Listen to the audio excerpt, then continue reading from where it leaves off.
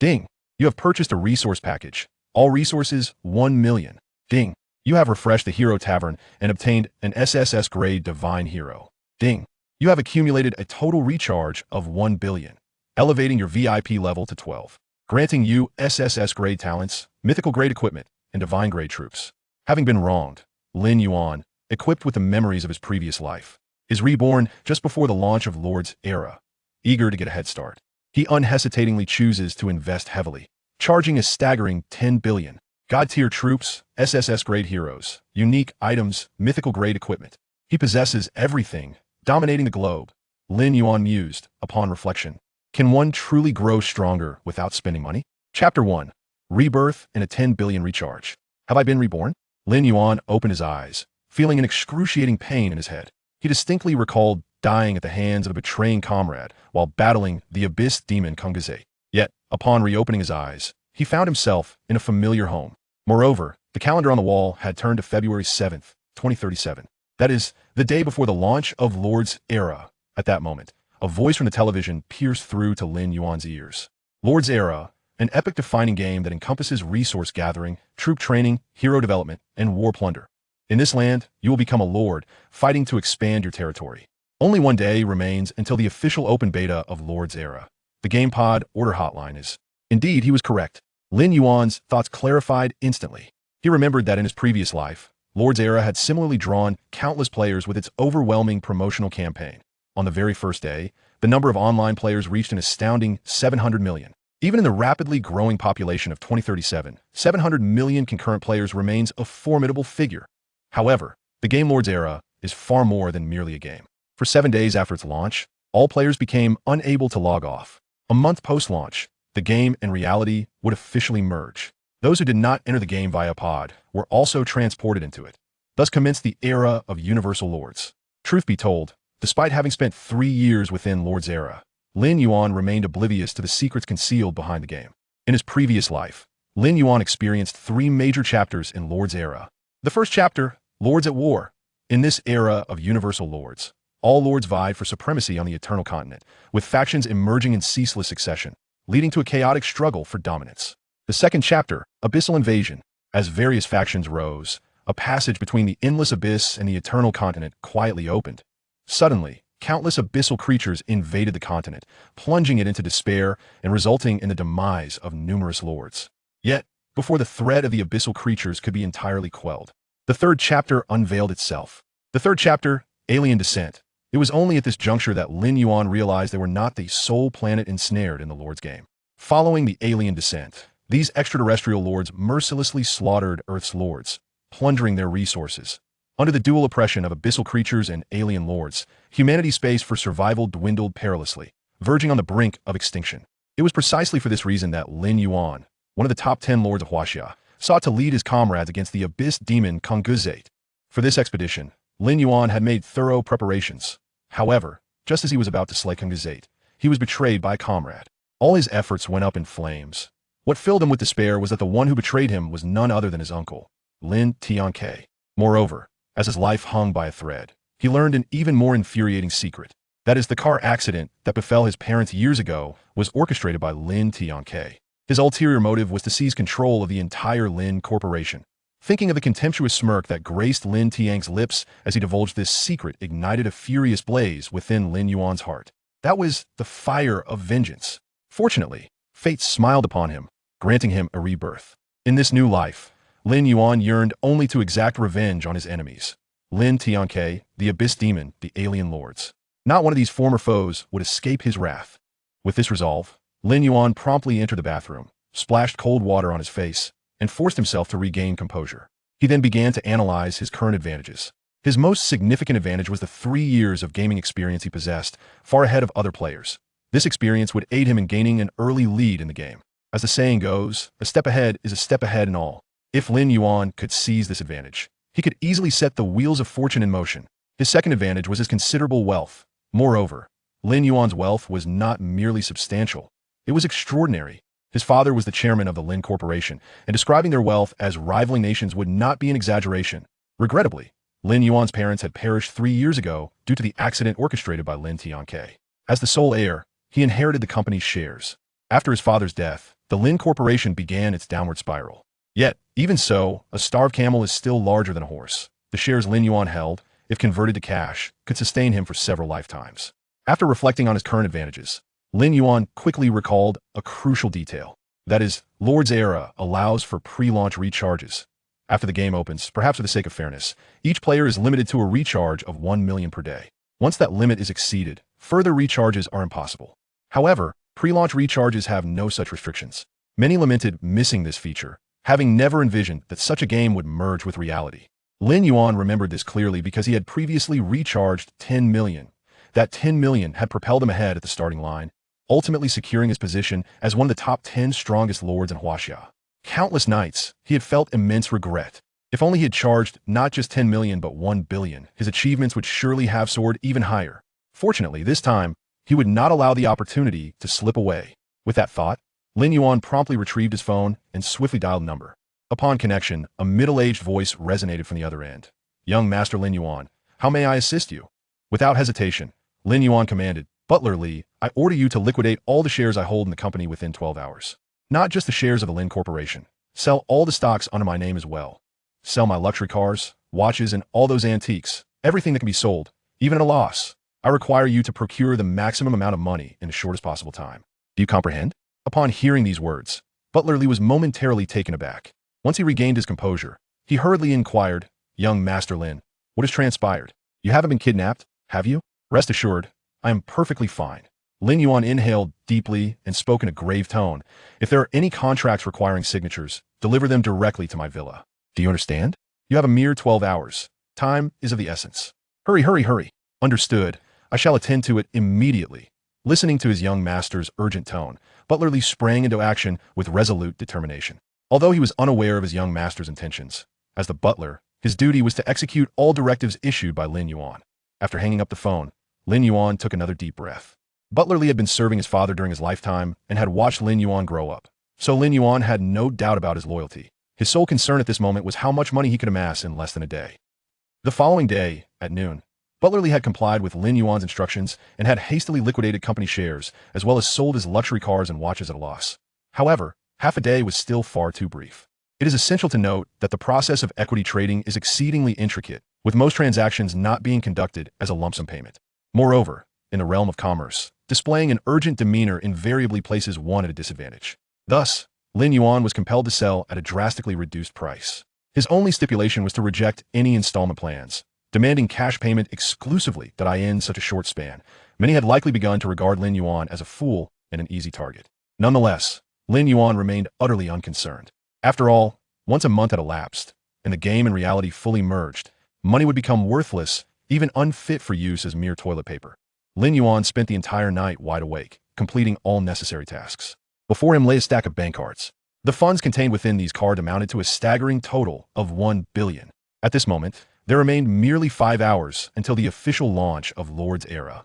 Lin Yuan gazed at the clock on the wall, waiting in silence. When only 3 hours remained until the launch, he would deposit the entirety of this colossal sum into Lord's Era. Chapter 2. A frantic recharge, a global sensation. Tick-tock, tick-tock. Time slipped away, second by second. At last, the hour hand struck 2 o'clock. It was time to commence the recharge. Lin Yuan took a deep breath, seized a bank card, input the card number and password, followed by the recharge amount, and proceeded with the transaction. The maximum limit for a single recharge was 1 million. In other words, to invest the entirety of his 1 billion into the game, Lin Yuan needed to execute the operation 1,000 times. This was precisely why he had allocated 3 hours specifically for this endeavor. His intention to time the recharges meticulously, without permitting himself any leeway, was to prevent drawing attention from others. It is noteworthy that there existed a dedicated leaderboard that ranked players based on their pre-recharge amounts. In this world, the affluent were certainly not in short supply. Should any wealthy individual decide to compete with him and commence a spending spree, Lin Yuan's advantage would be significantly diminished. Before embarking on his recharge, Lin Yuan deliberately glanced at the leaderboard. The individual occupying the top spot was an Arab, who had already recharged over 60 million. One could not help but acknowledge that the wealthy truly abound in this world. Among the top 10, only 2 were from the Dragon Kingdom. One had recharged 30 million, while the other had reached 43 million. All these individuals had chosen to conceal their names, displaying only their nationalities. Remarkably, even before the game had officially launched, some had already splurged tens of millions. However, These individuals remained oblivious to the fact that their current actions could very well be the most astute decisions of their lives. Beneath the leaderboard lay a comment section that had ignited into fervent discussions. Wow, the top player is simply a financial titan, having spent over 60 million before the game even launched. Of course, he's in the oil business. How could he not be wealthy? Sigh, it's infuriating to compare. Here I am, pondering whether to add an egg to my breakfast crepe, while these people are already dropping tens of millions on a game. Indeed. I wonder if these financial magnates need any dogs. I suspect their dogs eat better than I do. But have you noticed? Our Dragon Kingdom has quite a few wealthy individuals, having claimed 2 spots in the top 10. That's our nation's prestige. It would be even better if we could dethrone that first place. After perusing the comments for a few moments, Lin Yuan couldn't help but smile. These individuals were likely unaware that the true slaughter was about to begin. Holding a stack of bank cards, Lin Yuan officially embarked on his recharge journey. The amount you wish to recharge is 1 million. Do you confirm? Confirm. Please proceed with fingerprint verification. Fingerprint verification successful. Congratulations, you have successfully recharged 1 million. Each of Lin Yuan's recharges was at the maximum limit. Throughout this process, he operated like a machine, numbly inputting card numbers and passwords before proceeding with fingerprint authentication. Lin Yuan's efficiency was astonishingly high. In just 1 hour, he managed to recharge a total of 400 million. Instantly, the entire comment section erupted with excitement. What the hell, am I seeing things? The top player has recharged a whopping 400 million. Incredible, who on earth is this person? They are truly bringing honor to our Dragon Kingdom. This is an astounding 400 million. It's simply outrageous. His current recharge amount had surpassed that of all others on the leaderboard combined. After Lin Yuan completed his 400 million recharge, the previous first place was relegated to second. The second place contender, unwilling to back down, escalated their recharge from 60 million to 100 million. Unfortunately, compared to Lin Yuan's 400 million, this was but a drop in the ocean. Moreover, even at this point, it was merely the beginning for Lin Yuan. Another hour passed. Lin Yuan's recharge amount soared to an astonishing 700 million. Meanwhile, the second place amount settled at 150 million, ceasing to rise any further. Clearly, he had deemed Lin Yuan a madman and was no longer inclined to contend. It appeared that Lin Yuan's rebirth had indeed set off a significant butterfly effect. He recalled that in his previous life, no one had recharged over 100 million in advance. Even those exceeding 50 million were rare. Yet in this lifetime, spurred by his actions, nearly all of the top 10 on the recharge leaderboard had surpassed 50 million. In Lin Yuan's view, these individuals ought to express their gratitude to him. The recharging continued, for time was of the essence. Once Lord's Era officially launched, no matter how much money he possessed, he would be unable to recharge any further. Finally, at 4:55, Lin Yuan's recharge amount reached a staggering 1 billion. At this moment, only 5 minutes remained until the official launch of Lord's Era. The onlookers in the comment section were left in a state of near stupor. Starting with a recharge of 1 billion? Is this person even human? Terrifying. Absolutely incredible. Having spent 3 continuous hours recharging, Lin Yuan felt an overwhelming fatigue coursing through his body. Without a moment's hesitation, he lay down in the game pod. Even though he had ordered the top-tier star-class game pod, the nutrient solution within could sustain a normal person for an entire month. If all went according to plan, this nutrient solution should last until the day the game and reality officially merged. Lin Yuan lay in the game pod, silently counting down the moments, eagerly anticipating the launch of Lord's Era. 5, 4, 3, 2, 1. As the final second ticked away, Lin Yuan felt his consciousness being abruptly drawn away. When he regained awareness, he found himself in an entirely new realm. Beneath his feet lay a vast expanse of land, with towering mountains stretching into the horizon. This continent was known as the Eternal Continent. Upon the Eternal Continent stood countless cities. Humans, undead, elves, orcs, demons, various races clashed with one another on this land. Here was the world of the Lord. Even though this was the second time Lin Yuan had witnessed such an epic scene, his heart remained profoundly shaken. What followed was the character creation phase. If memory served him correctly, he could begin utilizing his monetary prowess during the character creation process. Chapter 3, Infinite Reset. S-Class Hero Artoria. Please enter your character name. Lin Yuan hesitated for a moment, then finally spoke. Lin Yuan. This game name, homophonous with his birth name, had been his choice in his previous life. However, in this lifetime, he would not allow any regrets to linger. Character name registration successful. Please select your initial race. Human. This time, Lin Yuan made his decision without hesitation. In Lord's Era, there were 5 initial races to choose from: humans, undead, beasts, elves, and demons. Compared to other races, humans appeared rather mundane, seemingly lacking in distinctive traits. Yet Lin Yuan, having lived a second life, understood that while humans may seem unremarkable in the early stages, their growth potential was exceptionally strong, making them one of the most formidable races in the later game. They were by no means inferior, even when compared to some hidden races. Once the race was determined, the elf before him spoke again. Would you like to draw an initial hero? Lin Yuan nodded. Draw immediately. In the next instant, a brilliant white light flashed before him. Ding. Congratulations, you have successfully drawn E-rank hero, Farmer Leader Kenlak. Upon hearing the notification in his ear, Lin Yuan's expression darkened. He clearly did not anticipate that even after living a second life, he would still be such an unfortunate soul. Kenlak, this hero, could only be described as the epitome of uselessness, affectionately dubbed the king of farmers by countless players.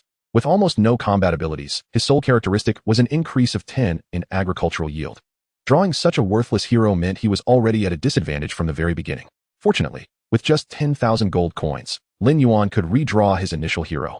It is worth noting that the exchange rate between real currency and gold coins is 1-to-1. In other words, resetting the draw results would cost him 10,000 yuan. For an ordinary person, this is certainly not a trivial sum. However, for Lin Yuan, who had already invested 1 billion, it was merely a drop in the bucket. After spending 10,000 gold coins, a white light flashed before him once more. Ding. Congratulations. You have successfully drawn E-rank hero, Marksman Clark. Clearly, after redrawing the hero, Lin Yuan's luck was still not particularly favorable. Thankfully, what he lacked the least at present was money. The system's notifications continued to resonate in his ears. Ding. Congratulations, you have successfully drawn C-rank hero, Soul Hunter Dura. Ding. Congratulations, you have successfully drawn E-rank hero, Scythe Maniac Willman. Ding. Congratulations, you have successfully drawn C-rank hero, Rage Warrior Ryan. Ding. Congratulations. You have successfully drawn B-rank hero, Siren Slayer Manta. One must admit, Lin Yuan's luck was quite dismal. After a full 100 draws, the best he managed was merely a B-rank hero. Within a span of less than 5 minutes, 1 million had simply evaporated. I refuse to believe that I cannot draw an A-rank hero today. Taking a deep breath, Lin Yuan resolutely declared, continue. 10 times, 50 times, 100 times, 200 times, 500 times. It was not until the 537th draw that a purple light finally flickered before Lin Yuan. At last, a noteworthy hero. An involuntary surge of excitement flashed in Lin Yuan's eyes. If nothing else were to materialize, it would truly be a disservice to the 5 million he had spent. Ding. Congratulations, you have successfully drawn A-rank hero, Flame Soul Rielvis. Lin Yuan had some recollection of this hero. If his memory served him correctly, among A-rank heroes, Rielvis performed reasonably well. Particularly, his initial skill was a group attack fire magic, allowing for rapid leveling in the early stages of the game. However, should he truly select him as his initial hero? After a moment's hesitation, Lin Yuan ultimately made the decision to forego. Although Rielvis was undoubtedly a commendable A-rank hero, it was still far from sufficient for him. In Lin Yuan's heart, there was another initial hero he yearned to draw even more. In his previous life, he had witnessed just how formidable that hero was. If he could draw that hero. With that thought in mind, Lin Yuan decisively chose to continue drawing. After all, resetting only cost 10,000 yuan. What he lacked the least was money. Lin Yuan was determined that with 1 billion invested, he could surely draw the initial hero he desired. However, after abandoning Rielvis, it seemed as though his luck had been exhausted. After drawing 1,000 times in succession, not a single A-rank hero emerged. The best he managed was merely a B-rank hero. Yet, Lin Yuan remained undeterred. For he understood that the probability of drawing an A-rank hero was exceedingly low. Moreover, up to this point, he had only spent a little over 15 million. Soon, upon reaching the 1,891st draw, a purple light once again flickered before him. Ding. Congratulations, you have successfully drawn A-rank hero, Forest Maiden Leah. This A-rank hero still did not meet Lin Yuan's expectations. The skill strength of Forest Maiden Leah even paled in comparison to Rielvis. Furthermore, this hero excelled in commanding elven troops, which did not align well with human forces. With this in mind, Lin Yuan promptly opted to forego. On the 2,345th draw, he acquired A-rank hero, Heart of the Desert Sagat. On the 2,777th draw, he obtained A-rank hero, Shield of the Empire Duragon. On the 3,444th draw, he drew A-rank hero, Lady of Misfortune Jean Duo. After drawing over 3,000 heroes, Lin Yuan felt as though he were becoming numb. This was the first time in his life that he found drawing heroes to be such a tedious affair. Most frustratingly, the A-rank heroes he drew later even fell short of the initial Rielvis. At this point, Lin Yuan had begun to feel a twinge of regret. Had he known, he would not have been so picky. The time he wasted drawing heroes could have sufficed for other players to construct their territories. At this moment, Lin Yuan resolved in his heart, as long as the next A-rank hero was usable, he would select it without hesitation. For 1,000 times, for 1,500 times, for 1,700 times, 5,000 times. This time, Lin Yuan felt as though he had fallen under some sort of spell. Unable to draw an A-rank hero no matter what. Were it not for his ample resources, he might have been brought to tears by this vexing drawing system. Fortunately, on the 5,135th draw, a purple light flashed before him once again. Ding. Congratulations, you have successfully drawn A-rank hero, Sealed Sword Artoria. Upon hearing the system notification in his ear, Lin Yuan was momentarily taken aback, then a look of surprise instantly graced his face. After resetting over 5,000 times, he had finally drawn the A-rank hero he desired most, Sealed Sword Artoria. More accurately, this hero's title should be the Sword of Victory Sealed. For the artifact in Artoria's hand was currently in a sealed state. Players must complete a highly difficult hidden task to unlock its seal. Upon unsealing, Artoria would directly ascend from A-rank to SSS rank hero. This was precisely why Lin Yuan yearned so deeply to draw this hero. Chapter 4. Territory Construction, Employing Monetary Power. Although drawing heroes alone had cost him over 50 million, for Lin Yuan, as long as he had drawn Artoria, it was all worth it. For this was a being with the potential to evolve into an SSS rank hero. Even if Lin Yuan had once been one of the top 10 lords in China, the heroes under his command had never surpassed S rank. If it were not for his current weak stature, Lin Yuan would have eagerly set out to complete the hidden task and unseal Artoria's sword. Esteemed lord, do you wish to choose Sealed Sword Artoria as your initial hero? Lin Yuan did not hesitate to respond. I do. After his declaration, Artoria, clad in silver armor, immediately knelt on one knee, raising her strikingly beautiful face. Esteemed lord, Artoria is at your service. Congratulations, you have successfully selected your initial hero. Next, lead your hero to the Eternal Continent to embark on your conquests. Best of luck. Esteemed lord. In the next instant, Lin Yuan's figure vanished from the spot. As he regained his senses, he discovered himself standing in a clearing. It was evident that this was his initial domain. Soon, a prompt appeared before Lin Yuan.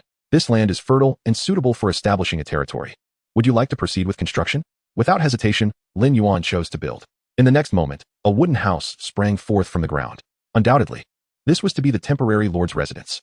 Although it appeared rather modest, it nonetheless marked the first structure in Lin Yuan's territory. Within the lord's residence, Lin Yuan could examine his resource status. In the realm of Lord's Era, resources were classified into 5 categories: food, timber, stone, iron, and silver coins. Whether for constructing buildings or training troops, resources were essential. Gold, strictly speaking, did not count as a resource. At present, as a newly minted lord, Lin Yuan possessed a mere 100,000 of each resource. If managed judiciously, these resources would suffice for the initial development of his territory. However, Lin Yuan had no intention of living frugally. After reviewing his resources, he promptly constructed his first building, a shop. The resources required to build the shop were not excessive.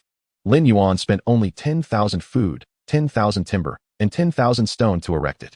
In the early stages of the game, constructing low-tier buildings was quite swift. In just a few seconds, the shop had materialized within Lin Yuan's domain. The purpose of the shop was straightforward: to sell various items to the lord. The shop's inventory refreshed every 24 hours. The higher the shop's level, the greater the variety and quality of the items available. Subsequently, Lin Yuan opened the shop, quickly locating what he desired: the Beginner Resource Pack, consumable. Description: upon opening, grants 10,000 random resources. Price: 100 gold coins. Intermediate Resource Pack, consumable. Description: upon opening, grants 50,000 random resources. Price: 500 gold coins. Advanced Resource Pack, consumable. Description: upon opening, grants 100,000 specified resources. Price: 200 gold coins. It is worth noting that in the early game, resources were of paramount importance. A shortage could swiftly halt territorial development, a scenario Lin Yuan was determined to avoid. Thus, he opted to purchase resource packs. Ding. Congratulations, you have successfully purchased 100 beginner resource packs. Ding. Congratulations, you have successfully purchased 50 intermediate resource packs. Ding. Congratulations, you have successfully purchased 10 advanced resource packs. One must admit, the prices of the resource packs were far more affordable than Lin Yuan had anticipated. His expenditure for such a bulk purchase amounted to a mere 47,000. In fact, if possible, Lin Yuan would have desired to acquire even more resource packs. Regrettably, the offerings of a level 1 shop were quite limited. The resource packs he purchased had effectively emptied the shop's inventory. For a moment, Lin Yuan felt a peculiar sorrow akin to having money that could not be spent. Fortunately, aside from resource packs, there were other items available for purchase. Worker Recruitment Order, consumable. Description: upon use, allows the recruitment of an additional worker to remain in your territory for construction. Valid for 3 days. Price: 10,000 gold coins. Harvest Card, consumable. Description: upon use, increases the yield of all farmlands by 20. Valid for 7 days. Price: 5,000 gold coins. Experience Potion, small bottle. Description: consuming provides 500 experience points to a hero. Price: 666 gold coins. Random Strategic Treasure Gift Box, consumable. Description: upon use, randomly yields a strategic treasure ranging from black iron to gold grade. Price: 150,000 gold coins.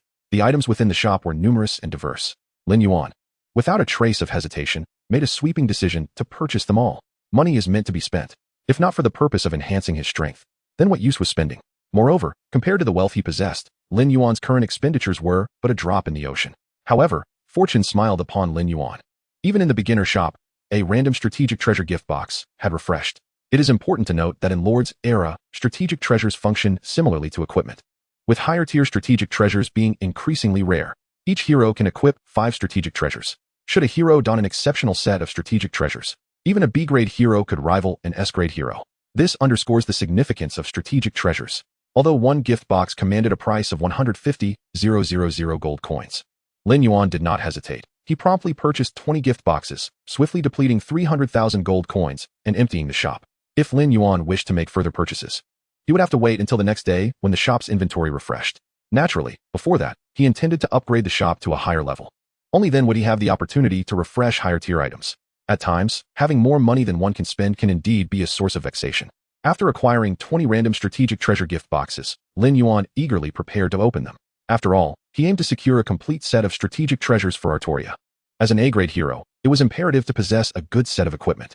He wondered how many pieces of gold-grade equipment he might unveil from these 20 boxes. Chapter 5. One Sword Slash, the Mighty Artoria. Upon opening the first gift box, a golden light flashed before Lin Yuan's eyes. The sight of this golden gleam caused even Lin Yuan to momentarily pause in astonishment. When had his luck become so fortuitous? Did he truly receive a reward on his first attempt? As the radiance dissipated, he beheld a pendant in the shape of a lion before him. Pendant of the Lionheart King. Quality, gold. Attributes, strength 25, agility 25. Additional skill, blessing of the Lionheart King. Once activated, all human troop types under your command receive a 15 increase in all attributes. Duration, 3 minutes. Cooldown, 6 hours. Undeniably, the attributes of this strategic treasure were quite impressive. Even among gold-grade equipment, particularly noteworthy was the accompanying skill, which was nothing short of divine for human forces. It appeared that fortune had indeed favored him. Without a moment's hesitation, Lin Yuan continued with fervor, opening the remaining gift boxes in one go. Ding! Congratulations! You have successfully opened a random strategic treasure gift box and obtained a black iron-grade treasure, rusty iron sword. Ding! Congratulations! You have successfully opened a random strategic treasure gift box and obtained a black iron-grade treasure, moldy linen robe. Ding! Congratulations!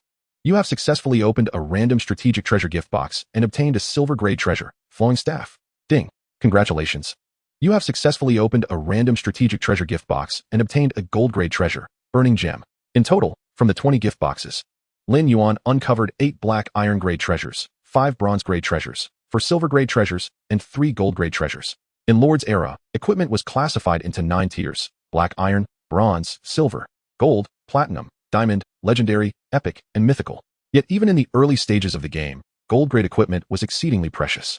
Before long, Lin Yuan had equipped Artoria with an entire set of strategic treasures: 3 golden-grade artifacts, the pendant of the Lionheart King, the burning gem, and the obsidian battle armor; 2 silver-grade artifacts, the frost ring and the shield of glory. On the very first day of the server launch, Lin Yuan managed to assemble such a formidable array of equipment for his hero, a feat that could only be described as ruthlessly impressive. What constitutes a perfect start? This is a perfect start.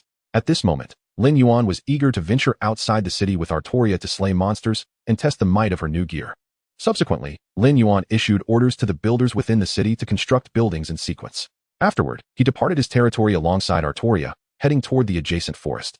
At the onset of the game, low-tier monsters typically spawn near the territory. As expected, no sooner had Lin Yuan entered the forest than 5 ferocious-looking gray wolves began to approach him menacingly. "My lord, I am here to protect you," Artoria declared, brandishing the sword of sealing and positioning herself defiantly in front of Lin Yuan. Even the heavy armor she donned could not conceal her exquisite figure. Lin Yuan nodded slightly and calmly commanded, "Go forth and slay them all." If his memory served him correctly, these gray wolves were mere first-tier monsters. Such lowly creatures were only a nuisance to farmers. Even a well-trained first-tier spearman could easily dispatch them. Not to mention, standing before them was an A-rank hero clad in exceptional gear. To have Artoria engage them would be akin to using a sledgehammer to crack a nut. In the blink of an eye, Artoria transformed into a fleeting shadow. The blade in her hand sliced through the air with deadly grace. With a swift, almost imperceptible sound of flesh being torn asunder, the 5 gray wolves were instantly decapitated. In a single stroke, she had annihilated all 5. This was the true strength of Artoria. Concurrently, a series of system prompts chimed in Lin Yuan's ears. Killed a first-tier gray wolf, gained gray wolf for X1. Lord Experience 10, Hero Experience 10. Killed a first-tier Grey Wolf, gained Grey Wolf for X1, Lord Experience 10, Hero Experience 10.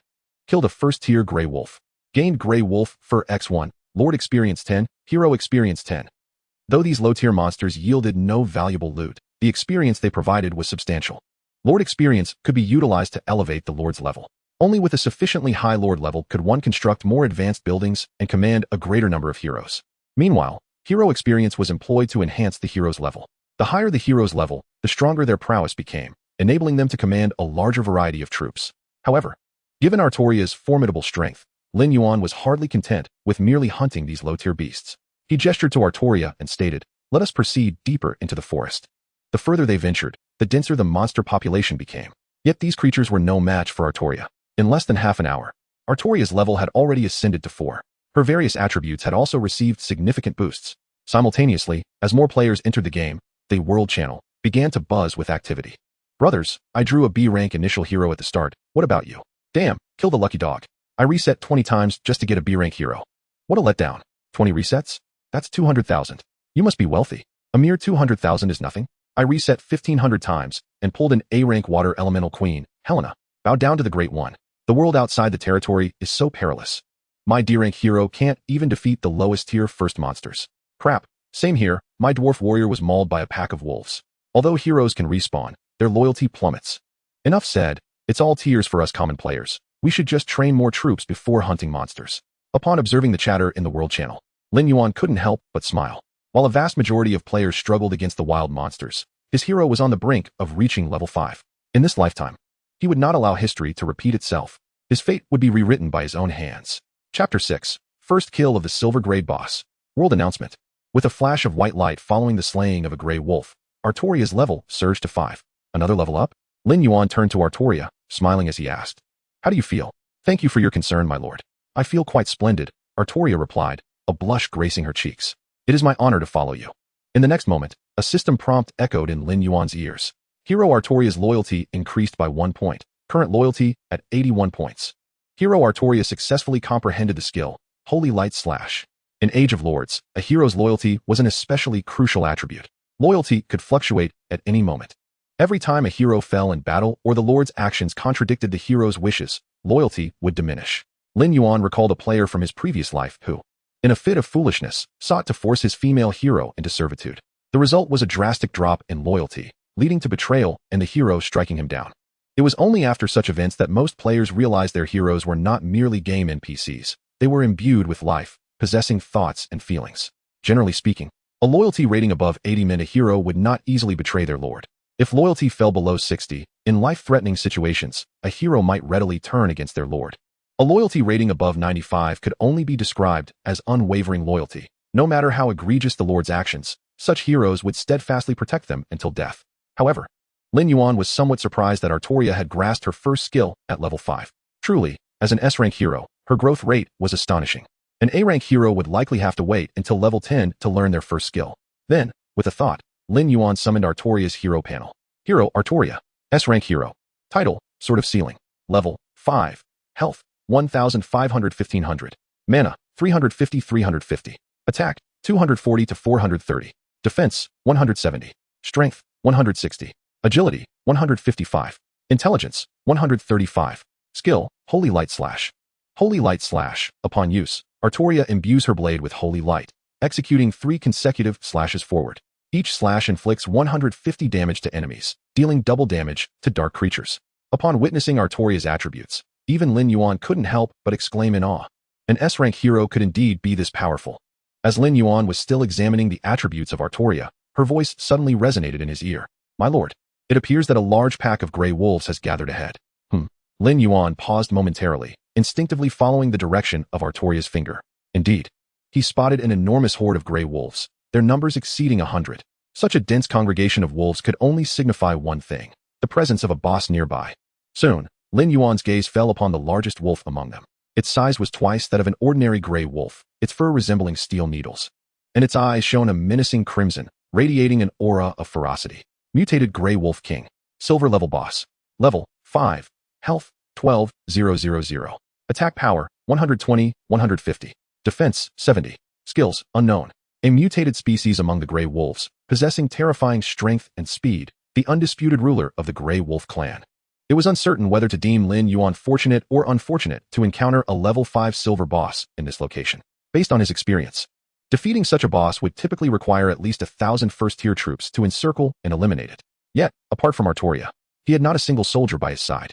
If he were to retreat to gather reinforcements, he might struggle to find the mutated Grey Wolf King again. After a brief moment of hesitation, Lin Yuan made his decision. He turned to Artoria and asked solemnly, "Are you confident?" Artoria nodded firmly, exuding unwavering confidence as she replied, "I will not fail." "Then let us proceed," Lin Yuan commanded. "First, clear the surrounding Grey Wolves, and then we shall confront the mutated Grey Wolf King." Under Lin Yuan's direction, Artoria maneuvered to the edge of the Grey Wolf pack. Quickly, the surrounding wolves sensed her presence and lunged at her. However, these ordinary Grey Wolves were no match for Artoria. With each swing of her sword, one Grey Wolf after another fell beneath her blade. In this guerrilla tactic, the number of wolves steadily diminished. However, after Artoria had slain over 20 Grey Wolves, she finally caught the attention of the mutated Grey Wolf King. Roar!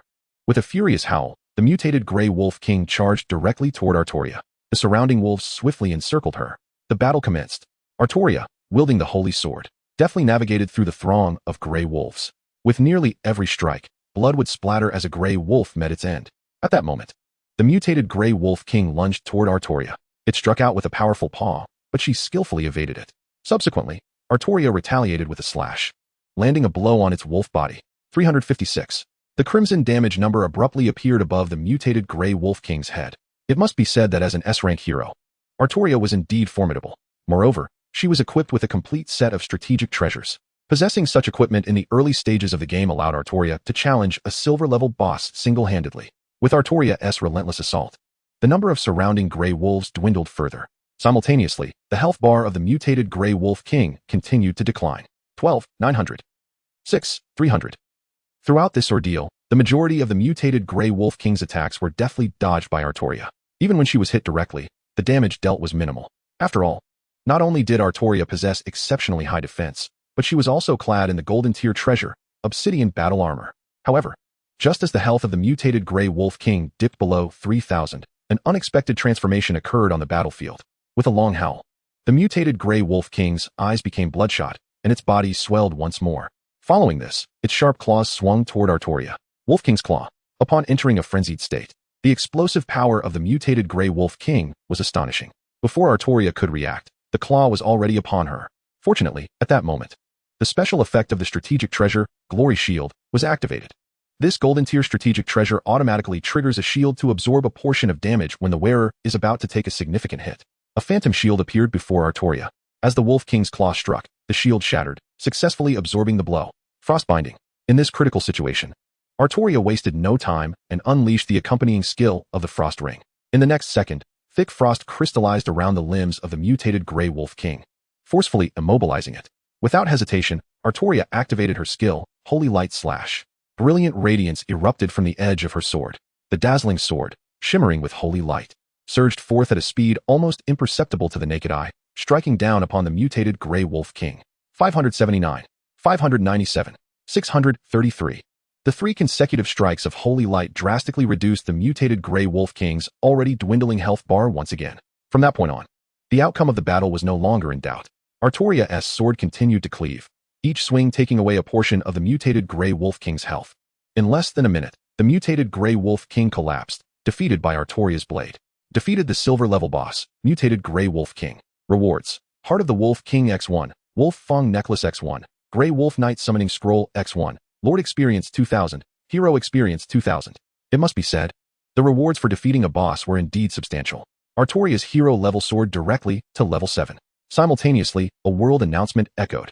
The player from Huaxiao, Lin Yuan, becomes the first to defeat a silver-level boss, receiving rewards: Random Golden Level Strategic Treasure Chest X3, High-Level Resource Pack X10, Equipment Enhancement Stones X100, Hero Recruitment Order X1. When the world announcement rang out, it created a tremendous stir. In the chat channel, excitement erupted once more. No way. Seriously, I haven't even dealt with ordinary wild monsters outside the city, and someone has already started hunting bosses? Indeed, and with first kill rewards. Those rewards are too generous. They make me envious. Damn, it's infuriating how some people are so much better. Who is this Lin Yuan? He is incredible, and he is one of us from Huaxia. Truly a point of pride for our nation. A cute girl here, hoping Lin Yuan will take care of me, squeal. Can you please be quiet? You might be packing more than I am. Chapter 7. The Tavern is Built, a Hidden Quest. Lin Yuan was well aware of the immense ripple the first Kill World announcement would create. However, he remained unfazed. Even if various factions targeted him, he felt no fear whatsoever. Lin Yuan is not only a reborn individual, but also someone who has invested a staggering 1 billion. This instills him with a sense of confidence. This time, whether it be the rewards from defeating the mutated Grey Wolf King or the bonuses for achieving the first kill of a boss, the rewards are exceedingly generous. Lin Yuan promptly opened his inventory to examine the spoils of this endeavor. The Wolf Tooth Necklace, though merely a silver-tier strategic artifact, was among the rewards. However, the first kill bonus bestowed upon Lin Yuan 3 random gold-tier strategic treasure chests. Yet, for Lin Yuan at this juncture, the strategic artifacts were not of paramount importance. After all, he had already equipped Artoria with a complete set of strategic artifacts. As for the high-level resource packs, while they could yield a plethora of resources, Lin Yuan was not currently in dire need of them. What truly piqued his interest were the Hero Recruitment Order and the Grey Wolf Knight Summoning Scroll. Hero Recruitment Order, Special Item.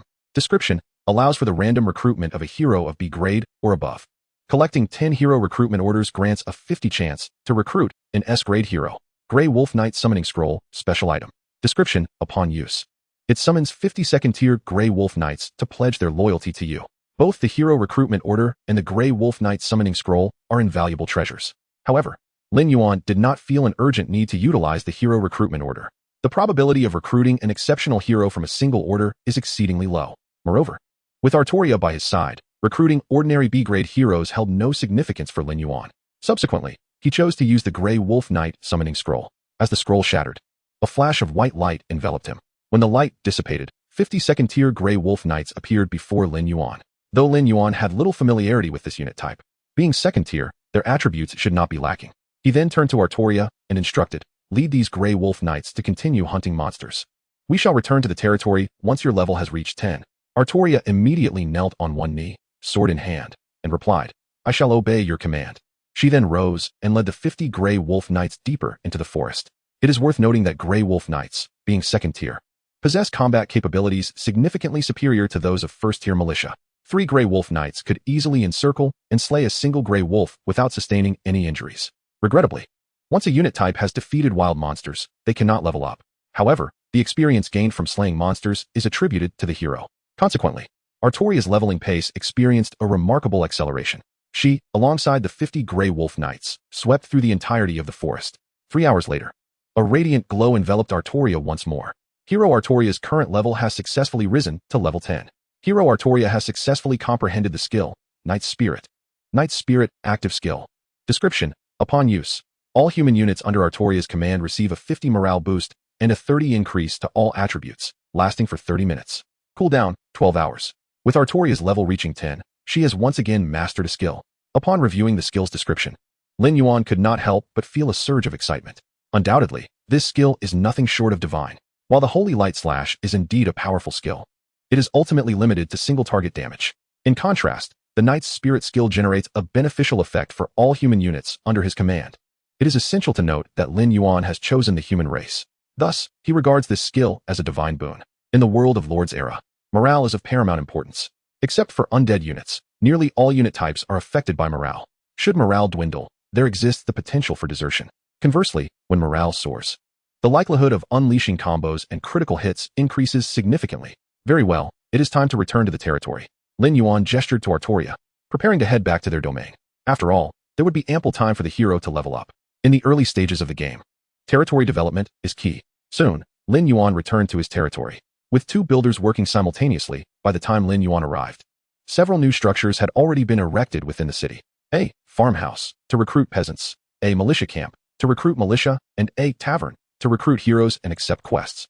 Meanwhile, the pikeman camp and archer camp were also under construction. Once completed, Lin Yuan would be able to recruit second-tier pikemen and second-tier archers. The early human units can be considered the weakest race in Lord's Era. Farmers and militia are practically useless. Although pikemen and archers are slightly better, they are not particularly formidable either. However, every situation possesses dual aspects. The weakness in the early game signifies potential strength in the late game. Once the human lord can recruit 7th-tier units, namely, griffins, this race will begin to gain momentum.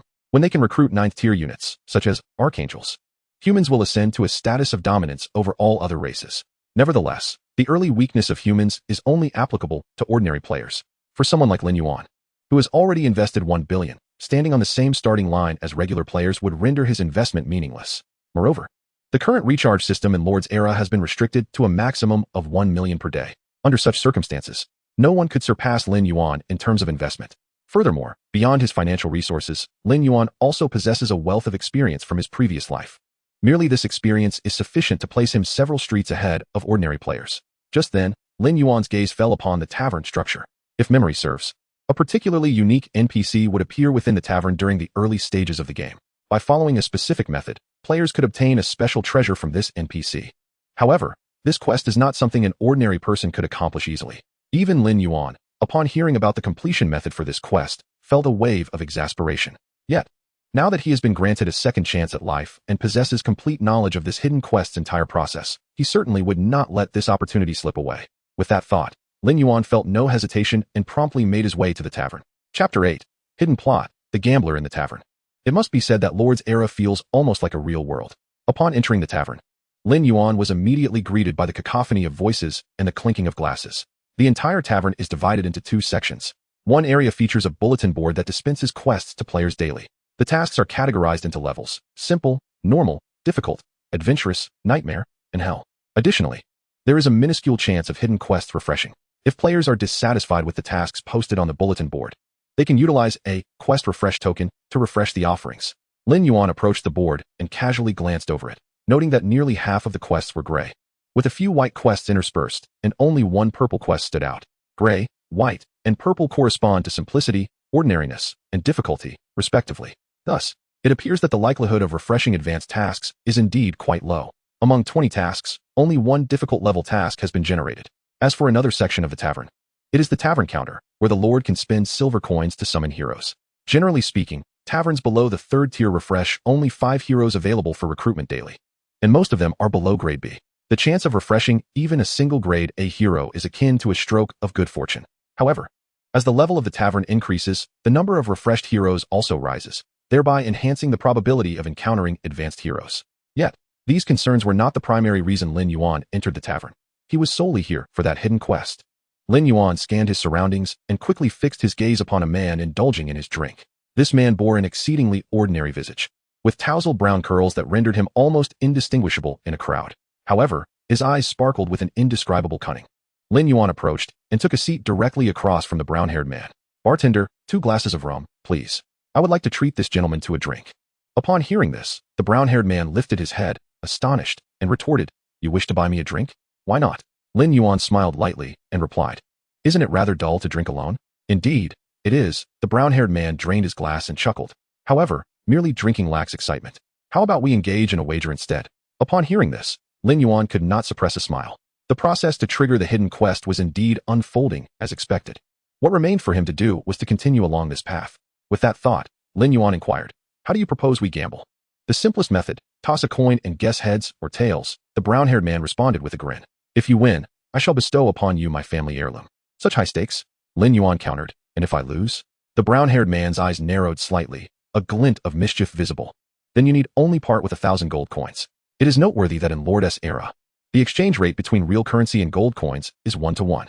1,000 gold coins equate to $1,000, a considerable sum for an average person. Nevertheless, Lin Yuan unhesitatingly acquiesced, for his greatest advantage lay in his wealth. With money, one can act as one wishes. Ding! With the sound of a crisp chime, the gold coin was launched into the air. As it returned to the brown-haired man's palm, he swiftly covered it with his other hand. "Heads or tails?" he asked, lifting his gaze. "Heads," Lin Yuan replied casually. After all, regardless of the outcome, it remained a 50 chance, allowing for a carefree guess. "What a pity it's tails," the brown-haired man lamented, shaking his head with feigned sorrow. Lin Yuan, not wishing to prolong the conversation, casually tossed a bag of gold coins towards him. "Exactly 1,000 coins. Continue." Lin Yuan's tone remained calm, as if he regarded this sum with indifference. The game progressed. It must be said that Lin Yuan's luck was not particularly favorable. Despite the even odds, he failed to guess correctly for 5 consecutive rounds. Fortunately, on the 6th attempt, he finally guessed the coin's orientation correctly. "It seems Lady Luck has favored you," the brown-haired man sighed, then produced a pocket watch from his pocket, presenting it to Lin Yuan with a feigned reluctance. "This is my family heirloom. The weathered pocket watch, special item. Description: a dirty and old pocket watch, seemingly of antique status. Upon reading the description of this item, Lin Yuan nearly burst into laughter. It must be said that this fellow had a knack for manipulating emotions, boldly claiming this shabby item as his heirloom. In a past life, this brown-haired man had deceived countless players, leading many to despair and curse his name. For to gamble with him was to incur a loss. Losing meant sacrificing 1,000 gold coins. Yet, even winning would yield nothing but a pile of worthless trinkets. However, Lin Yuan understood that this man's existence served a purpose far beyond merely swindling players out of their gold. The gambling continued. Lin Yuan relied on his intuition to predict the coin's orientation after each toss. Out of 100 rounds, Lin Yuan emerged victorious 37 times, while suffering 63 defeats. This meant that within a span of less than half an hour, Lin Yuan had lost over $60,000. All he had gained were heaps of worthless junk, devoid of any attributes. Had he been an ordinary player, he would have likely erupted in frustration. Yet, Lin Yuan remained as composed as ever, continuing his game with the brown-haired man. 53rd, 72nd, 87th, 99th. At last, Lin Yuan had won a total of 99 times. Although he had paid nearly 200,000 gold coins to achieve this, he deemed it worthwhile as long as he could obtain that hidden treasure. It appears you are indeed a true gambler, the brown-haired man remarked with a smile. In that case, let us raise the stakes. We shall still toss the coin and guess heads or tails, but this time, let us wager 1 million gold coins. What say you? 1 million gold coins. Truth be told, if an ordinary player were to hear this figure, they would likely be frightened away. After all, 1 million is no trivial amount. In many second and third-tier cities, it could buy a house. Moreover, considering that the brown-haired man had given nothing but trash even when he lost. What if the winnings this time were yet another pile of rubbish? Could one even dare to strike an NPC? In reality, this was the second major hurdle of the hidden quest. The first hurdle was self-evident. Players could only trigger the next phase of the quest after winning 99 times. Throughout this process, players lost genuine money while receiving nothing but worthless items in return. It was a test of mental fortitude for anyone involved. However, the true trial was only just beginning. A wager of 1 million for a single game is not something everyone can bear. Ding, accompanied by a melodious chime. The gold coin once again landed in the brown-haired man's palm. Heads. Alas, you are mistaken. It is tails, the brown-haired man said, smiling as he revealed the coin's orientation. In mere seconds, Lin Yuan had lost 1 million. Yet for him, this was merely the beginning. The game continued.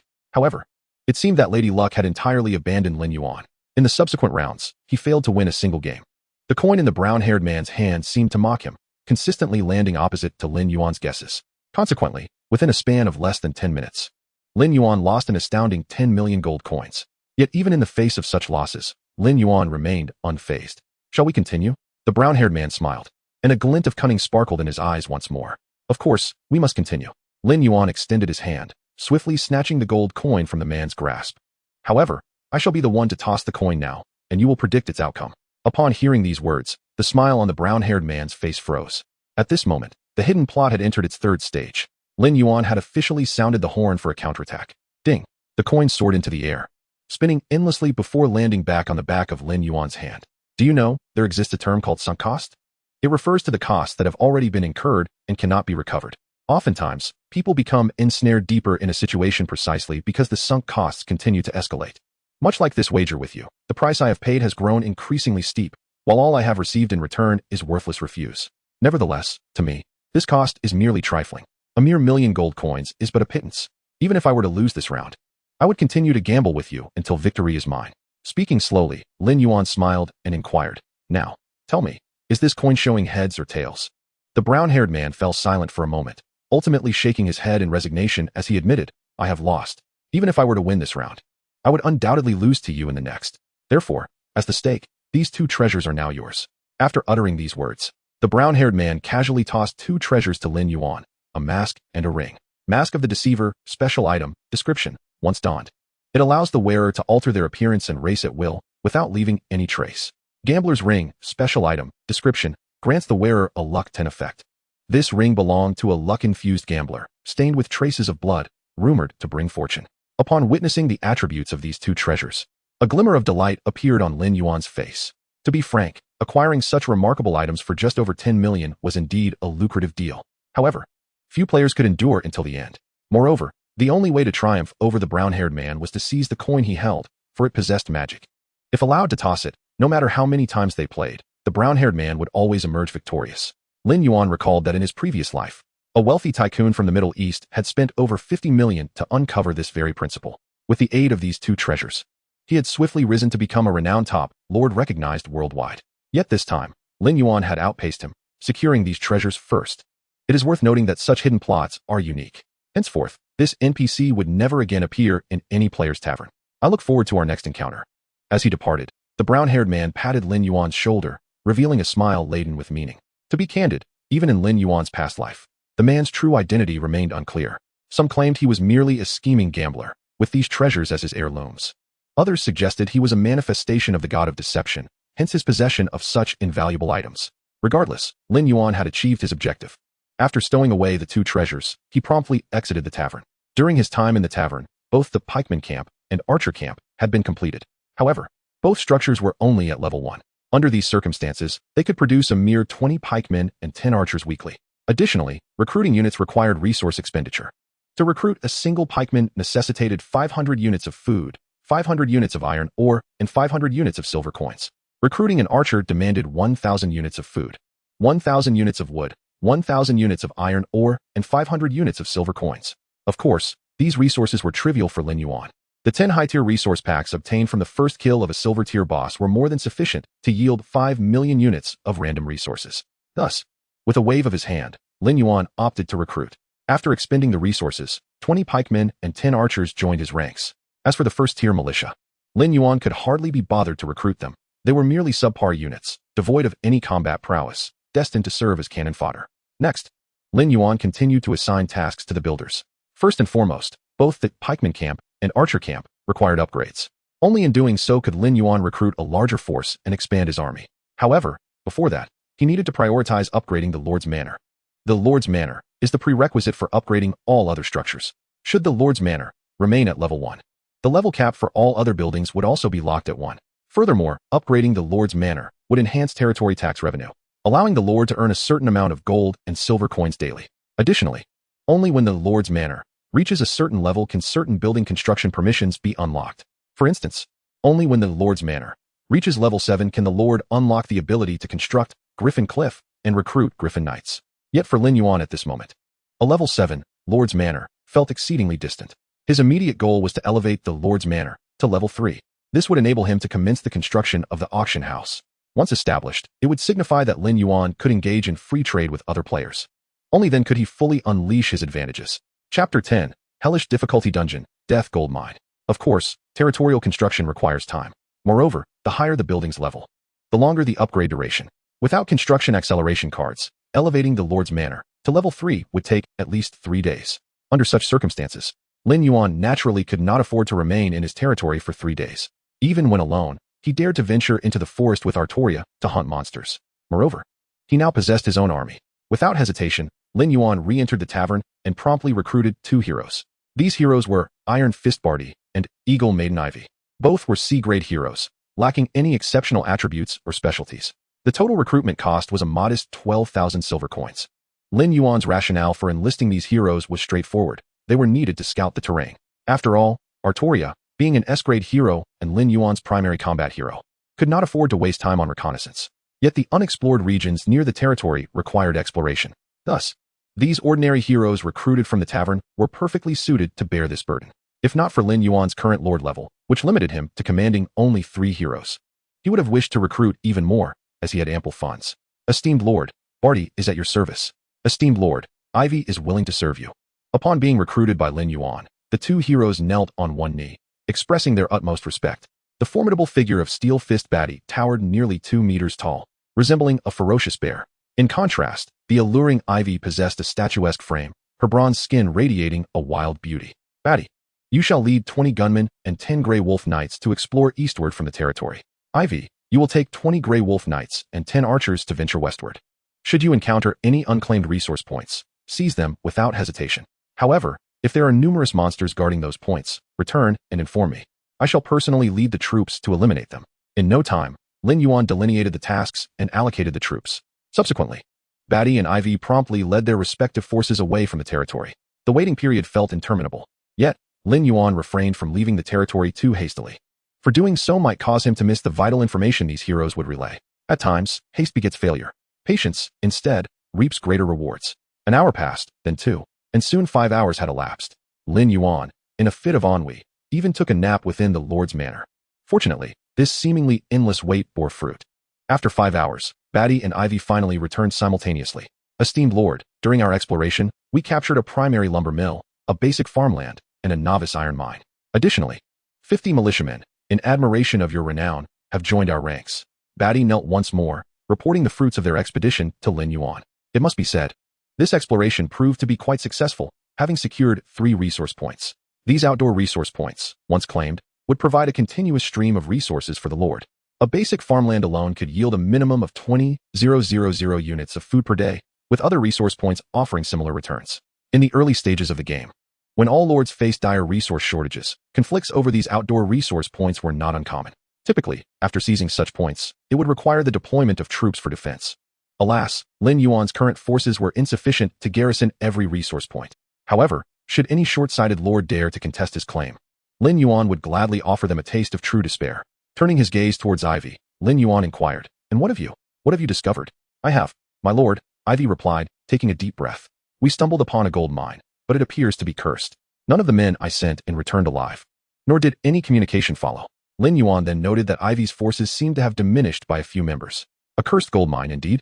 Lin Yuan pondered for a moment before responding. "In that case, lead me there to see for myself." "Very well." Ivy hesitated briefly, yet ultimately nodded, clearly still shaken. However, Lin Yuan had already surmised what had transpired. Under Ivy's guidance, he soon arrived at the entrance of the cursed gold mine. "Esteemed lord, this is the cursed gold mine I mentioned." Ivy's voice echoed in Lin Yuan's ears. However, Lin Yuan was too engrossed in the mine before him to heed her words. If he was not mistaken, this very mine was a dungeon from the game, Era of Lords. Taking a deep breath, Lin Yuan stepped forward. In the next moment, the difficulty selection panel for the dungeon materialized before him. Death Mine. Description: once a prosperous gold mine, it became the tomb for hundreds due to a collapse. The unwilling souls transformed into undead creatures, seeking to slay all who enter the mine to accompany them in death. Difficulty selection: easy, normal, hard, nightmare, hell. Indeed, it was a dungeon. A glimmer of excitement flickered in Lin Yuan's eyes. He had not anticipated that during the exploration of uncharted territory, Ivy would inadvertently uncover a dungeon. Based on Lin Yuan's prior experiences, the rewards for conquering high-difficulty dungeons were typically exceedingly generous, with some rewards being truly unique. After a moment of contemplation, Lin Yuan made his choice. He opted for the highest difficulty, the Hell-level dungeon, Death Mine. Chapter 11, 9-tier Skeleton Dragon, Black Treasure Chest. The Hell-level dungeon officially commenced.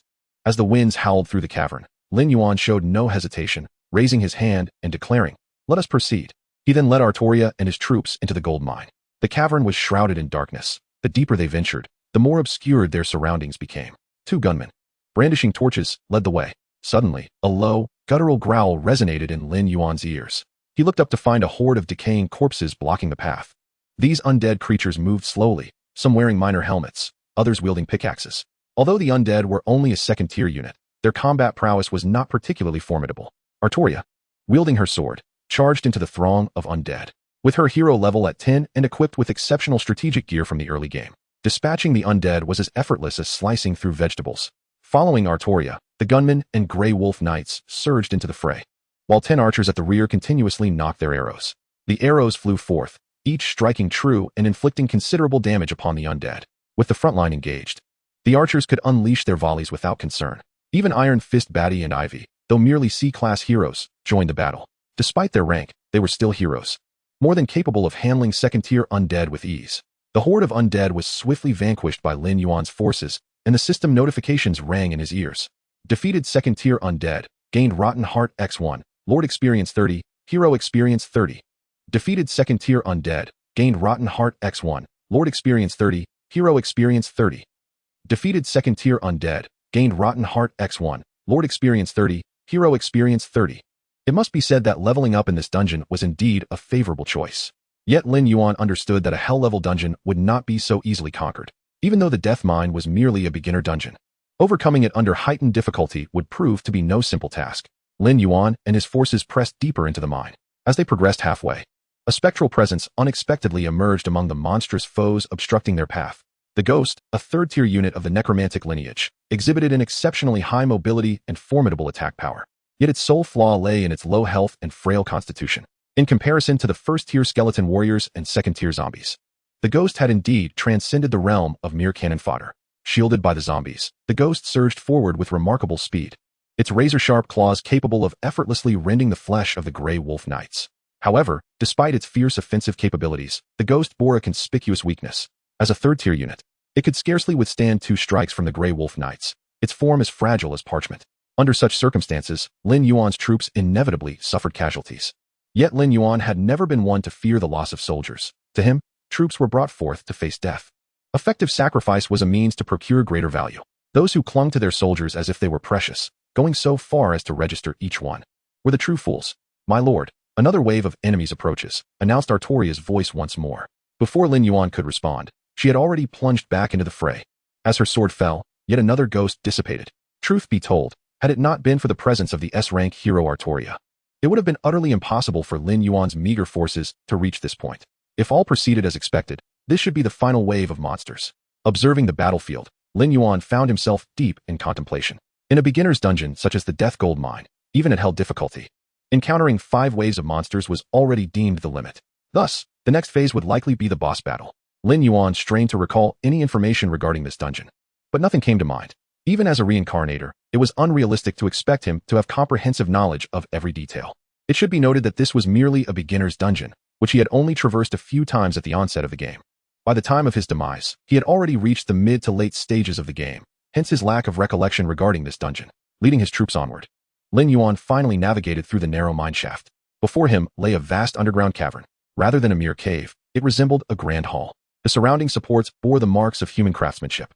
If Lin Yuan's assumptions were correct, this place had originally been a natural underground cavern, later discovered and transformed into a subterranean hall by miners exploiting the gold mine. My lord, would you like me to venture forth and scout the path? Artoria inquired softly. Not yet, Lin Yuan replied, shaking his head. He casually selected a Grey Wolf Knight, instructing him to take a torch and plunge into the cavern. Such a perilous task was not one he would entrust to Artoria. Following the command, the Grey Wolf Knight seized the torch and dashed into the hall with utmost speed. However, the scene that unfolded before Lin Yuan was nothing short of astonishing. Illuminated by the torchlight, the interior of the hall revealed itself to him. The entire expanse was teeming with a dense throng of skeleton warriors, zombies, and ghosts. At the very center of the hall loomed a creature of colossal proportions, a dragon. Yet this dragon was devoid of flesh, its form composed solely of stark white bones. Undoubtedly, this was the 9th-tier unit of the necromantic lineage, the Skeletal Dragon. In that moment, Lin Yuan's expression darkened. He had never anticipated that the hell-level Death Gold Mine would feature such a high-tier entity as the Skeletal Dragon. Even a single one posed a challenge beyond his current capabilities.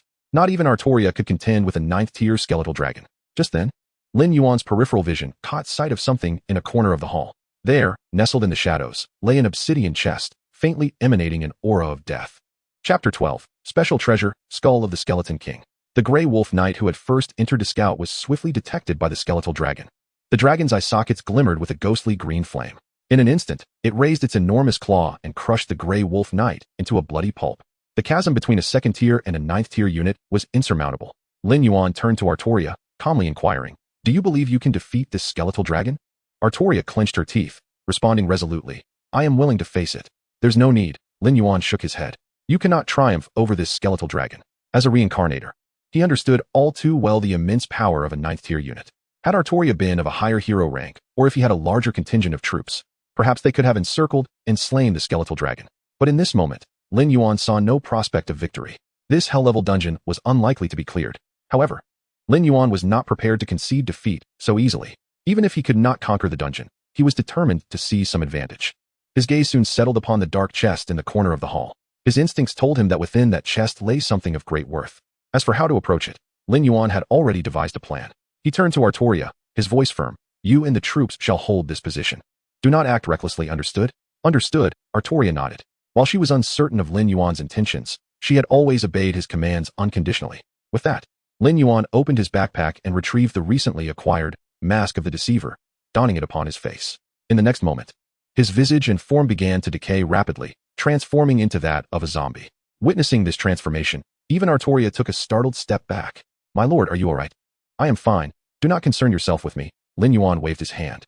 His transformation into a zombie was due to the disguise ability of the Mask of the Deceiver. In this state, even the Skeletal Dragon would be unable to discern his true identity. Now masquerading as a zombie, Lin Yuan shuffled forward with deliberate slowness toward the location of the black chest. Step by step, he cautiously approached. The disguise ability of the Mask of the Deceiver was nothing short of seamless. The surrounding skeletons, zombies, and ghosts regarded Lin Yuan as one of their own. showing no inclination to attack. Even the skeletal dragon remained oblivious to the presence of a human among them. After 15 minutes, Lin Yuan finally reached the side of the black chest. The distance to the skeletal dragon was not far. Should it become aware of him, death would be imminent. Fortunately, the skeletal dragon lay dormant, completely unaware of any anomaly. Time was of the essence. The opportunity was fleeting. Taking a deep breath, Lin Yuan decisively chose to open the chest. Opening chest, current progress. 1. A progress bar for the chest's opening appeared before Lin Yuan's eyes. Lin Yuan made a rough estimation. To fully unlock the treasure chest, he would need at least 10 seconds. A mere 10 seconds felt to him as interminable as a year. Treasure chest unlock in progress. 92. Treasure chest unlock in progress. 95. Time trickled by second.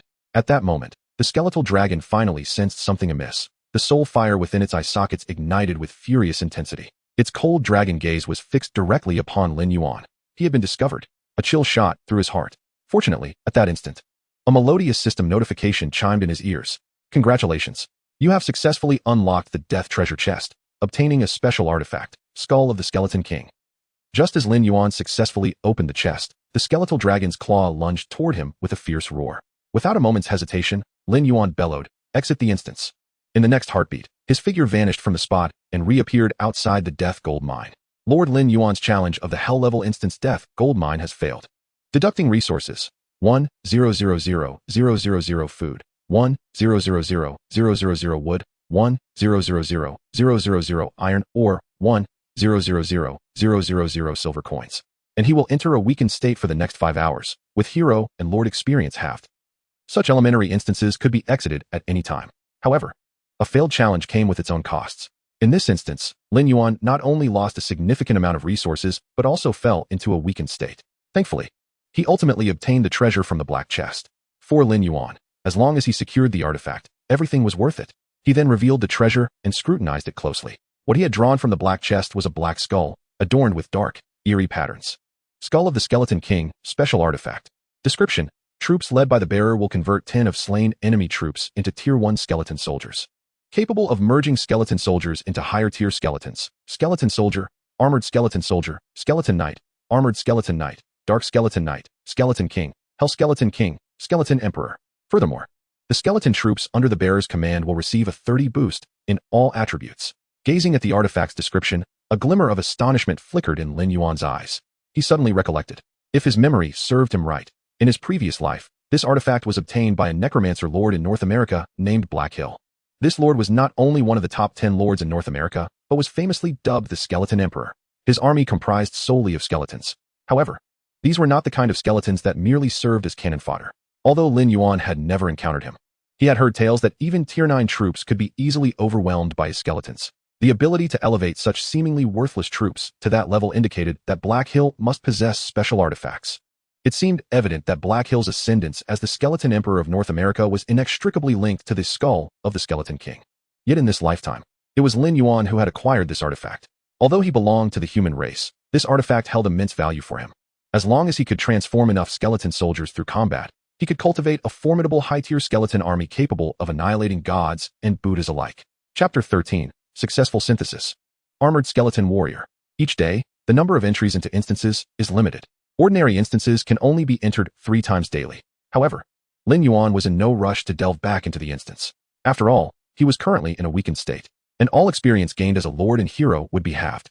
If Lin Yuan were to continue entering instances in his current condition, he would be unable to conquer the hell-level Death Gold Mine and would have to settle for a lower difficulty.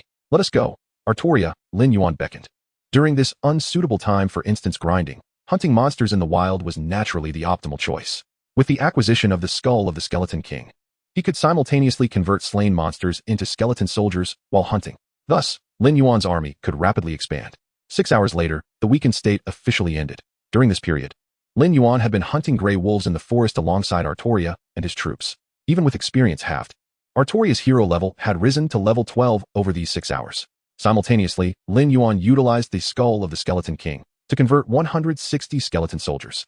Before Lin Yuan stood a formation of skeleton soldiers. These lowest tier skeletons could be effortlessly dispatched by even Tier 2 pikemen. However, with the skull of the Skeleton King in hand, Lin Yuan could merge these skeletons into higher tier variants. In the next moment, Lin Yuan activated the artifact's ability. Immediately, a black magic circle materialized before him. 2 skeleton soldiers were drawn into the black magic circle. Subsequently, a tier 2 skeleton warrior, wielding a rusty iron sword, slowly emerged from the circle. Observing this spectacle, excitement surged within Lin Yuan. Indeed, it was possible. 2 skeleton soldiers could be combined to create 1 skeleton warrior. Without hesitation, he continued the synthesis. The 160 tier 1 skeleton soldiers swiftly transformed into 80 tier 2 skeleton warriors. Yet for Lin Yuan, this was merely the beginning of the synthesis. As the effect of the skull of the skeleton king activated, the black magic circle reappeared. The 80 tier 2 skeleton warriors were then merged into 40 tier 3 armored skeleton warriors. In addition to their rusty iron swords, the armored skeleton warriors donned heavy armor, clearly enhancing their defense. For Lin Yuan at this moment, tier 3 troops were more than sufficient. Thus, he opted not to pursue further synthesis. Within a mere 6 hours, he had acquired 40 units of tier 3 soldiers, a considerable boon for Lin Yuan. With the weakened state now concluded, it was time for Lin Yuan to re-enter an instance. After all, the experience and treasures within instances were unparalleled compared to those from wild monsters. Soon, Lin Yuan led his troops back to the Death Gold Mine. However, this time, he opted for the difficulty level of hard. Since he could not conquer the hell level, he chose not to challenge the nightmarish level either, directly scaling down to hard. After all, having secured the rarest artifact, Lin Yuan was now primarily seeking experience in the instance. The hard-level Death Gold Mine was indeed considerably easier. The first wave of monsters Lin Yuan encountered consisted almost entirely of skeleton soldiers, with hardly any tier 2 ghouls present. Having experienced the hell-level difficulty, the hard level felt like a walk in the park. Artoria led her troops forward with relentless vigor. Throughout this process, the formidable prowess of the tier 3 armored skeleton warriors was on full display. Even tier 2 ghouls could be dispatched with 2 swift strikes, due to the heavy armor they donned. The attacks from the skeletal soldiers and the zombies were little more than a mere tickle to the heavily armored skeletal warrior. It seemed that only the 3rd tier ghosts could inflict any significant damage upon him. Alas, within the arduous confines of the Death Gold Mine at the hard difficulty, even the presence of ghosts was exceedingly rare. Whenever a few sporadic ones appeared, they were usually swiftly dispatched by Artoria. In this scenario of relentless advancement, Lin Yuan soon led his troops to the final boss stage. This time, the guardian within the hall was no longer a bone dragon, but merely a 5th-tier dark priest, accompanied by 10 ghosts, 20 zombies, and a multitude of skeletal soldiers. Such a formation was, of course, beneath Lin Yuan's notice. Heavy armored skeletal warriors, lead the charge.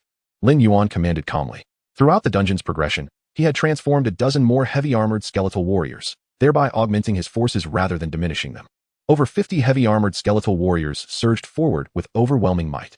The skeletal soldiers and zombies scarcely had a chance to retaliate, perishing beneath the blades of the heavy armored warriors. At that moment, the ghosts also launched their assault.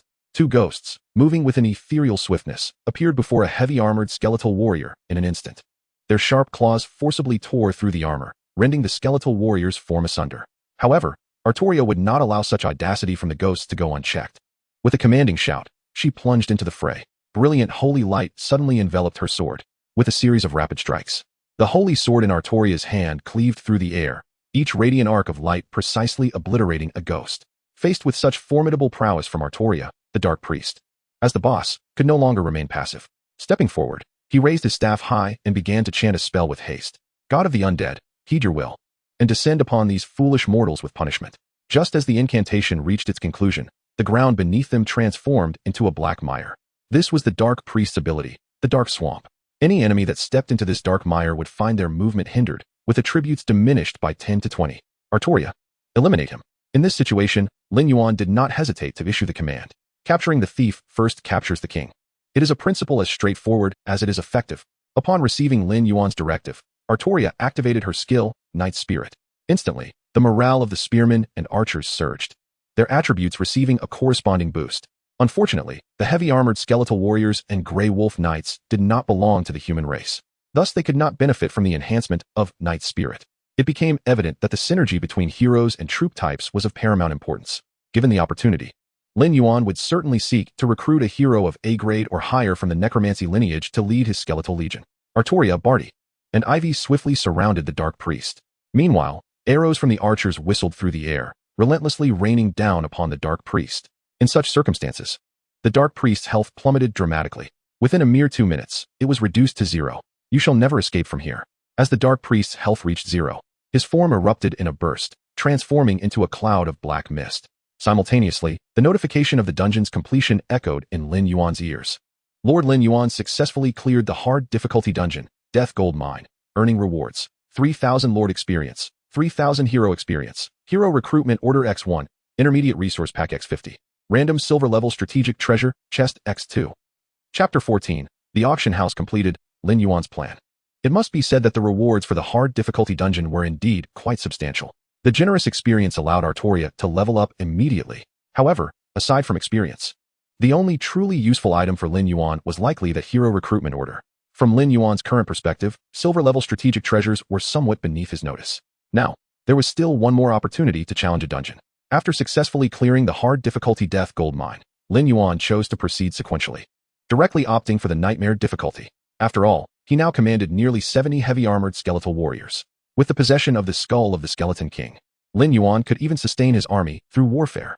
The flow of the Nightmare difficulty Death Gold Mine bore little difference from its hard counterpart. It still consisted of 4 or 5 waves of minor monsters, culminating in the final boss stage. However, the Nightmare difficulty boss was neither the 9th-tier Bone Dragon nor the 5th-tier Dark Priest, but rather a 6th-tier Ghost-Eyed Spider. Surrounding this Ghost-Eyed Spider were numerous spiders of varying colors. Black spiders, green spiders, red spiders, white spiders. Among them, the black spiders were particularly ferocious, boasting high attack power. Green spiders inflicted poison with their attacks. Red spiders could self-destruct, causing damage to nearby enemies. White spiders could spin webs, restricting enemy movements. Fortunately, these spiders were not of high tier, corresponding roughly to 3rd-tier monsters, albeit in greater numbers. Under these circumstances, while the boss battle incurred some casualties, resulting in the loss of nearly half of the heavy-armored skeletal warriors, Lin Yuan ultimately triumphed. Under Artoria's holy light strikes, the 6th-tier Ghost-Eyed Spider succumbed beneath her blade. Lord Lin Yuan successfully cleared the Nightmare difficulty dungeon, Death Gold Mine, earning rewards, 7,000 Lord Experience, 7,000 Hero Experience, Hero Recruitment Order X2, Intermediate Resource Pack X150, Random Gold Level Strategic Treasure, Chest X2. The rewards for clearing the Nightmare difficulty dungeon were significantly superior to those of the hard difficulty. Before Lin Yuan could tally his rewards, a world announcement resounded once more. World announcement: the player from Huaxia, Lin Yuan, has become the first lord to clear the Nightmare difficulty dungeon, Death Gold Mine, earning rewards, Random Platinum Level Strategic Treasure, Chest X1, Advanced Resource Pack X20, Hero Experience Storage Jar X1, Hero Recruitment Order X2. Following the world announcement, the chat channel erupted once again. Wow, Lin Yuan has cleared the Nightmare difficulty dungeon. That's incredible. I spent 40 or 50,000 and can't even clear the normal difficulty, hugging myself in despair. Don't even mention it. I haven't even found where the dungeon is. Sigh. It's absurd. With my meager troops, I can't even grind monsters in the wild. It's just too tough. I'm so envious. The rewards are too good. That's a platinum level strategic treasure. Lin Yuan is truly ahead of the game at every turn. To be honest, upon hearing the world announcement, even Lin Yuan couldn't help but feel a spark of excitement. A platinum-level strategic treasure chest. Even for him, platinum-level strategic treasures were quite rare. Without hesitation, Lin Yuan chose to open the treasure chest. Ding! Congratulations on successfully opening a random platinum-level strategic treasure chest, obtaining the platinum-level strategic treasure, Sword of Dawn. Sword of Dawn. Quality, platinum. Attributes, strength, 75, agility, 45, constitution, 20. All the human troops under my command enjoy a 10 boost to all attributes. Accompanying skill, Dawn's Battle. Upon activation, it increases the attack speed of all melee units by 30, critical strike rate by 20, and lifesteal by 10, lasting for 15 minutes. The attributes of this platinum-grade strategic treasure are quite remarkable. Not only are the attributes impressive, but the accompanying skill is also exceedingly powerful. Lin Yuan promptly handed the Sword of Dawn to Artoria. Equip it. This treasure belongs to you now. Thank you, my lord. Artoria's beautiful eyes sparkled as she accepted the longsword. Hero Artoria's loyalty increased by 1 point. Current loyalty is 82 points. It was evident that Artoria held a deep fondness for this Sword of Dawn. After equipping this platinum-grade strategic treasure, her attributes saw a significant enhancement. Hero Artoria. S-Class Hero. Title, Sword of Sealing. Level, 14. Health, 2,400-2,400. Mana, 430-430. Attack, 390-560. Defense, 210. Strength, 245. Agility, 195. Intelligence, 160. Skills, Holy Light / Night Spirit. Upon witnessing Artoria's current attributes, even Lin Yuan's eyes revealed a hint of satisfaction. Furthermore, if all goes as anticipated, once Artoria reaches level 15, she will unlock her third skill. After utilizing all 3 opportunities for dungeon exploration, Lin Yuan led his troops back to the territory. During his absence, construction in the territory continued unabated. Most notably, the Lord's Mansion has been upgraded to level 2. now allowing for the collection of 2,000 gold coins and 20,000 silver coins daily. Both the pikeman barracks and archer camp have also been upgraded to level 2, enabling the recruitment of more troops. However, for Lin Yuan, troop strength was no longer the primary concern. His singular objective was to elevate the Lord's mansion to level 3 as swiftly as possible, followed by the construction of the auction house. Only then could he fully leverage his financial advantage. At times, having an excess of wealth can be a burden. Nevertheless, Lin Yuan remained unhurried. After all, on the very first day of the game's launch, he had already amassed a significant advantage. Over the next 2 days, Lin Yuan accompanied Artoria in clearing the nightmare-level death gold mine 3 times daily. Under such circumstances, Artoria's level ascended with astonishing speed, reaching level 20 in just 2 days. Concurrently, she unlocked her 3rd skill, Glorious Sacred Shield, and her 4th skill, Holy Seal. Skill, Glorious Sacred Shield. Description, upon activation. This skill bestows a glorious sacred shield upon the hero, instantly clearing the majority of negative effects and absorbing 1,500 points of damage. During the duration of the glorious sacred shield, all troops under the hero's command gain a 20 boost to defense. Skill, Holy Seal. Description, upon use. This skill seals a single enemy, restricting their movement and skill activation for 210 seconds. During the sealing period, the attributes of the sealed target decrease by 30. The exact duration of the seal depends on the strength of the enemy unit.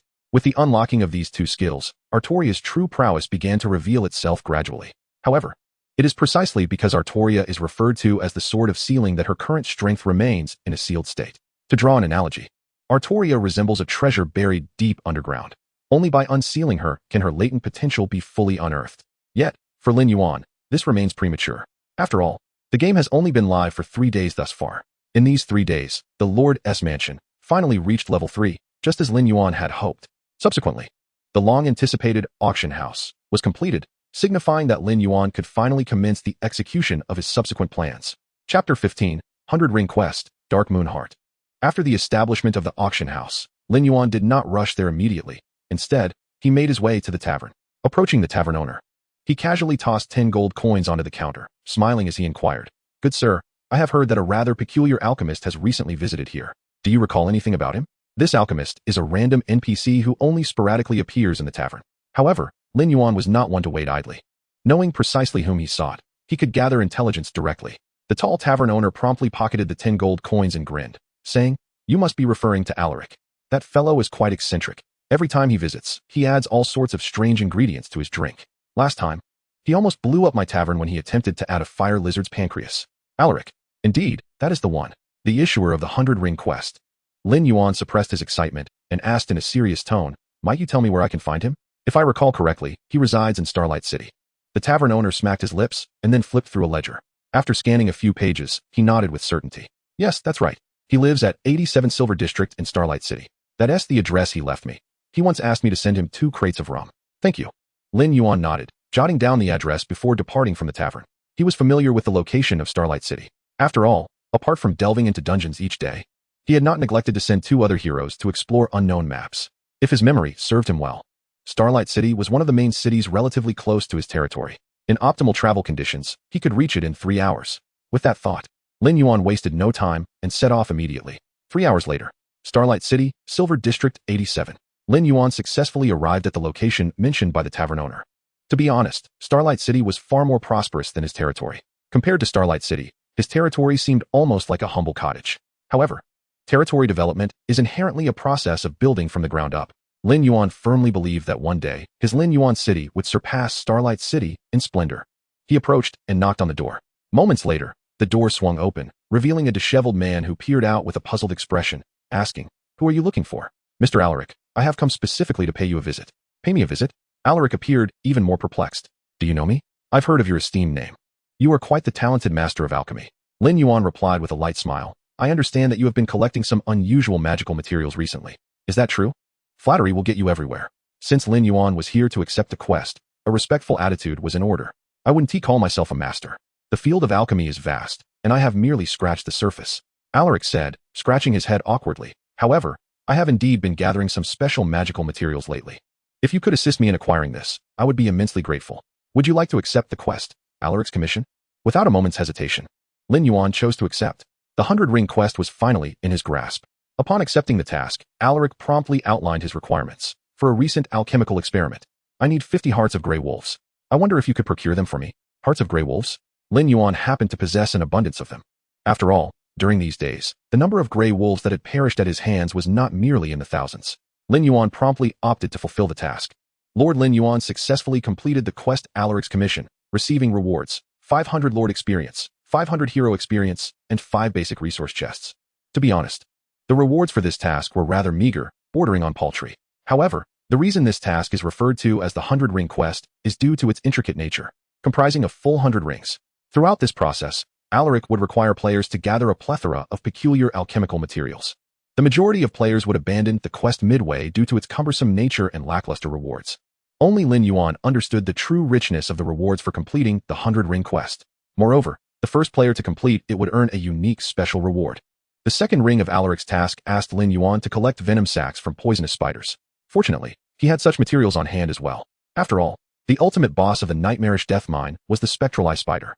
Upon delivering the task, Lin Yuan once again obtained 500 points of Lord Experience, 500 points of Hero Experience, and 5 basic resource chests. The third ring of the task required Lin Yuan to gather 200 scales from black-tailed snakes. This particular material was unfortunately absent from his inventory. However, for him, there was nothing that money could not procure. Without a moment's hesitation, he opened the auction house. As long as the auction house building was established within the territory, the Lord could access it at any time and from anywhere. Soon, Lin Yuan opened the auction house and quickly found black-tailed snake scales being auctioned by other players. In the early stages of the game, materials were still quite precious. The price of a single black-tailed snake scale fluctuated between 100 to 150 gold coins. Nevertheless, for Lin Yuan, this was a trifling sum. Even for 200 scales, it would only amount to 20 or 30,000 at most. Without hesitation, Lin Yuan bid on 200 black-tailed snake scales and immediately chose to deliver the task. Lord Lin Yuan successfully completed the quest AwakenX Commission, receiving rewards, 500 Lord Experience, 500 Hero Experience, and 5 basic resource chests. 1 ring, 5 rings, 10 rings, 20 rings. In the span of merely 1 hour, Lin Yuan had completed 50 rings of the quest. However, the gold he had expended to acquire the materials for these 50 rings had already exceeded 3 million, particularly for some rare materials. They were even unavailable on the auction house. After all, the game had only been live for 3 days, and many players were not yet eager to trade their materials. Yet, this posed no challenge for Lin Yuan. Whenever he encountered materials that were unavailable in the auction house, he would announce in the world chat that he was willing to purchase them at a high price. If 10,000 wouldn't do, then 50,000.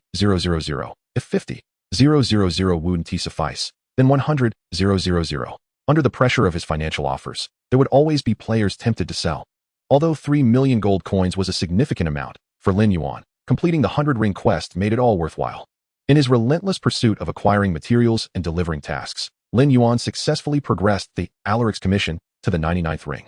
Despite the fact that each task only rewarded 500 points of Hero Experience, the cumulative rewards from 99 rings amounted to nearly 50,000 points of experience. This immense influx of experience propelled Artoria's level directly to 22. Now, only the final ring of the task remained. With this thought in mind, Lin Yuan lifted his head and smiled, addressing Alaric. Sir Alaric, is there anything else I can assist you with? I truly appreciate your help. I must say, you have been an invaluable aid to me. Alaric rubbed his hands together, a look of bashfulness crossing his face. You have gathered so many materials for me. Yet I cannot offer you much in return. It's of no consequence. Lin Yuan smiled. Everything is for the advancement of alchemy. Indeed, Alaric exclaimed, his excitement palpable. Trust me, I will surely make significant contributions to the field of alchemy. However, my research is still lacking one crucial material. If you could assist me in acquiring it, it would be perfect. Lin Yuan nodded and inquired, what is it that you require, Lord Alaric? The heart of the Dark Moon Tree. Alaric took a deep breath and spoke in a hushed tone. Within the Dark Moon Forest, just outside of Starry Moon City, there lies a millennia-old tree, and I require the heart of that ancient tree. However, be warned, for that forest is inhabited by a clan of dark elves. Please exercise caution. Chapter 16, Dark Elf Sword Sect, Sacred Seal. The final material required for the last ring was indeed the heart of the Dark Moon Tree. The materials for the previous 99 rings could be procured from other players, but the heart of the Dark Moon Tree was an exception. This material could only be obtained by conquering the Dark Moon Forest dungeon. However, if Lin Yuan remembered correctly, the difficulty of the Dark Moon Forest dungeon was exceedingly high. In fact, in his previous life, it took 10 days after the game's launch for the first player to conquer the Dark Moon Forest. Yet even with this knowledge, Lin Yuan showed no signs of retreating. After all, as a reborn individual, it was his destiny to achieve the impossible. Otherwise, how could he hope to change his fate? After accepting the quest, Lin Yuan immediately set off towards the Dark Moon Forest with Artoria and his troops. 2 hours later, a foreboding and shadowy forest appeared before him. Without a doubt, this was the Dark Moon Forest that Alaric had spoken of. Unlike the Death Mine dungeon, the Dark Moon Forest was a special dungeon. Hence there was no level restriction. Would you like to enter the Dark Moon Forest dungeon? Upon the system prompt appearing, Lin Yuan promptly selected confirm. The next moment, the scenery before him transformed instantaneously.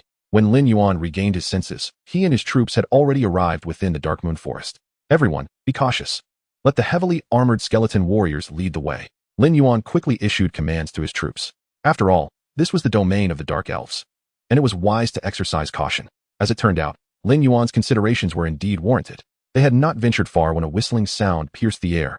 Whoosh, whoosh, whoosh. A torrential rain of black arrows descended upon them. Fortunately, at the forefront of the troop were the heavily armored skeleton warriors, boasting higher defenses. Yet even so, a dozen of them fell victim to the onslaught of arrows. It was worth noting that the heavily armored skeleton warriors were a Tier 3 unit, highlighting the lethal potency of this barrage of arrows. It is the Dark Elves, Artoria decisively declared, Grey Wolf Knights. Charge in and do your utmost to suppress those Dark Elves' offensive. It must be said that Artoria's strategic assessment was remarkably astute. In such a scenario, it was imperative to restrict the enemy's firepower, given the sluggish speed of the heavily armored skeleton warriors. It was the Grey Wolf Knights who were tasked with executing this mission. Although the rank of the Grey Wolf Knights is not particularly high, their mobility is exceptionally formidable. Even within the dense forest, they navigate with remarkable ease. Once the Grey Wolf Knights plunged into the fray, the onslaught of arrows significantly diminished. After granting the heavily armored skeletal warriors precious time, the skeletal forces surged forth to commence their slaughter. The anguished cries of the Dark Elf archers echoed in Lin Yuan's ears. Soon, one corpse after another was cast before him.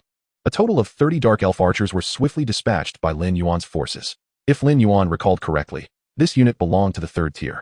Their defining traits included exceptionally high attack power and an extensive range, yet their physical durability was notably frail, even inferior to that of 2nd tier units.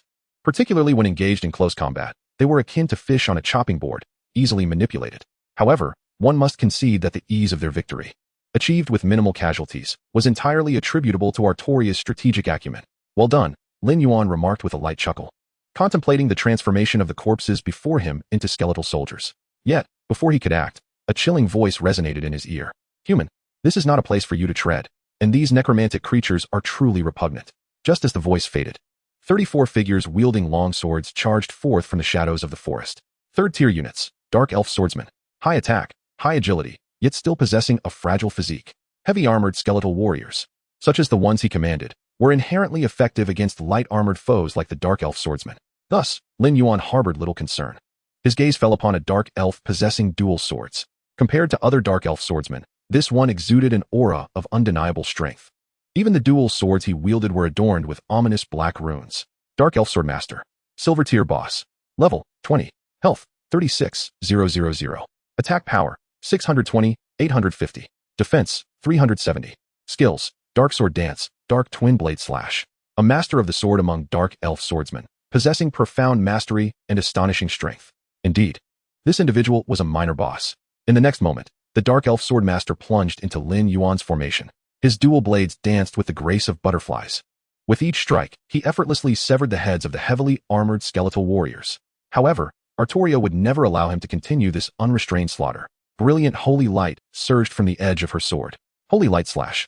1165, 1256, 1248. 3 crimson damage numbers suddenly appeared above the Dark Elf Swordmaster's head. His health immediately plummeted. Do you wish to obstruct me as well? The Dark Elf Swordmaster raised his gaze, casting a frigid glance toward Artoria. Without hesitation, he unleashed his skill, Dark Sword Dance. In the next moment, his dual blades began to whirl at an astonishing speed. The frenzied dual swords enveloped the Dark Elf Swordmaster, forming a tempest of blades that surged toward Artoria. Even before the blades struck her, Lin Yuan could already sense the skill's formidable power. Yet, at that moment, Artoria abruptly retreated. She raised her sword high. In the name of justice, I shall seal you. As Artoria's words echoed, a radiant white light erupted from the tip of her sword. In an instant, a shimmering 6-pointed star magic circle materialized beneath the Dark Elf Swordmaster. Before he could react, his Dark Sword Dance was forcibly interrupted. Even his form was rendered immobile. This was the skill known as Divine Seal, executed by Artoria. Chapter 17, Dark Moon Forest. Dark Elf Queen. It is worth noting that the skill Divine Seal was unlocked only after Artoria reached level 20. Upon its use, it can seal a single enemy, restricting their movement and interrupting their skill casting. Moreover, during the sealing period, the sealed entity suffers a 30 reduction in all attributes. Clearly, the Dark Elf Swordmaster's Dark Sword Dance was abruptly interrupted by Divine Seal. During the sealing process, Artoria's sword relentlessly struck toward the Dark Elf Swordmaster. Additionally, 3 or 4 heavily armored skeletal warriors joined the fray, launching a frenzied assault upon him. For a light-armored swordsman reliant on agility, being immobilized was nothing short of a nightmare. Under the joint assault of Artoria and the heavily armored skeletal warriors, the Dark Elf Swordmaster's health rapidly dwindled. By the time he barely endured until the sealing's conclusion, he was left with only a quarter of his health. In such circumstances, Lin Yuan naturally could not afford to let him escape easily. Iron Fist Barty and the Falcon Maiden Ivy immediately positioned themselves with dozens of spear-wielding soldiers to block the Dark Elf Swordmaster's retreat. With his escape route thoroughly cut off, the latter had no choice but to fight with all his might. Unfortunately, he was far from a match for Artoria. After exchanging blows for several rounds, his health was reduced to 0, and with a face full of reluctance, he collapsed before Lin Yuan.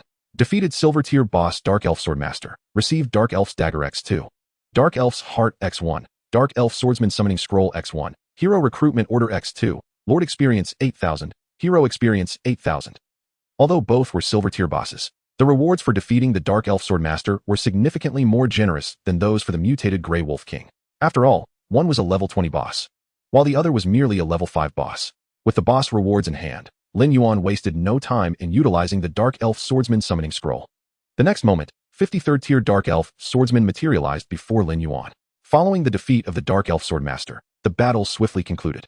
After all, a mere handful of 3rd tier Dark Elf Swordsmen posed no threat to Lin Yuan's forces. Although they suffered some losses, Lin Yuan activated the ability of the Skull of the Skeleton King, once more, summoning nearly 200 skeletal soldiers from the corpses. The higher the tier of the corpses, the greater the number of skeletal soldiers summoned. Subsequently, Lin Yuan began to synthesize the skeletal soldiers. 200 first-tier skeletal soldiers merged into 100 second-tier skeletal warriors. 100 second-tier skeletal warriors combined into 53rd-tier heavily armored skeletal warriors. Despite having endured a battle, Lin Yuan's forces had not merely maintained their numbers, they had increased. However, the human units such as spearmen and archers, which needed to be recruited from the camp, were diminishing one by one. This predicament left Lin Yuan feeling somewhat awkward. He was, after all, a human lord, yet more than half of his forces were comprised of the undead. However, for Lin Yuan, as long as he could enhance his power, he would not mind if his troops comprised a motley assortment rather than a cohesive force. He pressed on. After swiftly clearing the battlefield, Lin Yuan immediately commanded his troops to advance further. Defeating a minor boss was merely a transient victory. His true objective remained that coveted Dark Moon Heart. As he continued his advance, Lin Yuan was once again besieged by waves of Dark Elves. Dark Elf swordsmen, archers, mages, and assassins, all of them, without exception, were Tier 3 units. Each ambush consisted of no fewer than 50 to 80 units of these formidable Dark Elves. Fortunately, Lin Yuan possessed the Skull King's skull, a treasure that proved invaluable. Otherwise, it was likely that his forces would have suffered devastating losses before even reaching the final boss stage. If Lin Yuan found it arduous, one could only imagine the plight of ordinary players. For them, the Dark Moon Forest dungeon was an insurmountable challenge at this stage. It was worth noting that even in Lin Yuan's previous life, it took a full 10 days after the server launch for someone to conquer the Dark Moon Forest dungeon. Just then, a towering ancient tree came into view before Lin Yuan. This majestic tree reached skyward, seemingly piercing the heavens. Clearly, this was the Dark Moon Divine tree revered by the Dark Elf clan. One could not help but acknowledge that the sight before him was indeed breathtaking. At the very least, Lin Yuan had never encountered such a colossal tree before. Filthy human, halt here. Just as Lin Yuan was overwhelmed by the spectacle, a chilling voice rang in his ears. Turning towards the sound, he beheld a statuesque Dark Elf queen clad in a black short gown, disdainfully gazing down at him. Beneath her dress, her long legs were striking. Her grayish-black skin added an exotic allure to this Dark Elf queen. A black spellbook floated beside her, while a dense aura of dark magic enveloped her form. The fitted black gown accentuated her voluptuous figure, rendering her a paragon of beauty. To be candid, the allure radiating from this Dark Elf queen left Lin Yuan utterly captivated. Kill him. Before Lin Yuan could fully appreciate her beauty, the Dark Elf queen pointed a finger at him. In the next moment, 4 dark shadows surged towards Lin Yuan's direction. These 4 shadows were all Dark Elf swordsmen wielding dual blades. Undoubtedly, these Dark Elf swordsmen were the personal guards of the Dark Elf queen. Protect our lord. Artoria decisively positioned herself in front of Lin Yuan, bravely confronting 2 Dark Elf swordsmen on her own. Meanwhile, a throng of heavily armored skeleton warriors charged at the remaining 2 Dark Elf swordsmen. Although the Dark Elf swordsmen were formidable, they struggled to fend off the overwhelming assault from the numerous Tier 3 units. The strength of Lin Yuan's heavy-armored skeleton warriors had grown quite substantial. It would not be an exaggeration to say that the strategy of a skeleton tide was beginning to take shape. Even a level 20 silver boss would find it difficult to withstand the onslaught of dozens of heavy-armored skeleton warriors. The battle intensified. Artoria, with sheer determination, held her ground against the two Dark Elf swordsmen, while the health of the other two dwindled under the relentless assault of the heavy-armored skeletons. The situation was undeniably advantageous for Lin Yuan. However, thus far, the Dark Elf Queen showed no intention of intervening. Chapter 18, The Final Gambit, Dark Life Drain. Protect the Queen. Just then, a chorus of shouts echoed in Lin Yuan's ears. A large contingent of Dark Elves emerged from behind the Queen, charging towards Lin Yuan's forces. Dark Elf swordsmen, archers, and assassins soon met Lin Yuan's skeletal army head-on. The final boss battle was undoubtedly daunting. Only by overcoming this wave of Dark Elves could Lin Yuan formally declare war on the Dark Elf Queen. For our lord. Artoria raised her Dawn sword high and unhesitatingly activated its special ability, Dawn's Battle. At the moment the skill was activated, a radiant glow emanated from the Dawn sword. This skill enhanced all of Lin Yuan's melee units' attack speed by 30, critical strike rate by 20, and lifesteal by 10 for 15 minutes. It must be said, platinum-grade treasures possessed considerable might. Under the augmentation of Dawn's Battle, all of Lin Yuan's units experienced a significant boost. Following this, a series of system notifications rang in Lin Yuan's ears. Defeated the silver boss Dark Elf swordsman. Gained Dark Elf's Sword X2, Dark Elf's Heart X1, Dark Elf Swordsman Summoning Scroll X1, Hero Recruitment Order X2, Lord Experience 8000, Hero Experience 8000. For consecutive system prompts echoed in Lin Yuan's ears, indicating that the four Dark Elf swordsmen had fallen to the combined efforts of Artoria and the heavy-armored skeleton warriors. Immediately, Artoria brandished her longsword and charged into the ranks of the Dark Elves. Such Tier 3 units were no match for her.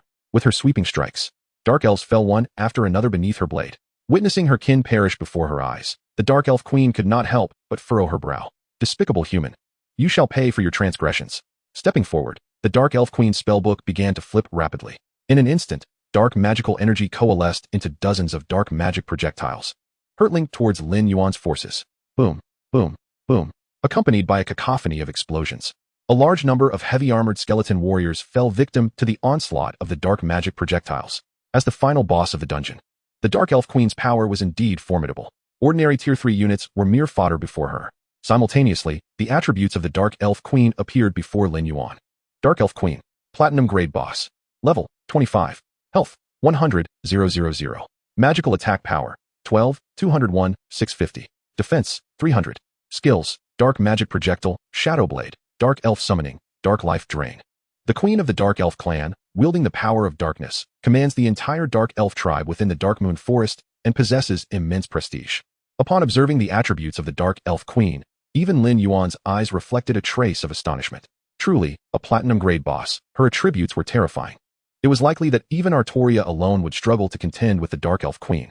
Fortunately, Artoria was not fighting alone.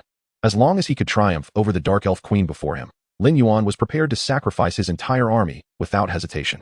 Without the slightest hesitation, Lin Yuan immediately tore apart 4 Dark Elf Swordmaster Summoning Scrolls.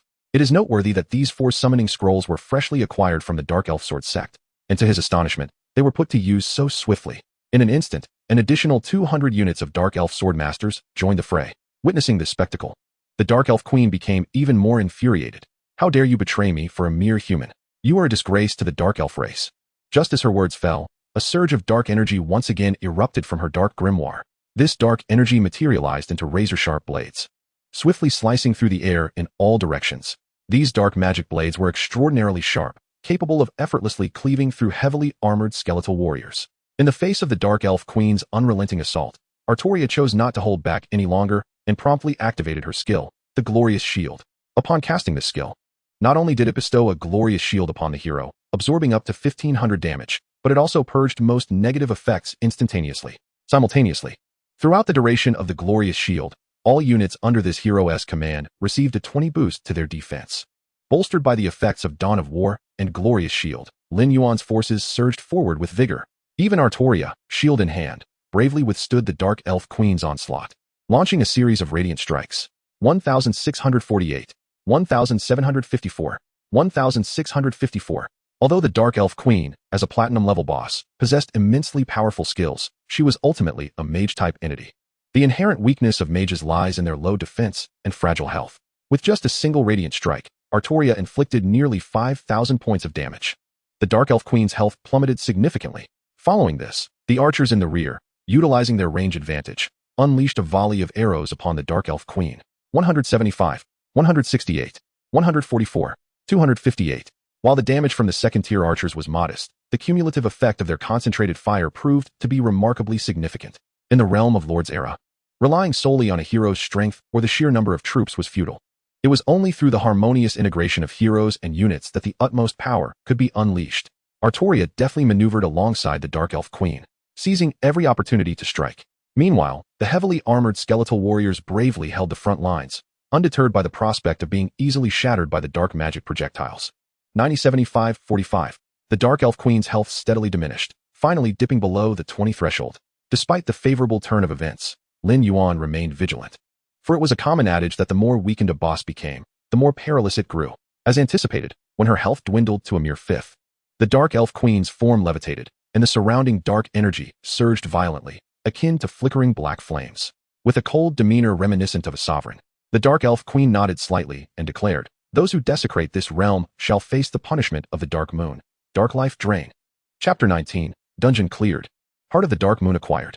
Countless threads composed of dark energy swiftly spread outward, connecting to Lin Yuan's forces. In that moment, Lin Yuan witnessed one of the dark threads drain the life force of a spearman, transforming him into a desiccated husk. Simultaneously, the Dark Elf Queen's health rose once more. It was evident that the effect of the Dark Life Drain skill was to siphon vitality from other beings to replenish her own. Observing the Dark Elf Queen's increasing health, Lin Yuan gritted his teeth and resolutely commanded, "Focus fire on her. We cannot allow her health to recover." Following Lin Yuan's orders, Artoria was the first to engage. Despite being drained of her life energy by the dark threads, she displayed no hint of fear. The troops under Lin Yuan's command mirrored her resolve, charging fearlessly toward the Dark Elf Queen. In such circumstances, even if the Dark Elf Queen could heal through life energy absorption, her recovery rate paled in comparison to the damage she sustained. As Lin Yuan watched the boss's health consistently and steadily decline, he couldn't help but breathe a sigh of relief. It seemed that his decision had indeed been the right one. In moments like this, one must possess the courage to gamble everything. Hesitation could allow the Dark Elf Queen to regain her strength, complicating the situation further. With a decisive thrust, Artoria's sword pierced the Dark Elf Queen's chest. The blade easily severed the last vestige of her life. "I could not protect our kin," she lamented, as the Dark Elf Queen's body slowly crumpled to the ground. Simultaneously, the system notification echoed in the air. "The Lord of Huaxia, Lin Yuan, has successfully slain the Platinum level boss, the Dark Elf Queen, and has been awarded the Platinum level strategic treasure, Heart of the Dark Moon. Acquired Dark Elf Queen's Grimoire X1. Dark Elf Swordmaster Summoning Scroll X4. Dark Elf Archer Summoning Scroll X4. Dark Elf Assassin Summoning Scroll X4. Hero Recruitment Scroll X5. Lord Experience 38,000. Hero Experience 38,000. Upon hearing the reward notification, a flicker of exhilaration shone in Lin Yuan's eyes. Undoubtedly, the rewards for defeating a Platinum level boss were exceedingly generous. The 12 summoning scrolls alone amounted to a staggering 600 units of third-tier troops. Although Lin Yuan had incurred significant losses in this battle, he could now effortlessly replenish his ranks. However, the rewards for slaying the boss were merely a fraction of what was to come. Unsurprisingly, the world announcement soon resounded once more. Lord of Huaxia, Lin Yuan, became the first to slay a Platinum level boss, receiving rewards: Random Platinum level Strategic Treasure, Chest X2. Advanced Resource Pack X150, Equipment Enhancement Stones X300, Hero Recruitment Scroll X5. Lord of Huaxia, Lin Yuan, became the first to clear the dungeon, Dark Moon Forest. Receiving rewards: Dark Elf Queen Recruitment Scroll X1, Advanced Resource Pack X100, High-Tier Hero Experience Book X10. Following the issuance of these two world announcements, the chat channel erupted with fervor once again.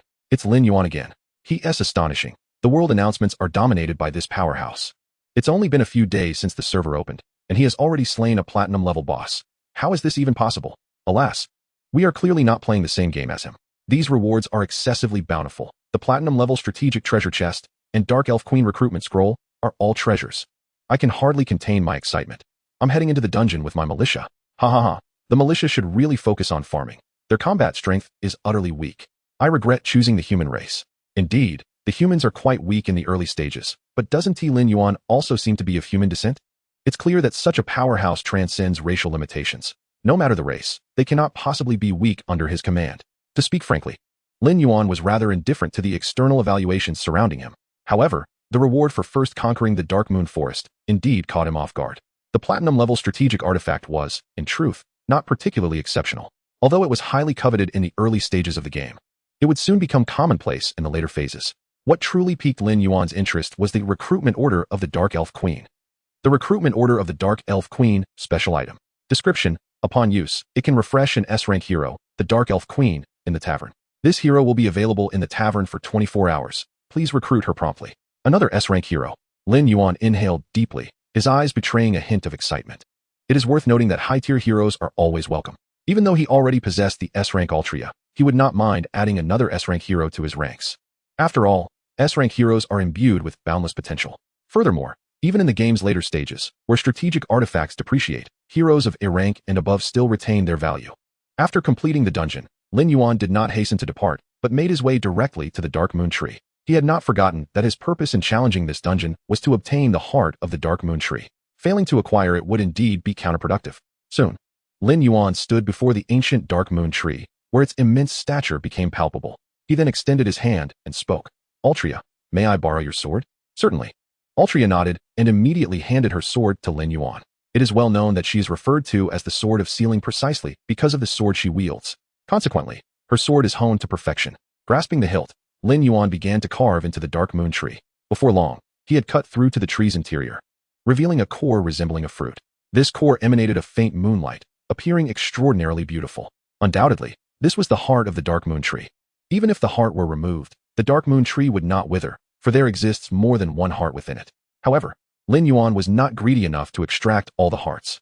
After all, completing Alaric's 100-ring task required only a single heart. After retrieving the heart, Lin Yuan immediately hurried towards Star Moon City. Although he was aware that no one could complete the 100-ring task before him, he still wished to submit the task as soon as possible. An hour later, Lin Yuan finally led his troops back to Star Moon City. Lord Alaric, I have brought you the Dark Moon Tree heart you requested. Upon knocking on Alaric's door, Lin Yuan smiled as he presented the heart before him. Chapter 20. Successful Recruitment of the Dark Elf Queen. It truly is the Dark Moon Tree heart.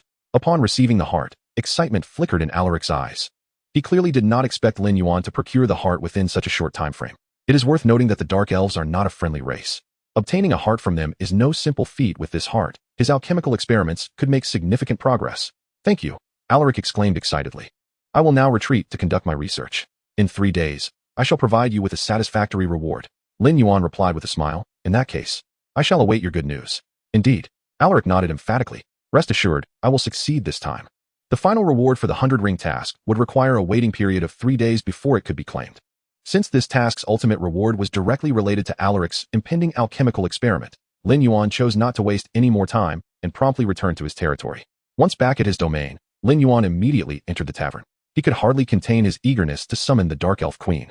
Upon entering the tavern, Lin Yuan retrieved the summoning scroll from his backpack and unhesitatingly chose to use it. Consequently, the option to recruit the Dark Elf Queen appeared in the tavern's hero recruitment list.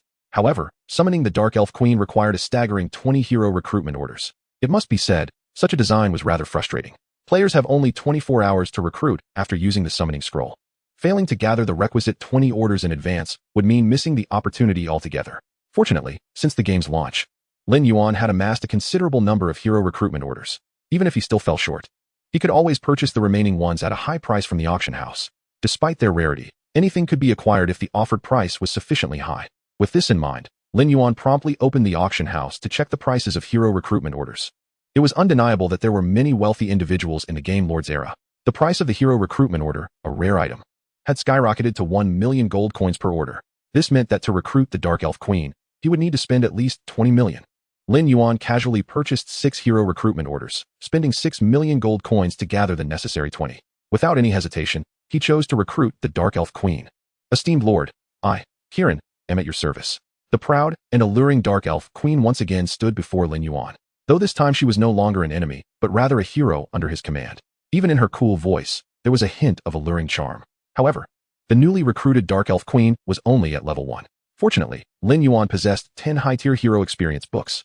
Each book could grant a hero 20,000 experience points. With 10 books, that amounted to a total of 200,000 hero experience. Lin Yuan immediately applied all 10 high-tier hero experience books to Kirin. Instantly, a series of upgrading white lights enveloped Kieran. The system's notification echoed continuously in Lin Yuan's ears.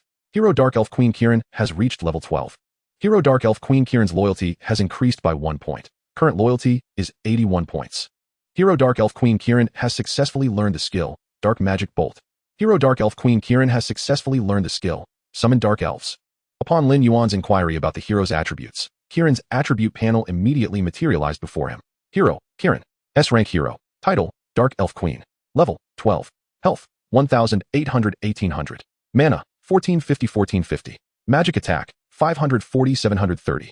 Defense, 120. Strength, 80. Agility, 160. Intelligence, 375. Skills, Dark Magic Bolt. Upon utilization, one is able to conjure multiple dark magic orbs in the vicinity, inflicting damage upon a single or multiple adversaries. The quantity of these dark magic orbs is contingent upon the hero's level, with each orb capable of dealing 60 magical damage to foes. Skill, Summon Dark Elves. Upon activation, one can summon several dark elves to assist in battle. The tier and number of summoned dark elves are determined by the current level of the hero. It must be acknowledged that the Dark Elf Queen truly deserves her status as an S-class hero. In terms of attributes, she stands shoulder to shoulder with Artoria. Moreover, both women possess their own unique allure. Artoria exemplifies the gallant and poised warrior maiden, while Kaelin embodies the seductive elegance of a noble queen. For other players, possessing such a hero would be akin to striking gold. Yet, Lin Yuan has managed to acquire both of these illustrious heroes. After completing the 100-ring quest, he found himself devoid of pressing matters to attend to. Lin Yuan resolved to devote the next 3 days to the development of his territory, recuperation, and a leisurely exploration of the surrounding maps. He understood the adage that haste makes waste. Oftentimes, a stable growth is far more pivotal than a frenzied pursuit of rapid success. During the ensuing 3 days, Lin Yuan engaged in but 3 endeavors: the construction of Lin Yuan City, training his troops led by Artoria and Kaelin in the wilderness, and dispatching 2 other heroes to explore uncharted territories.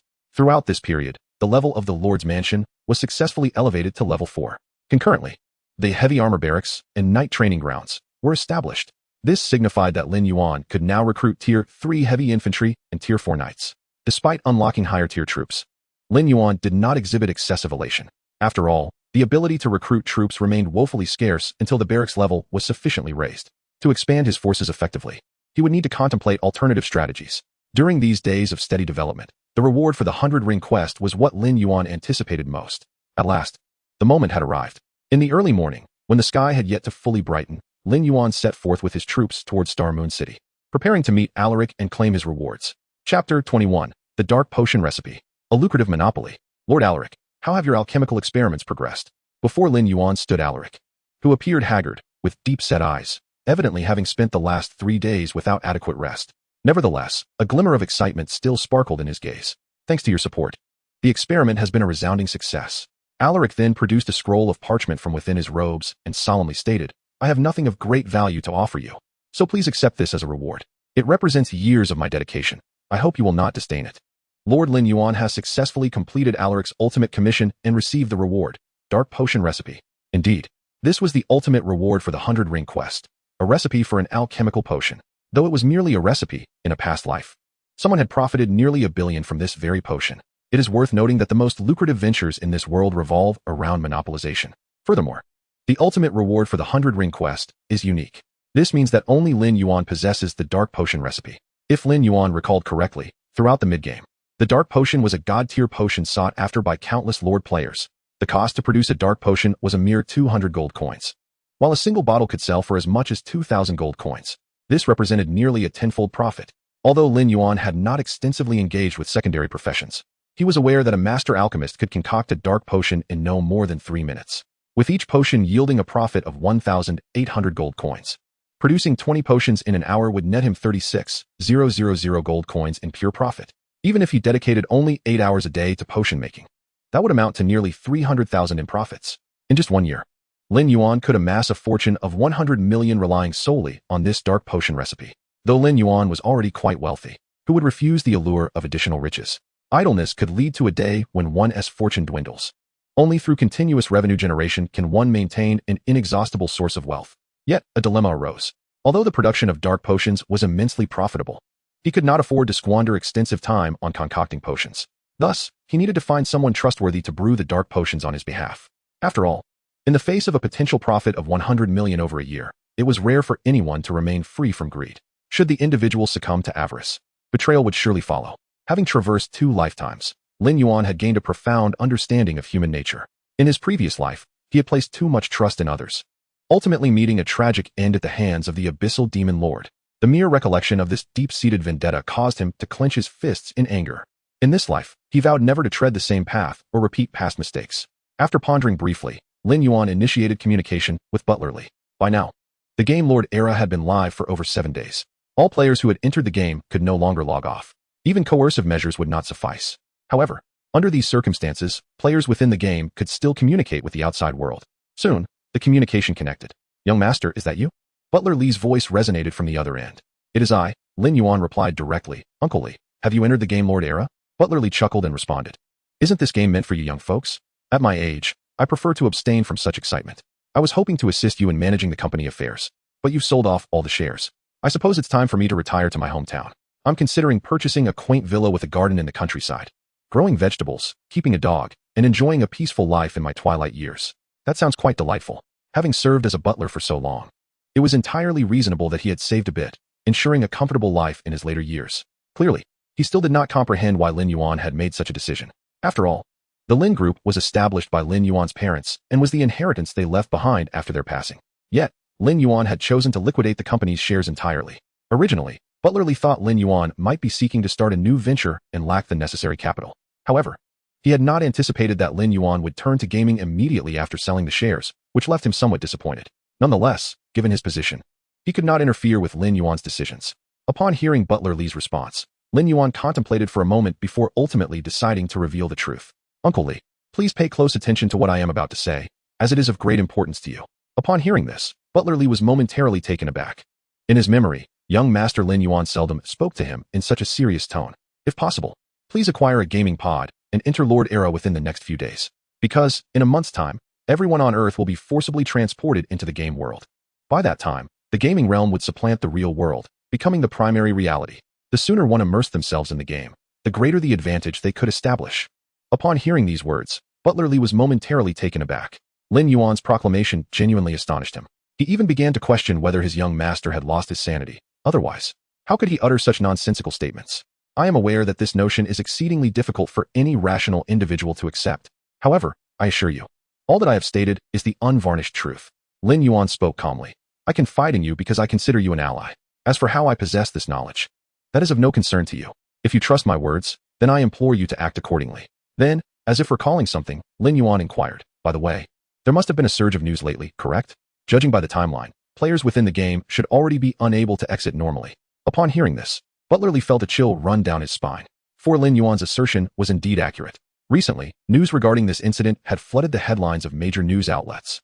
After all, players being unable to exit the game was no trivial matter. Should the nutrient solution within the gaming pod deplete, the players' physical bodies would likewise deteriorate. The vast majority believed that this was a malfunction within the gaming pods, and they were preparing to collectively denounce the gaming company. Yet now it appeared that these incidents were not mere coincidences. Chapter 22. Do you believe that I am a reincarnata? If everything is indeed as young Master Lin has described, it is utterly terrifying. The gaming world will completely replace the real one. Just contemplating this sends shivers down Butler Lee's spine. Yet now, all evidence suggests that Lin Yuan is not deceiving him. Moreover, Lin Yuan seems to possess some hidden knowledge. Otherwise, he would not have so decisively sold off company shares. Those were premium equities, which would yield substantial dividends even if merely held. At that moment, Butler Lee suddenly recalled that his daughter had recently purchased a gaming pod, claiming she wanted to play with her friends. With this thought, a cold sweat broke out on his back. "Young Master Lin, I will call you back shortly. It seems my daughter has also entered the game, and I must inquire about her." After uttering these words, Butler Lee hurriedly ended the call. Lin Yuan then remembered that Butler Lee indeed had a daughter. Furthermore, if his memory served him correctly, in his previous life, she had been a well-known female lord who established a guild named Thorned Rose. Thanks to Lin Yuan's and his daughter's guidance, even though Butler Lee entered the game a month late, he was not subjected to much bullying. Even within the game, Butler Lee managed to showcase his talents, assisting his daughter in managing the guild efficiently. Such a managerial talent was one that Lin Yuan would not let slip away. Moreover, if possible, he desired to recruit his daughter as well. Having absorbed the lessons from his past life, Lin Yuan understood that relying solely on individual strength was ultimately limited. To carve out a place in this world, one must establish their own faction. Soon, Butler Lee, with a heart full of trepidation, dialed his daughter's number. "Hello, Bingchu. Are you in the game?" Yes, Dad, what is up? Li Bingshu replied, while simultaneously commanding troops to surround and vanquish the skeletal general before her. This was a dungeon known as Land of Bones, and she was on the verge of conquering it. Moreover, she was challenging it at a difficult level. Clearly, the success of any lord is no mere coincidence. Despite the game having only launched a few days prior, Li Bingshu had already outpaced the majority of players. Upon hearing his daughter's voice, Butler Li felt a wave of relief wash over him. He quickly inquired, Bingshu, the gaming pod you bought recently. Is it for that game called Lord's Era? Yes, why? It's nothing. I merely wanted to ask if you have attempted to exit the game recently. I have, but I couldn't. Li Bingshu replied calmly. However, it seems I'm not the only one in this predicament. Butler Li was taken aback and asked, aren't you the least bit worried? What good is worry? Everyone is trapped in the game, Li Bingshu said. If we're to die, then we shall die together. Even Butler Li had to admit that his daughter was remarkably carefree. As a woman, she could maintain her composure even in the face of calamity. Possessing such fortitude, it was no wonder she could rise so robustly in the ruthless world of Lord's Era. Butler Li hesitated for a moment before ultimately relaying to Li Bingshu what Lin Yuan had disclosed. To be honest, deep down, he still believed Lin Yuan. Yet the reality of the situation was so fantastical that he could not assess it alone. Do you think this is even possible? Not impossible. Li Bingshu pondered for a moment before replying. The realism of this game far exceeds the current technological capabilities. This implies that what he said is quite likely true. This game is far more complex than we initially imagined. However, if a month from now the gaming world truly replaces the real one, then our utmost priority is to swiftly establish an advantage within the game. It must be said that Li Bingshu's capacity for acceptance was indeed impressive, even under such circumstances. She maintained absolute composure. After listening to his daughter's analysis, Butler Li nodded thoughtfully. He then stated, in that case, I shall find a way to enter the game as soon as possible. By the way, I will send you young Master Lin's contact information. Should you encounter any difficulties in the game, be sure to seek him out. Li Bingshu nodded, okay. Before long, Lin Yuan received a friend request from Li Bingshu. Lord Bingshu requests to add you as a friend. Do you accept? Without a moment's hesitation, Lin Yuan accepted the request. After successfully adding Lin Yuan, Li Bingshu's first message swiftly arrived. You are Lin Yuan. Her tone was unmistakably laced with shock. The name Lin Yuan had become exceedingly renowned. In the few days since the game's launch, nearly 2/3 of the world announcements had been dominated by his exploits. For the vast majority of players, Lin Yuan was a legendary lord, an existence perched atop the pyramid. To call him the foremost lord in contemporary Huaxiao would be no exaggeration. Li Bingshu had only just realized that Lin Yuan was indeed Lin Yuan. Lin Yuan, Lin Yuan. Such similar names. She should have connected the dots sooner. Lin Yuan replied with a smile, what is the matter? Am I not allowed to be? That's not what I meant, Li Bingshu chuckled sheepishly. I just didn't connect the two of you together at first. No worries. It's not too late to realize it now. Lin Yuan said nonchalantly. Your father must have relayed everything I discussed with him, right? Yes, he conveyed it to me. And what are your thoughts? Do you believe me? Or do you think I'm jesting? I believe what you said, Li Bingshu stated resolutely. This game is indeed extraordinary. However, I am quite curious. How do you actually know all of this? Lin Yuan chuckled lightly and replied. Do you believe me if I say I am a reincarnated being? Li Bingshu pursed her lips and responded. Since you are unwilling to elaborate, so be it. Everyone harbors secrets. I shall not press you. Lin Yuan remarked.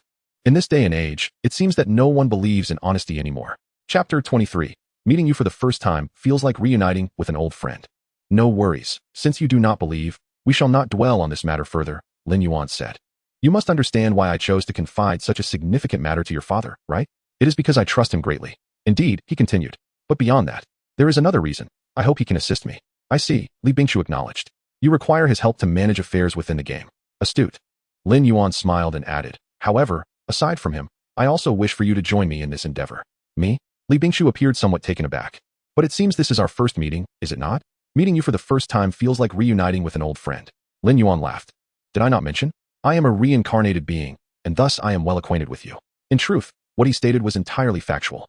Although Lin Yuan was a solitary figure in his previous life, he had indeed crossed paths with Li Bingshu on several occasions. He held a solid understanding of her character. Even as a friend, she was undeniably trustworthy. Not to mention, there was also the connection with Butler Li. Lin Yuan was certain that if he could recruit Li Bingshu, she would never betray him. Given that, I shall consider it.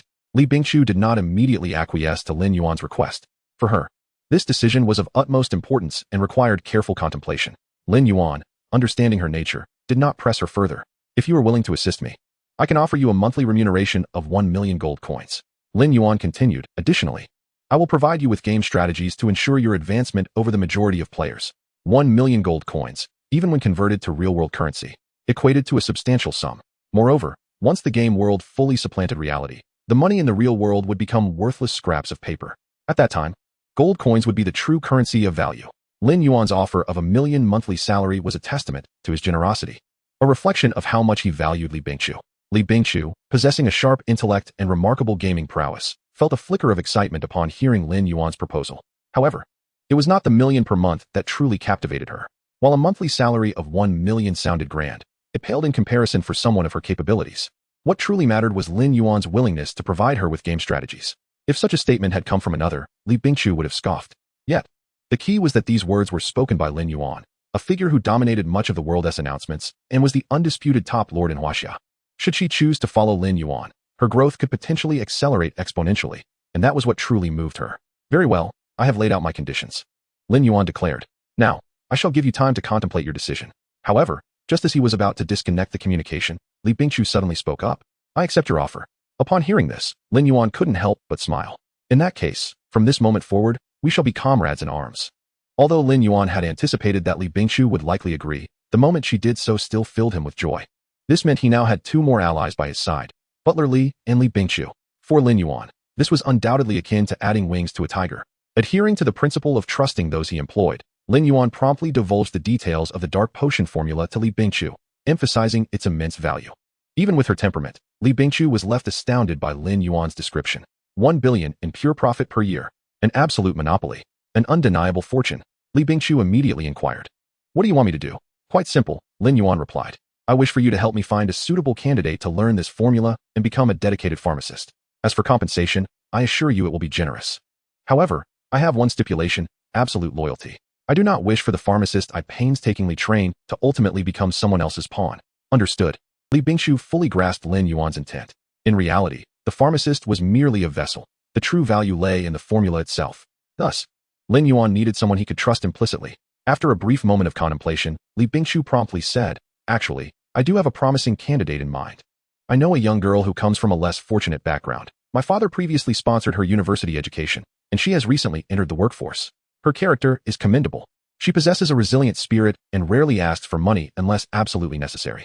Even after starting her job, she consistently sends a portion of her earnings to my father and visits him during holidays. Upon hearing this, Lin Yuan nodded.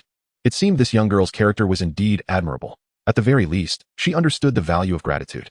Furthermore, the tedious task of potion preparation would require someone with the patience to endure monotony. However, this was no longer a concern for Lin Yuan. Having chosen to trust Li Bingqiu, he would delegate this responsibility entirely to her. Since you already have someone in mind, I trust you to oversee this matter, Lin Yuan stated. I will transfer the potion formula along with 1,500,000 gold coins to you. 1 million is your salary, and the remaining 500,000 is for the purchase of ingredients. Initially, the failure rate in potion preparation may be high, but that is acceptable. Every endeavor requires upfront investment, and proficiency will improve over time. Understood, Li Bingqiu nodded, her excitement barely contained. She felt Lin Yuan's trust in her. He was entrusting her with a potion formula worth billions and even prepaying her salary for a month. She was determined not to betray this trust. As Lin Yuan had mentioned, they were now comrades in arms. Li Bingqiu had never considered herself a delicate flower. She harbored her ambitions and aspirations. From this day forth, however, her ambitions would be irrevocably intertwined with Lin Yuan's. Chapter 24, The Most Pitiful NPC, Master Builder Brett. After finding a suitable candidate to handle various affairs for him, Lin Yuan cast aside any lingering doubts and began to strategize his upcoming plans. Presently, Lin Yuan possessed formidable strength. The number of third-tier troops under his command had easily surpassed 1,000. However, the majority of these third-tier troops were heavily armored skeleton warriors, transformed from corpses. Another segment involves the dark elves summoned through the invocation scrolls. The actual human troops are not numerous. Yet Lin Yuan remains indifferent to the purity of the troop types as long as their strength is formidable. Regardless of whether the cat is black or white, as long as it catches mice, it is a good cat. Moreover, Lin Yuan's forces are not only abundant, but also bolstered by the formidable prowess of 2 S-class heroes. Once the Dark Elf Queen ascended in rank, Lin Yuan thoughtfully equipped her with a fitting set of strategic treasures, 2 platinum-grade artifacts and 3 gold-grade artifacts, significantly enhancing her attributes. Her current strength is more than sufficient for Lin Yuan to commence his forthcoming plans. Given that Starry Moon City is the closest major city to him, Lin Yuan took a moment to recall if there were any suitable tasks he could undertake within this stronghold. Ultimately, a particularly unique mission sprang to mind, the commission from Master Builder Brett. Utilizing the memories from his previous life, Lin Yuan swiftly located Master Builder Brett within Starry Moon City. The man before him had deep-set eyes, a tobacco pipe clenched between his lips, and appeared to be a despondent middle-aged figure. However, his true identity is none other than Brait, the chief architect of Starry Moon City, the very mastermind behind the city's design. Logically, with such a prestigious standing, Brait's life should be exceedingly fulfilling. Yet, the middle-aged man before Lin Yuan appeared utterly desolate, akin to a soulless husk. Upon seeing Lin Yuan, Brait furrowed his brow and pointed towards the door, exclaiming, "Leave. How many times must I say it? Do not disturb me while I am drawing." In the face of Brait's brusque demeanor, Lin Yuan remained unfazed, calmly responding, "Mr. Brait, I am here to accept your commission. The orc band outside Starry Moon City has once again begun to stir restlessly. If you require assistance, I can eradicate them for you." At these words, Brait momentarily froze. And then his eyes brimmed with tears as he sobbed, "Annie, my dear Annie." After a brief pause, Brait seemed to regain his composure. Wiping away the tears with a handkerchief, inhaling deeply before growling, "If possible, I hope you will wipe out those damned orcs. Leave none alive." His tone was fierce, reminiscent of a cornered beast driven to desperation. Lin Yuan nodded and assured him, "Rest assured, I will ensure the annihilation of those orcs." "Good," Brait declared. "I swear on my honor, if you truly accomplish this, I shall not treat you poorly. You have successfully accepted the mission, Brait's commission." To be frank, anyone familiar with Brait's backstory would understand his profound loathing for the orcs. In the eyes of most players, Brait is regarded as one of the most tragic NPCs in the Lord's era. He possessed an extraordinary talent for architecture, achieving early success and exuberance. At the age of 28, he fell in love with a noblewoman named Annie. Their union was a match made in heaven, and they soon found themselves deeply enamored. However, blissfully lost in love, Brait was oblivious to the fact that this was merely the beginning of his tragic saga. Annie was vivacious and adored nature, prompting Brait to decide to take her on an outing beyond the city after their marriage, effectively a honeymoon. Yet this ill-fated choice would haunt him for a lifetime. To ensure their journey's safety, Brait hired a mercenary team. However, despite these precautions, disaster struck. Just over 30 miles outside Starry Moon City, they fell prey to a horde of orcs. These orcs were numerous and exceedingly savage. The mercenaries hired by Brait were swiftly decimated by the ferocious orc pack. Consequently, Brait and Annie became captives of the orcs. In the wake of their overwhelming victory, the orcs erupted in frenzied revelry. They hung the corpses as trophies from trees, tearing flesh to gnaw upon while smearing blood across their bodies, emitting primal roars akin to beasts. Witnessing this nightmarish scene, Brait was engulfed by an overwhelming terror, his stomach churning and heaving in revulsion. Yet the true nightmare had only just begun. The orcs, in their frenzied state, quickly set their sights on Annie. It is vital to note that the intelligence of these orcs is akin to that of children, often driven by base instincts. Thus, they brazenly used Annie as a tool for their carnal desires before Brait's very eyes. In the face of the hulking orcs, Annie, a noblewoman, was no more than a plaything, unable to resist, only capable of crying out in desperation. Listening to her heart-wrenching cries, Brait felt as though his heart were bleeding. Eventually, her cries faded into silence. The orcs, having indulged their desires, callously discarded Annie's lifeless body like refuse.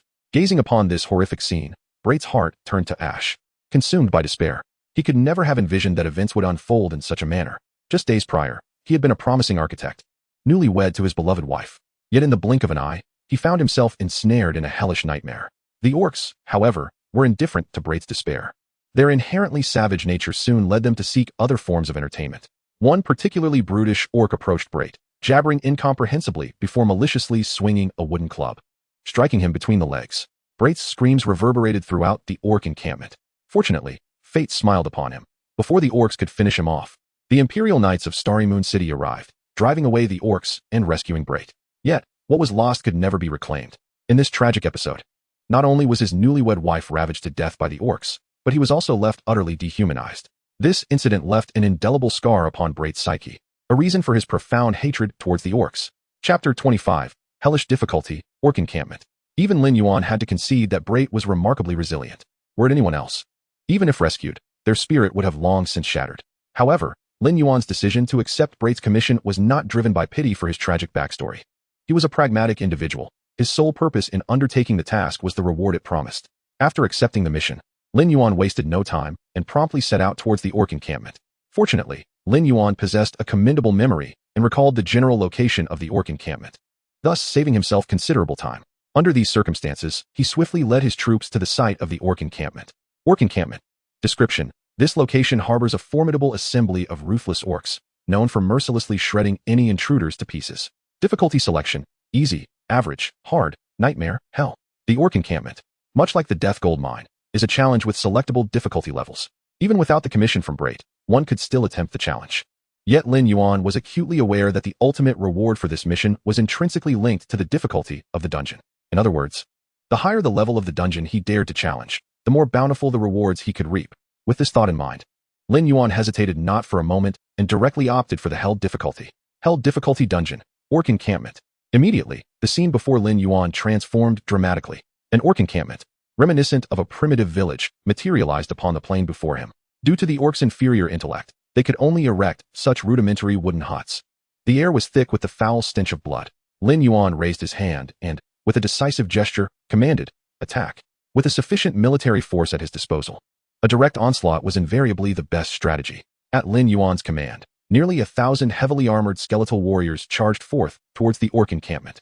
In truth, Lin Yuan could have upgraded these skeletal warriors into more advanced skeletal knights long ago. However, while the 4th-tier skeletal knights showcased a significant enhancement in agility, their health and defense did not see a notable increase. Moreover, Lin Yuan discovered that it took 4 heavily armored skeletal warriors to synthesize a single skeletal knight. Thus, with 1,000 heavily armored skeletal warriors, he could only produce 250 skeletal knights. This was evidently not a worthwhile trade-off for Lin Yuan. Roar! The charge of the heavily armored skeletal warriors swiftly caught the attention of the orcs. Within the orc encampment, furious growls erupted. A large group of orcs wielding massive wooden clubs charged out of the encampment, engaging in combat with the skeletal army. Given that Lin Yuan was challenging the hell difficulty of the orc encampment, even the most mundane orcs possessed attributes comparable to 3rd-tier units. The first wave of orcs to burst forth numbered approximately 200 to 300. Alone, these orcs were incapable of breaching the defenses of the heavily armored skeletal warriors. Furthermore, with a front line to absorb the brunt of the attack, the archers and dark elf marksmen in the rear could unleash their volleys with ease. Under such circumstances, within less than 10 minutes, over 200 ordinary orcs were utterly annihilated by Lin Yuan's forces. On Lin Yuan's side, however, only a few dozen heavily armored skeletal warriors had fallen. Despite such a resounding victory, Lin Yuan's demeanor remained unruffled, for he understood that the hell difficulty orc encampment was far from simple. Sure enough, before Lin Yuan's troops could advance further, another large host of orcs erupted from the encampment. This time, however, these orcs were clad in bronze armor and wielded massive axes. These well-equipped orcs were 4th-tier units. Orc warriors. Given the orc race's limited intelligence, it was impossible for them to forge armor and weapons themselves. Finding a sturdy stick to wield as a weapon was already a feat in itself. However, the tribal orcs would periodically raid the dwarves, capturing a number of dwarven artisans to forge armor and weapons for them. These armored orc warriors possessed exceedingly high attack and defense, their only drawback being their relatively slow movement speed. Fortunately, this batch of orc warriors was still not particularly numerous, numbering around 200. Lin Yuan could still contend with 200 4th-tier units. Eliminate them all. With Lin Yuan's command, the skeletal army surged forth once more. Simultaneously, Artoria and Kalen chose to join the fray. Artoria, brandishing her longsword, transformed into a blur as she plunged into the enemy ranks. Her sword strikes were executed with blinding speed, and even the most resilient orc warriors fell before her blade. However, when it came to efficiency in slaying foes, the Dark Elf Queen surpassed her. Kalen began to chant incantations, and the floating spellbook surrounding her began to flip its pages, unleashing dark magical energy. Magical projectiles coalesced from the dark energy, bombarding the surrounding orc warriors. Boom, boom, boom. Although the dark magical projectiles inflicted only 60% of their intended damage, they were more than sufficient to eliminate 4th-tier units. After all, the might of an S-tier hero was undeniably formidable. Moreover, Kalen was equipped with a set of exquisite strategic treasures. Under the onslaught of the dark magical projectiles, orc warriors fell one after another at her feet. With the intervention of the 2 S-tier heroes, the situation on the battlefield began to tilt decisively in Lin Yuan's favor. But at that moment, 2 towering figures suddenly emerged from the ranks of the orc army. These 2 figures were extraordinarily massive, standing nearly 3 meters tall, their bodies rippling with muscle, exuding an aura of explosive strength. Furthermore, their equipment was of superior quality. The massive axes they wielded bore magical inscriptions, clearly imbued with arcane power. Orc Centurion, Golden Tier Boss. Level, 25. Health, 58,000. Attack Power, 720 to 950. Defense, 570. Skills, Berserker Strength, Axe of Annihilation. A formidable warrior among the orc race, capable of commanding hundreds of orcs, possessing terrifying strength within their colossal frame. Direct confrontation is ill-advised. Roar. The orc centurion let out a roar akin to a wild beast. Then, this behemoth took a step forward, swinging its massive axe directly towards the heavily armored skeletal warriors. Crack. With a sound reminiscent of splintering bones, At least 4 to 5 heavily armored skeletal warriors were felled by the Centurion's strike. If they were not restrained, these 2 orc Centurions would undoubtedly wreak havoc upon Lin Yuan's forces. Although Lin Yuan was not particularly concerned about troop casualties, it did not mean he would allow his forces to perish needlessly. It was imperative to contain these 2 orc Centurions. Artoria, Kalen, intercept them. In truth, there was no need for Lin Yuan to issue the command. Artoria and Kalen had already positioned themselves before the 2 orc Centurions. Chapter 26. Orc Priest. Blessing of the Beast God. Holy Light Slash. Artoria called out, initiating the attack as her sword transformed into a blur, cleaving towards the orc Centurion. 3056. 2896.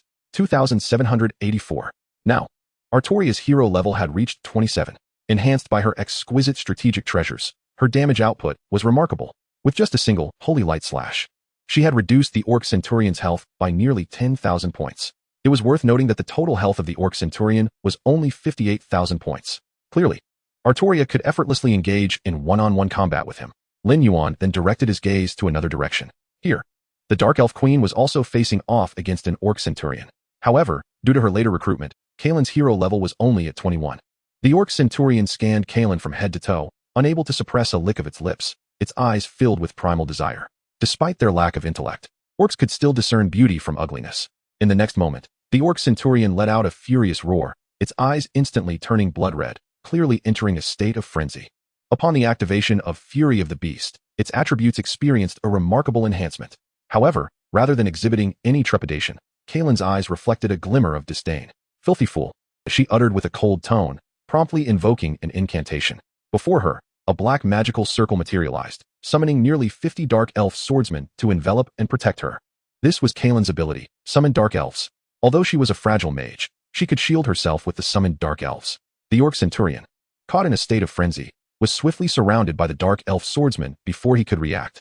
Subsequently, a barrage of dark magic projectiles whistled through the air, striking him with tremendous force. Minutes later, the 2 Orc Centurions collapsed to the ground, and the 204th-tier Orc warriors were utterly annihilated by Lin Yuan's forces.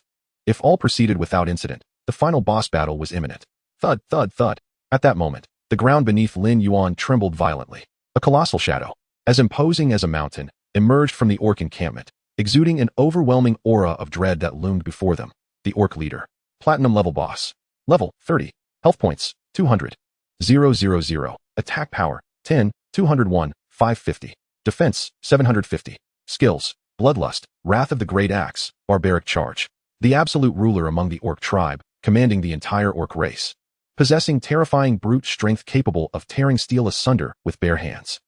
Before them stood the Orc leader, towering nearly 4 meters, with an incredibly robust physique. His body a tapestry of explosive muscle adorned with grotesque scars, clearly a seasoned warrior. Accompanying the Orc leader were 304th-tier Orc warriors and 600 3rd-tier common orcs. Such a formidable assembly would pose a significant challenge even for Lin Yuan. However, what troubled Lin Yuan the most was not merely the Orc warriors. His gaze transcended the Orc leader, settling upon the figures behind him. 2 hunched, grotesque Orc shamans wielding oaken staffs. Within the Orc clan, shamans were among the few beings endowed with intelligence. Moreover, these 2 Orc shamans, like the Orc Centurions, were also level 25 golden bosses. Underestimating these shamans would exact a grievous toll, a fact proven by countless lords who had attempted to challenge the Orc encampment in the past. The Orc shamans possessed but a single skill, known as Blessing of the Beast God. This skill bore 2 effects. It could either enhance the Orc warriors in the vicinity, granting them an 80 increase in all attributes, or augment the Orc leader, bestowing upon him a 30 increase in all attributes while rendering him immune to 50 of damage. All lords unaware of the shaman's abilities faced dire consequences when first confronting the Orc encampment. After all, the Orc leader, being a level 30 platinum boss, was already immensely powerful. In such a scenario, receiving the Blessing of the Beast God would render the Orc leader a veritable force of nature, capable of obliterating any opposition. At the very least, it was inconceivable that merely Artoria could withstand him. Moreover, it was crucial to note that in addition to bolstering the Orc leader, the shamans could also empower the Orc warriors. Thus, these 2 Orc shamans became the paramount targets for elimination. With this in mind, Lin Yuan immediately made a decisive call. All ranged units were to concentrate their fire on the Orc shamans. Heavy armored skeleton warriors formed the front line, paving the way for the Dark Elf assassins. Under Lin Yuan's command, his troops moved with the precision of a well-oiled machine, launching a deluge of arrows towards the Orc shamans. The densely packed heavy armored skeleton warriors charged fearlessly to the forefront, braving the orc warrior's assault. Meanwhile, the dark elf assassins, utilizing their incredible speed and stealth techniques, darted across the battlefield, drawing closer to the orc shamans. Regardless of the cost, the two orc shamans must be slain. Artoria, clearly understanding Lin Yuan's intent, surged forward with unparalleled speed towards the direction of the orc shamans. Just then, the formidable figure of the orc leader loomed before her. Blocking her path, the massive axe, inscribed with magical runes, swung menacingly in her direction. Wrath of the Great Axe. Death to the humans. The orc leader bellowed, uttering a series of deep, resonant syllables. Faced with the full force of this assault, Artoria dared not hesitate, activating her skill, Divine Shield. In an instant, a spectral shield materialized before her, absorbing the brunt of the blow. 944. It must be said, the orc leader's damage was indeed astonishing. A single swing left the Divine Shield riddled with cracks. It was worth noting that even Artoria, a hero at level 27, possessed merely over 4,000 health points.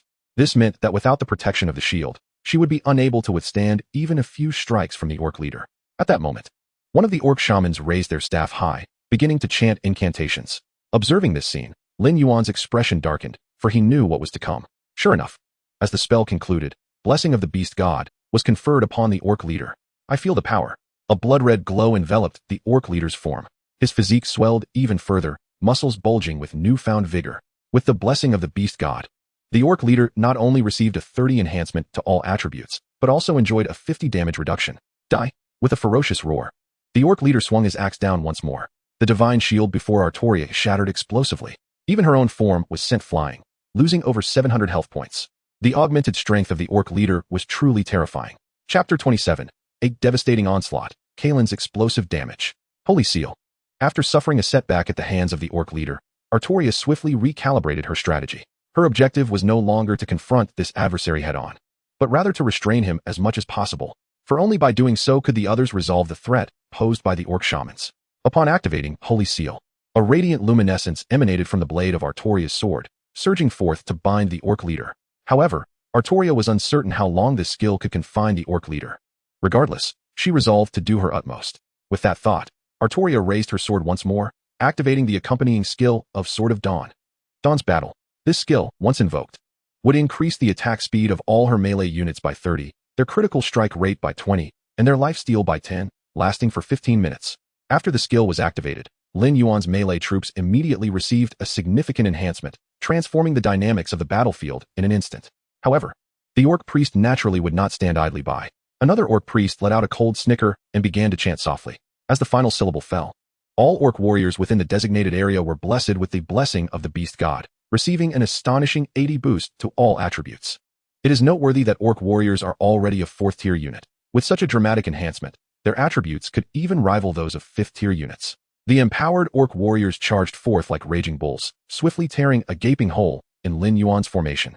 If a strategy to eliminate one of the orc priests was not devised soon, even if Lin Yuan managed to prevail, it would be a hollow victory. Such an outcome was clearly unacceptable to Lin Yuan. Fortunately, he still had a backup plan. After all, until now, Chiron had yet to make her move.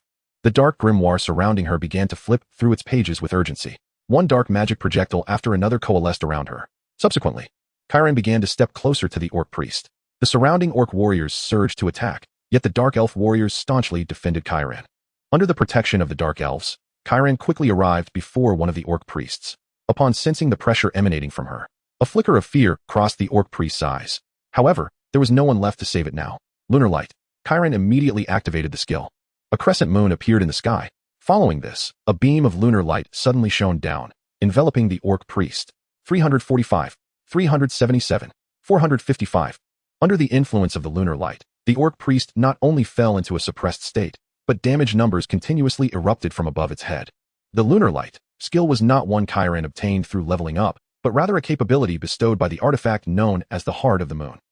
This platinum-tier strategic artifact was acquired by Lin Yuan after defeating the Dark Elf Queen, perfectly complementing Chiron's abilities.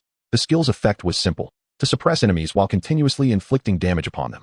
After the orc priest was forcibly subdued, Chiron struck again. The dark magic spheres swirling around her suddenly shot forth at incredible speed toward the orc priest. 1,126, 1,345, 895. A series of crimson damage numbers erupted from above the orc priest. Yet this was not the end. Chiron chanted another incantation, harnessing the dark energy surging from her grimoire to manifest a shadow blade. This could be considered her highest single-target damage skill thus far. With a piercing sound of slicing air, the shadow blade struck out. 7,754. An extraordinarily high damage number appeared above the Orc Priest. The Orc Priest's head subsequently fell to the ground. Chiron executed an entire sequence of skills, directly annihilating an Orc Priest. At that moment, even Lin Yuan was astounded by the terrifying burst of power displayed by the Dark Elf Queen. This was akin to a spellcasting machine gun. Although Artoria was also formidable, her strength was balanced, and she could not compare to Chiron in terms of burst damage. The two S-tier heroes were on distinctly different developmental paths. With the death of the Orc Priest, the blessings upon the Orc Chieftain dissipated, significantly alleviating Artoria's burden. Although the Orc Chieftain was of a higher level, she could still contend with him under fair circumstances. Moreover, her current task was merely to stall for time. Once Chiron had the opportunity to assist, they could together confront the Orc Chieftain. The situation on the front lines was equally dire. The bolstered Orc warriors were mercilessly slaughtering the heavily armored skeleton warriors. The two-tier attribute disparity rendered the skeletons as fragile as mere paper before the Orc warriors.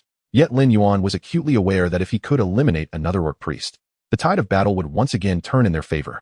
Chiron was exceptionally efficient and soon set her sights on another Orc priest. The latter, filled with dread, bellowed and attracted numerous Orc warriors to shield it. It was worth noting that the Dark Elf swordsmen protecting Chiron had already suffered tremendous losses in their attempt to breach the defenses. Furthermore, the summoned Dark Elf skill had a cooldown period, restricting its continuous use. Under these circumstances, the Orc warriors quickly surrounded Chiron. In fact, some of their attacks had already landed on her. Although Chiron was an S-tier hero, her defense was not particularly high.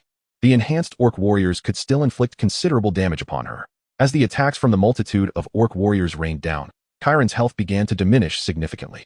Witnessing this scene, the Orc priest could not help but break into a wide grin, dancing with excitement, its face brimming with mockery.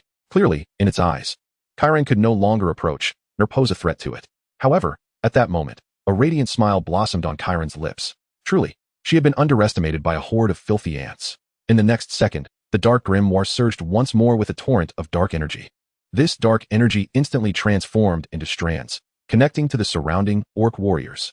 This move was precisely the dark life drain that Lin Yuan had previously encountered. At this moment, Chiron truly displayed the commanding aura befitting a Dark Elf Queen. Chapter 28. Slaying the Orc Chieftain, First Completion Reward. Upon activating the Dark Life Drain, all Orc warriors connected by the dark strands began to lose health at a frantic rate. Correspondingly, all the health lost was transferred back to Chiron. In a mere 10 seconds, Chiron restored nearly 20 of her health. Lin Yuan had already experienced the power of this move. After the skill was activated, it was imperative to either focus fire and eliminate her swiftly or engage her in one-on-one combat as much as possible. Otherwise, the health restored by Dark Life Drain would leave Chiron's enemies in despair. At the very least, in the current situation, all the Orc warriors had effectively become Chiron's mobile health reservoir. Witnessing this scene, the Orc priest finally crumbled entirely. It dropped its staff, turning to flee. Unfortunately, Chiron would not let it escape so easily. Several dark magic missiles coalesced once more, shooting forth like homing projectiles toward the fleeing Orc priest. 1,135, 1,456, 1,089. A series of crimson damage numbers appeared above the Orc priest's head. With its meager speed, it could not escape Chiron's attacking range. Ultimately, the dark magic missiles obliterated its final remnants of health. As the Orc shaman fell to the ground, the effects of the beast god's blessing dissipated alongside him. The once unstoppable Orc warriors, akin to rampaging bulls, instantly wilted. Meanwhile, Lin Yuan's forces launched a counterattack. Kalen, well done, Lin Yuan praised, while reminding him, go assist Artoria. She is on the brink of collapse. With the demise of both Orc shamans, the outcome of this battle had already lost its suspense. Under the relentless assault of the skeleton army, Orc warriors fell one after another, their numbers dwindling rapidly. Eventually, many heavily armored skeleton warriors, finding no targets to engage, turned to encircle the Orc commander. Despite the commander's formidable strength, he was ultimately outmatched. Just fending off Artoria and Kalen had already worn him down. Faced with the onslaught of the skeletal horde, his health plummeted visibly. Even upon entering a berserk state with his health reduced to 20, the situation remained hopeless. Following his frenzy, Artoria immediately distanced herself, allowing only Kalen to inflict ranged damage. In his berserk state, the Orc commander managed to slay a few dozen heavy-armored skeletons, but it was ultimately futile. With a resounding crash, the Orc commander's massive form collapsed to the ground, raising a cloud of dust as his life extinguished. Simultaneously, a system notification resounded in Lin Yuan's ears. Lord Lin Yuan of Huaxia has successfully slain the platinum-level boss, the Orc commander, and has obtained the platinum-level strategic treasure, Shadow Battle Axe. Obtained, Orc Commander S Heart X1, Orc Commander S Fangs X10, Orc Warrior Summoning Scroll X10. Hero Recruitment Order X5, Lord Experience 60,000, Hero Experience 60,000. World Announcement. Huaxiao Lord, Lin Yuan, is the first to clear the Hell-level dungeon, Orc Camp. Receiving rewards, Orc Commander Recruitment Order X1, Advanced Resource Pack X150, High-level Hero Experience Book X15. It must be said that the rewards for clearing the Hell-level dungeon are indeed quite generous. Especially for a first-time completion, one receives the initial clearance rewards. This made Lin Yuan reminisce about a certain group of lords from his past life who referred to themselves as dungeon hunters. Their greatest passion lay in exploring maps and venturing into unknown dungeons. Their motivation for such endeavors was naturally the first clear rewards. It is well known that the first clear rewards for dungeons, regardless of their level, are never meager. Just as Lin Yuan received the Orc Commander Recruitment Order for his first-time clearance of the Hell-level Orc Camp. However, Lin Yuan had no intention of recruiting this time. Although the Orc Commander is an S-level hero, his expertise lies in commanding Orc troops, which does not align with Lin Yuan's developmental path. Moreover, Orc units generally lack distinctive traits and do not possess the high potential found in human units. Their only advantage likely caters to those who favor brute force and straightforward confrontations. Furthermore, cultivating heroes requires substantial resources. Quality over quantity is paramount. Thus, without a second thought, Lin Yuan decided to forego the recruitment of the Orc Commander. Nevertheless, his decision not to recruit does not diminish the item's value. Even after so many days since the game launched, A-level heroes remain exceedingly rare in the eyes of most players. As for S-level heroes, they are even more elusive. Few can afford to be as selective as Lin Yuan. To put it bluntly, if he were to auction the Orc Commander Recruitment Order, it would fetch an astronomical price, starting at least in the millions. However, this notion was merely theoretical. Lin Yuan was not in need of money and had no use for it as a trade-off. In fact, as the game progresses, the value of certain items becomes immeasurable in terms of currency.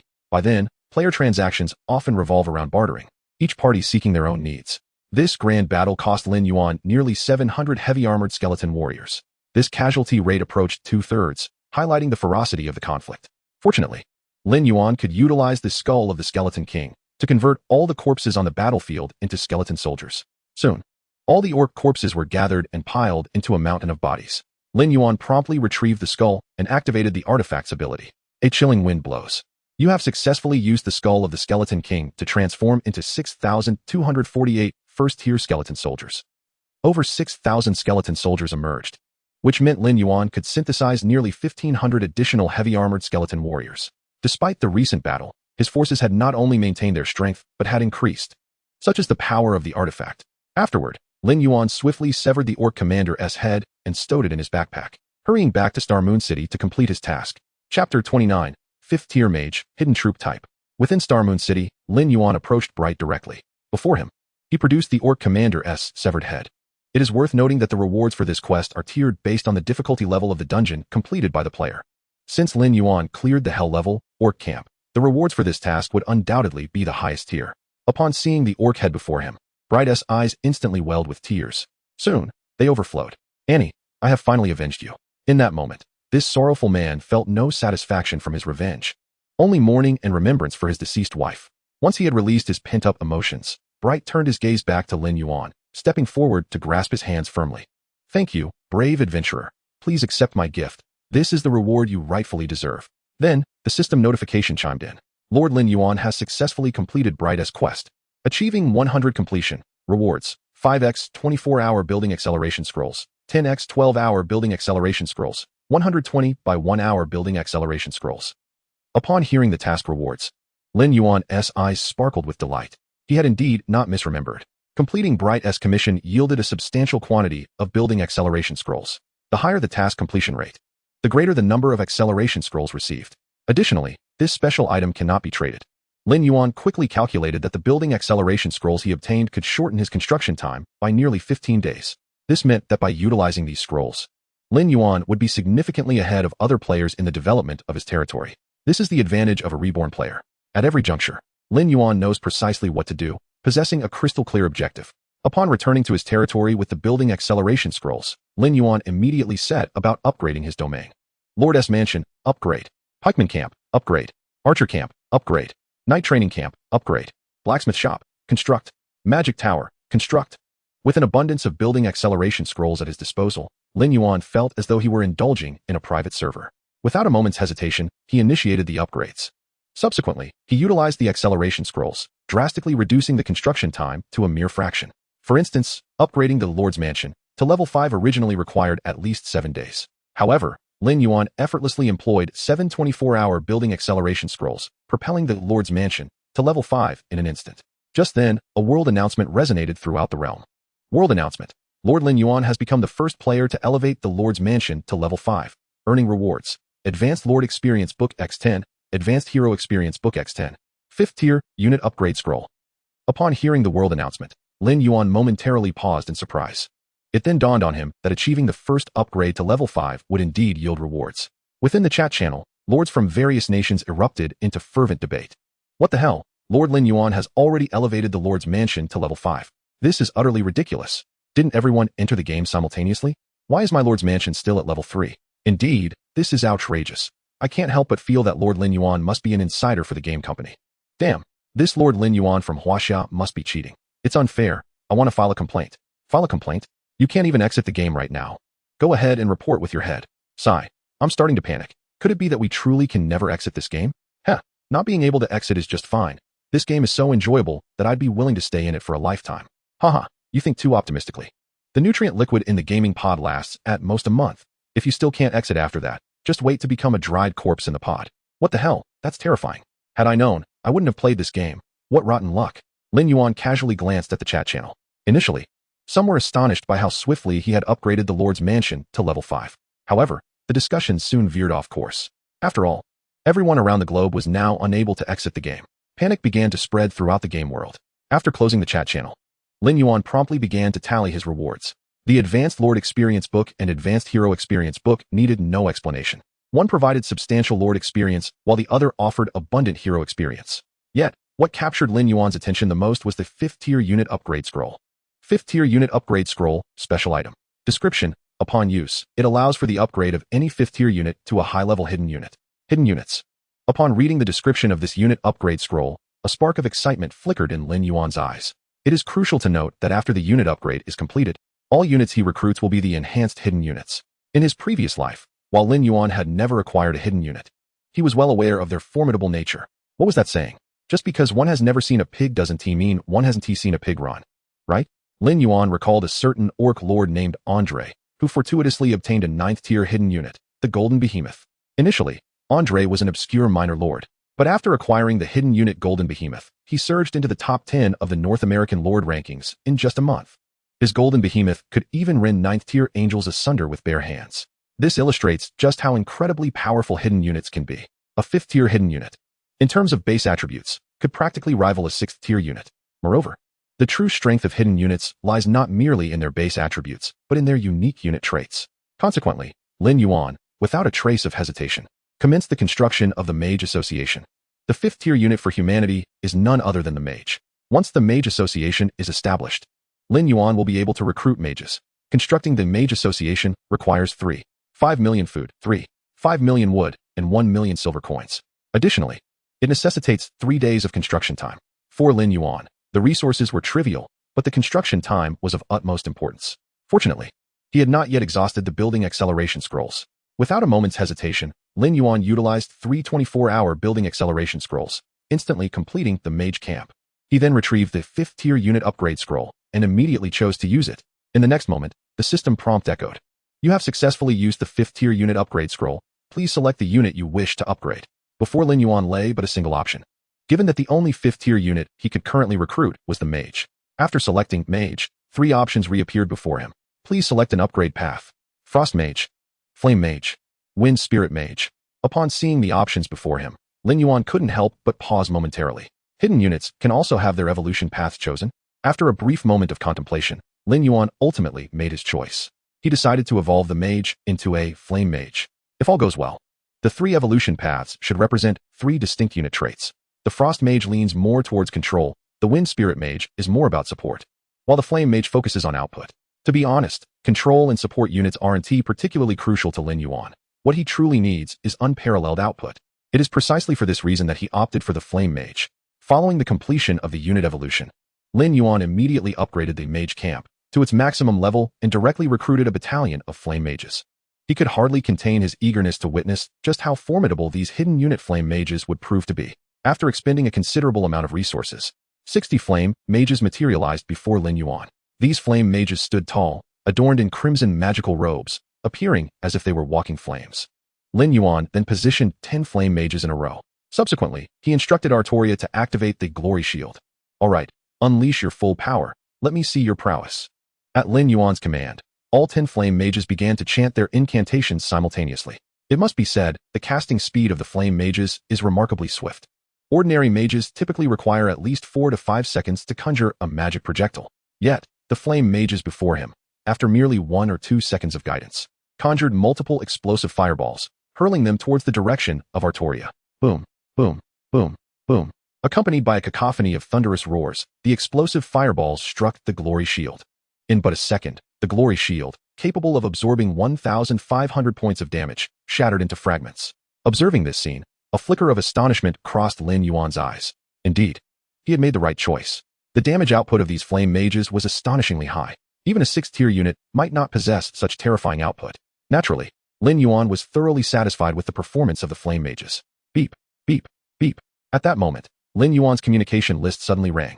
He glanced at it and discovered that it was a message from Li Bingshu, so he promptly answered the call. What is it? Boss. I have already found the person you needed, Li Bingshu responded. Moreover, she has already produced the first batch of dark potions according to the formula. Lin Yuan was momentarily taken aback. Such efficiency? He clearly did not anticipate that Li Bingshu would act with such decisiveness and accomplish the task so swiftly. Then, Li Bingshu inquired again. Boss, how do you intend to handle this first batch of dark potions? Will you sell them or keep them for personal use? How many did she produce? The quantity is limited, only 50. Lin Yuan pondered for a moment before replying. Then please have her send all of them to me for now. There's no rush to sell them externally. Understood, Li Bingshu nodded.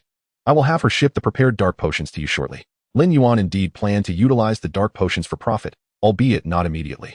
Since the game had only recently launched, most players were still in the initial exploration phase. In such circumstances, only a select few could appreciate the value of the dark potions. Even the most valuable commodities must be sold at the opportune moment to maximize profit. Given this, Lin Yuan saw no necessity to sell the dark potions prematurely. Furthermore, the current efficiency of potion production was too low, and Lin Yuan would not have a substantial stock in the foreseeable future. By the way, there's one more thing I need your help with, Li Bingshu asked. What is it? I would like you to train a batch of dungeon hunters. Dungeon hunters? A hint of confusion flickered in Li Bingshu's eyes. What does that mean? Specifically, a team to explore and locate dungeons for me, Lin Yuan elaborated. You know that completing dungeons for the first time yields significant rewards. Therefore, I need to cultivate such a team to explore maps and find dungeons. I have no other requirements, but they must be sufficiently professional, preferably with a few heroes specialized in exploration. I understand, Li Bingshu nodded, grasping Lin Yuan's intentions. It must be said that Lin Yuan's idea was indeed quite constructive. At the very least, she had never considered such an approach before. Just then, Li Bingshu suddenly recalled something and said, by the way, I recently discovered a dungeon. I fear my strength alone may not suffice. Would you be interested in teaming up with me? What dungeon? The Green Dragon's Lair. Upon hearing those 4 words, Lin Yuan couldn't help but be slightly taken aback. He indeed had some recollection of that dungeon. It is well known that in the era of lords, dragons occupy the pinnacle of the biological hierarchy. Not to mention actual dragons. Even monsters bearing the name dragon are, at least of the 6th tier, if Lin Yuan remembered correctly. This dungeon was a special one, with a unique quality. In other words, once a player completes it, the dungeon will completely vanish. Li Bingshu's luck was quite remarkable to have found the entrance to the Green Dragon's Lair so early. However, the Green Dragon's Lair was not a challenge for ordinary lords. Lin Yuan remembered that upon clearing the Green Dragon's Lair, one could obtain the treasures of the Green Dragon. However, guarding those treasures were 29th tier Green Dragons. In the early stages of the game, 9th tier units could be described as devastatingly powerful. Previously, when Lin Yuan was challenging the hell-level death gold mine, even a single 9th tier bone dragon had deterred him from attempting to complete the dungeon. One can only imagine how formidable 9th tier units truly were. Nonetheless, Lin Yuan had significantly improved since then. Therefore, he did wish to attempt a challenge against the Green Dragon's Lair. With this in mind, Lin Yuan promptly said, sure. When do you plan to challenge the Green Dragon's Lair? The day after tomorrow, Li Bingshu replied. That day marks the beginning of a new week. And we can recruit a new batch of troops, which will increase our odds in the dungeon. Lin Yuan nodded. All right, then it's settled for the day after tomorrow. In his view, Li Bingshu was blissfully ignorant of the dangers ahead. The low-tier units recruited in the early game would scarcely suffice to challenge the few green dragons. However, Lin Yuan refrained from voicing his thoughts. Currently, Li Bingshu was merely an unseasoned fledgling phoenix. gaining experience through trials could be beneficial. Ultimately, to conquer the Green Dragon's lair, one would still have to rely on their own strength. 2 days later, Lin Yuan arrived at the designated coordinates with his troops as agreed. Upon his arrival, he discovered that Li Bingqiu had already been waiting there. "Boss, over here." Upon seeing Lin Yuan, Li Bingqiu waved enthusiastically. Li Bingqiu stood at least 1.7 meters tall, her slender leather armor accentuating her curvaceous figure. Coupled with her long legs and stunning face, she epitomized the archetype of a perfect heroine. Beside Li Bingqiu stood a man and a woman. The man was slender with well-defined features and fair skin, exuding an air of refinement, while the woman was petite, her large, sparkling eyes radiating cuteness. "Apologies for keeping you waiting." Lin Yuan smiled and turned to Li Bingqiu, asking, "Who are these two?" "Chun Bei and Lin Mingming," Li Bingqiu introduced. "They are both my friends, so I brought them along for the dungeon." Clearly, Li Bingqiu's cautious nature was at play here. She seemed concerned that the difficulty of the Green Dragon's lair might be too great, which was why she had sought out 2 additional companions. "All right," Lin Yuan nodded, stating, "However, it's best to clarify a few things beforehand. If possible, I would prefer the rewards from this dungeon to be distributed according to individual contribution." To be frank, Lin Yuan was indifferent to having more people sharing the rewards, but he was determined to claim the Green Dragon's treasure for himself. Upon hearing this, Chunbei immediately responded with a smile. "Of course, that's no problem. Even among close friends, it's wise to keep accounts clear. We'll distribute according to individual contributions. That's only fair." Lin Mingming chimed in. "I have no objections." It seemed that Li Bingqiu's friends were reasonable individuals. However, if they were unable to accept such a simple condition, there would be no need for Lin Yuan to team up with them. After all, he was there for the dungeon, not for charity. Before long, Li Bingqiu sent out team invitations to the 3 of them. Once they entered the party, Lin Yuan immediately heard Chun Bei's exclamation. "Wow, you're the Lin Yuan deity." Chun Bei's eyes widened, filled with astonishment. Lin Yuan glanced at him and replied, "What? Did Li Bingqiu not mention it to you?" "Not at all." Chun Bei scratched his head. "She just told me to team up for the dungeon. I never imagined she could recruit someone as esteemed as you." "Deity, you weren't entranced by her beauty, were you?" "I must tell you, don't be fooled by her looks. Her personality is quite terrible. She's the quintessential femme fatale." Li Bingqiu nearly burst into laughter, swiftly delivering a playful slap to Chun Bei's head. "Chun Bei, behave yourself. Watch your words, or I might just cut out your tongue." Chun Bei yelped, quickly retreating to a corner while clutching the back of his head. "Do you see that, Lin Yuan? This is the true nature of this girl. If you were to marry her, be wary of her daily domestic violence." Lin Yuan chuckled lightly and responded, "Don't overthink it. I've only known Li Bingqiu for a short while. Moreover, strictly speaking, I should be considered her employer." "Employer?" A flicker of confusion crossed Chun Bei's eyes. Li Bingqiu then explained, "In simple terms, Lin Yuan has employed me to work for him, paying me 1 million gold coins each month." Upon hearing this, Chun Bei's eyes widened in disbelief. "How much? 1 million gold coins? And that's every month?" He immediately turned to Lin Yuan, his hands rubbing together with excitement. "Boss, do you need any more assistance? I'm quite capable. I can do everything Li Bingqiu does. Although I may not have her figure, I'm obedient, and I'm much cheaper. Just 50,000 a month." Lin Yuan couldn't help but feel a mix of amusement and exasperation. This guy was really getting competitive. Even Lin Mingming couldn't help but kick Chun Bei lightly, saying, "Enough, don't embarrass yourself. Let's hurry and dive into the dungeon." Chun Bei shot her a sideways glance. "What do you know? I'm just trying to bond with the boss." "All right, if everyone is prepared, I'll initiate the dungeon now." Li Bingqiu stepped forward and selected to lead the entire team into the Green Dragon's lair dungeon. In the next moment, the scene before them transformed dramatically. Before they could fully comprehend what was happening, they found themselves amidst a lush forest. Notably, the trees here were not only verdant and leafy but also towered over 10 meters in height, many of them ancient giants that had grown for over 100 years. After entering the dungeon, everyone summoned their respective heroes and troops. Even Chun Bei, who had been jovial moments ago, took on a serious demeanor. As Artoria and Kirin appeared beside Lin Yuan, everyone present momentarily froze. Even Chun Bei couldn't help but swallow hard. The aura emanating from these 2 heroes was overwhelmingly powerful. Furthermore, these 2 female heroes were stunningly beautiful. One was valiant and elegant, while the other was voluptuous and exuded a haughty coldness. The allure they projected was likely irresistible to most men. Li Bingqiu quietly inquired, "Your 2 heroes must be of high rank, right?" Lin Yuan nodded, unreservedly admitting, "Both are S-class heroes."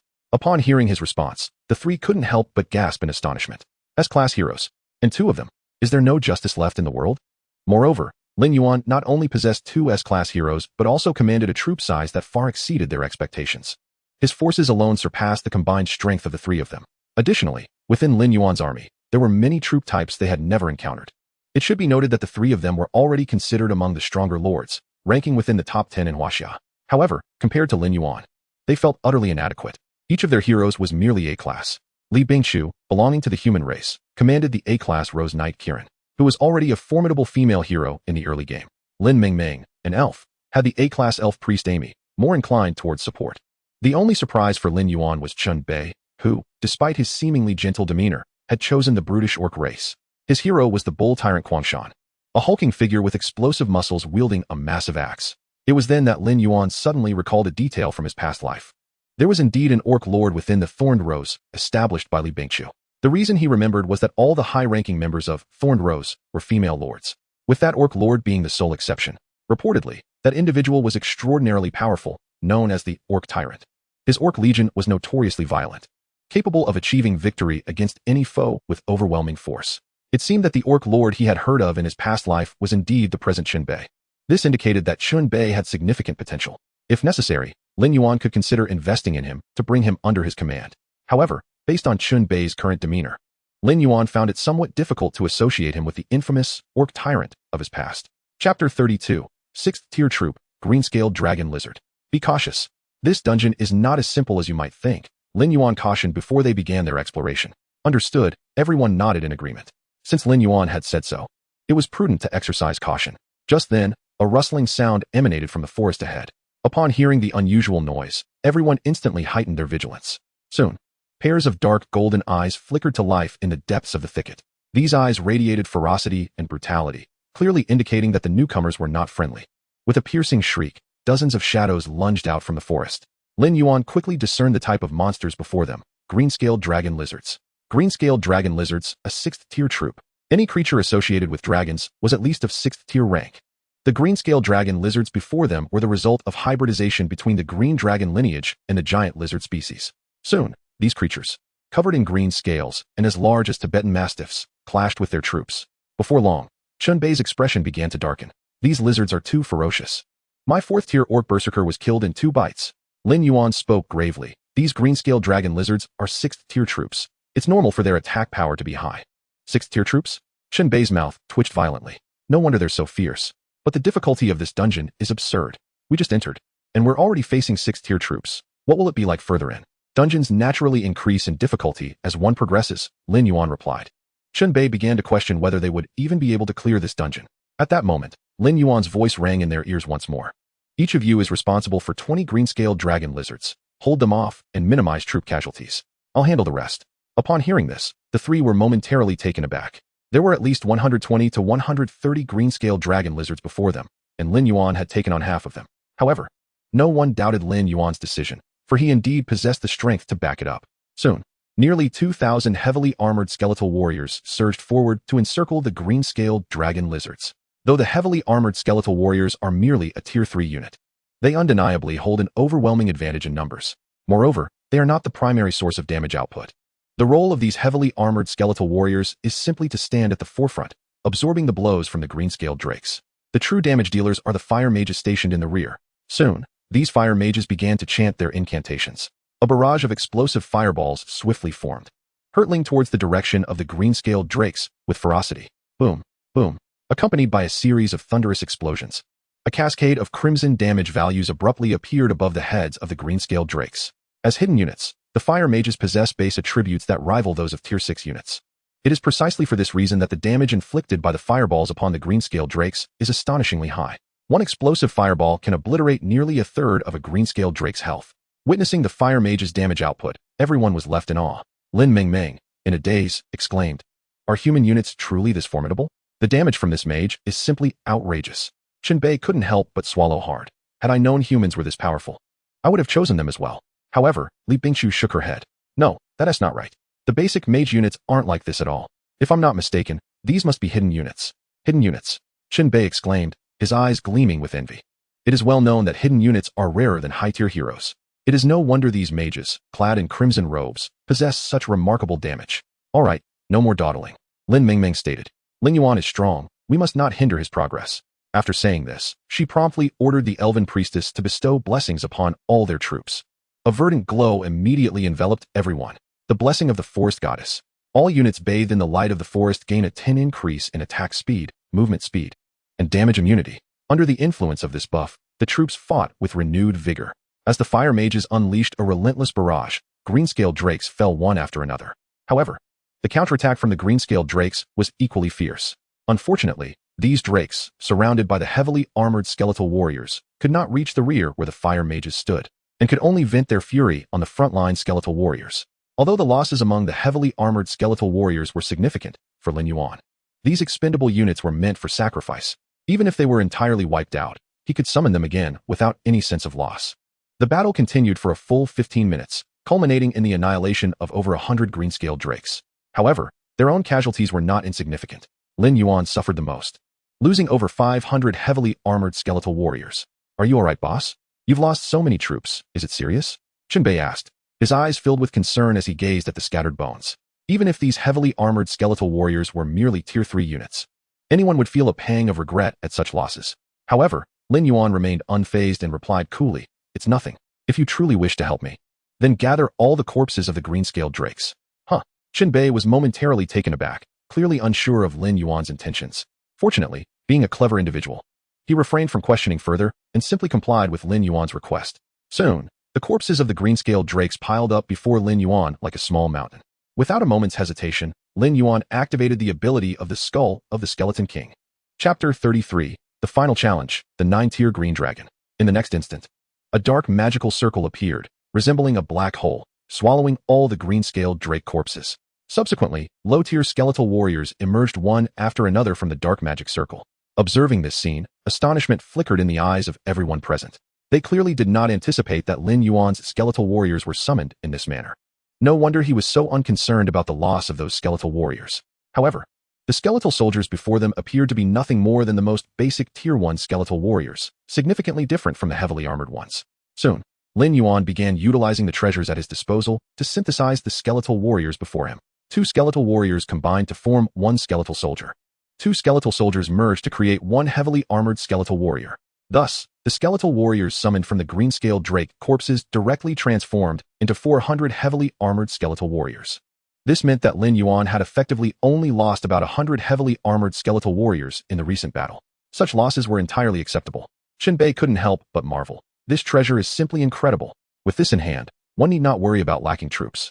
Lin Mingming replied with a smile. No matter how powerful the treasure, it ultimately depends on the user. If it were in your hands, it would likely gather dust. Producing even a few limping skeletons would be a notable achievement. "Oh please, don't underestimate me," Chunbei retorted without reservation. "Once my orc army develops, they'll be unstoppable, slaying gods and Buddhas alike. As for your elves, they can merely heal me." "Uft, who would heal you?" Lin Mingming made a face, mocking. "Orcs are so ugly that even dogs wouldn't play with them. And as for your orc army, be careful or you might end up without a girlfriend, you straight male." It must be said that these two truly were a pair of rivals, playfully bickering with one another. However, Lin Yuan could see that their relationship seemed quite amicable, otherwise they wouldn't joke like this. After incorporating the newly transformed heavily armored skeletal warriors into their ranks, Lin Yuan led the group onward. They soon encountered 3 more waves of green-scaled drakes, each consisting of over 100 individuals. Clearly, this dungeon, known as the Green Dragon's Lair, was far beyond the reach of the current level of their lord. The only reason they had made it this far was entirely due to Lin Yuan's personal prowess. Without him, even if their troops had been wiped out, they could never have reached this point. However, in the subsequent rounds of battle, Lin Yuan took casualties into account and decided to allow Artoria and Kairan to join the fray. With the strength of these 2 S-tier heroes, facing mere Tier 6 units, they could easily handle 10 foes each. Thus, with their participation, Lin Yuan's losses quickly turned from negative to positive. The number of heavily armored skeletal warriors transformed from the green-scaled drake corpses even surpassed the number lost for Li Bingqiu, Chunbei, and the others. They also reaped their rewards. From the corpses of the green-scaled drakes, they were able to extract a wealth of materials such as drake eyes, drake blood, and drake fangs. All these were exceedingly valuable alchemical materials. If placed on the auction block, they would undoubtedly fetch a handsome price. Moreover, the most precious of all were the drake scales. If Lin Yuan recalled correctly, accumulating a sufficient quantity of drake scales could even allow them to commission a blacksmith to forge a set of platinum-grade strategic treasure. The drake armor. Although the platinum-tier strategic treasures had lost their allure for Lin Yuan, they were undeniably coveted by Li Bingqiu and her companions. After all, they had yet to assemble a complete set of gold-tier strategic treasures. If all went according to plan, they were on the brink of the final showdown. Lin Yuan surveyed his surroundings and calmly remarked, "Everyone, prepare yourselves, for this decisive battle may prove to be more arduous than you anticipate." The final line of defense is guarded by 29th-tier green dragons. Upon hearing this, a flicker of dread swept across the faces of the group. 29th-tier green dragons? What a jest! Chen Bei exclaimed incredulously. This dungeon is utterly absurd. It seems designed to thwart our progress. However, Lin Mingming, intrigued, inquired, how do you know this? If memory serves, this is your first time in this dungeon as well, isn't it? Lin Yuan smiled gently and replied, indeed, it is my first foray into this dungeon. Yet, prior to entering the game, I procured a wealth of internal game information through certain special channels. Otherwise, how could I possibly gain such a significant lead over you from the outset? Lin Yuan's explanation was, at the very least, quite reasonable. Lin Mingming chose to believe him. Chen Bei, on the other hand, clung to Lin Yuan's leg, exclaiming, truly, you are a master, Lin Yuan. To have access to internal game data is simply astounding. From now on, if you command me to head east, I shall never venture west. If you instruct me to attack a dog, I shall not scold a chicken. Should you demand I consume excrement, I would only inquire whether it is solid or liquid. Chen Bei's zealous devotion was evident, and it was clear he intended to fully embrace his role as a sycophant. Lin Yuan felt a twitch at the corner of his mouth. It was difficult for him to fathom that this individual would one day become the second-in-command of the Beastmen Tyrant and Thorned Rose guilds. Nonetheless, despite his peculiar demeanor, this character was undeniably worth cultivating. Although Lin Yuan had little interest in establishing a faction, the future landscape would inevitably require more than his solitary strength to effect change. Among the trio, only Li Bingshu remained silent. She gazed intently at Lin Yuan, her beautiful eyes shimmering slightly. Earlier, when Lin Yuan claimed to be a reborn individual, she had dismissed the notion. Now, however, her conviction wavered. Although the explanation regarding the advanced acquisition of game data seemed plausible, Li Bingshu could not shake the feeling that Lin Yuan had fabricated this rationale. Could it be that he truly was a reborn being? Just as she pondered this, they reached the final checkpoint of the Green Dragon Lair. Before them stood towering ancient trees, their crowns lush and interwoven, forming a veritable sea of foliage above the heavens. Among the treetops, the silhouettes of green dragons could be discerned. Clearly, Lin Yuan had spoken the truth. This realm was indeed inhabited by 20 legendary dragon creatures. Chapter 34. Lin Yuan's Tactics, Divided Assault. Soon, a colossal emerald dragon head emerged from the canopy above. Its dark golden eyes swiftly locked onto them. The dragon then raised its head high and unleashed a thunderous roar. It was evident that the dragon regarded them as intruders. Upon hearing the roar, Chen Bei stumbled backward in shock, excited by the sight of such a high-tier monster. Regaining his composure, he awkwardly chuckled and attempted to explain himself. While Lin Mingming unceremoniously called him out, just admit you were scared, no one will mock you. At that moment, Lin Yuan interjected, there are 29th-tier green dragons. Each of you will need to hold off 3. Can you manage that? It should be doable, Li Bingshu nodded. And what will you do? Lin Yuan replied solemnly. I will handle the remaining ones. To defeat this horde of green dragons, we must take them down one by one. Keep in mind, neither Li Bingshu nor Chen Bei nor Lin Mingming commands troops beyond the 4th tier, with a 5-tier disparity. Lower-tier units will struggle to inflict significant damage on the green dragons, who could effortlessly decimate their ranks. Their only means of diversion will be to draw the dragon's attention, even at the cost of their lives. Be careful, Li Bingshu cautioned softly. If it comes to it, we should retreat from the dungeon. Even if it means incurring some penalties or losing resources, it's better than total annihilation. Lin Yuan nodded, assuring her, rest easy, I have a plan. Lin Mingming. Have your heroes cast buffs for everyone. Understood, Lin Mingming replied, immediately commanding her elven priestess to unleash the skill. Blessing of the Forest was once again bestowed upon all. Subsequently, her elven archers unleashed a volley of arrows toward the green dragons above the treetops. 156, 78, 121. Due to the tier suppression, the 3rd-tier elven archers could not inflict substantial damage on the green dragons. After one round of arrows, the dragons lost but a sliver of health. However, Lin Mingming's objective was not to slay the dragons, but merely to divert their attention. Once agitated, the green dragon swooped down toward Lin Mingming. It opened its massive maw, conjuring a wind projectile that hurtled toward the elven archer's position. Boom. The dragon's attack power exceeded all expectations. That single wind projectile obliterated 4 elven archers into mere fragments. Witnessing this scene, Lin Mingming's expression shifted dramatically. If this continued, her forces might not withstand the onslaught for long. Time was of the essence. Lin Yuan inhaled deeply and commanded the fire mages behind him to engage another green dragon. Upon receiving the order, a barrage of explosive fireballs rained down upon the dragon's form. 345, 296, 256. Yet, the damage inflicted by the fire mages prompted Lin Yuan to frown. Even the 3rd-tier elven archers could deal over 100 points of damage. As a hidden unit, the fire mages should have dealt significantly more. However, Lin Yuan quickly deduced that the green dragon likely possessed the trait of magic immunity. Under such circumstances, all magical attacks against it would be reduced by 70 in effectiveness. Damn it, I forgot to account for that. Lin Yuan cursed inwardly but did not relent in his assault. Soon, the green dragons nesting in the treetops were drawn out one by one. Li Bingshu, Chen Bei, and Lin Mingming each successfully diverted 3 green dragons as per Lin Yuan's instructions. Nevertheless, even with this division, the pressure on Lin Yuan remained immense. After all, he was to confront 11 9th-tier green dragons alone. Each dragon's attributes were comparable to a level 30 gold-tier boss. In essence, Lin Yuan was simultaneously battling 11 gold-tier bosses. Fortunately, he soon discerned the attack patterns of these green dragons. Their methods of assault fell into 2 categories: claw rending, a single target attack; roaring wind bombs, a form of collective assault. Each wind bomb unleashed from the maw of the green dragon can instantaneously obliterate a battalion of heavily armored skeletal warriors. Under such dire circumstances, the forces under Lin Yuan's command are rapidly dwindling. Were it anyone else, they would have undoubtedly succumbed to impatience. However, Lin Yuan remains composed. Should he fail to devise a strategy to break the deadlock, it is likely that his troops would suffer catastrophic losses before he could eliminate all the green dragons. After a brief moment of contemplation, Lin Yuan swiftly concocts a solution. He promptly retrieves the skull of the Skeleton King and fuses it directly with the heavy-armored skeletal warriors on the battlefield. Within mere seconds, all the heavily armored skeletal warriors are forcibly transformed into 4th-tier skeletal knights. Over 2,000 heavy-armored skeletal warriors are transmuted into more than 1,000 skeletal knights. Although their numbers have been halved, the skeletal knights now possess enhanced mobility. Furthermore, the density of Lin Yuan's forces has significantly decreased as well. This is precisely Lin Yuan's intent. He aims to render the green dragon's collective assault ineffective, while leveraging the high maneuverability of the skeletal knights to engage in skirmishes with these green dragons. Soon, Li Bingshu, who had been observing the situation, quickly discerns Lin Yuan's strategy. She promptly advises, disperse your troops to minimize the wind bomb's area damage. This will allow you to endure longer. Following Li Bingshu's counsel, Chen Bei and Lin Mingming opt to follow suit.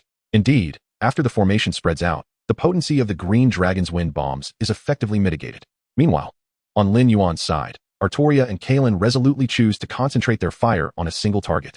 Artoria raises her longsword and decisively unleashes Holy Light Slash. 3 brilliant arcs of sword light inflict substantial damage upon the green dragon. Kalin, not to be outdone, chants a spell and effortlessly conjures several dark magic projectiles, which are swiftly hurled at the green dragon's position. Chapter 35, Dungeon Completion, Green Dragon Treasure. Although the green dragon's base attributes are equivalent to that of a level 30 gold tier boss, Artoria faces the challenge with relative ease. Conversely, Kalin struggles to inflict significant damage due to magical immunity constraints. Nonetheless, even under these circumstances, the combined output of the 2 S-rank heroes and a multitude of ranged units results in the green dragon's health plummeting at an alarming rate. 2 minutes later, accompanied by a piercing wail, the massive green dragon plummets from the sky. Simultaneously, a system notification echoes in Lin Yuan's ears. Kill the 9th-tier green dragon. Earn green dragon scales X10, 19, 500 Lord Experience, 19, 500 Hero Experience. Gazing at the fallen green dragon, a flicker of exhilaration flashes in Lin Yuan's eyes. Success. Though this is merely the first green dragon he has slain, it marks a promising beginning. Next, he intends to systematically eliminate the remaining green dragons one by one. In truth, it is not only Lin Yuan who feels exhilarated. The other 3 members of the team share in the excitement. They finally glimpse the hope of victory. Knightly Spirit. Dawn of Battle. Just then, Artoria raises her longsword high, executing 2 consecutive skills. In an instant, Lin Yuan's forces receive a significant boost. As a result, the green dragon's health diminishes at an even faster pace. As time progresses, one after another, green dragons descend from the heavens. Although the casualties among their forces are severe, in the face of impending victory, such losses pale in comparison. However, once the number of green dragons dwindles below 10, a horde of green-scaled dragon lizards suddenly surges forth to assail them. Faced with this unforeseen development, Lin Yuan furrows his brow and swiftly makes a decision. Ignore those dragon lizards and continue the assault. These green-scaled dragon lizards are clearly intended to disrupt their attack rhythm. Shifting their focus to deal with the dragon lizards first would only lead them into a trap. Such folly, Lin Yuan would not entertain. Another green dragon's health is depleted, and it crashes down from the sky. Lin Yuan bellows, "Push harder, we're almost there." A resounding chorus of agreement follows. Everyone understands that they are but a step away from completing the dungeon. Lin Yuan surveys the battlefield. Of the slightly over 1,000 skeletal knights, only around 400 remain. Despite their high mobility, they too struggle to withstand the green dragon's onslaught. However, this level of loss is wholly acceptable to Lin Yuan. As long as he can clear the green dragon's lair and claim the green dragon's treasure, he would willingly sacrifice all the skeletal knights. Yet, given the current circumstances, it seems unlikely to reach that point. At last, the final green dragon succumbs to the concentrated fire of Lin Yuan's troops, depleting its health entirely. Upon the demise of all the green dragons, the green-scaled dragon lizards scatter in panic like frightened rodents. They have finally cleared the dungeon. Lin Yuan takes a deep breath, and the tension he has been holding on to dissipates completely. Soon, the system notification chimes. Your squad has successfully cleared the green dragon's lair and received rewards. High-level Lord Experience Books X20, High-level Hero Experience Books X20, High-level Resource Chests X500, Random Platinum Tier Strategic Treasure Chests X2. World Announcement. The squad led by Huaxiao Lord Bingchu has successfully cleared the green dragon's lair, receiving the reward, Forbidden Spell Magic Scroll, Wrath of the Green Dragon. The bountiful rewards invigorate everyone. Each member receives 2 Platinum Tier Strategic Treasures. This dungeon's completion rewards are astonishingly generous. Chen Bei exclaims excitedly, and so many high-level hero experience books. This should be enough for my hero to level up 2 or 3 times. Look at you, so naive, Lin Mingming scoffs, casting a disdainful glance his way. Isn't it only natural for the rewards to be plentiful in such a challenging dungeon? Yet, despite her words, her excitement matches Chen Bei's. After all, 2 Platinum Tier Strategic Treasures are sure to elevate their power significantly. Let's open them quickly. If we get something unsuitable, we can always trade, Chen Bei urges. Yes, that's the best approach, Li Bingchu chuckles lightly. But we should let Lin Yuan choose first. Of course, Chen Bei grins. We owe our successful dungeon clear to Lin Yuan's prowess. Being with such a big shot feels exhilarating. Hearing this, Lin Yuan shakes his head with a mix of amusement and exasperation. All right, there's no need to be so courteous. You all can choose for yourselves. The Platinum Tier treasures are of little significance to me. I only desire that Forbidden Spell Scroll and the subsequent Green Dragon treasure. That is certainly no problem. Chen Bei replies curiously. But what exactly is the Green Dragon treasure? Lin Yuan smiles softly, responding nonchalantly, you'll find out shortly. Although Chen Bei is intrigued by the so-called Green Dragon treasure, his primary focus remains on the strategic treasure chests in his possession. Unfortunately, luck does not seem to be on his side. 2 platinum-level strategic treasures were unveiled. One was the mage's Twilight Robe, and the other was the archer's Crimson Longbow. After much anticipation, Chen Bei found himself disheartened, as both treasures were of no use to him. How hilarious, you are such a non-lucky player, Lin Mingming quipped, tossing a black axe to Chen Bei. Here, take this, it's perfect for you. Upon receiving the axe and examining its attributes, Chen Bei's eyes sparkled with excitement. A platinum-level giant axe, the Dark Reaver. Not only did it boast an exceptionally high attack bonus, but it also came with a group attack skill, Dark Harvest. This treasure was undeniably suited for his orc hero, Lin Mingming. From this day forth, you shall be my dearest mother. Upon hearing this, Lin Mingming rolled her eyes in disbelief. Don't get ahead of yourself. This axe isn't free. Trade it for that Twilight Robe. I believe that piece of equipment would suit my hero quite well. No problem. Chen Bei generously handed over the Twilight Robe. After all, that treasure was of no use to him, and acquiring something fitting was indeed a boon. Soon, everyone had obtained treasures that satisfied them. Although Lin Yuan's 2 platinum-level treasures were not particularly suitable for his hero, he managed to trade for a pair of flowing cloud boots from Li Bingchu, which he promptly equipped on Artoria. All right, since we've accounted for our loot, it's time to seek the Green Dragon's treasure, Lin Yuan declared. Where's the Green Dragon's treasure? Chen Bei inquired, glancing around with a puzzled expression. At that moment, Lin Yuan pointed towards the canopy above and calmly replied. It's right up there. Chapter 36. The big shot handles the slaughter, while I handle the caw-caw. To reach the Green Dragon's treasure, Lin Yuan unhesitatingly chose to ascend the ancient tree. The others, including Li Bingchu, had no choice but to follow suit. This is absurdly high. Halfway up, Chen Bei couldn't help but glance down, feeling his legs weaken. After all, they were currently hovering dozens of meters above the ground.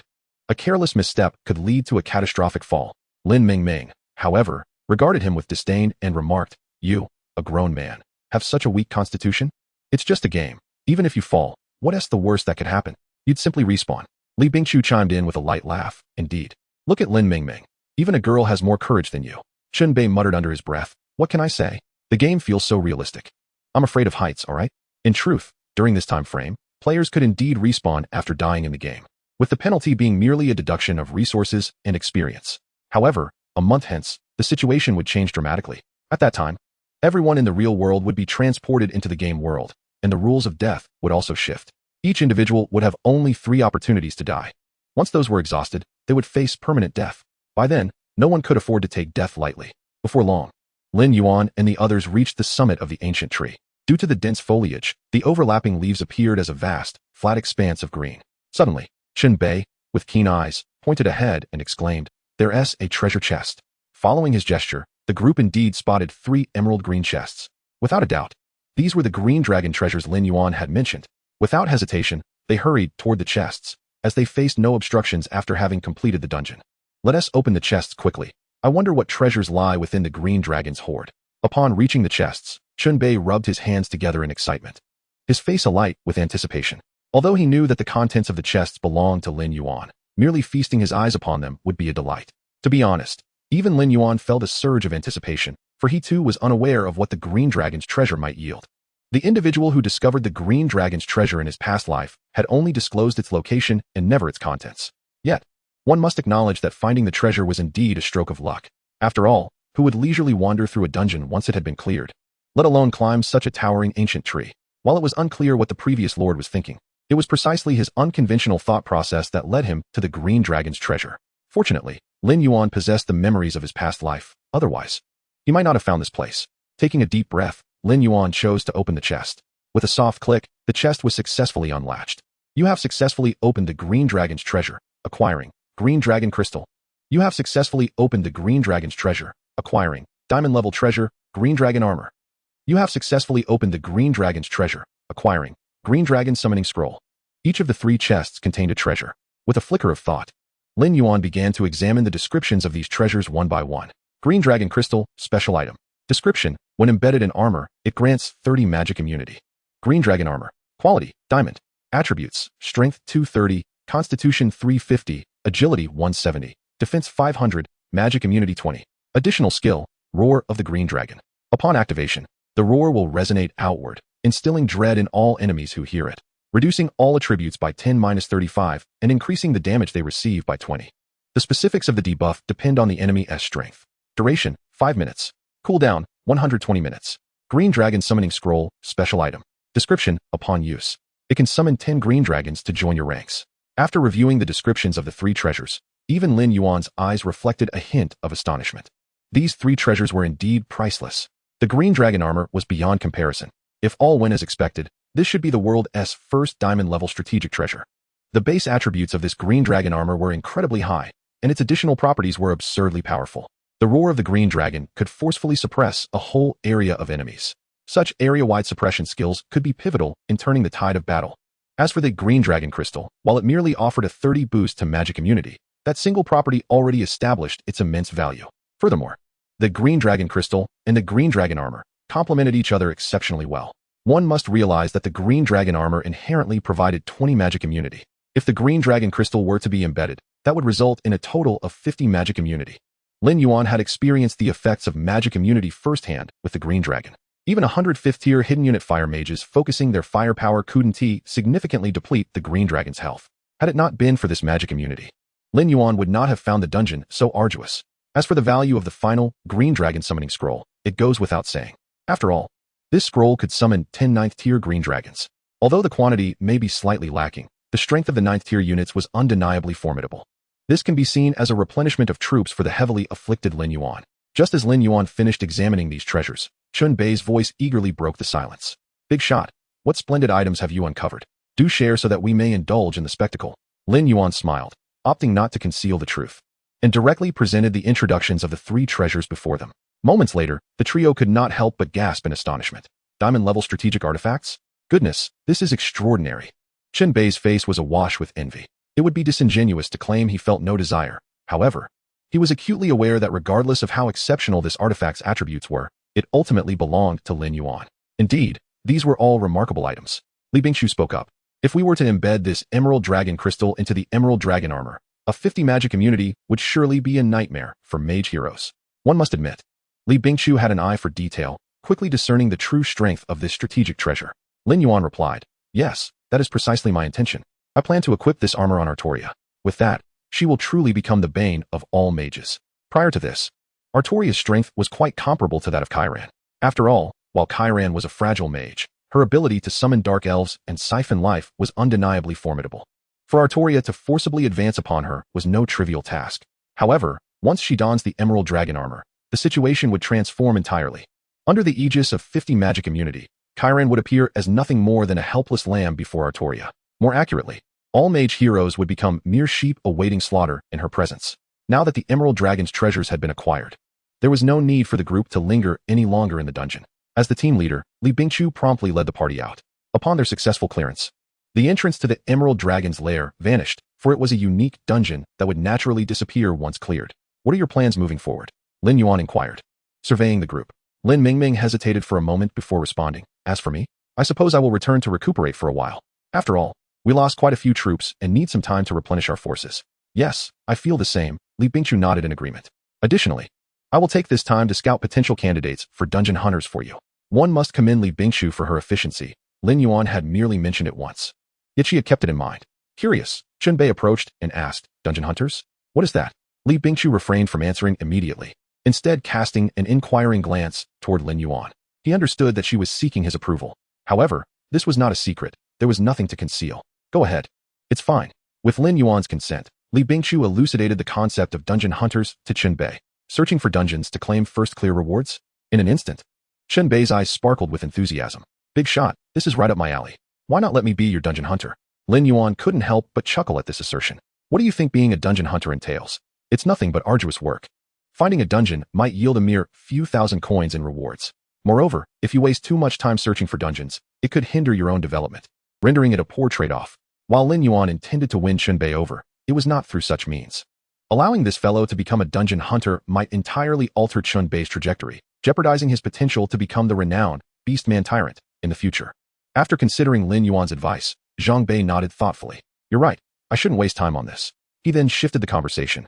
But can you take me along when you clear a dungeon next time? Just the two of us, wreaking havoc. You handle the chaos, and I'll provide the support. Lin Yuan. This fellow was indeed a character. Chapter 37, The Goblin Merchant and the Mysterious Parchment Map. However, since Chunbei had taken the initiative, Lin Yuan felt it would be remiss not to offer some form of response. After all, he intended to recruit him eventually. Why not seize this opportunity to extend an olive branch and invite Chunbei into his team? Having made his decision, Lin Yuan spoke up. Chunbei, Lin Mingming. If you both intend to continue following Li Bingqiu, I can consider granting you an opportunity to join my team. Upon hearing this, both Chunbei and Lin Mingming were momentarily taken aback, as they had not anticipated such a sudden invitation from Lin Yuan. After all, this was merely their first time teaming up for a dungeon.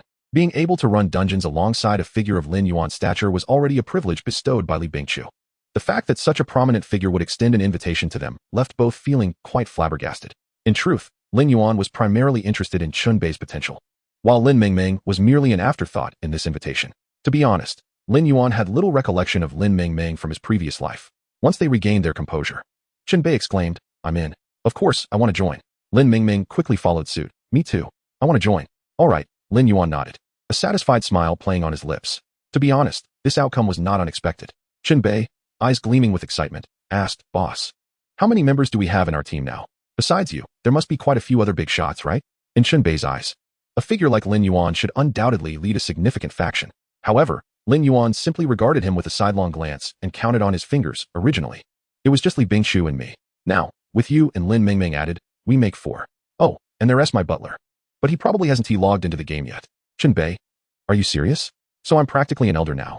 Nevertheless, despite this revelation, Chunbei felt no regret. After all, he had witnessed Lin Yuan's prowess firsthand. Following such a figure could only lead to great fortune.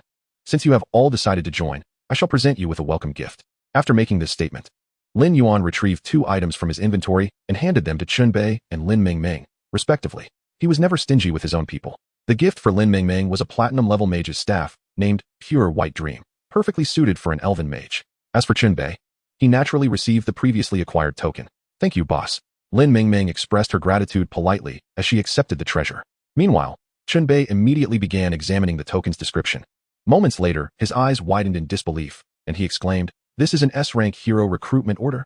His exclamation drew the attention of both Lin Mingming and Li Bingqiu, who were equally astonished by Lin Yuan's generosity in casually bestowing an S-rank hero recruitment order.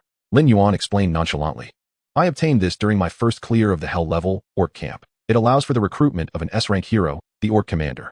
To speak candidly, the potential of this hero among the S-rank heroes can only be deemed mediocre, and he is not particularly suited for me. However, he would indeed be a splendid fit for you, so consider this a token of our first meeting. In an instant, boundless joy surged through Chunbei, nearly overwhelming his senses. After all, he was acutely aware of the value of an S-rank hero. If sold externally, it could fetch a staggering price in the tens of millions. Yet, despite its worth, it remains elusive in the market. Not to mention, Lin Yuan had bestowed upon him an S-rank hero that perfectly aligned with his chosen race. At this moment, a singular thought echoed within him. He had indeed followed the right leader in Lin Yuan. From this day forth, Even if Lin Yuan were to demand that he leap into the flames, he would unquestionably oblige. "Boss, I shan't indulge in pleasantries," Chunbei solemnly declared. "From now on, whatever you ask of me, I shall comply without hesitation." Lin Yuan had no doubts regarding Chunbei's character, although an S-rank hero was invaluable. If he could exchange the orc leader's recruitment order for Chunbei's unwavering loyalty, it would be an exceedingly advantageous deal for Lin Yuan. After all, he was never in want of riches. At that moment, as if struck by a sudden recollection, Chunbei hastily retrieved a scroll of parchment from his backpack and presented it to Lin Yuan. "What is this?" Lin Yuan inquired as he accepted the parchment, discovering it was adorned with what appeared to be a map. "I'm not entirely certain. It seems like a treasure map," Chunbei explained. "I acquired this parchment from a goblin merchant during my adventures with the hero while hunting monsters. I happened to encounter that goblin merchant and, intrigued by this wilderness NPC, I approached it, hoping to engage in a hidden quest or the like. However, the goblin merchant was rather greedy, insisting on a trade. And after several transactions that drained my silver coins, it only offered me worthless trinkets. In a fit of anger, I had my orcs give it a beating. To my surprise, the goblin merchant was quite a soft target. After being half beaten, it immediately began to plead for mercy and offered this parchment in exchange for its life. Yet, even now, I remain unaware of the parchment's true worth. It merely resembles a treasure map." At this juncture, Chunbei sheepishly scratched his head and added, "Since you've been so generous, I cannot be stingy, can I? I don't have much of value on me, but perhaps this parchment holds some worth. Consider it a gift for our first meeting." It must be said that Chunbei was quite loyal, even without anything of significant value. He was willing to part with this serendipitously obtained parchment. After hearing Chunbei's explanation, Lin Yuan couldn't help but be momentarily taken aback. For in his previous life, he had indeed heard whispers of a hidden storyline involving this goblin merchant. If memory served him correctly, the lord from his former existence had a similar encounter in a forest, where he was swindled out of considerable silver coins, and in a fit of rage, sought to eliminate the merchant. However, the key difference was that the lord had received not a parchment, but rather a magnificent platinum-tier treasure from the goblin merchant. Chapter 38, Wild Boss, Bone Mage. Lin Yuan endeavored to recall the details of the incident and soon pieced together the narrative. If he was not mistaken, the lord who encountered the goblin merchant had, after being duped out of a significant amount of silver, nearly beaten the merchant to death. Subsequently, the goblin merchant presented a parchment to plead for mercy, but the lord, still skeptical, refused to relent. In a bid for survival, the goblin merchant ultimately revealed a platinum-tier treasure, which compelled the lord to spare its life. In the early stages of the game, platinum-tier treasures were exceptionally rare. This was undoubtedly a stroke of luck for that lord.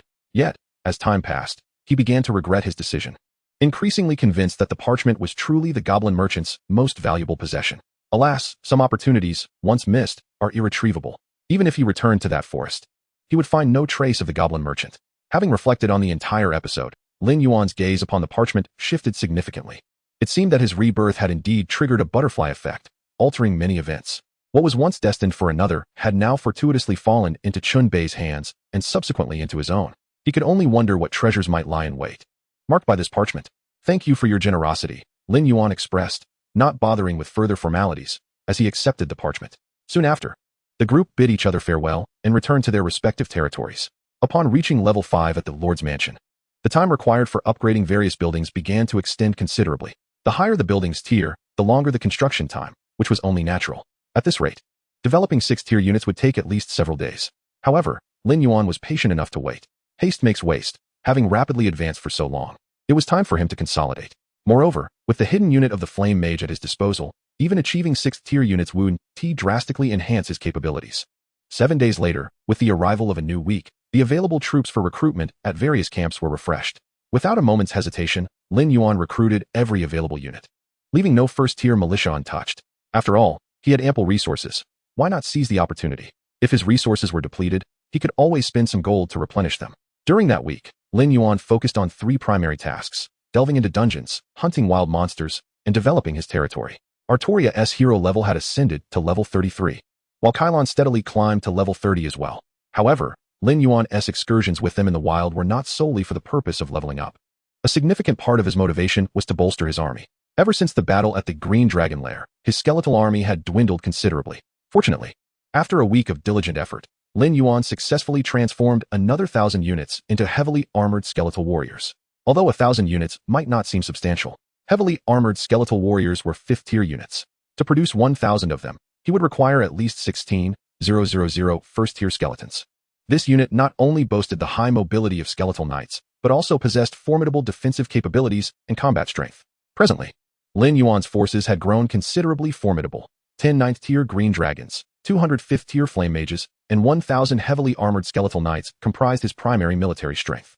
In addition to these core units, Lin Yuan's army also included numerous pikemen, archers, knights, dark elf swordsmen, dark elf archers, and dark elf assassins.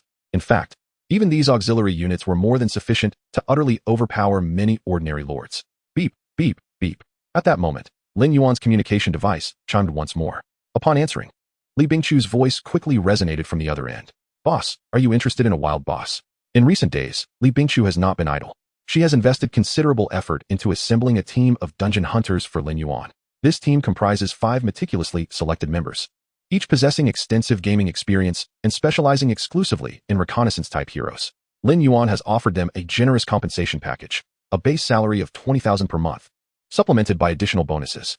For every uncharted dungeon they uncover, a reward of 50,000 awaits. Such remuneration is undeniably lucrative. Lin Yuan initially presumed that Li Bingchu sought him out due to the discovery of a new, unexplored dungeon. To his surprise, she had instead uncovered a wild boss. It is well known that in the Age of Lords, wild bosses are exceedingly rare. The rewards for vanquishing a wild boss are on par with those for clearing a dungeon for the first time. Pondering this, Lin Yuan promptly inquired, "What level is the wild boss? If it is too low, I am not interested.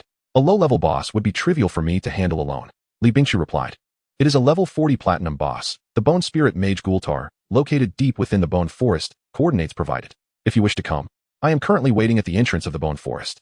Upon hearing the coordinates, Lin Yuan glanced at the map and realized that the Bone Forest was not far from him. He could reach it in approximately an hour and a half.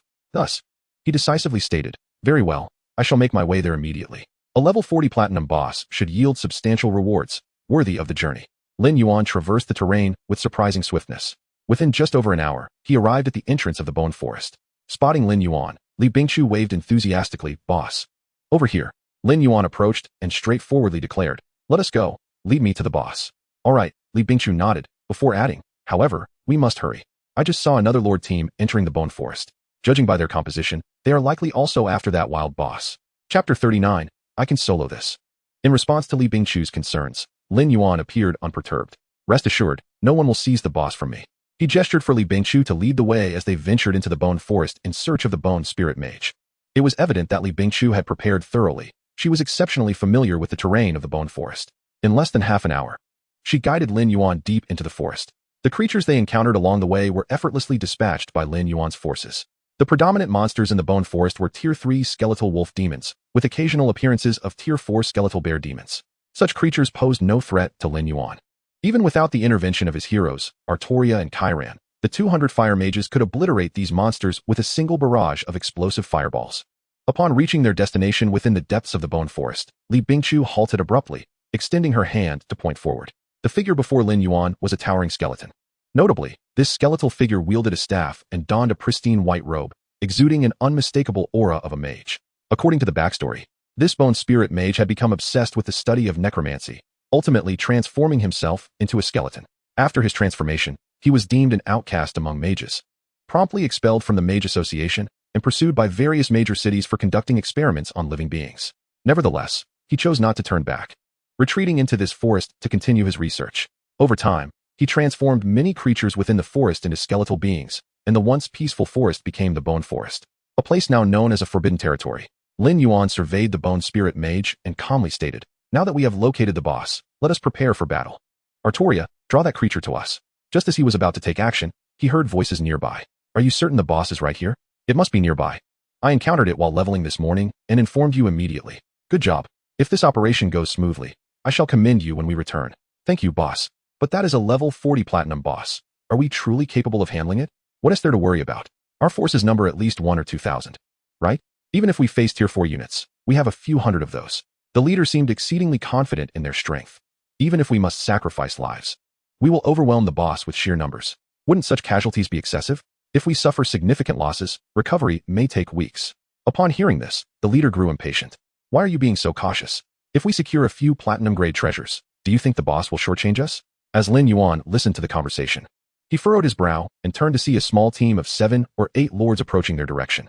Clearly, this team was also intent on confronting the Bone Spirit Mage. The group Li Bingchu had seen earlier must have been them. Upon noticing Lin Yuan, the newcomers took note of him as well. A buzzcut youth paused momentarily before whispering, Boss Wang Hu, it seems someone has gotten ahead of us. Wang Hu, a burly man with a scarred face, scrutinized Lin Yuan and Li Bingchu with a cold smirk. So what if they arrived first? They are only 2 individuals. Can they truly contend with the boss? The buzzcut youth quickly grasped the implication, lowering his voice. So the boss means. Do I need to spell it out? If those 2 intend to engage the boss, we will simply observe. Once they have depleted a portion of the boss's health, we will then intervene. Upon hearing this, the buzzcut youth immediately gave a thumbs up. As expected of the boss, that's a brilliant strategy. Wang Hu crossed his arms with a sneer. Naturally, if there are fools willing to take the brunt of the fight for us, let them. Meanwhile, Li Bingchu, observing Wang Hu and his group, furrowed her brow. Lin Yuan, it seems they have no intention of teaming up with us. Team up with me? They are not worthy of that. Lin Yuan responded coldly. From their demeanor, it appears they wish to reap the benefits from our efforts. Li Bingchu's expression darkened. What should we do? Should I approach them to negotiate? Negotiate? That is unnecessary. Lin Yuan replied calmly. Isn't this situation quite straightforward? As long as they dare to make a move, I shall eliminate them without hesitation. Lin Yuan's calm tone was laced with a chilling resolve. Mercy towards one's enemies equates to cruelty towards oneself. This was a truth Lin Yuan had comprehended in his previous life. Upon hearing these words, Li Bingchu felt a shiver run down her spine, fully aware that Lin Yuan was not jesting. However, since entering the game, this was her first encounter with conflict among players. Although Li Bingchu had endured numerous battles, this skirmish against other lords was unprecedented. All right, just keep a close watch on them, Lin Yuan said nonchalantly. I will go solo the boss for now. Should they make any move, do not hesitate. Engage immediately. Understood. Li Bingchu nodded, a flicker of vigilance in her eyes as she commanded her troops to protect Lin Yuan's rear flank. Yet, in truth, Lin Yuan did not regard these individuals as a threat at all. Had they not yet made a move, he would have likely dispatched them without mercy. As for the level 40 boss, the Bone Necromancer, Lin Yuan felt no need for Li Bingchu's assistance and was prepared to challenge it alone. Chapter 40. The Blood-Red Skeleton and Wang Hu's Thoughts. Artoria raised her holy sword high and activated the Glory Shield, charging towards the Bone Necromancer's location. Her speed was remarkable, swiftly appearing before the Bone Necromancer, unleashing a series of holy light slashes. 2134, 2014, 2256. 3 crimson damage figures emerged above the Bone Necromancer's head. Simultaneously, the attributes of the Bone Necromancer materialized before Lin Yuan. Bone Necromancer, Platinum level boss. Level 40. Health 220,000. Magic attack 15, 602, 580. Defense 550. Skills: Summon Bone Wolves, Soul Destruction, Bone Arrow Rain, Bone Magic Shield. A necromancer who has succumbed to dark arts, wielding terrifying magic to control bones. The Bone Necromancer's defense was not particularly high. Artoria's series of holy light slashes reduced its health by over 6,000 points. Just as she prepared to strike again, the Bone Necromancer began chanting a spell. In an instant, a chilling white bone magic shield appeared before it, forcibly blocking Artoria's assault. Crack, crack. The Bone Necromancer then chanted once more, summoning wave after wave of bone magic wolves that lunged at Artoria. These bone magic wolves were at least 4th-tier monsters, possessing considerable lethality. One could not deny that as a platinum level boss, the Bone Necromancer had its merits. Within mere seconds, over 100 bone magic wolves surrounded it. However, despite the Bone Necromancer's devious tactics, Lin Yuan's expression bore no semblance of fear. Heavy armored skeleton knights, charge and crush them. With Lin Yuan's command, a tide of heavy armored skeleton knights surged forth, charging towards the bone magic wolves. It was worth noting that heavy armored skeleton knights were 5th-tier units. In terms of attack power, defense, and mobility, they undeniably met the standards of 5th-tier units. Before the heavy armored skeleton knights, the bone magic wolves appeared as fragile as paper. Moreover, the number of heavy armored skeleton knights greatly outnumbered the bone magic wolves. Witnessing this scene, the members of Wang Hu's team could not help but widen their eyes in astonishment. Wow, this guy is incredibly formidable. Is he planning to solo the Bone Necromancer? Did he choose the undead race as his initial faction? But I've never seen undead skeletons riding horses. I've never seen such powerful skeletons. Those are 4th-tier bone magic wolves. And he dispatches them with ease. This guy's hero is impressive too. He consistently chips away at the boss's health. Listening to the exclamations around him, Wang Hu felt a twinge of embarrassment. He furrowed his brow and coldly remarked, "What's all the fuss about? The only reason this guy can handle it so easily is that the boss is too weak. If we were to engage, it would likely be even easier." A nearby crew-cut youth immediately chimed in, "Boss is right. Had we known this boss was so pathetic, we should have acted sooner." Wang Hu's eyes glinted as he sneered. "No worries, we'll act soon enough. Once this guy reduces the boss's health below 20, we'll strike and seize it for ourselves. Besides, given how high this guy's hero's damage output is, he must possess some exceptional strategic treasures. If we take him down, we might just loot a couple." In the realm of Lord Era, the rules dictated that if one lord killed another, they would undoubtedly drop 1 to 2 strategic treasures. Furthermore, Once the game world fully supplanted reality, if a lord exhausted their 3 revival opportunities and perished, all their strategic treasures would be dropped. After Wang Hu's declaration, the crew-cut youth's eyes lit up with excitement as he licked his lips. Boss is right. There's no such thing as fairness regarding the boss. Whoever seizes it first claims it. It's a pity that heroes cannot be captured. Otherwise, I would definitely take his hero for myself. That face and figure are the epitome of beauty. At that moment, Lin Yuan remained oblivious to Wang Hu and his group's intentions against him. In truth, even if he were aware, it would not concern him in the slightest. For in his eyes, these individuals were akin to ants. Under the relentless assault of the heavy armored skeleton knights, the bone necromancer's health continued to dwindle. To expedite the process, Lin Yuan called upon Chiron to join the fray. Against a boss like the bone necromancer, which lacked magical immunity, Chiron's output far surpassed that of Artoria. In a secure position, Chiron was akin to a spellcasting machine gun, simply needing to unleash a torrent of firepower. What appeared as an overwhelmingly powerful platinum-level boss to others was merely a plaything in Lin Yuan's hands. Finally, as the health dipped below 20, the bone necromancer unleashed its ultimate move. Rise, buried skeletal undead. As the words left its lips, a blood-red skeletal hand erupted from the ground. Following that, a half-formed blood-red skeleton emerged, standing before Lin Yuan. Yet, this was merely the beginning. After the first blood-red skeleton broke through the earth, a second, a third, and an increasing number of blood-red skeletons followed suit. These blood-red skeletons wielded rusted iron swords, exuding an ominous aura. At that moment, one of the blood-red skeletons swung its sword at the nearest heavy-armored skeleton knight. Clang, accompanied by the sound of metal clashing. The armor of the heavy-armored skeleton knight was cleaved open, and its health was instantly reduced by half. One could only imagine the staggering power behind the attacks of these blood-red skeletons.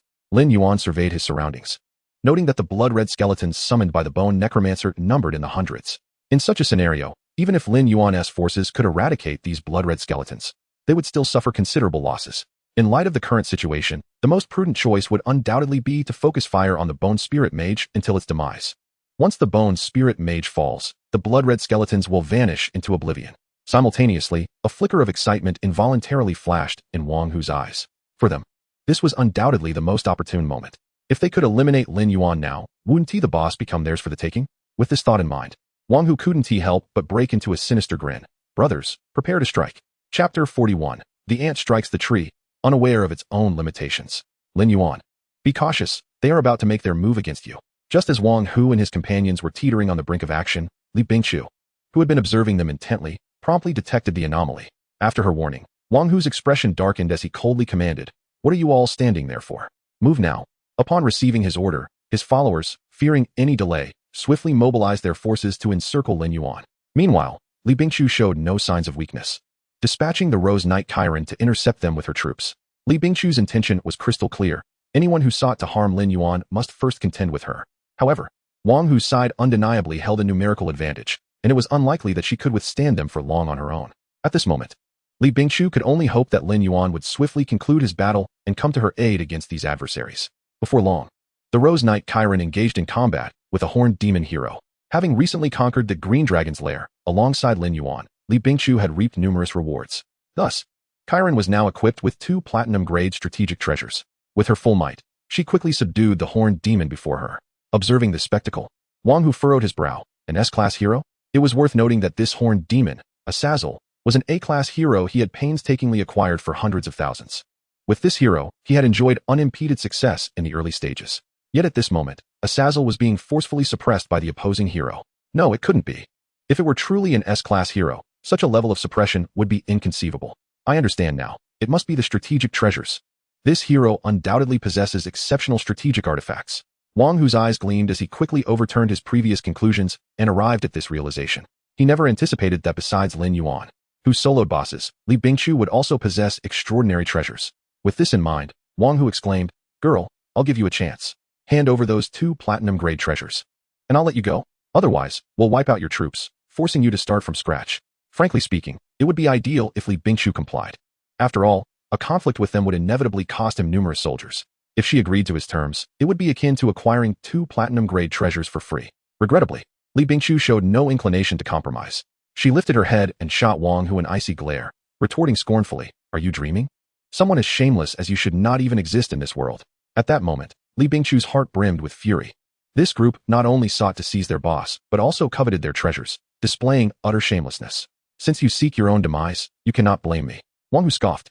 Eliminate her forces. Huh, eliminate? What a grandiose claim. A figure slowly stepped out from behind Li Bingqiu, speaking with a calm, yet challenging tone. Did you seek my permission to eliminate my people? Upon this figure's emergence, all members of Wang Hu's team widened their eyes in disbelief, as if they had seen a ghost, for standing before them was none other than Lin Yuan. But what was the meaning of this?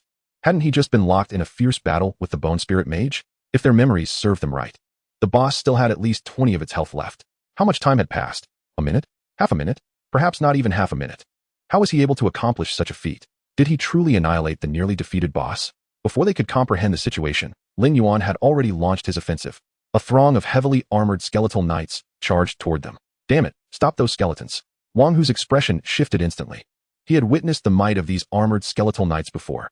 Their highest-ranking forces were merely Tier 4 units. Yet, even Tier 4 units could not hope to halt the relentless advance of the armored skeletal knights. With a swift thrust, a Tier 4 hellhound was pierced through by a skeletal knight's lance, soaring into the air. In rapid succession, several lances pierced through, instantly claiming the hellhound's life. Don't worry. We still have a chance. Wang Hu clenched his fists, speaking resolutely. We have the numbers, and our forces are more substantial. We can outlast him. The boss is right. Soldiers can be replaced. As long as we take them down, their treasures will belong to us. Although the crew-cut youth felt anguish over his fallen troops. In this dire situation, he had no choice but to press on. Yes, wear them down. Do not fear death. Charge. The more of us who perish, the greater our claim to their treasures. They shouted in excitement, not knowing if they were bolstering their courage or genuinely regarding Lin Yuan as an easy target for slaughter. Watching the frenzied individuals before him, Lin Yuan couldn't help but curl his lips into a cold smile. Do you not recognize the adage, the ant strikes the tree, unaware of its own limitations? If you believe that sheer numbers are your greatest advantage, I shall demonstrate to you that in the face of absolute strength, quantity holds no significance whatsoever. As soon as Lin Yuan's words fell, the 200 flame mages behind him began to conceal their incantations. One after another, blazing fireballs pulsating with searing heat materialized in the hands of these mages. These flame mages symbolized an unparalleled output of sheer destructive force. Lin Yuan's ability to focus fire and obliterate the Bone Spirit Mage in such a brief span was entirely due to the prowess of these flame mages. Before foes devoid of magical immunity or fire resistance, the output of these mages was akin to a nightmare. Now, prepare to witness what true destructive output entails. Lin Yuan's tone was exceedingly calm. Concurrently, hundreds of fireballs surged forth toward Wang Hu and his comrades' ranks. It was as if a meteor shower had descended upon them. Chapter 42. Crushing Blow. Battle concluded. Boom, boom, boom. Countless fireballs rained down with thunderous force. The dazzling flames erupted before everyone's eyes. The damage inflicted by the flame mages was no jest. Tier 4 and below fragile units could be instantaneously obliterated by a single fireball. Only light-armored or heavy-armored units could endure more than 2 fireballs. The dilemma lies in the fact that behind Lin Yuan stands a formidable assembly of 200 flame mages. With a single volley of concentrated fire, that translates to 200 explosive fireballs. As the flames dissipate, what unfolds before Lin Yuan is a grim tableau of countless corpses strewn across the battlefield. In less than half a minute, nearly a quarter of Wang Hu's forces have been decimated, while Lin Yuan has yet to suffer a single loss. Such a stark contrast in casualties undoubtedly engenders a profound sense of despair among Wang Hu's team. For them, the only path to victory lies in neutralizing the cadre of flame mages. However, the heavily armored skeletal warriors obstructing their advance are no mere trifles. Attempting to circumvent these formidable defenders to launch a surprise attack on the flame mages is an impossible endeavor. Lin Yuan raised his gaze toward Wang Hu and his companions, speaking in a measured tone. Now, will you disband your forces voluntarily, or shall I take matters into my own hands? From the outset, he harbored no intention of sparing these individuals. At this juncture, Wang Hu finally comprehended the disparity in strength between the two sides. His expression turned cold as he replied, Kid, don't go too far. If you let me go today, we can consider ourselves friends. Otherwise, prepare yourself for the Lin group to annihilate you. Lin Yuan glanced at him in surprise, asking, Are you affiliated with the Lin group? Upon hearing Lin Yuan's recognition of the Lin group, Wang Hu's pride resurfaced. So what? Allow me to inform you that my boss is Lin Tianke, the head of the Lin group. Wang Hu sneered. Now you realize that I am not someone you can afford to offend, don't you? However, Li Bingqiu beside him couldn't help but wear a peculiar expression. She had not anticipated that the opponent would leverage the Lin group to intimidate them. Even if Wang Hu's superior truly was Lin Tianke, he was merely a pawn in Lin Tianke's game. Yet, Lin Yuan before her was the legitimate heir of the Lin group. If Lin Yuan had not chosen to liquidate his shares, he would be the true largest shareholder of the Lin group. Even Lin Tianke would have to treat Lin Yuan with deference in this scenario. Wang Hu's audacity in the face of such overwhelming odds genuinely astonished Li Bingqiu. One must admit, This fellow possessed remarkable courage. Just as Wang Hu believed he had instilled fear in Lin Yuan, the latter's voice resonated hauntingly in his ear. I said, I am still alive. How can Lin Tianke represent the Lin group? Upon hearing this, Wang Hu was momentarily taken aback, but as realization dawned, a flicker of terror crossed his eyes. Although he did not know who Lin Yuan truly was, his words demonstrated that he had encountered an immovable obstacle. After uttering this, Lin Yuan waved his hand decisively, commanding coldly, eliminate them all. With Lin Yuan's order, over 1,000 heavily armored skeletal knights surged forward once more. The flame mages at the rear also began chanting incantations, conjuring hundreds of explosive fireballs. Wang Hu's forces stood no chance against such an onslaught. Within mere seconds, his troops were utterly obliterated. This battle could only be described as a cataclysmic sweep. Lin Yuan's own casualties were negligible. Once the enemy forces had been vanquished, they could turn their attention to the Lord. In an instant, Artoria transformed into a fleeting shadow, dashing forth at breakneck speed to confront Wang Hu, delivering a swift stroke that severed his head from his body. The lords accompanying him were similarly dispatched by Kalen's dark magic bolts. These individuals died with wide-open eyes, clearly unwilling to accept their fate. If nothing else, this would likely mark their inaugural experience of death within the game. Upon their demise, each of them dropped 1 or 2 strategic treasures. Lin Yuan picked them up and noted that nearly all were of silver or gold grade. Not a single platinum-grade treasure was among them. To Lin Yuan, they were little more than worthless trinkets that he might one day discard at the auction house in hopes of fetching a few coins. These individuals truly deserved their fate. They not only sought to steal the boss, but also aimed to eliminate us in the process. As for Wang Hu and his ilk, Li Bingqiu felt no shred of sympathy. She then reminded him, by the way, you haven't retrieved the items dropped by the Bone Spirit Mage. At this, Lin Yuan recalled and promptly made his way to the corpse of the Bone Spirit Mage, beginning to sift through the treasures it had yielded. The spoils from wild boss encounters proved to be quite valuable. Among them were at least 2 platinum-grade strategic treasures. One was the Bone Hammer, suitable for melee heroes, while the other was the Bone Spirit Robe, designed for mage heroes. The Bone Hammer held little value for Lin Yuan, as Artoria wielded a sword, and such a heavy weapon was ill-suited for her. Conversely, the Bone Spirit Robe was quite fitting for Kalen. Upon donning this strategic treasure, Kalen's overall attributes received a significant boost. In addition to these 2 platinum-grade treasures, the Bone Spirit Mage also dropped a special hero recruitment token. Upon using this token, one could recruit an A-level hero, the Bone Knight Green. Lin Yuan recognized this hero. Among A-level heroes, he was relatively commendable, particularly well-suited for a necromancer lord. Unfortunately, in Lin Yuan's current perspective, A-level heroes no longer piqued his interest. Therefore, he had no intention of recruiting this Bone Knight, as it would merely squander one of his hero slots. After contemplating for a moment, Lin Yuan tossed the recruitment token along with several useless strategic treasures to Li Bingqiu. He then stated, you can take charge of disposing of these items, selling them at market value. However, if possible, I would prefer you to exchange them for some special items, as I do not find myself in dire need of money. Chapter 43. This realm of lords is the true future. Li Bingqiu promptly nodded in agreement, responding, I understand. She was acutely aware that money held little significance for Lin Yuan. Instead, those special items might yet prove to be of some utility. Well then, since the boss is dead and the adversaries eliminated, we should take our leave. With this declaration, Lin Yuan turned to exit the Bone Forest.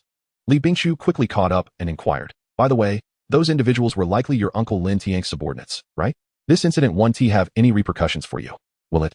Lin Yuan regarded her and asked, are you concerned that my uncle might turn against me?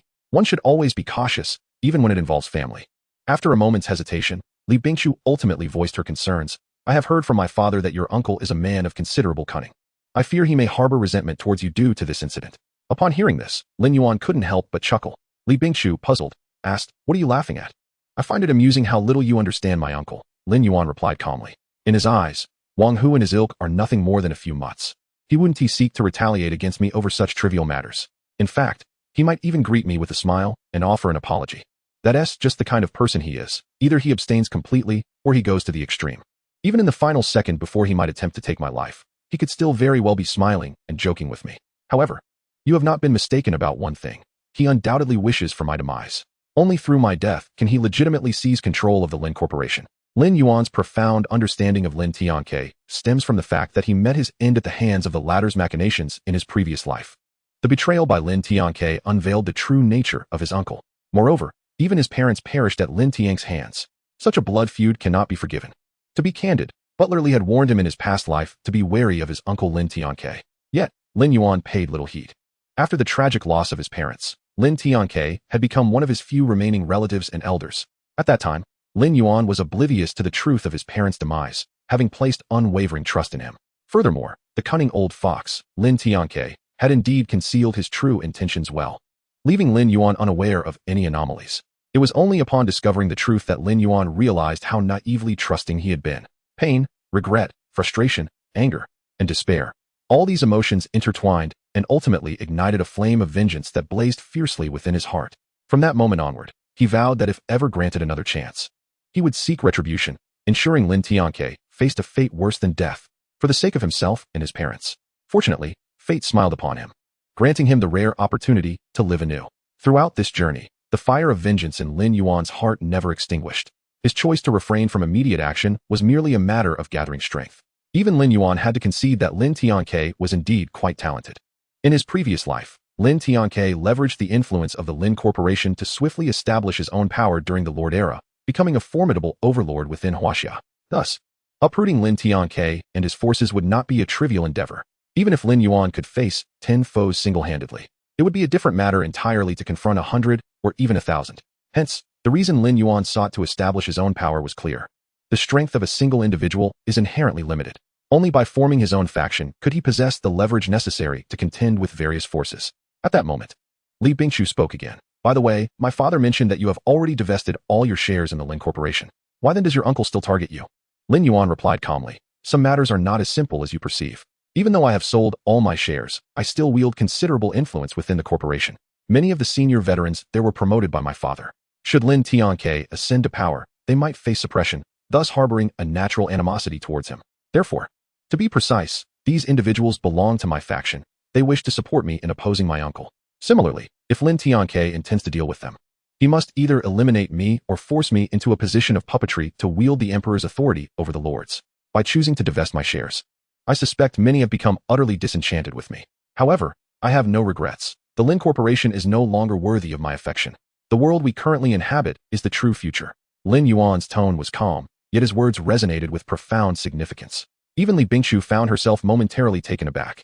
She then realized that before her stood Lin Yuan, youthful yet possessing a maturity, vision, and audacity far beyond his years. At that moment, he resembled an ancient hero, casting his gaze toward the future, strategizing the landscape ahead. It became evident to her that she had not misjudged this employer. Wang Hu emerged from the resurrection point with a countenance that betrayed his extreme displeasure. This time, his losses were catastrophic. Not only had he lost a significant amount of resources, but his entire army had been annihilated, and 2 golden grade treasures had also been lost. It is worth noting that these treasures were not acquired through combat, but were purchased from other players for over 100,000. For him, that was no insignificant sum. To see it vanish so easily was excruciating. Just then, Wang Hu's communicator rang, prompting him to frown as he answered, speaking in a low voice. Feng Chong. What is it? The voice of the young man with a crew cut came through, laced with despair. Boss, we've suffered a catastrophic loss. All our brothers are gone. And we even lost several strategic treasures. If only we had known not to provoke that guy. Wang Hu's irritation intensified upon hearing this. What nonsense are you spouting? Your losses are severe, but mine are not. Enough with the wailing. Soldiers can be rebuilt. I will find a way to compensate you. By the way, look into who that guy really is. I cannot swallow this humiliation. Yes, that is why I contacted you. Feng Chong swallowed hard, stammering. I just checked the kill record. The one who took us down is named Lin Yuan, the same Lin Yuan who constantly dominates the world announcements. Chapter 44. Do you know who he is? That guy is Lin Yuan. Upon hearing that game ID, even Wang Hu was momentarily stunned. After all, the fame of Lin Yuan was immense, dominating the world announcements consistently. Out of 10 players, at least 8 recognized that name. Wang Hu had not anticipated that he had provoked someone of such a formidable caliber. Feng Chong lamented, Boss, we have truly kicked a steel plate this time. No, this isn't just a steel plate, it's a titanium alloy. I wondered how he could solo a level 40 platinum boss. Now it makes sense, he is Lin Yuan. If I had known he was Lin Yuan, even with 10 times our courage, we wouldn't have dared to provoke him. As Feng Chong rambled on, Wang Hu's irritation grew. By the end, he could not restrain himself from cursing. You useless fool. What good are you? You're as spineless as a jellyfish. So what if he is Lin Yuan? He will still pay for crossing me. Feng Chong paused, then helplessly replied, Boss, I know you can't let this go. But the crucial point is that we are powerless against him. Look, our entire group was wiped out in an instant. We are simply not on the same level. His troops are unbelievably overpowered. Feng Chong's words were undeniably honest. The heavily armored skeletal knights boasted high attack, high defense, and high mobility, with balanced attributes. And they numbered over 1,000. The blazing mages unleashed devastating burst damage, capable of clearing the battlefield with a single volley of fireballs. Furthermore, Feng Chong had spotted 10 massive green dragons circling in the air behind Lin Yuan. As for the level of those green dragons, Feng Chong did not dare to speculate. It was precisely this realization that led Feng Chong to understand that they and Lin Yuan were on entirely different tiers. With just a handful of us, it was impossible to contend with him. Wang Hu spoke menacingly. However, if we cannot deal with him, rest assured, there are others who can. Rest easy. Boss Lin will surely stand up for us. After terminating the communication with Feng Chong, Wang Hu dialed another number. Soon, a somewhat cold voice echoed. Wang Hu. What is it? Upon hearing this voice, even Wang Hu felt a surge of anxiety. He took a deep breath and adopted a tone dripping with sycophancy. Boss Lin. I hope you are well. Wang Hu understood that Lin Tianke despised idle chatter. So he got straight to the point. The situation is this. While we were clearing the bone forest today, we encountered a level 40 platinum boss. What? Could you not handle it? Lin Tianke replied in a flat tone. Provide me with the coordinates, and I shall resolve this. Each of you may claim a bonus of 200,000 from the finance department. One must commend Lin Tianke for his generosity. Merely for the coordinates of a single boss, he offered each of them 200,000. Collectively, it amounted to over 1 million. However, in comparison to the potential loot from a platinum boss, that sum seemed rather insignificant. Yet, Wang Hu awkwardly interjected, Boss Lin, it's not as simple as that. We initially intended to report the boss's coordinates to you, but we encountered a small mishap along the way. Upon hearing this, Lin Tianke couldn't help but scoff internally. Though his tone remained unperturbed, go on. Knowing Wang Hu's nature, he was well aware of how much he valued profit. Wang Hu approached him with two possibilities. Either the boss was beyond their capability, or some other unforeseen incident had occurred. Wang Hu gritted his teeth and continued, Boss Lin, you must support us in this matter. We were the ones who discovered that boss first, yet two individuals came and outright stole it from us. In a bid to garner Lin Tianke's favor, Wang Hu was willing to obfuscate the truth and shift the blame onto the others. Lin Tianke raised an eyebrow. 2 individuals managed to seize the boss from you? How many are you? 8 of us. Huh. A slight, amused smile graced Lin Tianke's lips. 8 of you could not contend with just 2. Now he understood why Wang Hu had sought him out. It appeared they had landed themselves in trouble. Although Wang Hu and his companions were not the elite leaders, they were relatively competent, having benefited from Lin Tianke's generosity. The fact that they had been wiped out by just 2 individuals hinted at the formidable strength of their adversaries. Unbeknownst to Lin Tianke, Wang Hu had exaggerated their defeat. In reality, Li Bingqiu had not even participated, and it was solely Lin Yuan who had decimated them, all within a mere 10 minutes. At that moment, Wang Hu, gritting his teeth, exclaimed, if it were only that, I might not be so enraged, as it would simply be a matter of our inadequacy. However, the crux is that I claim to be from the Lin Group, one of your subordinates, and he had the audacity to insult you, stating that the Lin Group was not under your control. Lin Tianke furrowed his brow slightly. Frankly, he was displeased that Wang Hu casually invoked his name to intimidate others. Yet, he was more curious about the identity of this individual and the source of such audacity. Thinking along these lines, Lin Tianke inquired, have you ascertained this individual's identity? Not yet. All we know is that his game ID is Lin Yuan. Wang Hu seemed to sense Lin Tianke's displeasure and grew excited. However, if you wish, Boss Lin, I can arrange for someone to investigate immediately. Who in the Lin Group doesn't know you are the boss? This kid's arrogance should be curtailed. In my opinion, we should eliminate him. With your strength, Boss Lin, dealing with such an arrogant brat would be a piece of cake. His aim was to instill animosity in Lin Tianke towards Lin Yuan, thus increasing the likelihood that Lin Tianke would assist him in dealing with Lin Yuan. However, to his surprise, Lin Tianke smiled again, speaking lightly. You truly seem to have my best interests at heart. Wang Hu chuckled. Of course, Boss Lin's affairs are my affairs. Lin Tianke countered. But do you know who this Lin Yuan is? Who? Wang Hu's heart skipped a beat, suddenly gripped by an ominous premonition. Lin Tianke smiled and revealed my nephew, Lin Yuan. Chapter 45, The Anomalous Corpse, Bone White Crystals. Upon hearing Lin Tianke's words, Wang Hu felt a chilling wave wash over him. No, to be precise. It felt as if his scalp was about to burst. The person he had antagonized was actually Boss Lin's nephew? The names Lin Yuan and Lin Yuan were so similar that he should have anticipated this.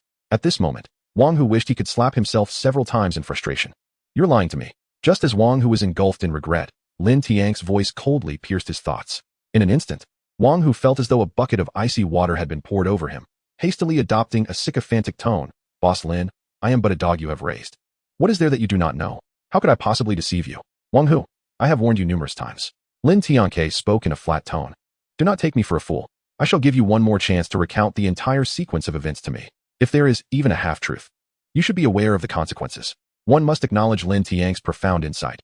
He could easily discern Wang Hu's half-truths. After being ruthlessly exposed by Lin Tianke, Wang Hu had no choice but to cease his fabrications, quickly relaying the entire story in detail, like a wilted eggplant under frost.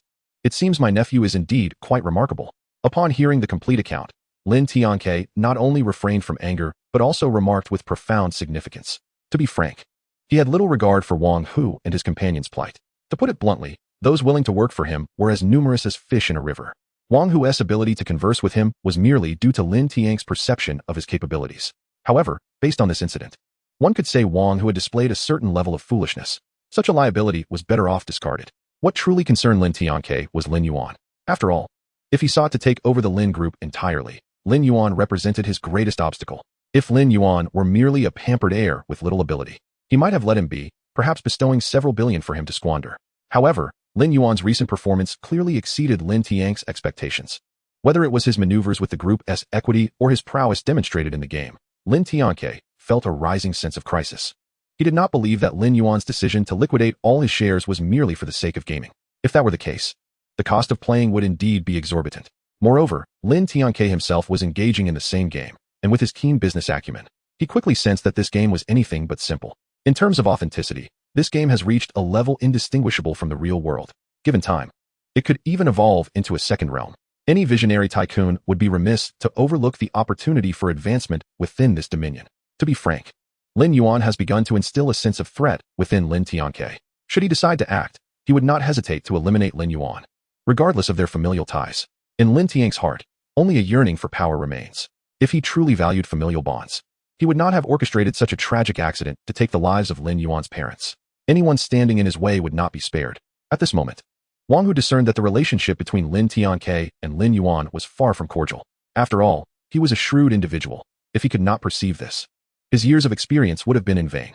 After a moment's hesitation, Wang Hu cautiously inquired, "Boss Lin, if you require assistance, I could deal with that brat for you." Lin Tianke coldly scoffed. "You think your motley crew is up to the task?" Rather than feeling shame, Wang Hu's excitement grew. The implication of Lin Tianke's words indicated that he too wished to eliminate Lin Yuan. Realizing this, Wang Hu lowered his voice and replied, "With just us, it would be futile. However, if Boss Lin were to lend his support from the shadows, the situation would be different." Lin Tianke chuckled lightly. "Do you genuinely believe I would assist you in dealing with my nephew?" Wang Hu responded earnestly, "It all depends on your wishes, Boss Lin. For the sake of our past connection, I will ensure that 50 million is transferred to you." Lin Tianke replied nonchalantly, "However, once that transaction is completed, our paths shall diverge. I will not intervene in your feud with Lin Yuan. After all, he is still my nephew." Upon hearing this, Wang Hu was momentarily taken aback, but soon his expression brightened with understanding. "All right, I comprehend." Wang Hu was astute enough to grasp Lin Tianke's intentions. The latter needed him to confront Lin Yuan, but would not personally involve himself. Although he harbored murderous thoughts towards Lin Yuan, he continued to refer to him as his nephew. Such duplicity on Lin Tianke's part was staggering. Wang Hu faced a binary choice. Either accept the 50 million to undermine Lin Yuan's growth or refuse the payment, risking Lin Tianke's wrath. The decision was evidently clear. If he executed this task adeptly, his worth in Lin Tianke's eyes might increase. Moreover, he had already intended to take action against Lin Yuan. With Lin Tianke's backing, Wang Hu felt emboldened. After dealing with Wang Hu and his associates, Lin Yuan did not hasten to depart. Li Bingshu glanced at him, puzzled, and asked, "Aren't you leaving?" Ignoring her, Lin Yuan began surveying his surroundings, ultimately fixating on the corpse of the bone spirit mage. Typically, even a boss's body would only persist for 10 minutes before vanishing. Yet, the bone spirit mage's remains had not yet dissipated, indicating something unusual. Before Li Bingshu could comprehend Lin Yuan's intentions, he lifted his foot and forcefully stomped down on the mage's skull. Crack! With a sharp sound of shattering bone, the skull was reduced to fragments beneath his foot. Immediately, an irregular, bone-white crystal tumbled out from the remnants of the skull. "What is this?" Li Bingshu inquired, staring at the crystalline object in disbelief. Lin Yuan, unperturbed, calmly picked up the bone-white crystal and explained, "It's nothing, merely a special item to unlock a hidden storyline." "A hidden storyline?" Li Bingshu blinked, instinctively asking, "How do you know this? Have you forgotten that I am a reborn individual?" Lin Yuan stated, "Enough chatter, follow me." Upon hearing this, Li Bingshu did not hesitate and quickly followed in Lin Yuan's footsteps. After a moment's reflection, she skeptically asked, "Are you truly a reborn person?" Lin Yuan glanced at her and replied, "I do not intend to repeat myself. If you choose not to believe me, that is your prerogative." Li Bingshu pressed further. "Since you know this crystal unlocks a hidden storyline, why didn't you come to the bone forest sooner?" "Because it slipped my mind," he responded. "That answer is quite blunt." She retorted. In truth, Lin Yuan spoke the truth. Even as a reborn individual, he was not omniscient, especially regarding events from the early stages of the game. He could not recall every detail with precision. Just like this instance, he only remembered the hidden storyline after noticing the bone spirit mage's body had not vanished. The bone-white crystal from the mage's skull was indeed the key to unlocking that narrative. Subsequently, Li Bingqiu, with a childlike curiosity, asked, "Since you are a reborn person, what was I like in my previous life? I must have fared reasonably well, right?" "Not quite. You had a miserable existence, being reset numerous times, ultimately begging me to take you in," he replied. "I suspect you are deceiving me," she challenged. "I am speaking the truth. But you said that Chinese people do not deceive each other." "Indeed, I am lying." Lin Yuan maintained a serene demeanor. "In reality, I did not take you in. I merely observed as you were reset." "You truly are despicable," Li Bingqiu retorted. "I know. In your past life, you must have been my admirer, falling at my feet, yet I rejected you." Li Bingqiu lifted her chin with pride. "Thus, upon your rebirth, you sought me out first, going to great lengths to become my boss and bossing me around to make up for your past regrets." Lin Yuan glanced at her. "Your imagination is remarkable. You should consider writing novels." "Hee, did I guess correctly?" Li Bingqiu beamed with a radiant smile. Just as she was about to continue, Lin Yuan abruptly interrupted her. "All right, we have arrived." "Arrived?" Upon hearing this, Li Bingqiu instinctively turned around, only to be startled into taking a step back. Before her lay a desolate graveyard, with dozens of crooked tombstones scattered about. Remarkably, Li Bingqiu's psychological resilience as a woman proved to be commendable. Despite her initial shock, she quickly steadied herself. "What is this place?" she asked, gazing in astonishment. "I never expected such a place to exist within the bone forest." Lin Yuan did not respond, instead engrossed in his search among the gravestones. Although Li Bingqiu was unaware of what he sought, she remained silent, trailing quietly behind Lin Yuan. Approximately 5 or 6 minutes later, Lin Yuan finally came to a halt before a gravestone. This particular gravestone bore no epitaph, leaving the identity of its occupant a mystery, with only an irregular indentation present. However, Li Bingqiu quickly discerned that this indentation seemed to perfectly accommodate the bone-white crystal Lin Yuan had recently acquired. Could it be? Just as Li Bingqiu's suspicion began to form, Lin Yuan extracted the bone-white crystal and seamlessly embedded it into the gravestone's recess. Immediately, a dull rumble resonated, and the gravestone began to slowly sink into the ground. A chilling gust of wind swept through the area, instilling a sense of dread. Instinctively, Li Bingqiu edged closer to Lin Yuan, swallowing hard. What on earth is happening? Was that even a question? "The hidden plot has been triggered. Prepare for battle." After uttering these words, Lin Yuan commanded Artoria and Kirin to position themselves in front of him and directed his troops to ready themselves for combat. Suddenly, the soil around them began to stir. One skeleton after another clawed its way out of the grave, resurrecting and surrounding Lin Yuan and Li Bingqiu. These skeletons were evidently no ordinary low-tier undead. Among them, some wielded dual swords, others clutched massive axes, and some, despite their completely decayed bodies, wore black armor that showed no signs of rust. "Protect the Lord," Artoria cried out, charging forward with unrelenting ferocity, her longsword slashing down with righteous fury. A brilliant holy light erupted from the tip of her sword. Holy light slash. Yet, in response to Artoria's swift assault, the nearest skeleton immediately raised its shield. The rusted giant shield forcibly blocked the holy light strike. Artoria's attack merely reduced this skeleton's health by about 1/10, and there were dozens more like it. Witnessing this scene, Li Bingqiu quickly grasped the situation. These skeletons appeared to be formidable. Even if they weren't a boss, they were at least of elite monster caliber. "That is indeed the case," Lin Yuan calmly explained. "According to the backstory, the skeletons buried here are all adventurers who met their demise at the hands of the Bone Mage. After slaying them, the Bone Mage experimented on their corpses. Although they are all failed experiments, these remains have become powerful undead creatures, possessing attributes comparable to those of a boss. Hence, it is only natural that the Bone Mage would inter them here. Once the mechanism is triggered, they will launch indiscriminate attacks on all intruders." Chapter 47, Level 45 Boss. Bone Giant. "Now I see." Li Bingqiu nodded slightly and asked, "Can you handle these skeletons?" Lin Yuan smiled lightly and replied, "If I cannot deal with them, then no one can." Just as he finished speaking, the 200 flame mages behind him simultaneously chose to strike. As incantations were completed, 200 explosive fireballs surged forth, bombarding the shield-wielding skeleton. Despite its formidable defenses, it could not withstand such a barrage. In an explosion of blinding flames, the shield-wielding skeleton was instantly obliterated, leaving only a pile of bones scattered across the ground. However, the strength of the remaining skeletons was far from exhausted. Before the flame mages could select another target, a shadow lunged toward them at lightning speed. With a swift stroke, it effortlessly severed the head of one flame mage. Although the explosive damage from these mages was significant, they were not without vulnerabilities. The greatest weakness of this unit was their fragility. Once engaged in close combat, they had little chance to retaliate. At that moment, Lin Yuan finally discerned the true form of their assailant, a black skeleton wielding dual daggers. Before Lin Yuan could issue a command to focus fire on it, the black skeleton vanished once more into a blur. Its speed was astonishing, rendering the flame mages incapable of locking onto it. The time it took to chant spells was more than sufficient for it to escape its position. However, should they choose to ignore it, Lin Yuan's flame mages would soon suffer catastrophic losses. After all, in Lin Yuan's eyes, flame mages were exceedingly valuable. While both the heavily armored skeleton knights and the flame mages were 5th-tier units, their worth was entirely different.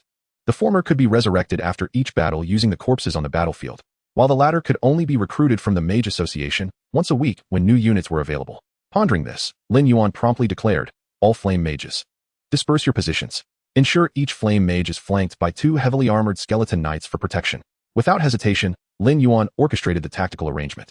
This way, even if they could not completely eliminate the skeleton assassin, they could at least slow its killing efficiency. As expected, under the protection of the heavily armored skeleton knights, the black skeleton assassin began to encounter difficulties. Even if it attempted to strike down a flame mage, it would inevitably suffer counterattacks from the knights. In this scenario, the assassin's health steadily declined. Nevertheless, these skeletal beings harbored no fear of death. Like machines, they executed commands without regard for their own lives.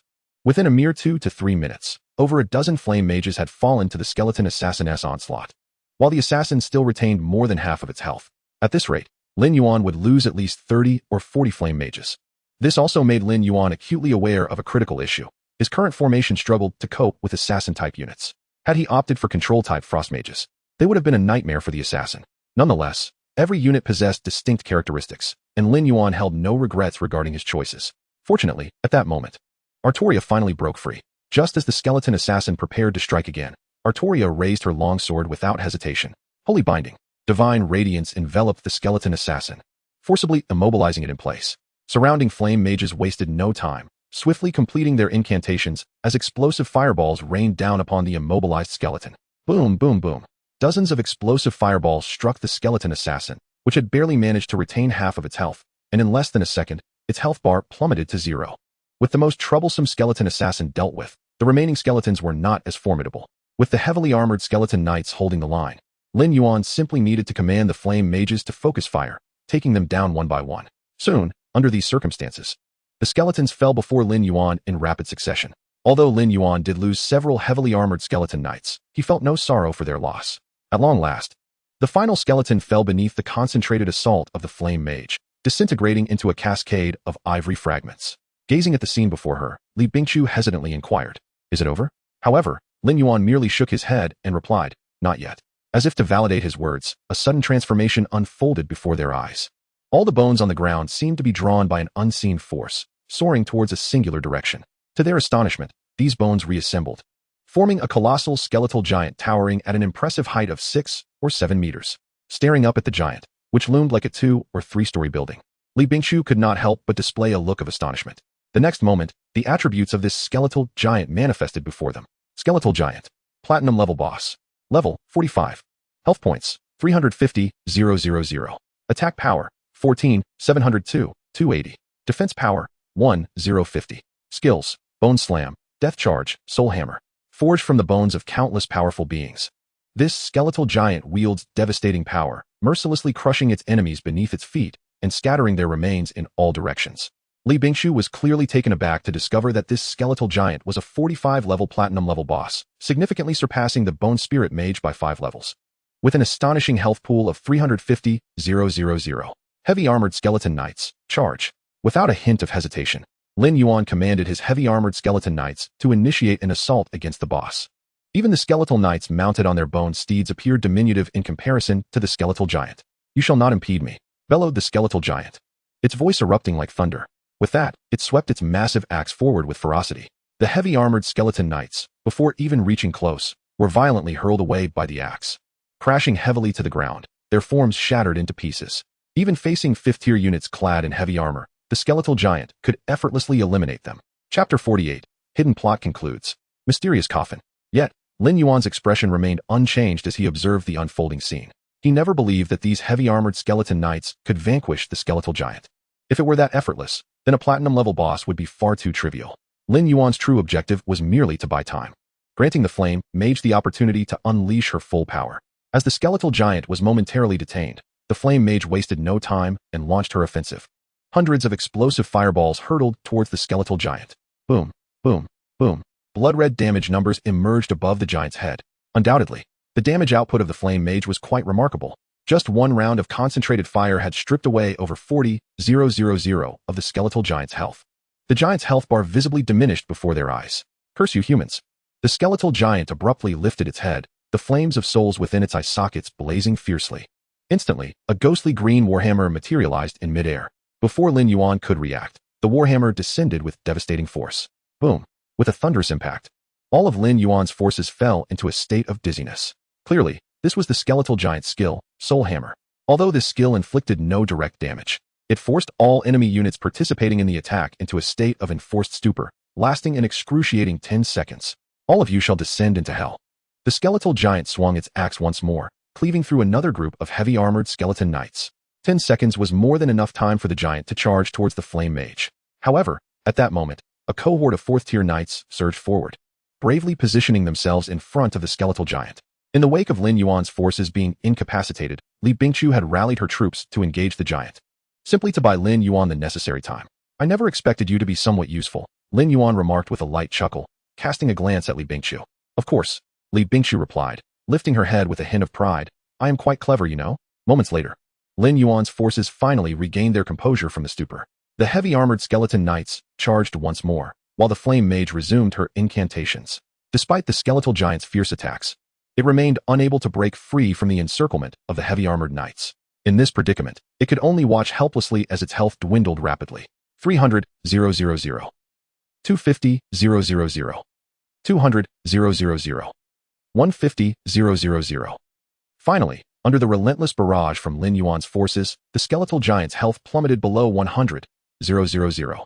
You cannot escape the curse of death. The flames of souls within the skeletal giant's eye sockets flared once more. Instantly, black energy waves radiated outward. This dark energy appeared to possess corrosive properties. Any heavy-armored skeleton knight that came into contact with it quickly deteriorated into dust. This was the skeletal giant's ultimate move. Death Charge. In a single round of Death Charge, it obliterated over 100 heavy-armored skeleton warriors. Even Lin Yuan was taken aback by the sheer destructive power of this skill. Fortunately, it seemed that the skeletal giant could not unleash Death Charge repeatedly.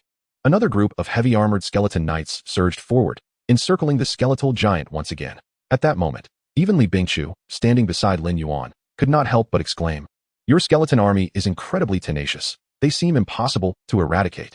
If I were the boss, I would be driven to despair." "Your assertion is incorrect," Lin Yuan replied with a light laugh. "It is merely a matter of numerical superiority. How can you call it tenacity?" While the two conversed, the skeletal giant's health dwindled below 50,000. Following yet another round of concentrated fire from the flame mage, the skeletal giant's health was finally reduced to 0. Its massive form collapsed to the ground with a thunderous crash. It is over. Watching the skeletal giant's demise, Lin Yuan exhaled a long sigh of relief. One must admit, this skeletal giant had proven to be rather formidable. Throughout this skirmish, Lin Yuan had lost no fewer than 400 heavy-armored skeleton knights, reducing his skeletal army to half its original strength. Such losses were not insignificant, even for him. Afterward, Lin Yuan approached the skeletal giant's corpse and tentatively explored its remains. However, as he had anticipated, he found nothing. For, strictly speaking, this skeletal giant was a special boss that only appeared within hidden plots. It was entirely normal for it to drop nothing. However, Li Bingqiu was somewhat unconvinced and indignantly exclaimed, "This boss is rather miserly, isn't it? At the very least, it should drop a strategic treasure to signify its worth.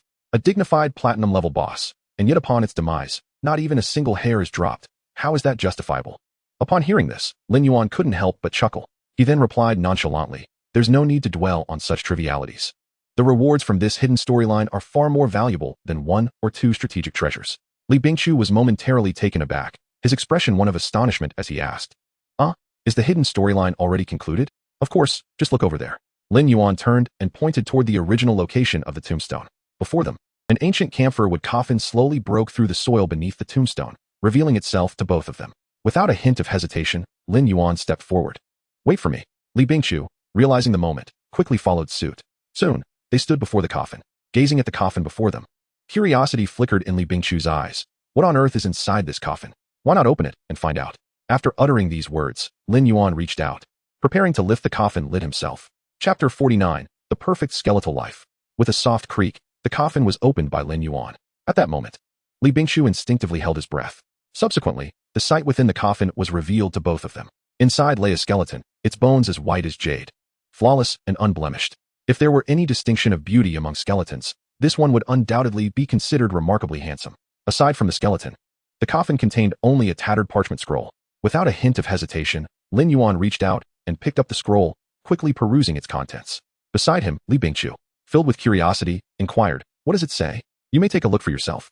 Lin Yuan, having finished reading, casually tossed the scroll to Li Bingqiu. Truth be told, even without examining the scroll, he could surmise its contents, for it chronicled the self-narrative of the Bone Spirit Mage. After retreating to the Forest of Bones, he had not abandoned his pursuit of skeletal magic. Due to his formidable strength, all the adventurers who ventured into the forest to hunt him down perished at his hands, becoming his experimental subjects. His ultimate goal was to create a truly perfect skeletal being. In his eyes, a perfect skeletal life must possess not only immense power, but also the wisdom of humanity, for otherwise, no matter how formidable a creature might be, it would remain akin to a beast. Such an outcome was naturally unacceptable to the Bone Spirit Mage. The reason behind the Bone Spirit Mage's stubborn determination to create the perfect skeletal being was simple. Only in doing so could he prove that his research was not misguided. At times, the line between genius and madness is perilously thin. Throughout this process, the Bone Spirit Mage faced countless failures. Even skeletal beings forged from the bones of the powerful were mere beasts, devoid of intellect. Once they slipped from his control, they became nothing more than mindless monsters. Each failure was a blow to the Bone Spirit Mage's spirit.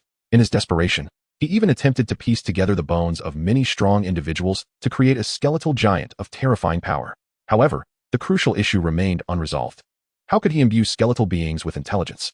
This conundrum became an insurmountable challenge for him. At long last, through a fortuitous encounter, the Bone Spirit Mage acquired the corpse of a top-tier powerhouse. To him, this was akin to striking gold. He devoted countless precious materials and his utmost efforts to transform this formidable corpse into a skeleton, naming it Ugsar, the name of the god of death from ancient mythology. It is easy to imagine the high expectations the Bone Spirit Mage had for this skeletal creation. However, much to his dismay, the skeleton he had painstakingly crafted did not awaken its own consciousness, unlike other skeletal beings. This skeleton, upon which he had pinned his hopes, seemed little more than an empty shell. Soon, a bold hypothesis took root in the Bone Spirit Mage's mind. If he viewed this skeleton as merely an empty vessel, did that not imply that if he could transplant a living consciousness into it, it might awaken intelligence? If so, he could truly create a perfect skeletal life endowed with both formidable strength and human thought. Yet, the question of how to transplant a living consciousness into the skeleton presented another daunting dilemma for the Bone Spirit Mage. It was under these circumstances that a more audacious notion took shape within him. He would transplant his own consciousness into this skeleton. After all, he was already an anomaly. The failures of his magical experiments had transformed him into a skeletal being. Consequently, his consciousness was entirely contained within the soul crystal nestled in his skull. As long as he could transfer this soul crystal into the skeleton, it might attain intelligence, and he could be reborn in another form. Although the plan was splendid, the Bone Spirit Mage lacked the courage to execute it. After all, it was merely a conjecture. Should the experiment fail, he would plummet into an abyss from which there was no return. All his previous efforts would be rendered meaningless. Thus, he refrained from taking the gamble. This was why he devised such a scheme, burying the skeleton here and establishing mechanisms that could only be activated by his soul crystal. In this way, even if he were to perish one day, someone would eventually uncover his secret and discover the buried skeleton. Similarly, only by embedding his soul crystal within the skeleton could it possibly be revived. Though the Bone Spirit Mage had passed from this world, he could return from the depths of hell in another guise. This fellow is truly a madman. After perusing the contents of the parchment scroll, even Li Bingqiu's eyes betrayed a hint of astonishment. He is both a madman and a genius, Lin Yuan remarked softly. His entire life has been dedicated to one singular goal, the creation of the perfect skeletal life. Soon, his dream will come to fruition. Having spoken these words, Lin Yuan reached out and removed the soul crystal that had been embedded in the tombstone. He gently placed it upon the forehead of the skeleton within the coffin. In the next moment, an astonishing spectacle unfolded before them. The soul crystal transformed into countless strands of icy white threads, merging into the skull of the skeleton. As they beheld this extraordinary sight, a flicker of astonishment crossed Li Bingqiu's eyes, leaving him utterly bewildered as to what was transpiring. Time passed, ticking away second by second. After approximately 30 seconds had elapsed, the skeleton before them finally stirred. Crack, crack. Accompanied by the sound of cracking bones, the skeleton slowly rose to a seated position. Within its eye sockets, a ghostly green flame ignited, casting a cold gaze towards Lin Yuan. Was it you, a human, who awakened me? Chapter 50, The Skeletal King, Ugsar. Indeed, it was I who roused you and granted you a second life, Lin Yuan replied, unabashedly meeting the skeleton's gaze, and calmly declared, from this moment forth, you shall fight for me, for I am your sole sovereign. Upon hearing these words, The soul fire within the skeleton's eye sockets flickered violently before gradually calming. Yet, the skeleton spoke with profound confusion. Who exactly am I? Lin Yuan smiled knowingly, as if he had anticipated such a question, and replied softly, Your name is Ugsar, the god of the undead from ancient myth, and you shall be the future skeletal king. Ugsar was indeed the name bestowed upon this skeleton by the bone spirit mage. In a sense, Lin Yuan had inherited the legacy of its former master. My name is Ugsar. As the name resonated within him, the skeleton appeared to be activated. The confusion in its eyes slowly dissipating. Then, it knelt before Lin Yuan on one knee, resolutely proclaiming, Great Sovereign, from now on, Ugsar is willing to fight for you. Witnessing this scene, Li Bingchu was left utterly stunned. Is this even possible? She tugged at Lin Yuan's sleeve and whispered, What in the world is happening? You just subdued the skeleton like that? What else could I do? Lin Yuan turned his head slightly, speaking in a tone audible only to Li Bingchu. In fact, this hidden storyline has two possible endings. Currently, although he possesses the consciousness of the bone spirit mage, he has lost all memories. If he were to discover his true identity, he would choose to eliminate us. By the way, this skeleton's strength is equivalent to that of a level 50 diamond grade boss. Upon hearing this, Li Bingchu's pupils constricted in surprise. She had not anticipated that the skeleton before her could wield such formidable power. A level 50 diamond grade boss meant he was significantly more powerful than the previous skeletal giant. Lin Yuan continued nonchalantly. As for the second ending of this hidden storyline, it involves allowing him to accept a new identity. In doing so, he will regard you as his leader and choose to pledge his loyalty to you. Li Bingchu couldn't help but widen her eyes in astonishment. Is there really such a mechanism? Lin Yuan smiled, choosing not to elaborate, although this choice may seem straightforward. For players unaware of the correct answer, it would not be easy to make the right decision. After Ugsar recognized Lin Yuan as his master, his attribute panel appeared before Lin Yuan. Hero, Ugsar. S-Class Hero. Title, Skeletal King. Level, 1. Health, 750-750. Mana, 150-150. Attack, 140230. Defense, 70. Strength, 90. Agility, 55. Intelligence, 85. As Lin Yuan had anticipated, this skeleton named Ugsar was indeed an S-Class hero. His base attributes fully met the standards of an S-Class hero. However, what Lin Yuan truly valued was not Ugsar's base attributes, but rather his yet-to-be-awakened skills. With this in mind, Lin Yuan promptly opened the auction house to check the prices of hero experience books. A basic hero experience book provides 1,000 hero experience and is priced around 500 gold. A medium hero experience book offers 5,000 hero experience and has a market price of approximately 3,000 gold. An advanced hero experience book grants 20,000 hero experience and is priced around 18,000 gold. The higher the level of the hero experience book, the steeper the price. Particularly for advanced hero experience books, the cost translates to 1 experience point equating to 1 gold coin. After all, each hero can only utilize a limited number of hero experience books each day. Such exorbitant prices are clearly beyond the means of an ordinary lord. However, for Lin Yuan, this was a trivial matter. Without a moment's hesitation, he swiftly purchased 100 advanced hero experience books. Without batting an eye, he spent 1.8 million gold. To him, money was merely a string of numbers. The only source of frustration for Lin Yuan was how, despite Ugsar being a level 50 diamond grade boss, he had been reduced to a level 1 hero upon being subdued. Was this what they referred to as the legendary transformation from dark to strong tenfold, and from light to weak by 3 parts? Subsequently, Lin Yuan wasted no time and directly applied the advanced hero experience books to Ugsar. Ding. You have successfully used an advanced hero experience book. Your hero Ugsar gains 20,000 hero experience. Ding. You have successfully used an advanced hero experience book. Your hero Ugsar gains 20,000 hero experience. The system notifications echoed in Lin Yuan's ears repeatedly. The white light of leveling up continuously illuminated Ugsar.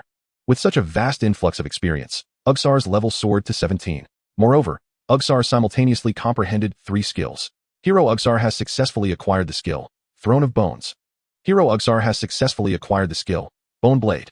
Hero Ugsar has successfully acquired the skill, Summon Bone Giant. Then, Lin Yuan opened Ugsar's attribute panel to review the specifics of these 3 skills. Skill, Throne of Bones. Passive skill. Description, the skeleton units commanded by Ugsar gain a 20 increase in attack power, defense, attack speed, and movement speed. Additionally, 10 of all damage dealt by skeleton units is converted into true damage. Upon seeing the description of this skill, a glimmer of excitement flickered in Lin Yuan's eyes, causing his breath to quicken.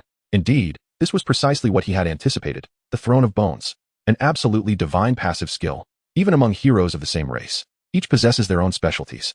Take, for instance, the vampire Count Dracula, who excels in commanding vampires, or the Lich Master Claire, who is adept at commanding corpse mages. Only with the right hero paired with the appropriate unit can one unleash their maximum potential. As for Lin Yuan's newly acquired Skeletal King, Ugsar, there was no doubt he was the unparalleled master of commanding skeletal units. Chapter 51, Divine Passive, Throne of Bones. The Throne of Bones passive skill not only significantly enhances the attributes of skeletal units, but, more importantly, it converts a portion of their damage into true damage. It is worth noting that most skeletal units do not rank particularly high. In such circumstances, the damage dealt by skeletal units is generally modest. Lin Yuan recalled that in his past life, many lords favored employing the skeletal C tactic, as skeletal units are easy to produce and accumulate in substantial numbers. Even in the absence of the extraordinary treasure known as the Skull King's Skull, the Lord of the Undead can still employ the soul summoning technique to transform corpses into skeletal warriors. However, those skeletons conjured through this method are merely the most rudimentary type and cannot be fused or upgraded into more formidable skeletal variants. Nevertheless, even this limitation proves sufficient. Once the numbers of skeletal soldiers accumulate to a significant extent, they can indeed emulate the adage of many ants being able to kill an elephant. Furthermore, as expendable cannon fodder, the loss of skeletal warriors does not evoke any sorrow. Consequently, numerous undead lords swiftly gained an advantage in the early stages of the game by employing the strategy of a skeletal tide. Yet, as the game progressed into its mid-stage, the shortcomings of this tactic began to manifest. With the elevation of troop levels, skeletal soldiers appeared increasingly feeble when confronted by higher-tier units. Even against a mere 4th-tier heavy knight, the skeletal warrior's attacks could not penetrate the knight's defenses. In such circumstances, sheer numbers lost their significance, leading the majority of undead lords to abandon the skeletal tide strategy. However, as is often the case, exceptions exist. A select few undead lords continued to uphold and innovate upon the skeletal tide tactic, enhancing their skeletal warriors' combat prowess by harnessing the traits of heroes or treasures. Under their command, what was once mere cannon fodder could even overwhelm and slay dragons. Among them, the undead hero Ugsar perfectly embodied the skeletal tide strategy. The skeletal soldiers commanded by him not only received attribute enhancements, but also possessed true damage capability. What is true damage, you might ask? It is damage that ignores defenses entirely. This means that even a 1st-tier skeletal warrior could inflict harm upon a 9th-tier dragon, breaching its defenses with ease. It is no exaggeration to assert that, given sufficient numbers, there is nothing, be it angels, demons, or dragons, that those skeletal warriors cannot vanquish. Upon glimpsing the introduction of the skill known as the Bone Throne, Lin Yuan resolved firmly that his skeletal forces would henceforth be entrusted to Ugsar's command. Lin Yuan believed that this hero, in conjunction with the Skull King's Skull, would undoubtedly unleash the utmost potential of his skeletal army. Subsequently, Lin Yuan turned his attention once more to Ugsar's other 2 skills. Skill, Bone Magic Blade. Active skill. Description, Ugsar extracts one of his own ribs to serve as a blade, imbuing it with bone magic to transform it into the Bone Magic Blade. When wielding the Bone Magic Blade, Ugsar gains a 35 attack bonus, a 25 critical strike rate bonus, and a 25 critical strike damage bonus. Additionally, enemies struck by the Bone Magic Blade will suffer from the Bone Curse, resulting in a 10 reduction in all attributes. Upon reading this skill's description, even Lin Yuan found himself momentarily taken aback. It must be said that Ugsar is truly formidable for wielding his own rib as a weapon. Nevertheless, the potency of this skill is indisputable. It not only grants Ugsar substantial enhancements, but also curses his foes, significantly weakening their capabilities, truly a cunning advantage. As for the 3rd skill, Lin Yuan could surmise its nature without even needing to read the description. Skill, Summon Bone Giant. Active skill. Description, this skill, when activated, can summon a bone giant that will obey Ugsar's commands without question. The specific attributes of the bone giant depend on Ugsar's hero level. The trio of skills, Bone Throne, Bone Magic Blade, and Summon Bone Giant, contains no wasteful abilities. Ugsar is indeed deserving of the title of an S-grade hero. By now, he has become the 3rd S-grade hero in Lin Yuan's command, finally providing suitable leadership for his skeletal army. Meanwhile, Li Bingqiu stood in stunned silence, utterly astonished by Lin Yuan's actions. If I am not mistaken, this fellow was only level 1 mere seconds ago, was he not? Li Bingqiu stammered. Where did you acquire so many hero experience tomes? Of course, I bought them, Lin Yuan replied nonchalantly, glancing at her. It didn't cost much, just under 2 million. Li Bingqiu. You call that not much? Apologies, my poverty has limited my imagination. Indeed, money truly can enable one to act with impunity. Lin Yuan then presented Ugsar's attributes before Li Bingqiu. Although Ugsar was only level 17, his base attributes were nearly on par with her rose swordsman, Chiron. Even Li Bingqiu had to concede that, in comparison to S-grade heroes, A-grade heroes were indeed significantly inferior. Taking a deep breath, Li Bingqiu said, Congratulations on acquiring another S-grade hero. To be honest, S-grade heroes are not everything, Lin Yuan replied.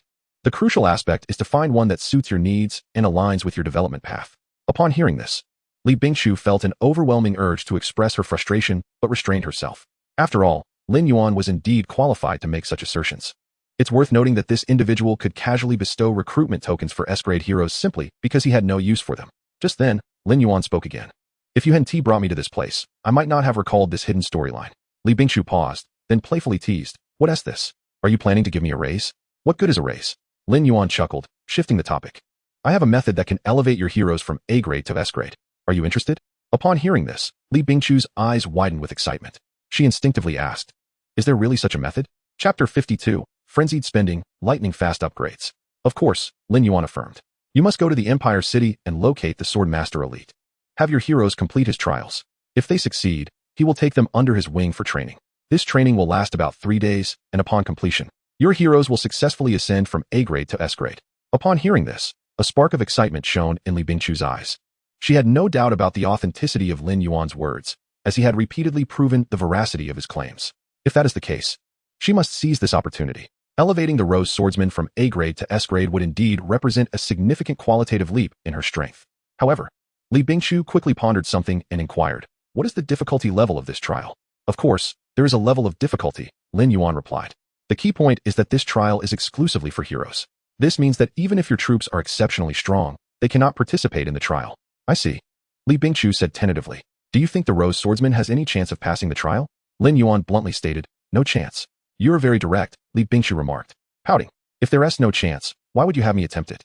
"I merely said there is no chance. I did not say there is no way." After uttering these words, Lin Yuan directly handed a vial of potion to Li Bingshu, saying, "As long as your hero consumes this potion, you may have a chance to pass the trial." "Is this the dark potion?" Upon seeing the familiar vial in her hand, Li Bingshu couldn't help but be momentarily taken aback, for it was indeed the dark potion that Chu Feng had given her. "You should be aware of the effects of the dark potion," Lin Yuan remarked nonchalantly. "Once consumed, the hero will enter a demonic state, gaining a 50 boost to all attributes, and their attacks will carry an additional 10 dark attribute damage, lasting for 15 minutes. However, the dark potion is a double-edged sword. Once its effects wear off, the hero will enter a state of weakness for 8 hours, with a 70 reduction in all attributes. Moreover, consuming the dark potion repeatedly within a short time frame will inflict irreversible consequences upon the hero. The exorbitant price of the dark potion is not without justification. In my past life, it was regarded as a divine elixir for the mid-game. Many would have their heroes consume it during dungeon raids or first boss kills to attain greater power in a short span." Upon hearing Lin Yuan's explanation, Li Bingshu finally grasped his intention and promptly replied, "I understand. Thank you for your warning." Lin Yuan continued, "I hope that when we meet again, your hero will have ascended to S rank. Additionally, in a few days, the dark potion will be available on the market. It has been several days. There should be some stock by now, correct?" Li Bingshu nodded affirmatively, "Certainly. Since you have made your decision, I will arrange for it shortly." "Very well," Lin Yuan replied. "Also, please expedite the search for the location indicated on the parchment. This matter is equally pressing." "Understood." It is worth noting that the parchment map obtained from Chun Bei was an opportunity Lin Yuan had not encountered even in his previous life. Thus, he must seize this chance and ensure it does not fall into the hands of others. In the days that followed, Lin Yuan focused his attention on Ugsar. After all, compared to Artoria and Kirin, Ugsar's level was still rather low. However, the potential of this hero was undeniably formidable. Thus, Lin Yuan sought to elevate Ugsar's level as swiftly as possible. Whether battling wild monsters or delving into dungeons, Lin Yuan designated Ugsar as the main commander, allowing him to reap the majority of experience. To be honest, for an ordinary lord, nurturing a single hero to mastery is already a considerable challenge, let alone simultaneously training 3 heroes as Lin Yuan was attempting. Fortunately, Lin Yuan's greatest advantage was his wealth. The daily supply of high-level hero experience tomes filled to the brim. Each hero had a daily usage limit of 100 tomes, and Lin Yuan unabashedly purchased 300 high-level tomes each day. Ugsar, Artoria, and Kirin each received 2 million experience points, evenly distributed. Under these circumstances, the leveling speed of these 3 heroes soared like a rocket. However, this rapid progression came at the cost of Lin Yuan's financial resources flowing away like water. Each high-level hero experience tome cost 18,000 gold coins. 300 tomes a day amounted to 540,000. At this expenditure rate, 100 million would barely last 20 days. Fortunately, during this time, Lin Yuan's dark potion finally hit the auction house. Many lords promptly recognized its significance, resulting in a frenzy of purchases. The price of the dark potion skyrocketed. Initially priced at 2,000 gold coins, it soared to 10,000 gold coins. Moreover, there seemed to be no signs of slowing down. In Lin Yuan's perspective, such a situation arose from 2 primary reasons. The first was the rarity of the item. and the second was the abundance of wealth among players in the game. Many had begun to realize the immense value hidden behind this game. In their eyes, Lord's Era was no longer merely a game. However, as the dark potion flooded the market, its inflated price would soon cool down and ultimately return to normal levels. Nevertheless, Lin Yuan could still reap substantial profits from the dark potion. Earning a pure profit of 100 million in a year was no laughing matter. Yet, given Lin Yuan's current spending habits, even that amount seemed insufficient. Fortunately, his investments were beginning to bear fruit. Under Lin Yuan's relentless financial support, Artoria's hero level had reached 40. Kieran's level had reached 37. Even Ugsar's level had climbed to 31. Chapter 53, Parchment Map, Mysterious Canyon. Under these circumstances, Lin Yuan decided to cease further financial investment in leveling up heroes, as it had become unnecessary. Although he was wealthy, he had not reached the point of extravagant indulgence. Take Artoria for instance. After reaching level 40, she would require several million experience points to level up. Spending millions to gain a single level was rather impractical. Moreover, the levels of his 3 heroes had reached a satisfactory point. Thus, he could afford to allow their progression to occur gradually, without rushing. Subsequently, Lin Yuan stood within his territory, surveying his surroundings. The various structures within his domain, such as the pikeman camp, archer training grounds, and mage association, had all been upgraded to their highest levels. This ensured that he could recruit the maximum number of troops each week. Regardless of the game's phase, the strength of one's forces was a key measure of a lord's power. However, as the game progressed to later stages, the time required to upgrade buildings increased significantly. For instance, the Lord's Mansion, within Lin Yuan's territory still required at least 7 days to upgrade from level 5 to level 6. Once the Lord's Mansion reached level 6, he would be able to construct the Griffin Perch.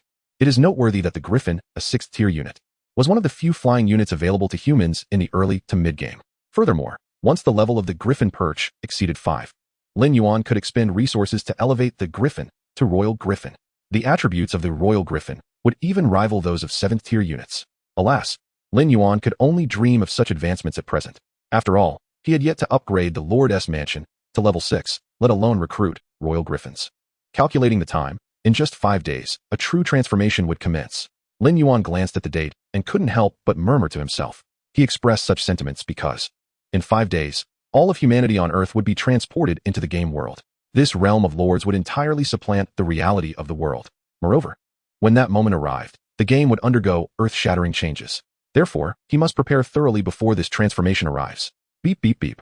Just as Lin Yuan was deep in thought, a sudden transmission interrupted his reverie. He answered the communication to find it was Li Bingshu calling. Boss, I found it. Once the communication was established, the invigorating voice of Li Bingshu immediately resonated from the other end. However, a look of perplexity surfaced on Lin Yuan's face. What has been found? The location marked on the sheepskin map has been discovered. Li Bingshu exclaimed with enthusiasm. There is absolutely no doubt. The terrain recorded on the map perfectly matches what we have surveyed.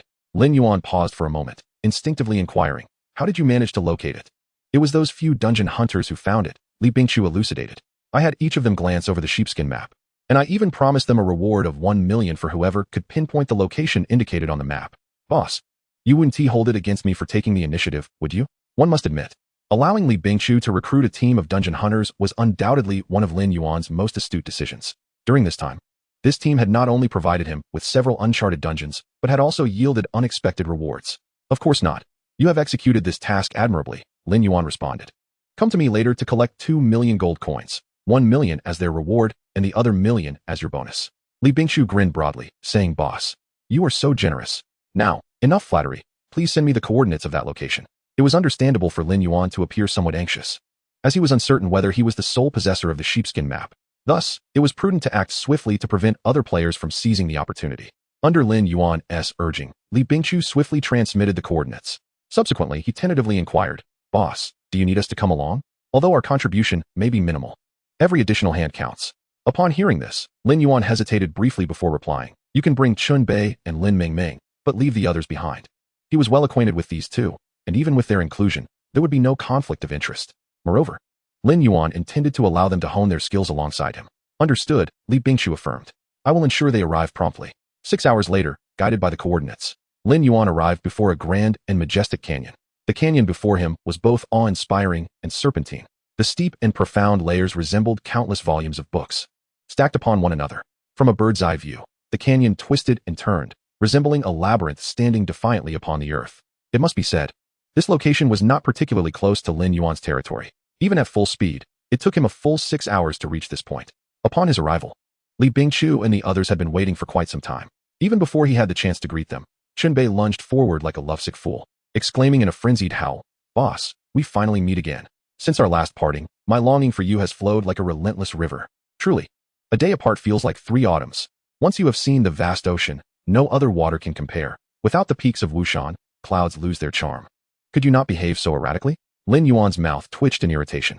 "I apologize. I was simply overwhelmed with excitement and momentarily lost control of my emotions." Chunbei chuckled sheepishly. It was then that Lin Yuan noticed the hero accompanying him had transformed into an S-rank orc commander. Meanwhile, the rose swordsman beside Li Bingqiu had also ascended from A rank to S rank, their presence markedly altered, clearly having triumphed in their trials. It appeared that during this time, both Li Bingqiu and Chunbei had made significant advancements in their abilities. As for Lin Mingming, however, she had not changed much. At that moment, Li Bingqiu began to explain to Lin Yuan, "The canyon before us is the location marked on the sheepskin map. If this truly is a treasure map, then the treasure must be hidden within this canyon." Chapter 54, Surrounded by Enemies. "The Demon Spider Queen, let us proceed and investigate," Lin Yuan declared without hesitation. Leading his troops into the canyon ahead, Li Bingqiu and the others quickly followed in his footsteps as they ventured deeper into the canyon. As they entered, a sudden chill swept through the air, accompanied by rustling sounds from the depths of the canyon. Lin Yuan immediately raised his hand to halt the advance of his companions, quietly warning, "Be cautious and prepare for battle." Lin Yuan's reaction was remarkably keen. Just as he finished speaking, pairs of crimson eyes, as red as blood, suddenly illuminated the darkness before them. "Are those hellhounds?" Li Bingqiu asked, peering ahead, but upon recognizing the monstrous forms, he quickly revised his assessment. "No, that is not right. Those are hellhounds of the 3-headed variety. Hellhounds are a 4th-tier unit of the demon race, while the 3-headed hellhound is their upgraded version, with attributes rivaling even 5th-tier units." The critical factor here was the sheer number of these 3-headed hellhounds. There were simply too many, a dark mass stretching into infinity. "Boss, let me handle this," Chunbei volunteered, immediately commanding his troops to charge. The orc commander roared as he activated his skill, Beast Blood Frenzy. Upon activation, a blood-red radiance enveloped all the orc units. It was evident that the Beast Blood Frenzy skill provided a significant attribute boost to the orc army. The orcs, known for their prowess in direct confrontation, appeared even more formidable under the influence of this skill. Lin Yuan had to concede that Chunbei indeed possessed remarkable talent. At this rate of growth, it wouldn't be long before he became a prominent orc leader throughout Huaxia. Li Bingqiu and Lin Mingming also joined the fray without hesitation. The rose swordsman Kalin led the charge, cutting through the ranks of hellhounds with her flying sword, swiftly dispatching them one after another. Clearly, Li Bingqiu had adhered to Lin Yuan's guidance and successfully completed the trial set by the swordmaster Olet, elevating Kalin from A rank to S rank, with all attributes significantly enhanced. The human troops under Kalin's command were proving just as effective on the battlefield as Chunbei's orc army. As for Lin Mingming, her performance was naturally somewhat lacking in comparison. In terms of hero rank and troop numbers, she could not match Li Bingqiu and Chunbei. Fortunately, the young lady bore no jealousy, as she had designated herself as a support role, content to provide buffs to her allies. In this situation, Lin Yuan hardly exerted himself. Nearly 1,000 3-headed hellhounds were swiftly eradicated by the combined efforts of Li Bingqiu, Chunbei, and Lin Mingming. Both Li Bingqiu and Chunbei had proven themselves capable leaders. However, even so, Chunbei still acted deferentially in front of Lin Yuan. After the battle concluded, he thoughtfully gathered all the corpses of the 3-headed hellhounds. Lin Yuan glanced at him and chuckled. "If I don't give you a raise, my conscience will trouble me." With a cheerful grin, Chunbei exclaimed, "Whether or not we receive our salaries is of little concern. After all, I am resolutely clinging to this mighty leader." Chunbei's demeanor clearly indicated his unwavering allegiance to Lin Yuan, making it evident that he was not to be dissuaded. This, in fact, was fortuitous for Lin Yuan. Subsequently, he turned to face the mountain of corpses before him and summoned the power of the Skull King's skull. Instantly, a dark magical circle materialized, from which an endless stream of skeletons emerged. The remains of 1,000 hellhounds transformed into 4,000 first-tier skeletons. Such a number could easily amalgamate into 250 fifth-tier, heavily armored skeleton knights. In essence, this conversion rate hovered around 4-to-1, a statistic that Lin Yuan found quite satisfactory. Having bolstered his forces, Lin Yuan promptly declared, "Let us venture deeper into the canyon." Having encountered such a multitude of demonic entities so soon after entering, it became apparent that this locale was far more perilous than they had anticipated. The treasures depicted on the parchment map would surely not be easily acquired. With unwavering confidence, Chunbei replied, "What does it matter? Regardless of the number of demonic creatures present, we shall simply sweep through with our army." Li Bingqiu shot him a glance and remarked, "Very well. We shall withdraw for now. You can clear the area with your forces and then call us back." Wait, dear sister. I was merely attempting to boost morale. Chunbei quickly changed his expression, a wide grin plastered across his face. I'm just a humble follower in your company. If you leave me here alone, it serves no purpose. As they conversed, the group advanced further into the canyon. After approximately 10 minutes of travel, the next wave of demonic creatures finally appeared before them, the fire demons and ice demons. Li Bingshu cast a reconnaissance spell and quickly stated, there are 700 units of each type. They will not be easy to handle. Both the fire demons and the ice demons represent upgraded versions of 5th-tier major demons. The ice demons excel in control, while the fire demons specialize in damage output. If these two types of demons join forces, the outcome will not merely be a simple addition of their strengths. At that moment, Lin Mingming suddenly shouted, beware behind us. There are demonic creatures approaching from the rear. Upon hearing this, the group paused momentarily, instinctively turning to look behind them. They beheld dozens of large spiders that had stealthily circled around to their backs. These spiders were not only enormous, but had swollen abdomens, seemingly harboring something writhing within. Upon seeing these colossal arachnids, Lin Yuan's brow furrowed. Drawing from his previous life's experience, he immediately recognized these demonic creatures. If memory served him correctly, these enormous spiders were indeed the 7th-tier soldiers of the demon race, the Demon Spider Queens. This unit was not a conventional one, but rather a hidden unit of the demon race. Only by acquiring the blueprint for the evil spider nest and constructing it within one's territory could one recruit the Demon Spider Queens. This particular unit was deemed by many to be one of the most repugnant of the demon race due to its inherent traits. While the combat prowess of the Demon Spider Queen was not particularly formidable, it had the ability to continuously produce spider eggs. These eggs could hatch into juvenile spiders in mere seconds. However, the true horror lay in the fact that these demonic spiders were capable of self-detonation. Most players would instinctively seek to eliminate the source, the Demon Spider Queen, but any attempt to strike at her would trigger the immediate self-detonation of the spiders, inflicting substantial damage on surrounding foes. Ordinary lords lacked the specialized means to counter this, often suffering tremendous losses to slay the Demon Spider Queen. This was precisely why they found this unit to be exceedingly distasteful. Gazing at the dozen or so 7th-tier Demon Spider Queens, Chunbei could not help but frown and ask, when did these giant spiders encircle us? Lin Yuan calmly pointed to the rocky walls on either side and replied, do not forget, spiders can traverse walls. Li Bingshu gritted her teeth and muttered, so now we find ourselves beset from all sides. However, Lin Yuan displayed no signs of fear, chuckling lightly as he reassured, do not worry, I can handle this minor skirmish with ease. Chapter 55, Blueprint, Evil Spider Nest. Lin Yuan then proceeded to issue commands with meticulous precision. Chunbei, your Orc Legion is too cumbersome to engage. Remain here to protect the rear. Li Bingshu, position your forces on the flanks and await the opportune moment to strike once I create a suitable opening for you. Lin Mingming, you have no specific tasks. Simply provide buffs to our troops. Though both Li Bingshu and Chunbei were renowned lords in their previous lives, they had yet to fully develop in this one.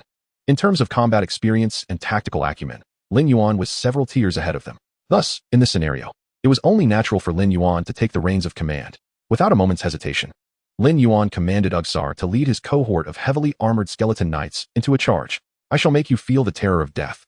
Ugsar unsheathed one of his ribs, transforming it into a bone blade.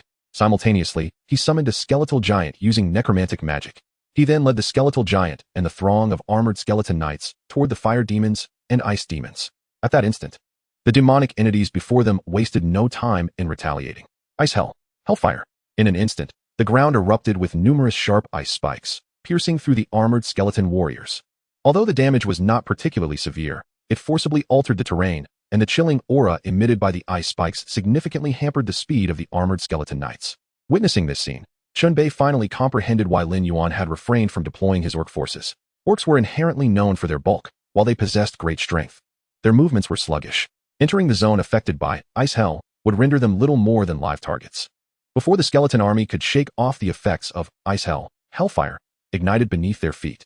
Compared to ice hell, the damage inflicted by hellfire was far more substantial.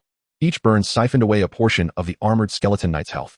Under such circumstances, it seemed likely that before the heavily armored skeleton knights could reach their adversaries, they would already suffer catastrophic casualties.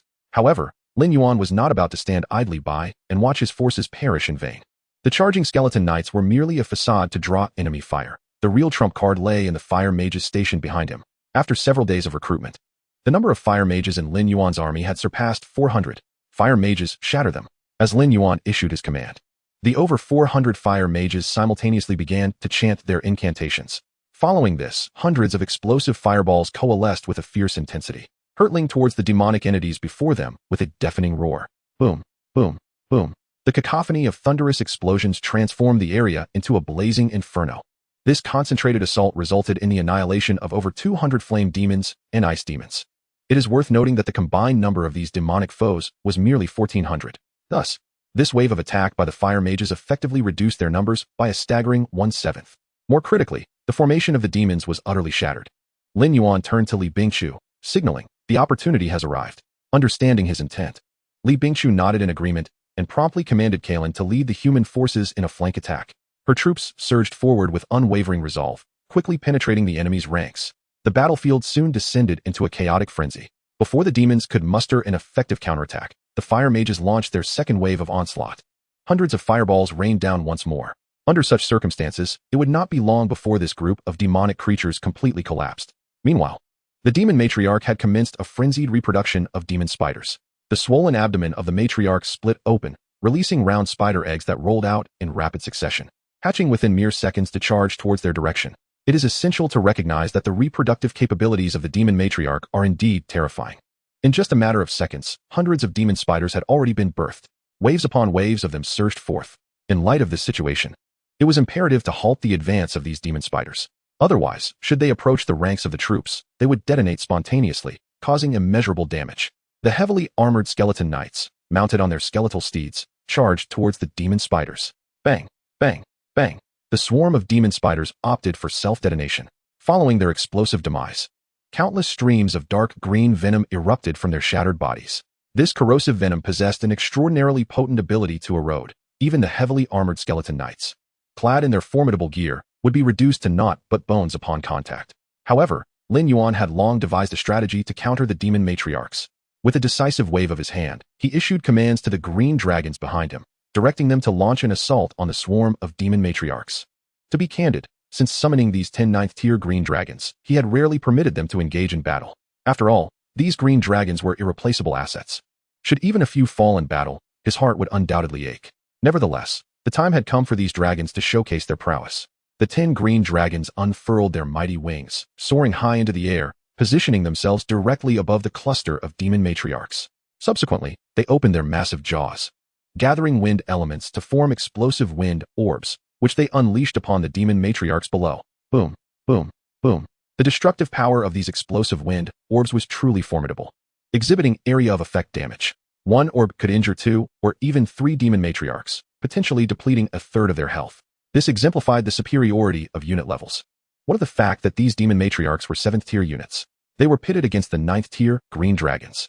Moreover, it was vital to note that their abilities held no effect on the green dragons, being aerial units. The demon spiders hatched by the matriarchs could not reach the green dragons at all. Even when they chose to self-detonate, their venom could not splash upon the dragons. Though the demon matriarchs presented a vexing challenge, they had encountered their nemesis this time. Amidst the roars of the green dragons, one demon matriarch after another fell victim to the explosive wind orbs. The number of demon spiders they birthed dwindled drastically, rendering them incapable of posing any further threat to Lin Yuan's forces. 10 minutes later, Lin Yuan's troops had achieved victory on both flanks of the battlefield. The flame demons and ice demons lay vanquished. The demon matriarchs had also been eradicated. The cost to Lin Yuan was merely a few hundred heavily armored skeleton knights. Only half of the fallen knights had succumbed to the flame and ice demons, while the remainder had perished due to the self-detonation of the demon spiders, illustrating just how insidious the demon matriarchs truly were. Lin Yuan spoke. "All right, let us commence the cleanup of the battlefield.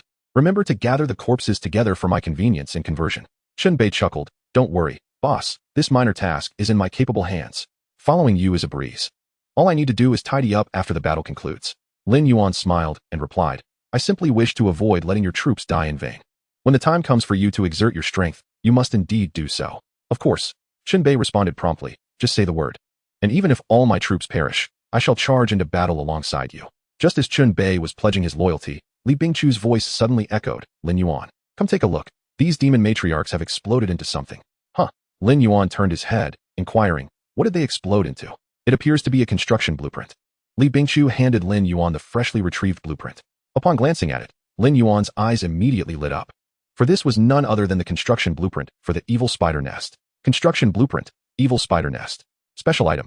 Description: this construction blueprint can only be utilized within the territory of the demon race. Upon reaching level 7 at the Lord's Manor, this blueprint can be employed to construct a special building, the evil spider nest. Resources required for construction: 50 million food, 50 million wood, 50 million stone, 20 million silver coins. Lin Yuan remarked, "This blueprint is quite a valuable asset. When the time is right, I can auction it off for no less than several tens of millions." Hearing this, a look of astonishment crossed Li Bingchu's face. Several tens of millions? It's worth that much? Indeed, the Demon Matriarch is a hidden 7th-tier unit, and its utility is immense, enabling the development of countless strategies centered around this unit. Lin Yuan spoke calmly. Any demon lord would be unable to overlook this construction blueprint, so it will surely fetch a high price. Unfortunately, none among us can utilize it. Chapter 56, 3 Diverging Paths, The Demon Cave. After hearing Lin Yuan's explanation, Li Bingchu finally grasped the value of this construction blueprint. She then inquired, "Should I list this blueprint on the auction house?" "Not yet," Lin Yuan replied. "This is a 7th-tier construction blueprint, and presently, no one can make use of it. Moreover, I am not in dire need of that sum. If the opportunity arises, I shall see if I can exchange this blueprint for something we can utilize." To Lin Yuan, money was merely a number. What he truly sought were means to enhance his strength. At that moment, Lin Mingming's voice echoed as well. "Lin Yuan, there are also 2 architectural blueprints here." Upon hearing this, Lin Yuan couldn't help but momentarily pause in surprise. 2 architectural blueprints? He had initially thought that discovering just one blueprint would be a delightful surprise. It now appeared that this canyon was indeed home to a wealth of treasures hidden within the bodies of the demonic creatures. "Show them to me," Lin Yuan said, extending his hand to receive the 2 blueprints from Lin Mingming. Construction Blueprint, Ice Magic Tower. Special Item. Description: provided that the Lord's Mansion reaches level 5. This blueprint can be used to construct a defensive building, Ice Magic Tower. Resources required for construction: 20 million food, 20 million wood, 15 million stone, 5 million silver coins. Construction Blueprint, Flame Magic Tower. Special Item. Description: provided that the Lord's Mansion reaches level 5, this blueprint can be used to construct a defensive building, Flame Magic Tower. Resources required for construction: 20 million food, 20 million wood, 15 million stone, 5 million silver coins. These 2 blueprints pertain solely to defensive structures. It is essential to note that buildings are categorized into barracks, functional buildings, resource buildings, and defensive structures. Structures such as walls and arrow towers fall under the category of defensive buildings. Once enemy forces attack a territory, these defensive structures will undoubtedly serve their purpose. In Lin Yuan's previous life, renowned figures would invariably fortify their territories into impenetrable bastions. After all, a territory is the foundation for every lord. If a territory falls, it is akin to facing death. However, during the early stages of the game, few would upgrade their defensive structures, as incursions by enemy forces were rare. In such circumstances, investing excessive resources and time into defensive buildings would be utterly counterproductive. Nevertheless, upon beholding these 2 blueprints, a glimmer of joy flickered in Lin Yuan's eyes. While these defensive blueprints might be perceived as superfluous by others, to him, they represented a rare and invaluable opportunity. Moreover, these blueprints would soon prove their worth. With this thought in mind, Lin Yuan promptly declared, "I can definitely make use of these blueprints. May I keep them?" Li Bingchu shrugged and replied, "You're the boss. It's your decision." Lin Mingming softly added, "I have no objections." Chen Bei grinned widely, saying, "How could there be any objections? We're all just coasting along. And you're the one putting in the most effort. Even if you take all the spoils, I wouldn't mind in the least. That would be rather excessive of me." Lin Yuan chuckled. "You can keep the materials from these demonic creatures. They should sell for a decent sum." After distributing the spoils, the group continued to venture deeper into the canyon. Soon, they encountered a fork in the path. 3 routes lay before them, all leading into the unknown darkness, appearing profoundly deep and seemingly without end. "Boss, which way should we go now?" Chen Bei turned to Lin Yuan. It was evident that this fork demanded a choice, and the true path was likely singular. "How would I know? I'm not a fortune teller," Lin Yuan replied calmly. "However, I can take a look." Upon hearing this, Chen Bei was momentarily taken aback. "Isn't that too dangerous?" "Not at all," Lin Yuan assured him. "I said I would go take a look. Not that I would ask you to join me." With that, he retrieved the deceiver's mask from his backpack and donned it upon his face. In the blink of an eye, before everyone's astonished gaze, Lin Yuan's appearance transformed into that of an ice demon. The onlookers widened their eyes in disbelief. Chen Bei exclaimed, "Whoa, boss, you have this ability too?" "It's merely a small trick. No need for such an outcry," Lin Yuan replied. "You all stay here while I investigate the situation ahead. Until I return, remember not to act rashly." Chen Bei nodded vigorously, like a chick pecking at rice. "All right, no problem." After giving his instructions, Lin Yuan ventured alone down the left path, quickly disappearing from view. This path was not short. Lin Yuan walked for several minutes without reaching its end. However, he encountered no demonic creatures along the way. Just then, the path before him suddenly widened, and he keenly sensed that the ground beneath him had transformed to a dark red hue. Lin Yuan furrowed his brow and continued forward. Moments later, the scenery before him opened up dramatically, revealing an expansive valley. The dark red terrain was vast, easily comparable to 3 or 4 merged football fields. However, what truly astonished Lin Yuan was not the size of the valley, but rather the multitude of caves dotting the surrounding rock walls, each inhabited by hideous demons. These demons sported a single horn atop their heads, with wolf-like bodies, and their lower halves ended in hooves, rendering them grotesque in appearance. Their eyes glowed crimson as blood, with fangs as sharp as blades, and barbed tails that completed their fearsome visage. If Lin Yuan's memory served him correctly, these demons belonged to the 6th tier of units. Before he could thoroughly investigate, a fiery whip suddenly lashed out before him. Crack! With a sharp sound, the flaming whip left a charred mark upon the ground where Lin Yuan stood. Simultaneously, a chilling voice echoed around him. Lowly demon, this is no place for you. Chapter 57, The Dark God King, Frost Demon King. Upon hearing the voice, Lin Yuan felt a jolt of fear and instinctively looked up. Before him stood an enormous demonic creature. Although it bore a resemblance to a human, it sported a pair of ram's horns and possessed skin of an eerie crimson hue.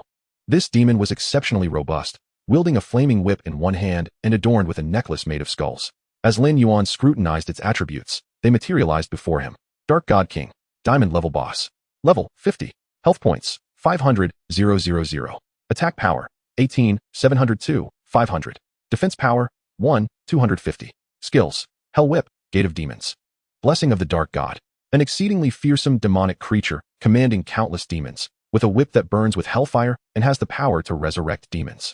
Upon witnessing the Dark God King's attributes, a grave expression crossed Lin Yuan's face. This towering demon wielding the whip was a level 50 diamond level boss.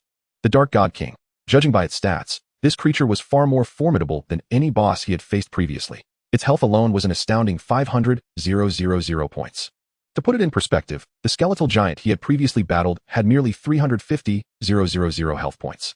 Although Lin Yuan had disguised himself effectively and remained undetected by the Dark God King, the creature's earlier actions were clearly aimed at driving him away. In such circumstances, Lin Yuan naturally dared not linger in that place.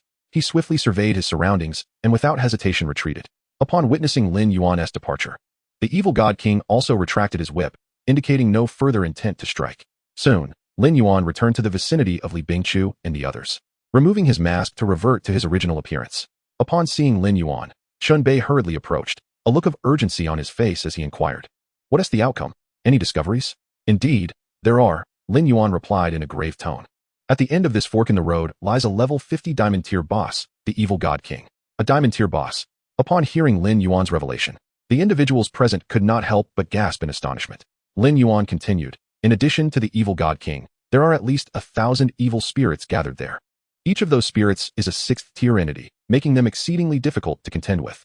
Lin Yuan's words were not mere modesty. If they were to face just the evil God King alone, they might have had a chance. However, with over 1,000 6th tier evil spirits in the mix, their odds would diminish significantly. Although the Flame Mage possessed formidable lethality, that prowess was primarily effective against lower tier entities. When confronted with 6th tier evil spirits, it would take 3 or 4 explosive fireballs to vanquish a single spirit, thereby nullifying any advantage the Flame Mage held. Moreover, according to the description, the evil God King seemed to possess the ability to resurrect these spirits. Lin Yuan believed that should they recklessly engage in battle, even if victorious, they would undoubtedly suffer catastrophic losses. Li Bingqiu pursed her lips and asked, "What should we do now?" After her inquiry, both Chunbei and Lin Mengmeng turned their gazes toward Lin Yuan. It was apparent that within this small team, Lin Yuan had become their steadfast pillar of support. "There's no need to rush," Lin Yuan replied. "We have only explored one path thus far. I will first investigate the remaining 2 forks, and then we shall devise a plan."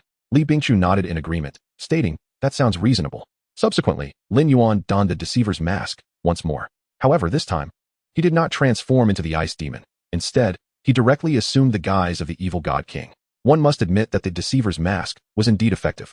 At present, Lin Yuan bore an uncanny resemblance to the evil God King, from the ram-like horns atop his head and the crimson skin to the robust physique. Even the long whip, ignited with hellfire, was seamlessly conjured alongside him. Chunbei, observing in awe, exclaimed, "Wow, is this the evil God King? He looks incredibly imposing." Lin Yuan's intention in adopting this form was not merely for appearances, but to ensure his safety. Even among demonic beings, there appeared to exist a stringent hierarchy. In the eyes of the evil God King, the low-tier ice demon was unworthy of treading upon his domain. Therefore, Lin Yuan resolved to disguise himself as the evil God King to navigate these treacherous paths. "Well then, I shall take my leave." Lin Yuan inhaled deeply and stepped forth. Heading toward the right fork, he pondered where this path might lead. As for the center path, Perhaps it harbored some special significance, so he decided to explore it last. With the experience gained from the first fork, Lin Yuan felt considerably more at ease this time. Unless unforeseen circumstances arose, this fork should similarly lead to a certain destination. He anticipated that he would not encounter any dangers prior to reaching his goal. Thus, Lin Yuan quickened his pace. Within a mere 15 minutes, he successfully arrived at the end of the fork. What lay before him this time was even more bizarre. Beneath his feet, the dark red earth had given way to a frost-laden ground. The extreme cold had even seeped into the fork itself. Dwelling in this frigid realm were colossal beings resembling massive apes. These frost-laden creatures appeared sluggish yet sturdy, adorned with a pair of curved horns, robust arms, and their bodies enveloped in thick ice. Like the evil spirits, these frost-covered demonic beings were also 6th-tier ice giants. Upon Lin Yuan's arrival, all the ice giants slowly turned their heads, fixing their gaze upon him. A chilling voice soon echoed in Lin Yuan's ears. "Evil God King, who permitted you to wander from your territory?" Lin Yuan looked up to see a frost giant wielding a massive wooden club, approaching him with deliberate steps. Its icy blue eyes fixated upon him, emanating a formidable sense of oppression. Frost Demon King, Diamond Tier Boss. Level 50. Health 600,000. Attack Power 15, 702, 280. Defense 1, 550. Skills: Frost Hell, Frost Strike, Frost Armor. An exceptionally fearsome demon creature, the king revered by the Ice Giant clan, encased in frost as hard as steel, possessing the terrifying power to freeze all.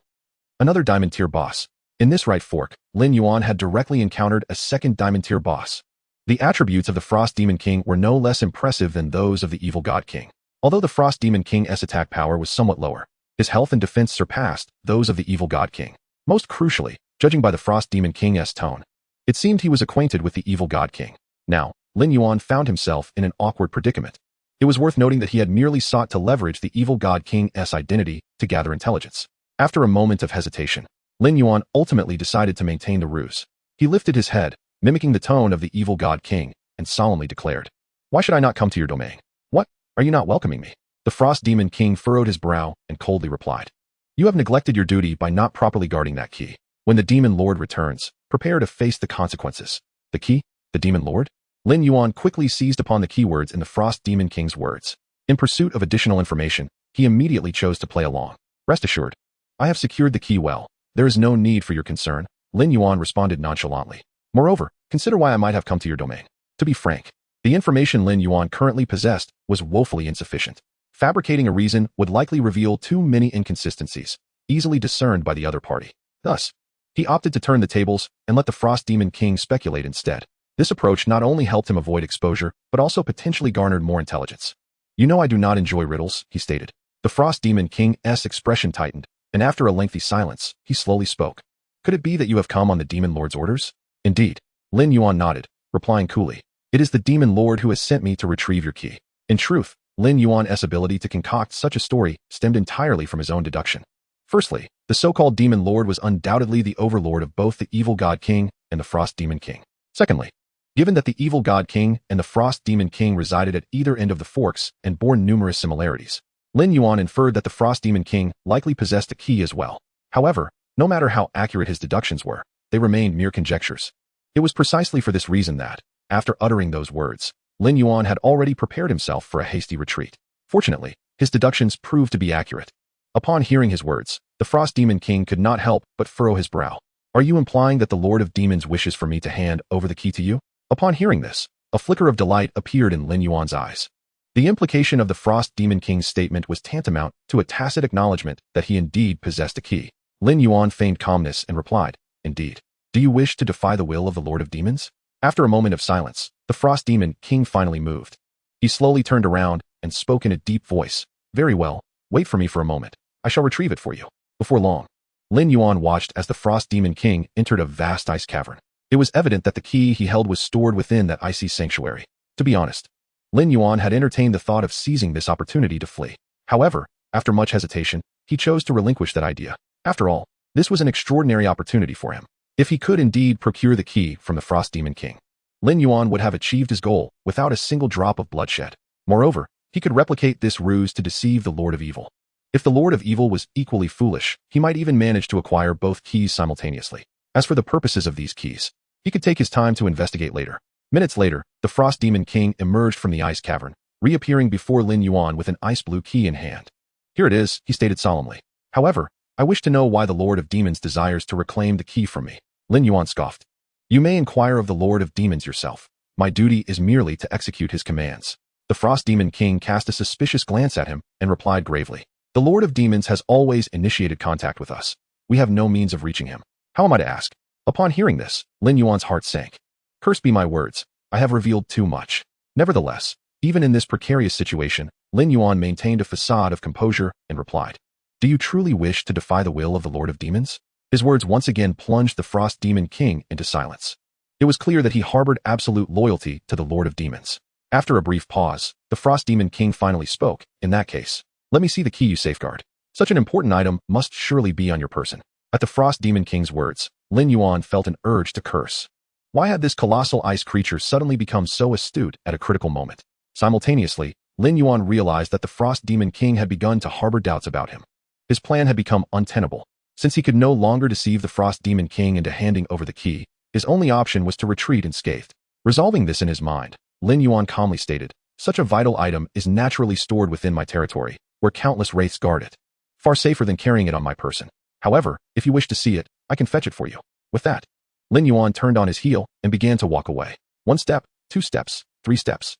In that moment, Lin Yuan felt as though time had stretched into eternity, cold sweat trickling down his back. After he had taken a dozen steps, the Frost Demon King finally reacted, his gaze icy as he fixed his eyes on Lin Yuan, exclaiming sharply, You are deceiving me. You are not the Lord of Evil. Who are you truly? Indeed. The numerous inconsistencies in Lin Yuan's statements and the stark contrasts in his demeanor, coupled with his inability to produce the key he claimed to possess, led the Frost Demon King to unmask his true identity. Fortunately, the Frost Demon King was a fraction too slow in his reaction. By the time he realized the truth, Lin Yuan had already put some distance between them. Upon hearing the Frost Demon King's inquiry, Lin Yuan felt compelled to suppress any lingering hesitation and unleashed his full speed, fleeing into the distance. Chapter 59, The Treasure Chest on the Platform. Huff, huff, huff. Having escaped from the fork in the path, Lin Yuan felt as though he had exhausted every ounce of his strength, gasping for breath. Thankfully, the Frost Demon King seemed to be constrained by some unseen limit and did not choose to pursue him into his territory. Yet even if the Frost Demon King had pursued him, Lin Yuan felt no fear. After all, he could still handle a solitary level 50 boss. The true challenge did not lie with the Frost Demon King, but rather with the thousands of frost giants inhabiting his domain. The fact that the Frost Demon King did not pursue him left Lin Yuan feeling somewhat disappointed. If only he could have eliminated the demon, he would have acquired that ice key. Upon witnessing Lin Yuan's disheveled state, Li Bingchu could not help but inquire, Boss, what happened to you?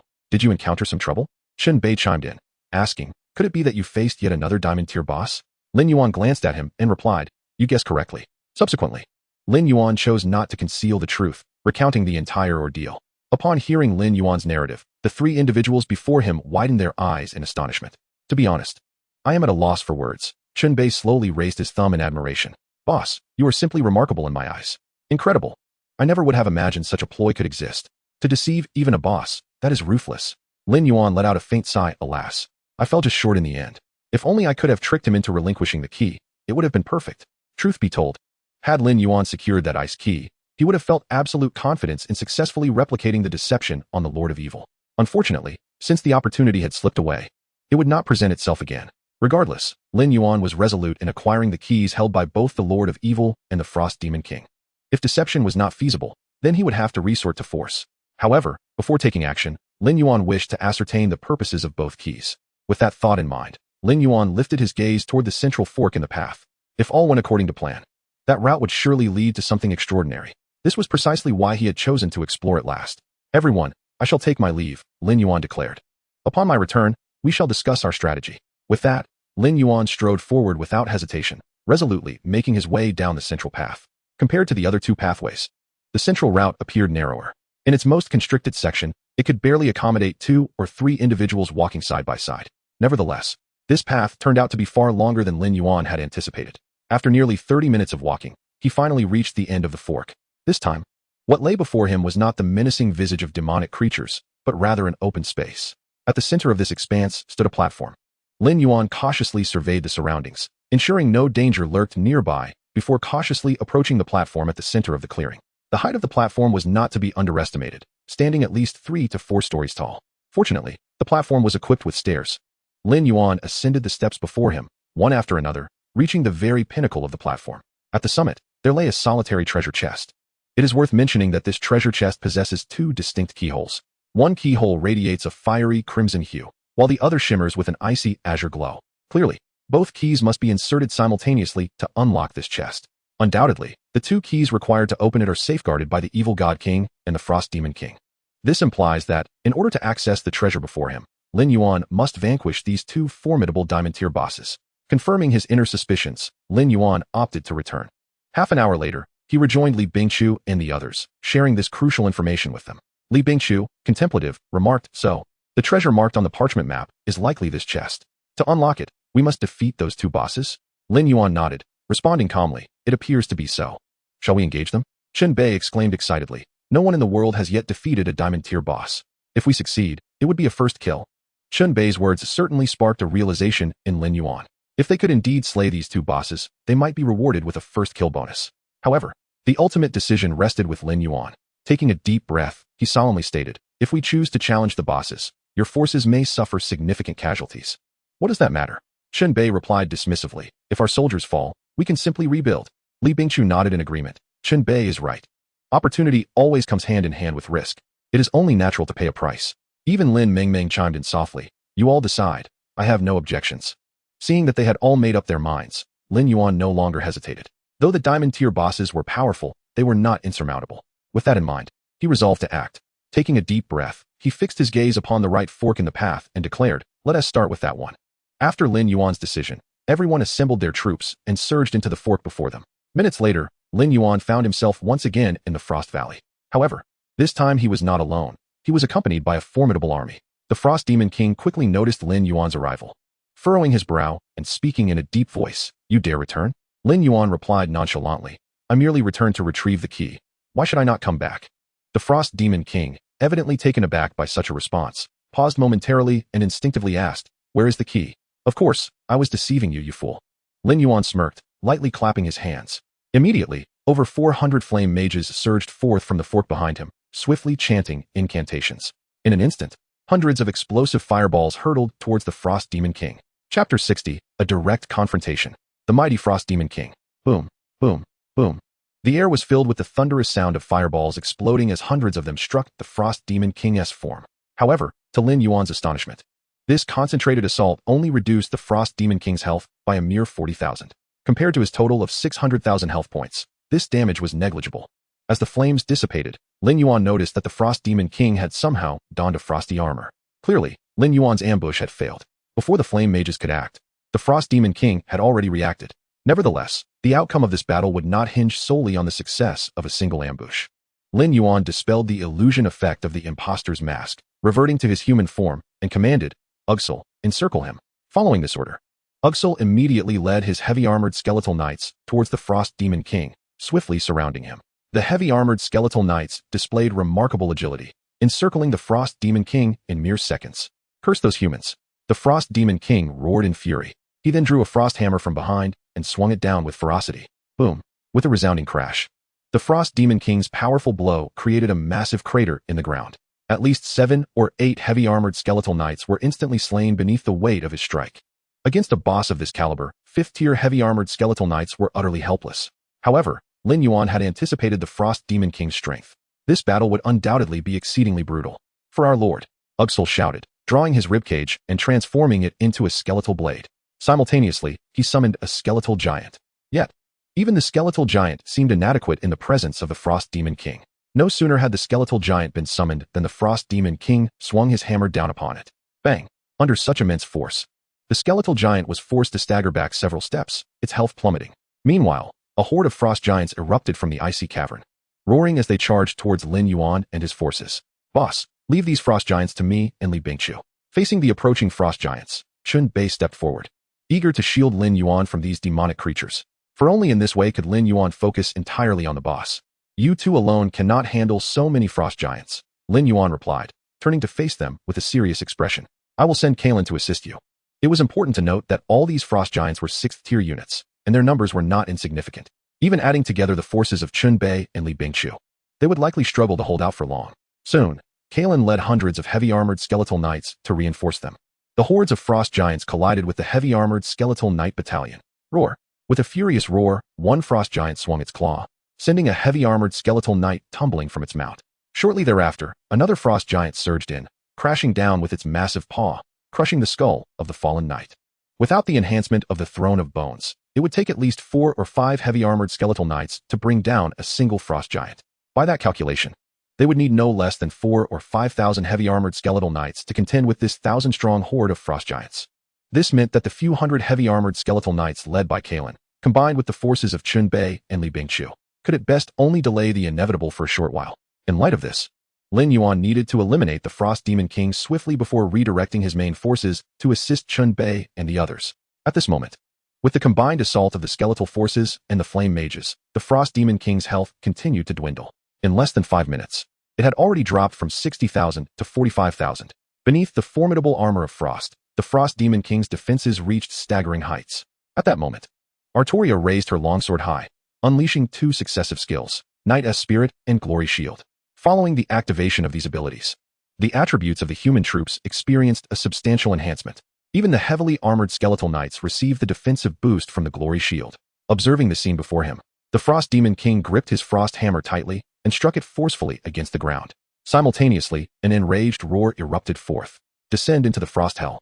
As the voice resonated, the frigid frost rapidly spread in all directions. Crack! In an instant, all the surrounding heavily armored skeletal knights were frozen into ice sculptures. Subsequently, the Frost Demon King stomped his right foot down upon the ground. All the ice sculptures shattered instantaneously. This skill of the Frost Demon King had utterly annihilated over 100 heavily armored skeletal knights. The power of a diamond-level boss was indeed terrifying. Originally, under the influence of Frost Hell, the extreme cold continued to spread even further. Yet, in this critical moment, Artoria acted without hesitation.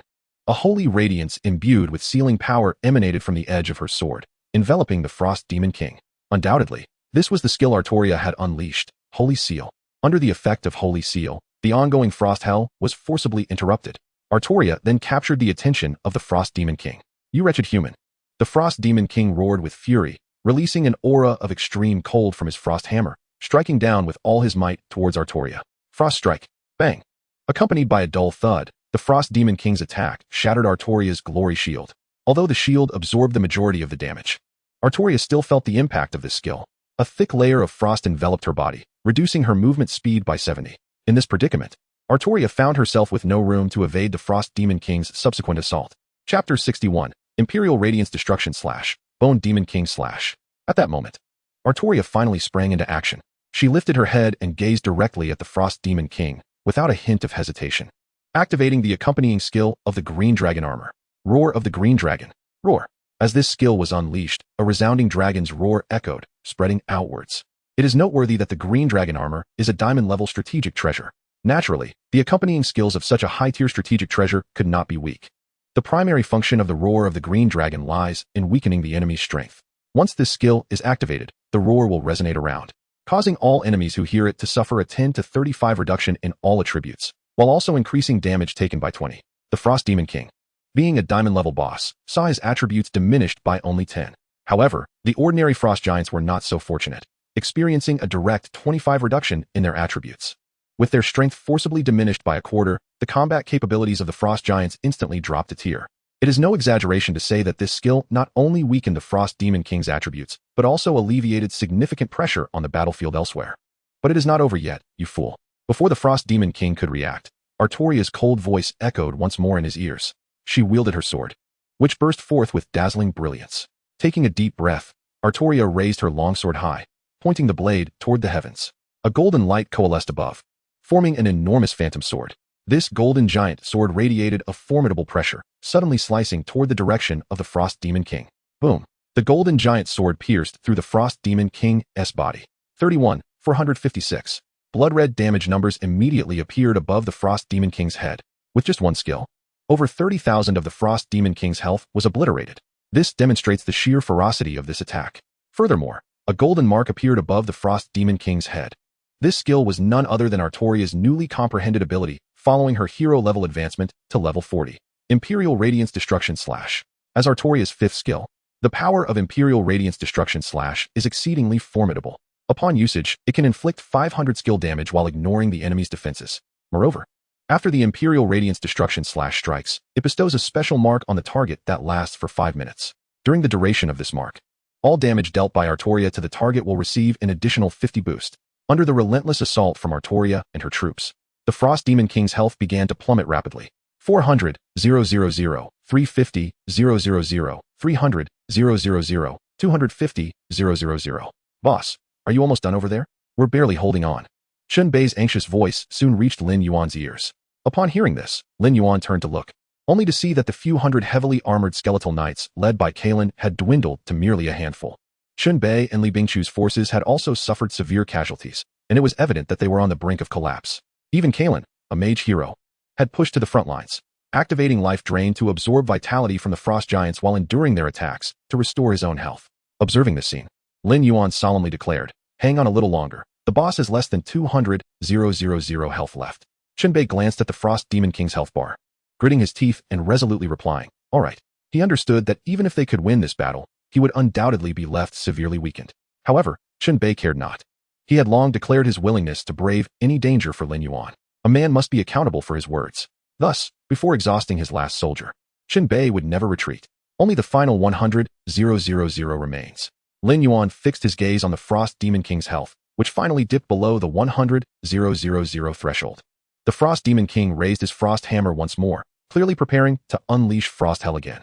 Unfortunately, Lin Yuan had already discerned his intent and commanded Artoria to use Holy Seal. Even before the Frost Demon King could release his skill, it was forcibly interrupted, effectively snuffing it out in its cradle. Meanwhile, over 400 flame mages launched another wave of concentrated fire. Combined with the damage from Artoria, the Frost Demon King's health plummeted below 50, 000. Subsequently, Ugsar stepped forward, and the bone demon blade in his hand glimmered with a dark light. After days of leveling up, he too had comprehended a new skill, Bone Demon King Slash. This skill inflicts a staggering 230 skill damage upon the adversary, while simultaneously dealing true damage equivalent to 8 of the enemy's lost health. The skills of S-tier heroes are renowned for their ferocity, and the Bone Demon King Slash is no exception. From the perspective of its characteristics, this skill is exceptionally well suited for delivering a fatal blow to a critically weakened boss. It is noteworthy that, at this very moment, the Frost King has already sustained a loss of 550, 000 health points. Thus, the 8 of his lost health amounts to 44, 000 points. When combined with the base damage of Bone Demon King Slash, the total damage undoubtedly exceeds 50, 000 points. The reason Lin Yuan chose to unleash this skill at this precise moment is to ensure the immediate demise of the boss. Descend into the abyss. The soul fire within Ugsar's eyes danced with frenzied delight. A grimace, surprisingly human-like, emerged on his skeletal visage. The dark blade light swiftly cleaved through the Frost King's form, instantly severing his corporeal body. 54, 465. Blood-red damage numbers abruptly materialized above the Frost King's head. His health, already akin to a flickering candle in the wind, was instantly reduced to 0. That colossal frame collapsed thunderously to the ground. The gazes of Chun Bei, Li Bingchu, and Lin Mingming were immediately drawn to the spectacle, and upon witnessing the scene, joy involuntarily illuminated their faces. Thus, the Frost King met his ultimate demise. The Diamond Tier boss has been vanquished. If all goes as planned, Lin Yuan and his companions should have achieved the world's first kill of a Diamond Tier boss. Chapter 62, Special Reward, The Time Steal. As anticipated, following the fall of the Frost King, the prompt of a world announcement soon resonated in the ears of the crowd. Congratulations to the team led by the Lord of Huaxia, Lin Yuan, for being the first to slay a Diamond Tier boss and receiving the rewards. Random Platinum Strategic Chest X25. High-Level Resource Pack X2000. Equipment Enhancement Stones X1500. Hero Recruitment Orders X30. Special Reward, Time Steal X1. It must be said that the rewards for the first kill of a Diamond Tier boss are indeed exceedingly generous. The base rewards alone are worth at least several million. After all, a single Platinum Tier strategic treasure is valued at no less than 600, 000 to 700, 000. Calculating this, the 25 random Platinum strategic chests are worth at least 10 to 20 million. In addition, there are vast quantities of resources, a multitude of equipment enhancement stones, and 30 hero recruitment orders. However, none of these hold significant appeal for Lin Yuan. His true interest lies in the special reward known as the Time Steal. With this in mind, Lin Yuan promptly opened his backpack to examine the introduction of this item. Time Steal, Special Treasure. Description: this treasure becomes effective when placed within the territory. Once activated, the construction time for all buildings is reduced by 50. The refresh time for all troop types is similarly shortened by 50. This steal records the secrets of time. Upon reading the introduction of the Time Steal, Lin Yuan was momentarily taken aback, and then an expression of sheer elation spread across his face. He had clearly not anticipated that this special treasure would possess such formidable effects. A halving of construction time means Lin Yuan can erect higher-level buildings in a shorter span. A reduction in troop refresh time implies that he can recruit more forces within the same time frame. This, time steal, is nothing short of an unequivocal divine artifact. Before Lin Yuan could fully regain his composure from the exhilaration, Chun Bei's voice rang out once more in his ear. Boss, if you don't come to our aid soon, we might truly face annihilation. Chun Bei's tone carried a hint of grievance. Only then did Lin Yuan recall that while he was examining the properties of the treasure, Chun Bei and the others were still embroiled in a fierce battle with the frost giants. Moreover, the situation on that front was indeed rather dire. Even Lin Mingming, serving as support, had forced her troops to engage. I apologize, Lin Yuan said, feeling quite embarrassed. And then he commanded the heroes Artoria and Ugsar to swiftly lead their respective forces to the battlefield. Although these frost giants, as 6th-tier units, boasted formidable combat prowess, in Lin Yuan's eyes, they were merely scattered soldiers following the death of the Frost King. Artoria and Ugsar charged into the enemy ranks. These two S-tier heroes, one at level 40 and the other at level 33, made short work of the frost giants, akin to slicing through vegetables. Furthermore, the flame mage was no pushover either. Despite being one tier lower, a single barrage of explosive fireballs could easily eliminate dozens of frost giants. Within 10 minutes, the remaining frost giants were thoroughly dispatched by Lin Yuan. Chun Bei, grinning broadly, sincerely remarked, as expected, it takes the boss's intervention to turn the tide. Once the boss steps in, the battle becomes a breeze. Lin Yuan glanced at him and chuckled lightly. Enough of that. Your troops are nearly wiped out. And yet you still have the leisure to flatter me. After saying this, Lin Yuan initiated a trade request with them. Chun Bei, puzzled, asked, Boss, what are you doing? What do you think? Of course, it's time to distribute the spoils.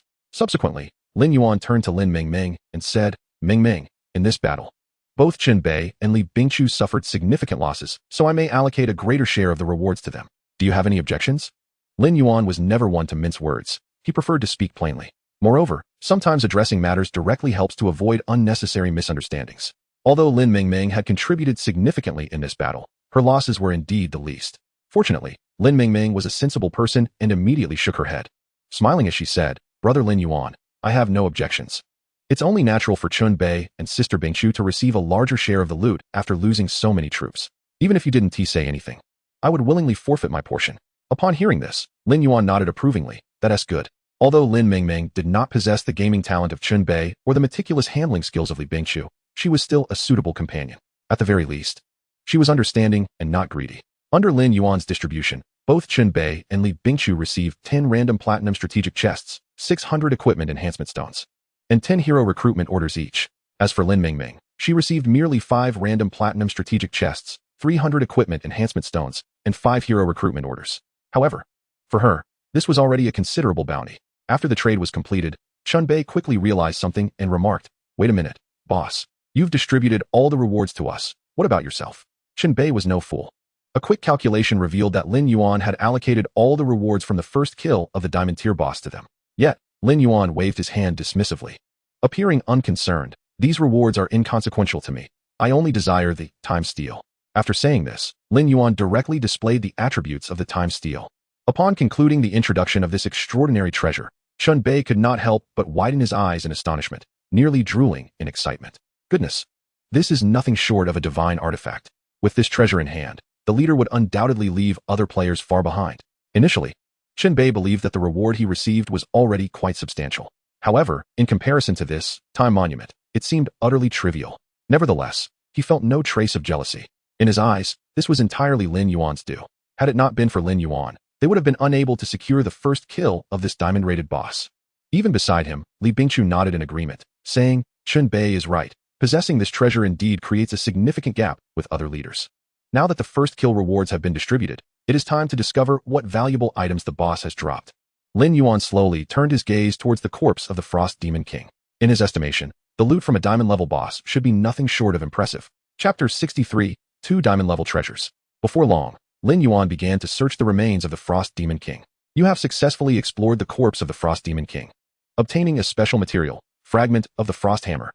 You have successfully explored the corpse of the Frost Demon King, obtaining a special item, Frost Key. You have successfully explored the corpse of the Frost Demon King, obtaining a diamond-level treasure, Frost Giant Axe. You have successfully explored the corpse of the Frost Demon King, obtaining a diamond-level treasure, Extreme Frost Armor. The system's notifications echoed continuously in Lin Yuan's ears. Soon, Chunbei hurried over, his face alight with excitement, exclaiming, "Boss, let me see what marvelous treasures you've unearthed." "Oh, nothing much," Lin Yuan smiled calmly, responding, "just 2 diamond-level treasures." Chunbei was momentarily taken aback and instinctively exclaimed, "My heavens, just 2 diamond-level treasures? Boss, how high must your standards be?" In truth, even for Lin Yuan, diamond-level strategic treasures were exceedingly rare and valuable. His remark was merely in jest. Subsequently, Lin Yuan presented the attributes of the 2 treasures to everyone. Frost Giant Axe. Quality, Diamond. Attributes, Strength 350, Attack Power 580. Critical Damage 35. Additional Skill, Frostwell.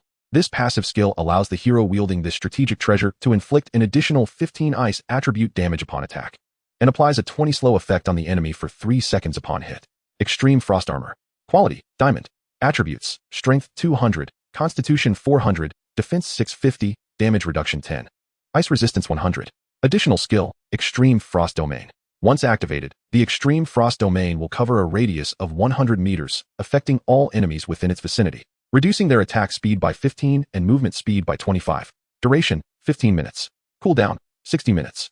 The attributes of these 2 treasures met the standards of diamond-level treasures. However, neither the Frost Giant Axe nor the Extreme Frost Armor could compare to the Green Dragon Armor Lin Yuan had previously acquired. After all, the Green Dragon Armor boasted a built-in 30 magic immunity. Upon embedding the Green Dragon Gem, this immunity could even reach 50.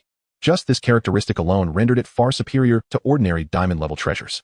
The common feature of the 2 diamond-level treasures dropped by the Frost Demon King was their ability to inflict a slowing effect on enemies. However, to be frank, slowing effect could at best be considered a soft control with limited impact. Nonetheless, it was undeniable that diamond-level strategic treasures were certainly more practical than platinum-level ones.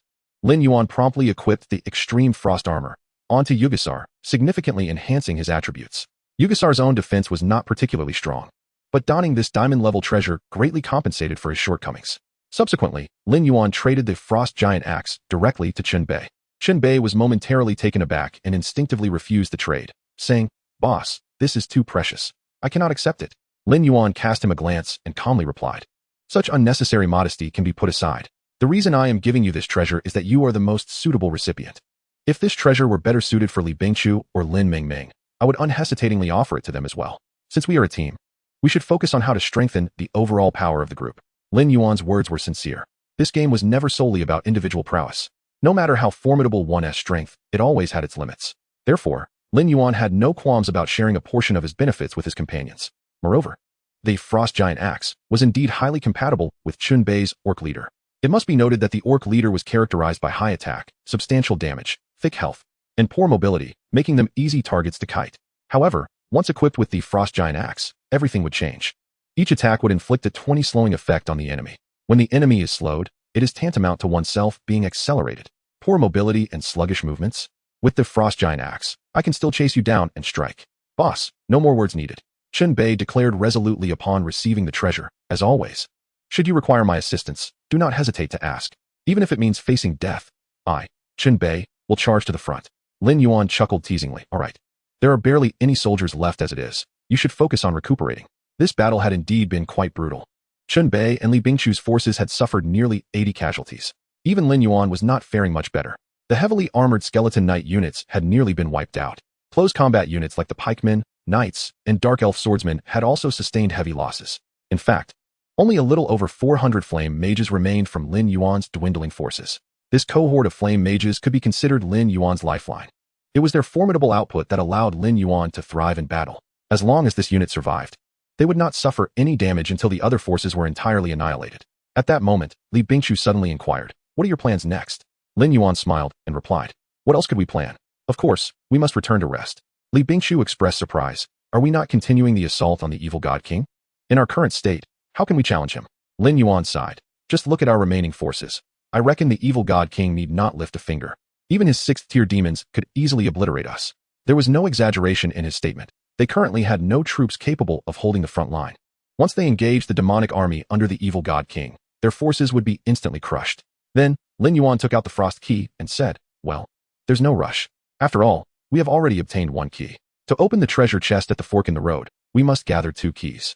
In other words, regardless of the circumstances, the initiative remains firmly in our grasp."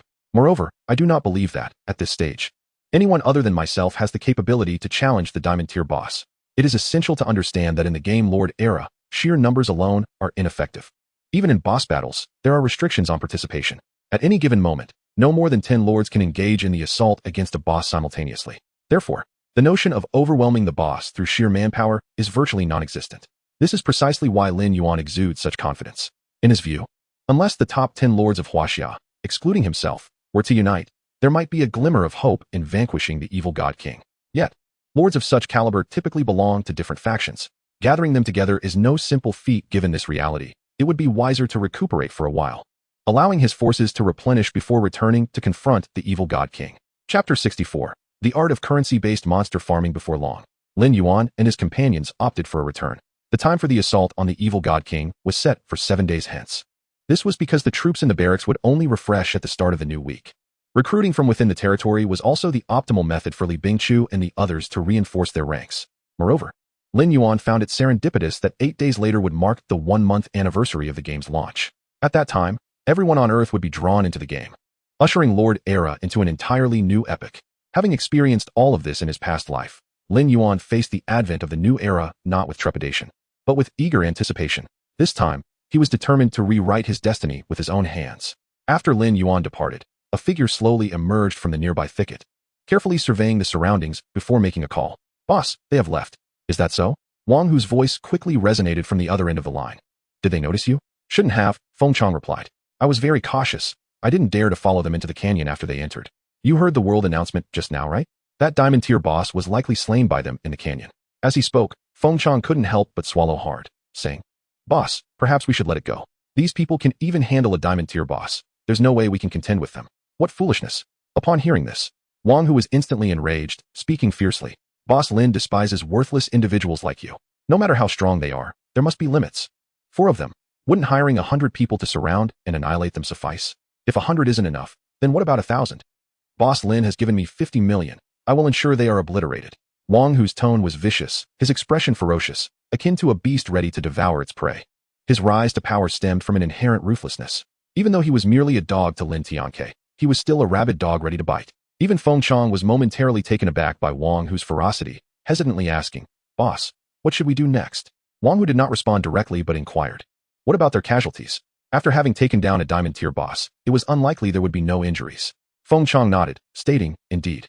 Their casualties appear to be quite severe. Moreover what?" Feng Chong hesitated for a moment before continuing, "I didn't catch everything clearly. But it seems they plan to re-enter the canyon in 7 days. Re-enter?" Wang Hu paused, stroking his chin in contemplation.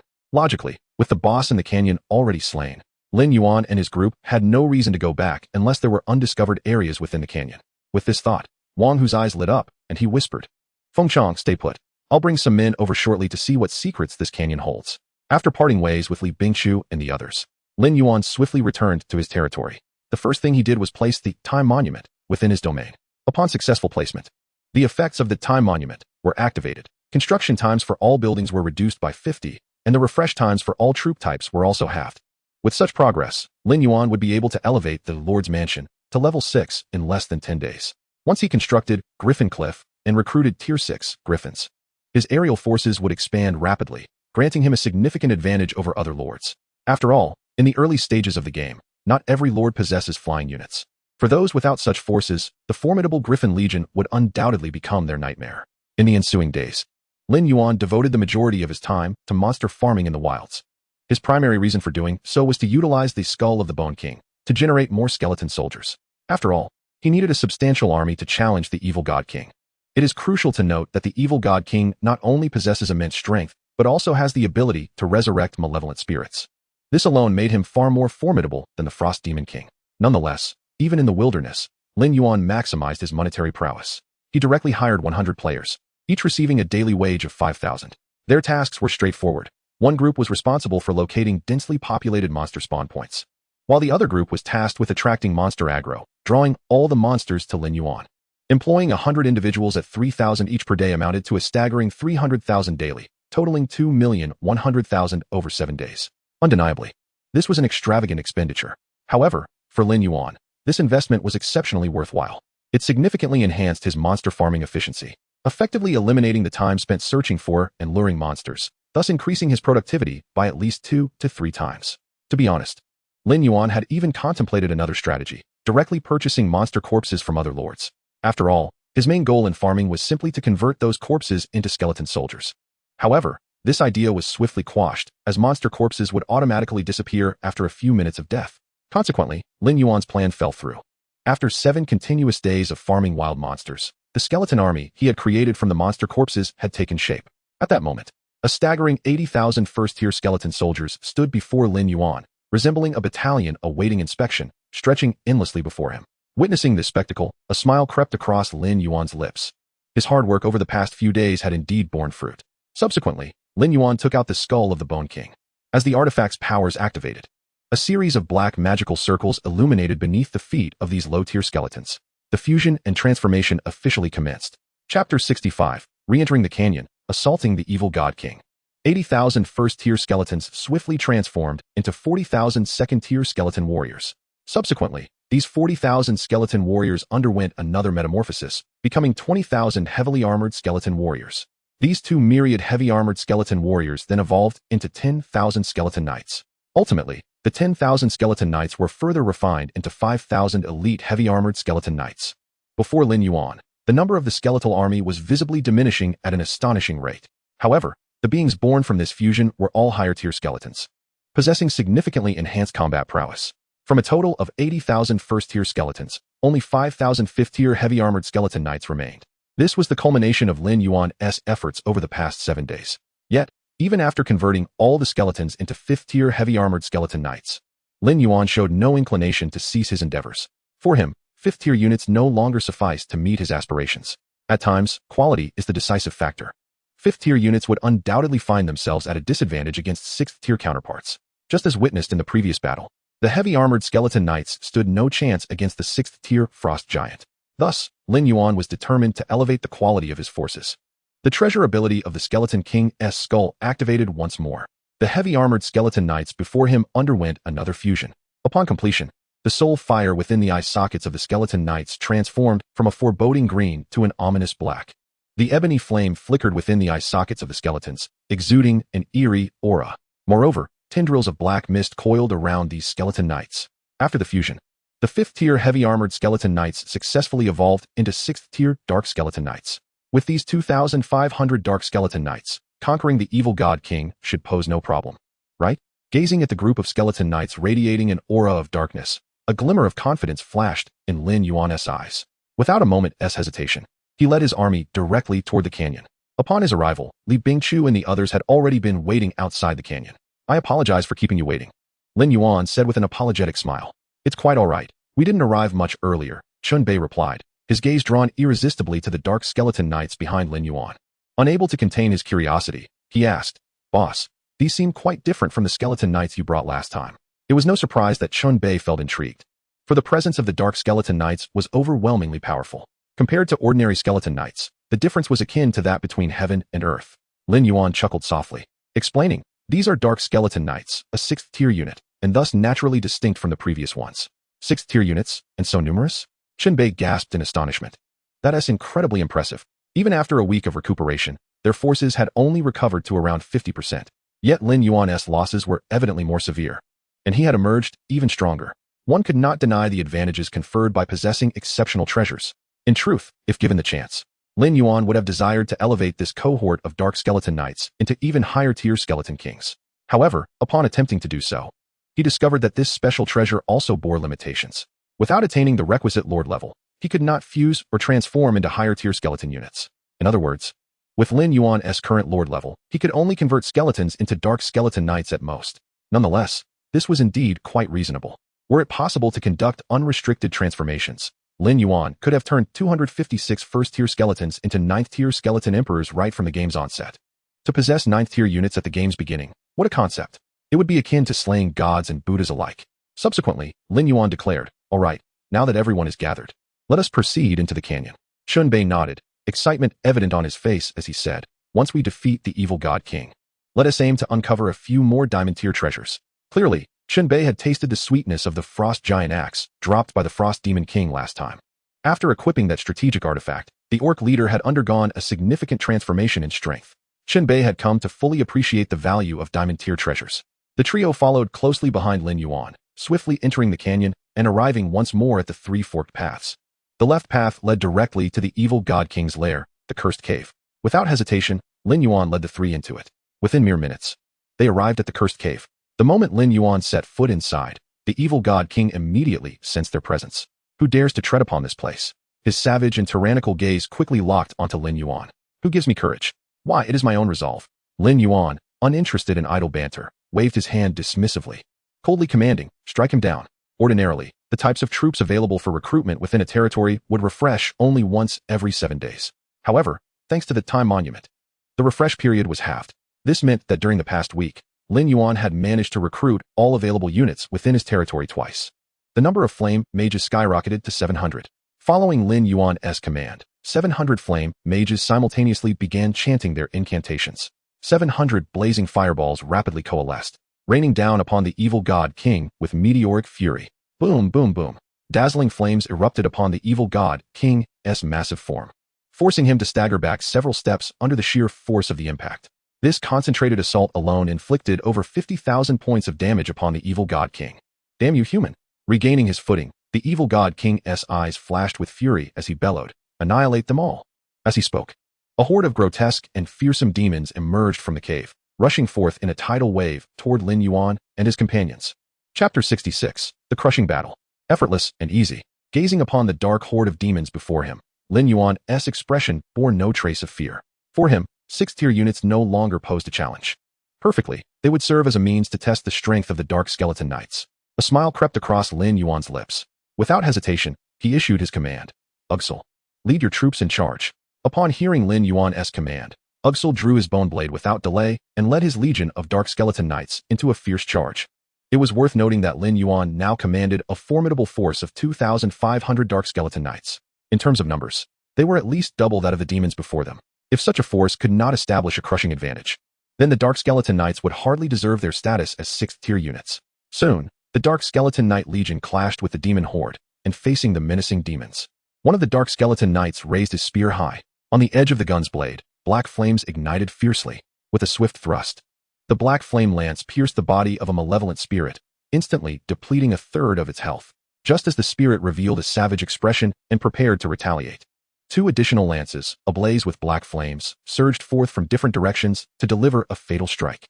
Accompanied by 2 soft hisses, 2 more wounds appeared on the spirit's body, leading to an immediate depletion of its health. Witnessing this spectacle, a flicker of astonishment crossed Bei's eyes. He could not help but inquire, "Boss, both being 6th-tier units, why does the Dark Skeletal Knight seem stronger? Is it a hidden unit?" "Of course not," Lin Yuan chuckled. Proceeding to elucidate, "It is due to the artifacts in my possession that enhance the attributes of the skeletal units. Therefore, even when facing units of the same tier, the Dark Skeletal Knight can exhibit superior strength. The artifact known as the Skull of the Skeletal King alone grants a 30 boost to all attributes for skeletal units. Moreover, Yugasar's passive skill, Throne of Bones, provides an additional 20 enhancement to all attributes. Combined, these 2 effects result in a staggering 50 increase in attributes. Under such conditions, the Dark Skeletal Knight possesses the ability to utterly dominate against spirits of equivalent tier." Meanwhile, Artoria and Chiron were engaged in a joint assault against the Demon God King. Simultaneously, Bei and Li Bingchu positioned their troops at the forefront, creating a safe space for the Flame Mage to unleash uninterrupted firepower. "Foolish humans, succumb to the lashes of hell," roared the Demon God King, as the whip in his hand ignited with searing hellfire. The whip then transformed into a flurry of afterimages, striking out in all directions. Units below the 6th tier could hardly withstand such ferocious attacks. A mere strike from the whip would result in instant annihilation. Even Artoria found herself losing nearly a quarter of her health to the hellish lashes, hastily activating her glory shield. Fortunately, until now, this boss battle held no suspense. The Demon God King's health steadily and consistently declined, 400,000, 300,000, 200,000. Under the continuous onslaught of the Flame Mage, the Demon God King's health plummeted rapidly. Bei could not help but exclaim, "I thought this would be a fierce battle, but it feels surprisingly comfortable." Li Bingchu nodded in agreement, echoing, "Indeed, it's considerably easier than last time." Once the Demon God King's health dropped to 150,000, he finally unleashed his trump card. Raising his arms high, he intoned in a deep, fervent voice, "Descend upon this world and obliterate all, O gate of evil spirits." With a rumble, as soon as the Demon God King's words fell, a massive bronze gate, suffused with an aura of malevolence, slowly rose from the ground. Beyond the bronze gate lay an abyss of darkness, seemingly connecting to the depths of hell. It was evident that this bronze gate was the portal to the evil spirits summoned by the demon god king. All the spirits that perished on the battlefield would be resurrected within this portal. One after another, the spirits emerged from the bronze gate, akin to demons resurrected from hell, charging towards Lin Yuan's forces. It must be noted that while the demon god king's attributes were somewhat inferior to those of the frost demon king, his tactics were far more cunning. Had he not prepared adequately, merging and transforming into 2,506th-tier dark skeletal knights, it would have been a daunting task to contend with these spirits capable of infinite resurrection from the bronze gate. Ignore these spirits. Concentrate all firepower on the demon god king, Lin Yuan commanded without hesitation. Even if these spirits could resurrect endlessly, breaching the blockade of dark skeletal knights would not be an immediate feat with the demon god king's health reduced to a mere 150,000. A couple of focused assaults would suffice to bring him to a definitive end. Lin Yuan possessed enough discernment to make this judgment. As the demon god king's health fell below 50,000, Lin Yuan decisively recalled Yugasar. Confronted with the critically wounded demon god king, Yugasar raised the skeletal magic blade in his hand and unleashed Skeletal Demon King's slash. It is noteworthy that by this point in the boss battle, the demon god king had already lost a staggering 500,000 health points. The special effect of Skeletal Demon King's slash allowed it to inflict real damage equivalent to 8 of the enemy's lost health. Thus, against the severely weakened demon god king, the base damage of Skeletal Demon King's slash soared to 40,000 points, coupled with Yugasar's own damage. This slashing technique instantly obliterated the remaining health of the demon god king. With a thunderous crash, the demon god king's towering form collapsed to the ground. As the demon god perished, the malevolent aura of the gate of evil spirits dissipated as well. Once the portal vanished, the remaining spirits were rendered insignificant, and eliminating them became merely a matter of time. Observing this scene, joy spread across everyone's faces. Lin Yuan strode forward with purpose, approaching the fallen demon god king's corpse to inspect the loot dropped by the boss. Chapter 67. Opening the treasure chest, the mysterious black egg. In an instant, all eyes were fixed upon Lin Yuan, filled with curiosity about the treasures that might emerge from the demon god king. Alas, due to not being the first to defeat him, the rewards were destined to be somewhat diminished. As Lin Yuan explored the remains of the demon god king, the system's notifications echoed in his ears. You have successfully explored the corpse of the demon god king, acquiring a special material, Heart of the Demon God. You have successfully explored the corpse of the demon god king, acquiring a special item, Key to the Purgatory. You have successfully explored the corpse of the demon god king, acquiring a diamond-grade treasure, Demon Pendant. You have successfully explored the corpse of the demon god king, acquiring a diamond-grade treasure, Hell Ring.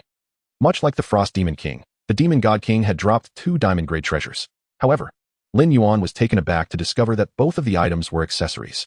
He then proceeded to display the attributes of these treasures in the chat box. Demon Pendant. Quality, Diamond. Attributes, Strength 150, Attack Power 210, Critical Hit Rate 15.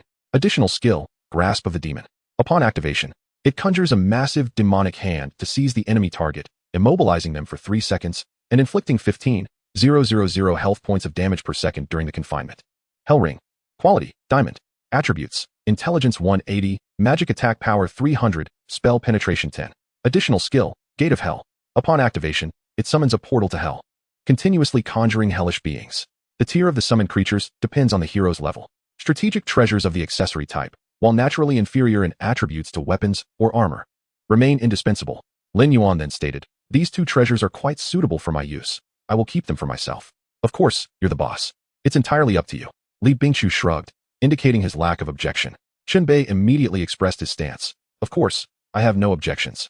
Moreover, I've already acquired a diamond-level treasure. I would feel embarrassed to take another. I feel the same, Lin Mingming softly interjected. But could I possibly receive the heart of the evil god king? I believe I have a task that requires it. Certainly, no problem at all.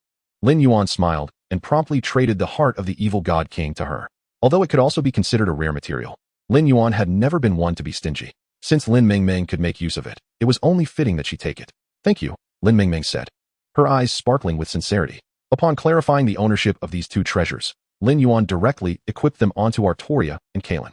Naturally, the Demon Pendant was bestowed upon Artoria, as she already possessed a control-type skill known as Holy Confinement. Equipping the Demon Pendant, in conjunction with Holy Confinement and Demon's Grasp, would undoubtedly yield even greater effects. As for the Hell Ring, Lin Yuan reserved it for Kalen, knowing that among the 3 heroes under his command, only Kalen required enhancements to her intelligence attribute and magical attacks. After donning these 2 treasures, Both Artoria and Kalen experienced a notable increase in their attributes. A satisfied expression emerged on Lin Yuan's face. In the world of Lord Era, there was no greater source of fulfillment than witnessing one's heroes grow stronger and one's army expand. However, for Lin Yuan at this moment, there were more pressing matters awaiting his attention. Now, having acquired both the Purgatory Key and the Frost Key, he was qualified to unlock the treasure. With this in mind, Lin Yuan wasted no time retreating from that place and leading his companions into the central fork of the path. 30 minutes later, they successfully arrived at the end of the fork. Taking a deep breath, Lin Yuan stepped onto the high platform before him. The previous treasure chest remained atop the platform, evidently untouched during his absence. All right, I am about to open the treasure chest, Lin Yuan declared, his tone calm, yet unable to conceal the excitement bubbling within. After all, this was a treasure guarded by 2 diamond-level bosses. It could hardly be anything but extraordinary. Li Bingqiu, Chen Bei, and Lin Mingming shared Lin Yuan's sentiment. He retrieved the 2 keys and inserted them into their respective locks, turning them simultaneously in a clockwise direction. Click, click, with 2 crisp sounds. The treasure chest was finally opened successfully by Lin Yuan. In an instant, all eyes were fixated on the contents within. What lay before them was an obsidian egg, exuding an eerily sinister aura. The black egg was adorned with a myriad of intricate and bizarre magical runes, appearing utterly terrifying. Is this the treasure? Qianbei gasped, his eyes wide with disbelief. Li Bingqiu stood frozen, muttering, what on earth is this? After a moment, Lin Mingming stepped forward and softly remarked, this egg seems to possess life. My elven priest informs me that it senses a life force within this black egg. The elven race indeed possesses a remarkable innate ability to perceive life. Given that the elven priest had sensed life within the black egg, it was likely accurate. Yet, among those present, the most astonished was Lin Yuan. Upon seeing the black egg, his pupils constricted sharply, for he recognized the true nature of this egg. If he was not mistaken, this was indeed an egg of an abyssal demon. It was worth noting that in his previous life, Lin Yuan had experienced an invasion from the abyss. At that time, the passage between the endless abyss and the eternal continent had quietly opened. Countless abyssal creatures invaded the continent, causing untold suffering, and numerous lords perished in the chaos. Even among Lin Yuan's companions, many had fallen victim to the abyssal demons. With such a profound memory, how could he forget what a demon egg looked like? However, if his memories served him right, the tier of a demon egg was correlated with the magical runes upon it. 1 magical rune indicated that it could hatch a tier 1 demon. 2 runes corresponded to a tier 2 demon. 4 runes indicated a tier 3 demon. 8 runes signified a tier 4 demon, and so forth. If the demon egg were to nurture a tier 9 demon, it would certainly be covered by at least 256 magical runes. Yet, this was precisely where Lin Yuan felt truly astounded, for the magical runes covering the black demon egg before him far exceeded 256. Chapter 68, The 72 Pillars of Demon Gods, Astaroth. Boss, do you know what this thing is? Qianbei had almost developed a habit. Whenever he encountered something he did not understand, he would invariably ask Lin Yuan. This is a demon egg, capable of hatching abyssal demons, Lin Yuan explained solemnly. Moreover, the more magical runes on the egg, the stronger the abyssal demon it will produce. Is that so? Qianbei was momentarily taken aback, instinctively glancing at the black egg within the treasure chest. The dense array of magical runes covering the egg was enough to trigger a sense of claustrophobia in anyone who looked too long. Goodness, this demon egg seems extraordinary. Qianbei swallowed hard, unable to contain his awe. Taking a deep breath, Lin Yuan urged, count the magical runes and see how many there are on this egg.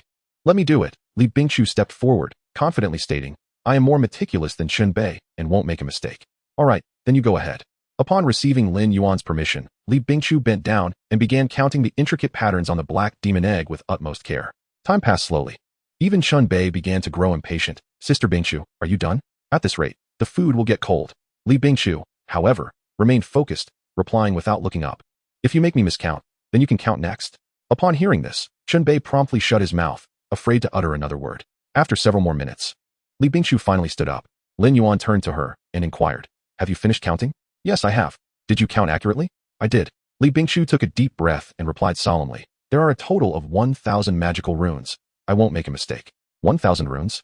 Although Lin Yuan had mentally prepared himself, he couldn't help but gasp in astonishment upon hearing this response. It was known that a demon egg with 256 runes could already nurture a tier 9 demon. Even in his previous life, Lin Yuan had only encountered a demon egg with just over 400 runes. The owner of that demon egg had exchanged it for 2 legendary strategic treasures, and ultimately, it hatched into an abyssal dragon. That abyssal dragon possessed remarkable growth potential and nearly limitless possibilities. Under the guidance of that lord, it quickly flourished. At last, the lord commanded one of his champions to tame the abyssal dragon. The hero in question ascended from an S-rank Dragon Knight to an SS-rank Abyssal Dragon Knight. It is important to note that the transition from S-rank to SS rank for a hero is no trivial feat. Even this alone attests to the formidable prowess of the Abyssal Dragon. Remarkably, the demon egg that incubated this dragon bore merely over 400 magical runes. In stark contrast, the demon egg before Lin Yuan possessed a full 1,000 runes. As Lin Yuan approached, he gently cradled the demon egg and murmured, "What might this egg potentially bring forth?" Before he could process his thoughts further, a colossal black fissure suddenly tore through the fabric of space before them. Li Bingqiu and the others, having never encountered such an anomaly, were understandably startled. Among them, only Lin Yuan remained relatively composed, for he sensed the essence of the abyss emanating from the rift. It was truly unexpected that he would encounter beings from the abyss in this lifetime so soon. Lin Yuan's gaze sharpened, fixating on the dark fissure ahead. In the next moment, a vast, ominous visage appeared before them. A colossal purple face that bore no semblance to that of a human, but rather resembled a demon's countenance. This grotesque visage was adorned with 6 crimson eyes, radiating an aura of unspeakable malevolence. Could this be a boss? As realization dawned upon him, Chunbei swiftly became alert, preparing to command his forces to attack. However, Lin Yuan intervened, calmly stating, "No need for action. This creature cannot harm us." Upon witnessing the monstrous face, Lin Yuan immediately recognized the entity's identity. Before him stood Astaroth, one of the 72 pillars of demon lords within the abyss.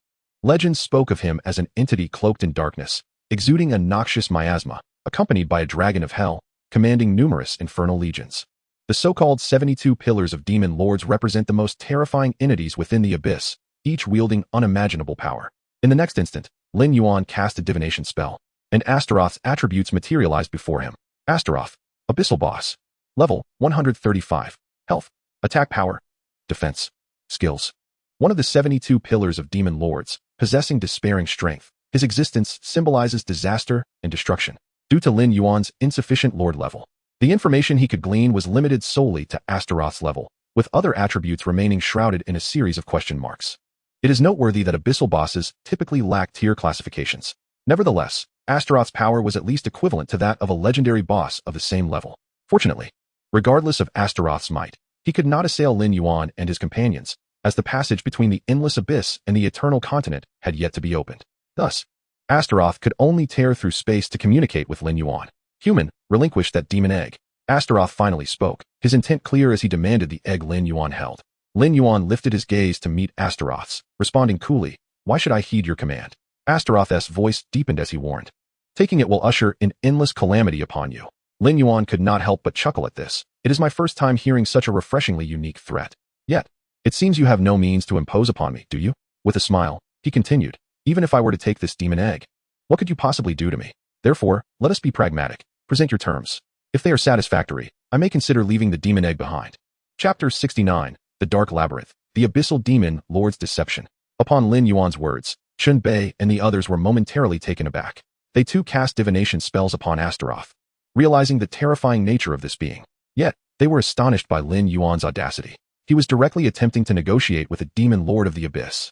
This was a level 135 abyssal boss. One could only say that this fellow truly feared nothing. "You are the first human to dare speak to me in such a manner." Astaroth narrowed his eyes dangerously, declaring, "Do you understand that killing you would be as effortless as squashing an ant? Is that so?" Lin Yuan laughed heartily, spreading his arms wide. "If you truly can kill me, then do come forth."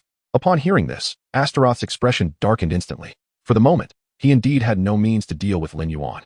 "Human, do not let your pride cloud your judgment." Astaroth suppressed his fury and spoke in a low tone, "When the passage to the abyss opens, you shall pay dearly for your insolence." Lin Yuan lazily fiddled with his ear and replied, "Is that so? Then I shall await that day. Until then, I will take this demon egg." 3 legendary treasures. Seeing Lin Yuan's unwavering stance, Astaroth grew increasingly agitated. He could not allow Lin Yuan to leave with the demon egg. The legendary treasures he spoke of referred to strategic artifacts of legendary status. In the realm of Lord's Era, equipment is classified into 9 tiers: black iron, bronze, silver, gold, platinum, diamond, legendary, epic, and mythical. Legendary level treasures are far more valuable than diamond level artifacts. "Should you leave this demon egg, I can offer you 3 legendary treasures." Lin Yuan regarded him coolly and replied, "Very well, but let me see those 3 legendary treasures first." Astaroth spoke solemnly, "I swear by the name of the Abyssal Demon Lord, when the endless abyss and the eternal continent converge, I shall personally deliver 3 legendary treasures to you." Lin Yuan could not help but sneer at this. "In the end, you still wish to obtain something for nothing. Promises are worth little in this world. If you cannot present something of equivalent value, then our transaction is unnecessary. After uttering these words, Lin Yuan turned to leave, clearly intending to take the demon egg with him. Wait. Astaroth's voice echoed once more in Lin Yuan's ears. Gritting his teeth, he spoke softly. If you seek sincerity, I shall provide you with ample sincerity. With those words, Astaroth's visage vanished from the rift, replaced by a map formed of swirling black mist. This map indicates the location of an epic treasure. Astaroth continued. If you can locate it, that epic treasure shall be yours. Human, I have demonstrated my sincerity, and I hope you will honor your promise to leave the demon egg here.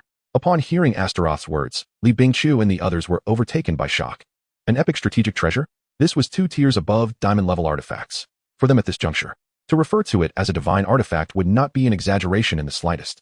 In that fleeting moment, the gazes of those present fixated upon Lin Yuan, eager to discern the choice he would ultimately make. Just then, Lin Yuan suddenly burst into laughter. Astalos furrowed his brow and retorted, "What are you laughing at?" "I am mocking your folly," Lin Yuan coldly replied. "What makes you think I would ever engage in a pact with an abyssal demon?" Astalos, momentarily stunned, erupted in a furious roar. "You dare to play me for a fool? Are you not scheming against me as well?"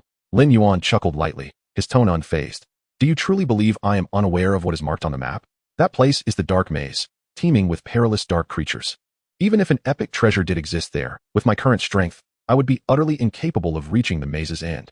Thus, your intent is merely to lead us to our doom." Upon hearing these words, Li Bingqiu and the others visibly changed their expressions. They had evidently not anticipated Astalos' insidious nature. Had Lin Yuan not successfully unraveled his scheme, following the Black Mist map's guidance into the dark maze would likely have resulted in their total annihilation. After his plot was so brazenly exposed by Lin Yuan, Astalos ceased to feign civility. "Indeed, I underestimated you. Human," he said coldly. "I never imagined you would even be aware of the dark maze. Since you insist on opposing me, prepare to pay the bloody price. When the endless abyss connects to the eternal continent, I shall personally reclaim this demon egg and ensure your demise is without a grave." A torrent of malevolent energy suddenly surged forth from the rift in space. One cannot deny the formidable strength of the abyssal demon god, even from 2 realms apart. He could wield significant influence. However, Lin Yuan's demeanor remained tranquil. "You wish to reclaim this demon egg from my grasp?" Lin Yuan smirked. "I dare say you might find that opportunity elusive." After uttering these words, he turned his gaze toward Artoria and extended his hand. "Hand me the sword." Soon, Lin Yuan received the sword from Artoria's grasp. Without hesitation, he drew the blade across his palm. Crimson blood immediately dripped from Lin Yuan's hand, falling drop by drop onto the demon egg. In the next moment, an unforeseen spectacle unfolded before all. With each droplet of blood, the magical runes on the demon egg erupted in a blood-red glow. Dark runes transformed into sanguine symbols. Observing this scene, Astalos' expression twisted into a mask of fury. How could a mere human possibly know this? Lin Yuan smiled and replied, "Are you wondering how I came to know the method of binding the demon egg to its master? Regrettably, I do know. Thus, from this moment forth, this demon egg belongs to me." Chapter 70. Sealing the Canyon. Intruders bear ill intent. In a mere span of seconds, the runes on the demon egg had entirely transformed to a deep crimson hue. After absorbing Lin Yuan's blood, the demon egg had officially recognized its master. Even if Astalos were to reclaim the demon egg now, it would avail him nothing. The demon that hatches from this egg would forever regard Lin Yuan as its sovereign. This process was akin to the blood-binding rituals found in fantastical tales. While it may appear straightforward, few could conceive of it. Lin Yuan's knowledge stemmed solely from the experiences of his previous life. "Despicable human, I shall slay you. I will slay you." Astalos was evidently consumed by rage, his furious roars reverberating. A formidable sense of oppression emanated from the rift, warping the surrounding space. Such a terrifying surge of energy caused every individual present to feel a chill of trepidation. Li Bingqiu murmured in awe, "No wonder he is a level 100+ boss. His power is indeed formidable." Bei turned to Lin Yuan. "Boss, are you certain he can't strike against us?" Lin Yuan nodded. "Rest assured, if he could act. Do you think he would refrain from seizing this demon egg?" "That is true. Now I feel at ease." Bei grinned, extending his middle finger toward Astalos in a quintessential international gesture of disdain. "You fool. Eat shit. You will pay the price. Just wait." With Astalos' final furious bellow, the rift before them sealed shut. The grotesque visage of the demon vanished from sight. Lin Yuan turned to Bei, smiling. "May I inquire about your feelings on berating an abyssal demon god? It's absolutely exhilarating." Bei grinned widely, the purest form of verbal insult, the utmost enjoyment. "You are quite perceptive," Lin Yuan chuckled, patting his shoulder. "I hope that when the abyss invades, you remain equally astute." Upon hearing this, Bei's expression turned pale. "Boss, when exactly is the abyssal invasion?" "Fear not, there is still a considerable amount of time. Then I can rest easy." Bei patted his chest. exhaling a sigh of relief. However, by that time, you likely won't stand a chance against this abyssal demon god, Lin Yuan added, especially since you just insulted him. He will surely come seeking retribution first. At this, Chun Bei's face drained of color, and he lunged at Lin Yuan, clutching his leg in desperation. Boss, save me. Enough. Look at your lack of composure, Lin Yuan scoffed, glancing disdainfully at Chun Bei. Worry not. Even if this fellow is one of the 72 pillars of demon gods, I still regard him with indifference. What Lin Yuan said was entirely truthful. In his previous life, he had faced entities of the 72 pillars of demon gods before. The reason Lin Yuan had perished during the campaign against the abyssal demon god Kungazate was primarily due to Lin Tiang's betrayal. Reflecting on this, a renewed fire of rage ignited within Lin Yuan. He would ensure that Lin Tiangke would pay dearly. Moreover, the day of reckoning would not be far off.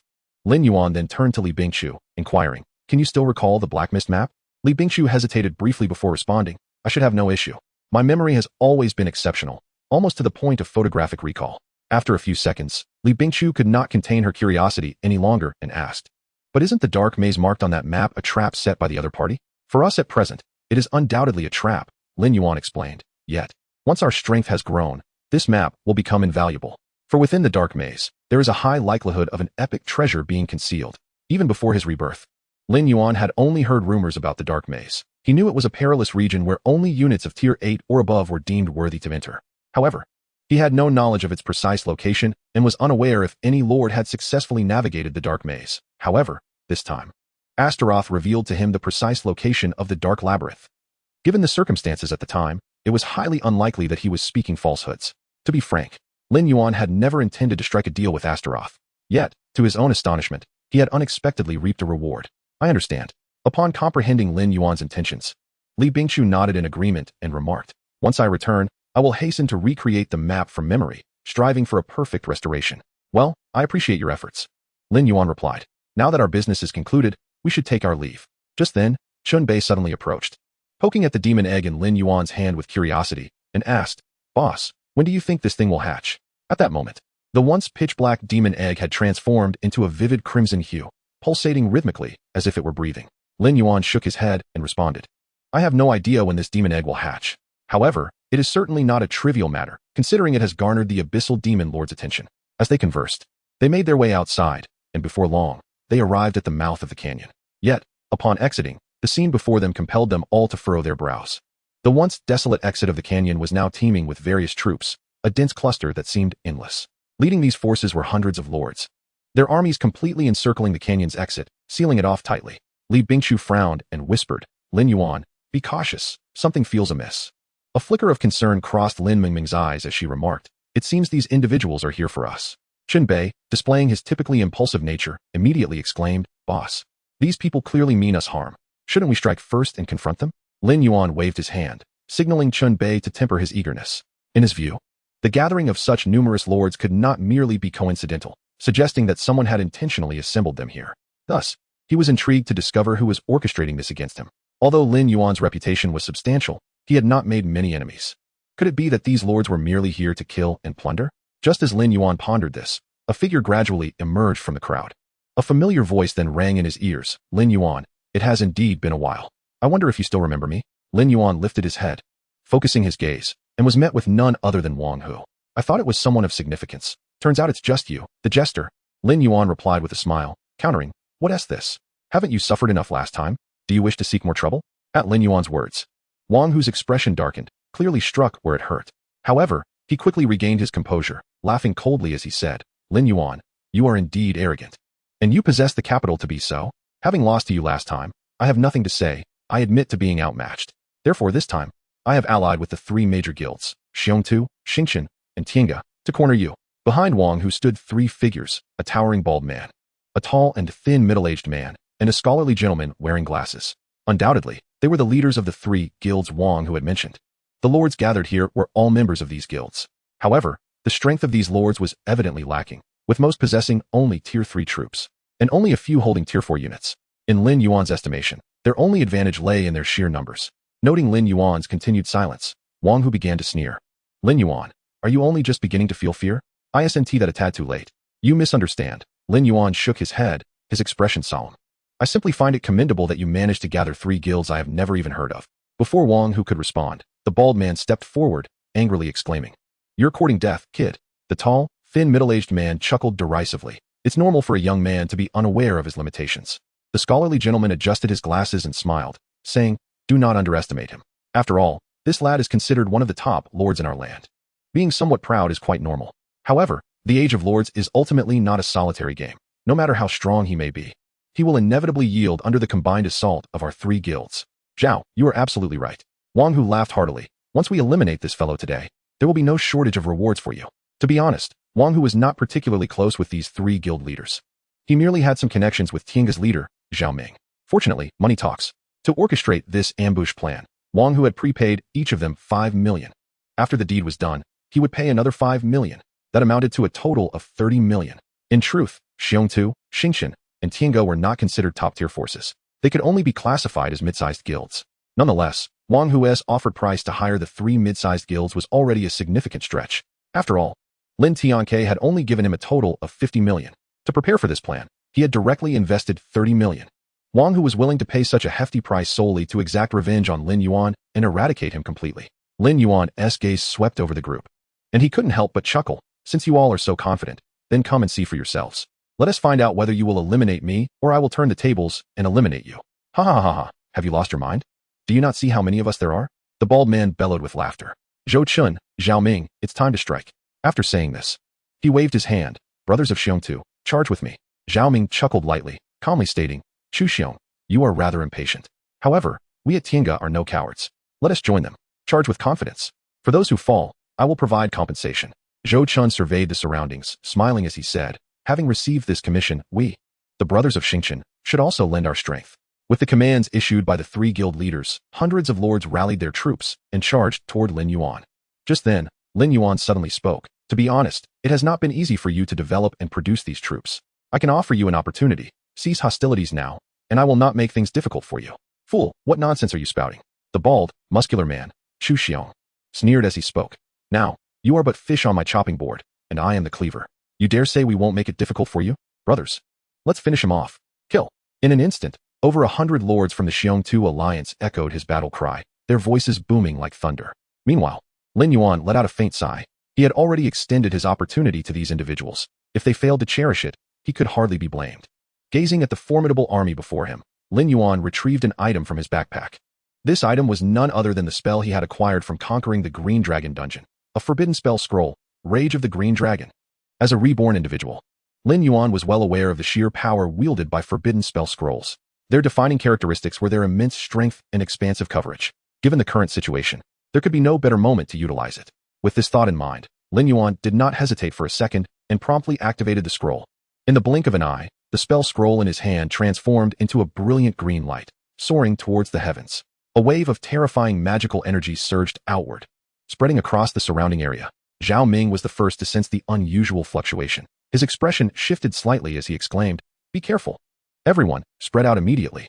At once, despite Zhao Ming's keen awareness that something was amiss, his warning was destined to be futile. Firstly, the release speed of forbidden magic was incredibly swift, leaving no time for preparation.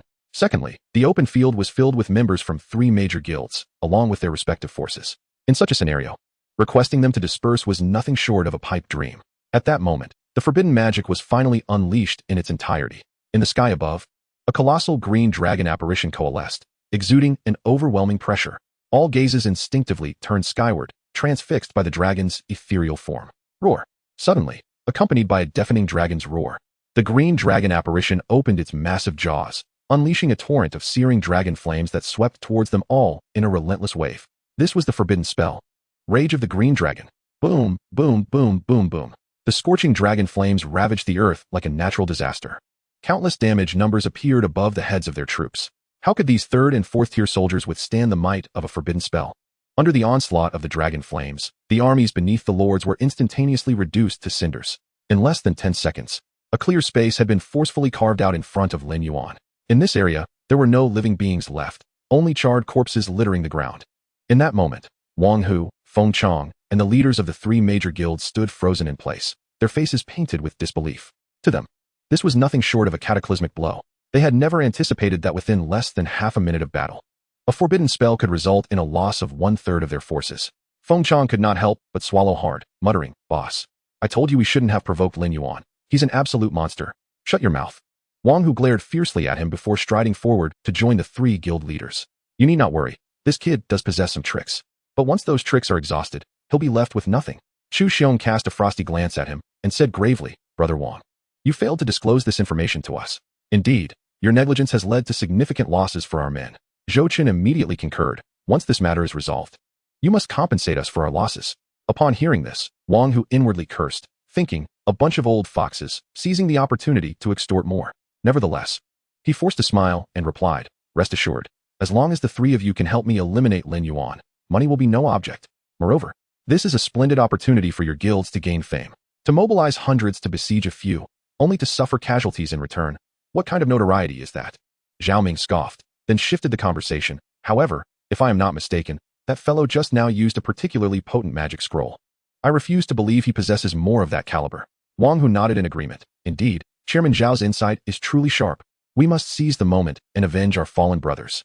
With determination, Wang Hu gritted his teeth and declared, if we can wipe that brat out today, I'll throw in an additional 10 million. Chu Xiong's eyes brightened, and he eagerly inquired, is that 10 million per person? Wang Hu replied with a forced smile. Chairman Chu, are you being a bit too greedy? Chu Xiong chuckled, just joking. Even if it's not 10 million per person, it still amounts to over 3 million for each of us. For guilds of our stature, that's no small sum. Despite being intimidated by Lin Yuan's forbidden spell, the 3 major guilds, having discerned his capabilities, began to stir with renewed vigor to organize an offensive. After regrouping their forces, the remaining lords from the 3 guilds charged forward once more against Lin Yuan. These individuals truly feared nothing. Lin Yuan chuckled, turning to face his comrades. Are you all ready for battle? Of course. Shun Bei cracked his knuckles, his expression fierce. I've been itching to deal with these fools for quite some time. Li Bingchu nodded in agreement. Indeed, they ought to be taught a lesson. Even Lin Mingming clenched her fists. We must make it clear that we are not to be trifled with. Upon hearing Lin Mingming's words, Lin Yuan nearly burst into laughter. He couldn't help but find the girl adorably fierce, even when issuing threats. Then, Lin Yuan calmly stated, leave the main force to me. Feel free to fight as you wish, or simply watch from the sidelines. I should suffice on my own. That won't do. Shun Bei immediately countered, boss. That's rather inconsiderate. After all this time, you want to hog all the glory for yourself. I could take on 10 of these weaklings without breaking a sweat. Lin Yuan couldn't help but chuckle at this. However, it was undeniable that Shun Bei's words held merit. He had always fought hard battles alongside Lin Yuan, and in comparison, Shun Bei still had considerable room for growth. Yet, this did not imply that Shun Bei was weak. In his previous life, he was known as the Beastman Tyrant. Furthermore, in this life, aligning himself with Lin Yuan had significantly accelerated his growth. With S-rank heroes and diamond-tier treasures at his disposal, Lin Yuan had arranged everything for him. Under such circumstances, Shun Bei's strength was far beyond that of an ordinary lord. While claiming to take on 20 might have been an exaggeration, facing 10 was definitely within his capability. Then let us see how you perform, Lin Yuan smiled and said. Absolutely. Shun Bei, filled with excitement, immediately led his army of beastmen into the fray. The beastman leader roared, activating Beast Blood Frenzy. In an instant, all attributes of the orc units received corresponding enhancements. A furious orc berserker roared as it swung its axe, effortlessly cleaving a 4th-tier knight to the ground. Witnessing this spectacle, the lord's face turned an ashen green. It is worth noting that he was no ordinary lord, but an elite leader of the Star Guild.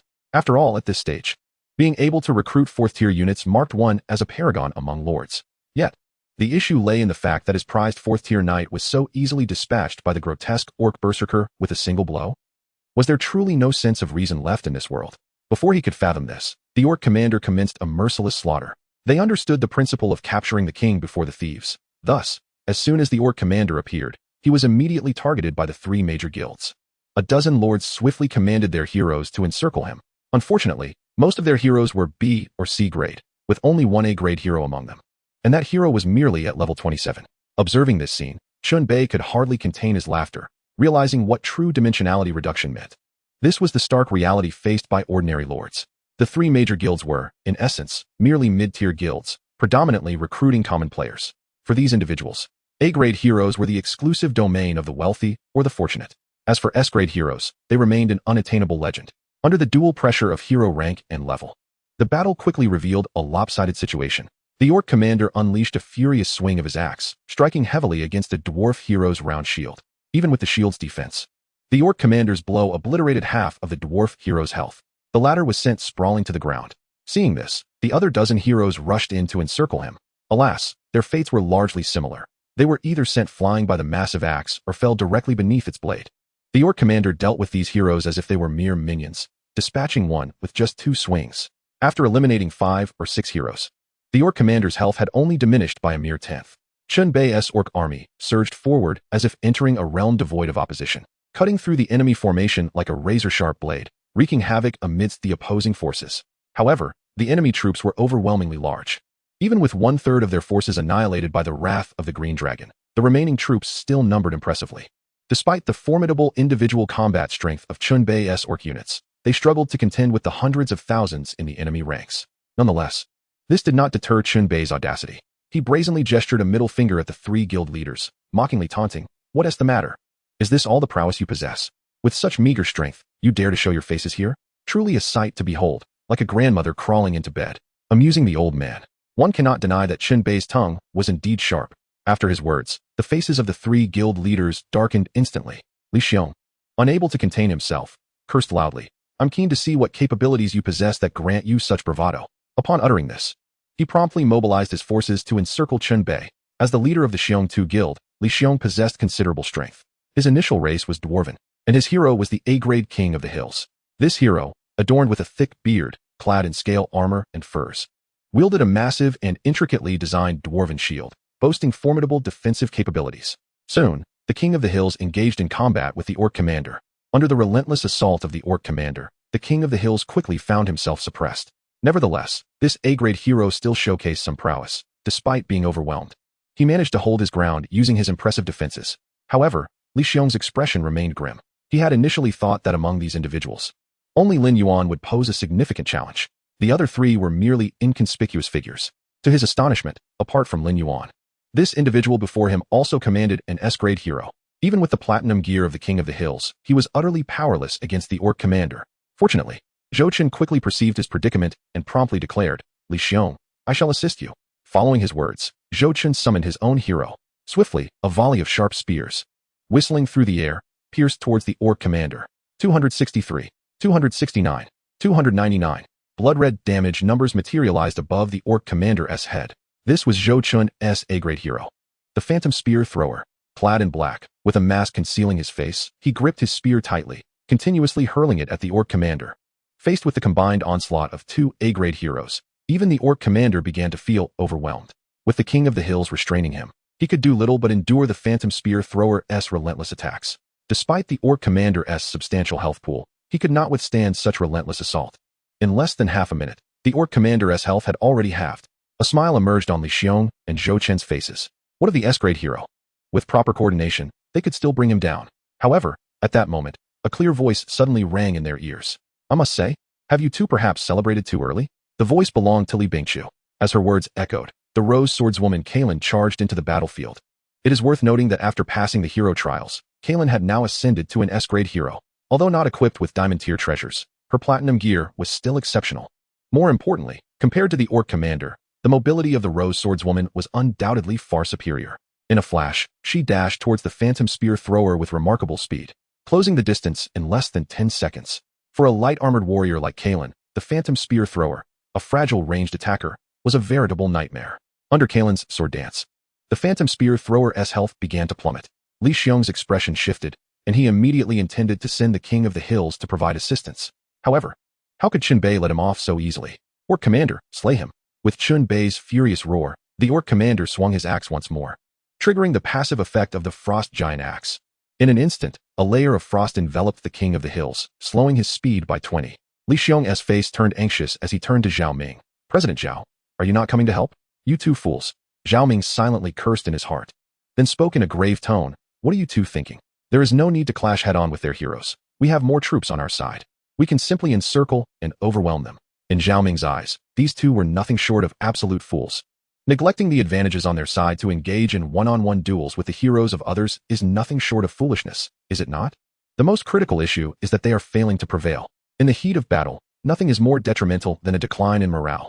Up until now, Lin Yuan has yet to make a move, and they have already been forced into such a dire situation, which undoubtedly deals a severe blow to their spirit. However, at this juncture, lamenting is futile. If they stand idly by and allow the heroes under their two leaders to fall to their adversaries, their morale will plummet even further.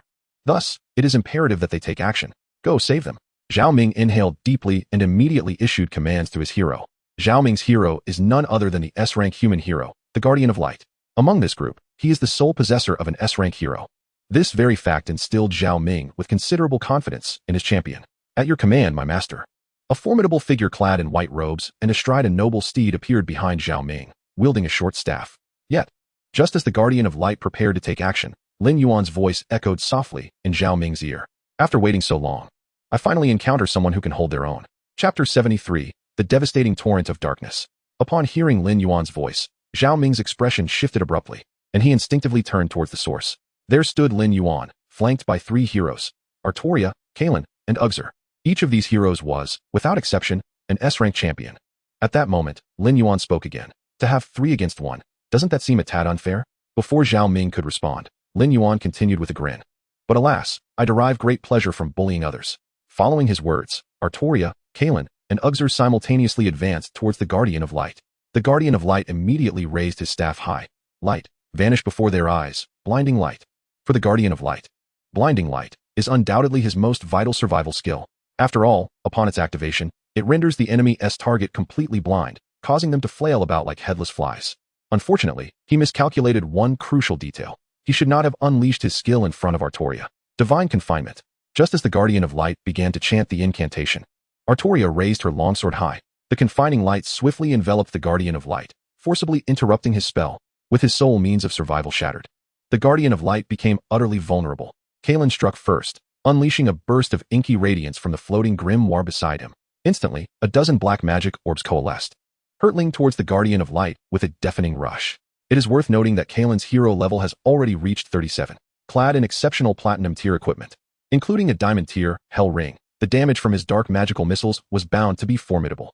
Just this one skill alone stripped away nearly half of the Guardian of Light's health. At that moment, Zhao Ming's complexion changed dramatically. He had clearly not anticipated that Lin Yuan's hero could unleash such high magical damage. However, this was far from over. After Artoria and Kalen made their moves, Uxer unhesitatingly activated his skill, Bone Demon Slash. A dark glow erupted from the bone blade in Uxer's hand. Subsequently, a black blade of energy surged forth with fierce intensity towards the Guardian of Light. Sizzle! Crimson blood erupted from the Guardian of Light's form. In that instant, his health was reduced to 0. Witnessing this scene, all the lords present stood frozen, their eyes wide with disbelief. They had not expected that an S-rank hero could be so swiftly slain by 3 skills. This process unfolded so rapidly that they scarcely comprehended what had transpired. My heavens! Is this hero truly so terrifying? He just eliminated Zhao Ming's hero in an instant? Isn't Zhao Ming's Guardian of Light an S-rank hero? If he could be taken down so easily, this fellow must be a monster. It was said that Lin Yuan was the foremost lord in contemporary China. And now it was evident that this reputation was well-deserved. Yes, if that were not the case, there would be no need for our 3 major guilds to unite in an effort to take him down. No matter how strong one individual may be, they cannot stir up much trouble. To put it bluntly, with our hundreds of thousands of troops, a mere spit from each of us could drown him. After the Guardian of Light's demise, the Hill King and Phantom Spear Master were also swiftly killed by the Orc Commander and Rose Swordsman. These 3 guild leaders, it could be said, were thwarted before they could even make their move, as their heroes fell one after another. This was undoubtedly a significant blow to the morale of the 3 major guilds. Yet, despite this setback, the members of the 3 guilds showed no signs of retreating. Instead, they charged forward towards Lin Yuan. After all, they held an overwhelming numerical advantage. Once Lin Yuan was slain, the prestige of their 3 guilds would undoubtedly soar. Since you are all so eager, let me ensure you comprehend your defeat. A smile crept across Lin Yuan's lips.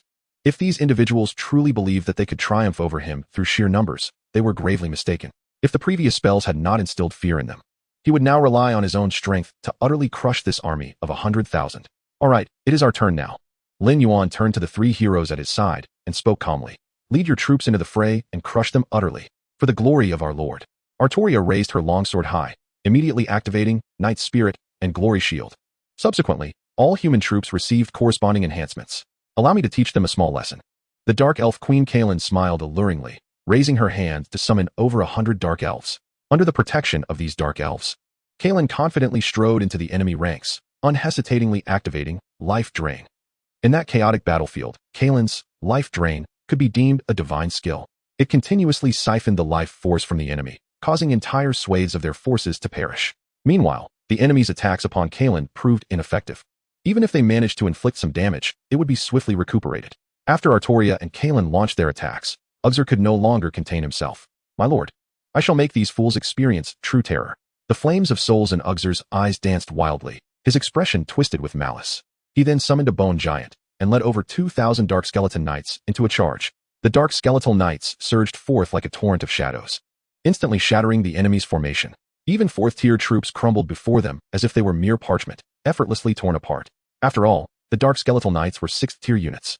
More crucially, under the dual enhancements of the Bone Throne and the Skull of the Skeleton King, their attributes received a staggering 50 boost.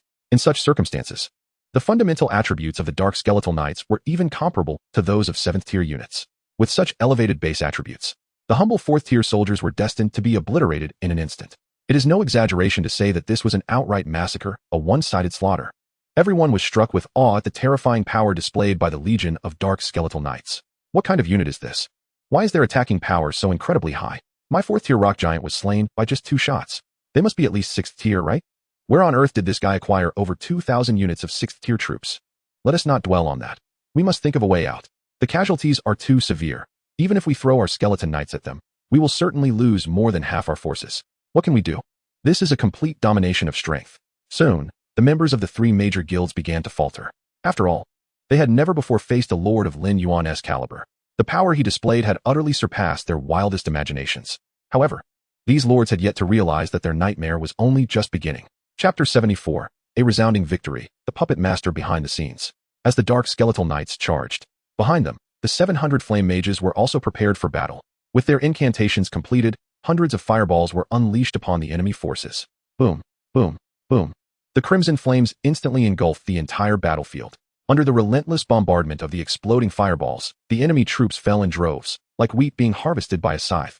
Wang, who stared in disbelief at the scene before him, instinctively taking a step back. This is impossible. He abruptly turned to Feng Chong, glaring intently as he demanded. Didn't you say that after emerging from the canyon, he was left with nothing but a ragtag band of remnants? Where did these troops come from? Feng Chong, looking helpless, replied. But last time, I truly saw that they had very few soldiers left. I had no idea their forces could recover so swiftly. The unfolding spectacle was nothing short of a rout. The dark skeletal knights plunged into their ranks like daggers, mercilessly harvesting their troops. Meanwhile, the hundreds of flame mages in the rear unleashed a barrage of spells, bombarding them mercilessly. The members of the 3 guilds finally grasped just how vast the chasm of disparity was between them and Lin Yuan. Before Lin Yuan, they were akin to mere ants. For Lin Yuan, their forces were hardly distinguishable from cannon fodder. At that moment, the leaders of the 3 guilds turned pale, finally realizing the magnitude of the terrifying entity they had provoked. Lin Yuan, single-handedly, had crushed the 3 major guilds. Hundreds of lords and hundreds of thousands of troops were like fragile weeds before him, easily swept away. In such a dire situation, the morale of the 3 guilds had plummeted to an all-time low. After all, how could their spirits remain high when a single individual had decimated them so thoroughly? Yet Chun Bei was exhilarated, leading his troops into a charge. How could he possibly miss the gratifying opportunity to trample the fallen adversaries? Moreover, as a lord-type game, conflicts between lords were an inevitable aspect of gameplay. In truth, tormenting players was far more engaging than battling bosses. It is worth mentioning that the 3 guilds were not merely lambs awaiting slaughter. Even in such dire circumstances, they managed to organize a counteroffensive, leveraging their numerical advantage to encircle Chun Bei's orc army. Fortunately, Li Bingqiu and Lin Mingming arrived just in time with reinforcements, aiding Chun Bei in breaking free, thus preventing excessive casualties among his troops. Within a mere few minutes, the 3 guilds had been thoroughly routed. Li Xiong, Zhou Chun, and Zhao Ming exchanged glances, each recognizing the bitterness reflected on the others' faces. They had suffered significant losses this time. Each guild was left severely weakened. The compensation provided by Wang Hu would hardly suffice to cover their losses. The most despairing of all was Wang Hu. It is important to note that he had invested a staggering 40 million to orchestrate this ambush, and Lin Tianke had only allocated 50 million to him. Following this debacle, it was unlikely that Lin Tianke would grant him another opportunity. After all, Lin Tianke's nature was such that he could tolerate many flaws as long as one was still of value. Yet once that value diminished, he would discard you like refuse. In this struggle against Lin Yuan, Wang Hu had undoubtedly lost, and lost utterly. President Zhao, we should withdraw now, at least to preserve some of our remaining forces, Zhou Chen said, his face drawn. Zhao Ming took a deep breath and replied solemnly, it appears we have no other choice. Li Xiong gritted his teeth and ultimately nodded. It was evident that although he was reluctant, he had to accept this harsh reality. Soon, the 3 leaders organized their guild members for a retreat. After they chose to withdraw, Lin Yuan opted not to pursue them further. After all, the 3 guilds had been thoroughly defeated. There was no need to chase after the remnants. What a thrill, Chen Bei exclaimed, a radiant smile spreading across his face. I never imagined I had become so strong. This was indeed a heartfelt sentiment. Having spent considerable time alongside Lin Yuan, Shunbei's perspective had elevated to a certain degree. Thus, his self-awareness had shifted. It was only now that he realized just how formidable he truly was. Li Bingqiu shot him a glance and retorted, "Enough already. After beating a few small fry, you've lost sight of your own identity. If Lin Yuan hadn't been here today, we would likely have been surrounded and annihilated." Upon hearing this, Shunbei sheepishly scratched his head, acknowledging, "You're right. Without Lin Yuan, we wouldn't stand a chance against the three major guilds. Given their overwhelming numbers, apart from Lin Yuan, none of us possessed the strength to face 100 foes alone. However, I truly didn't expect Wang Hu to possess such cunning," Shunbei lamented. "To coordinate 3 guilds to hunt us down is truly a scheme to eliminate us." Lin Yuan regarded Shunbei with a measured gaze and spoke calmly. "It is likely not so simple. Wang Hu undoubtedly has someone backing him. Otherwise, how could he afford to hire 3 mid-sized guilds to serve him?" Lin Mingming nodded slightly. "It does seem to make some sense." Shunbei pondered for a moment before speaking. Then who could be supporting Wang Hu from behind? Li Bingqiu suddenly interjected, "Of course, it's Lin Tianke. Have you forgotten? When we first encountered their group, he claimed that the person backing him was the president of the Lin group." One cannot help but commend Li Bingqiu's sharp mind. As she immediately grasped the situation, Lin Yuan also nodded in agreement, speaking calmly, "It must indeed be Lin Tianke. This has always been his modus operandi. He would never choose to act personally until the situation escalates. However, if all goes as expected, the masks will soon be torn off between us." Chapter 75, Bringing Hope to All Humanity. Lin Yuan was acutely aware that the animosity between him and Lin Tianke had reached an irreconcilable level. To Lin Yuan, Lin Tianke was the true culprit behind his parents' demise, embodying a deep-seated vendetta. Conversely, for Lin Tianke, Lin Yuan represented the greatest obstacle to his complete control over the Lin group. In Lin Tianke's eyes, Lin Yuan would forever be a ticking time bomb. As long as he remained, tranquility would elude him. This operation orchestrated by Wang Hu was undoubtedly the handiwork of Lin Tianke. Even if he did not directly participate, he certainly supported Wang Hu from the shadows. Simultaneously, it served as a test of Lin Yuan's capabilities.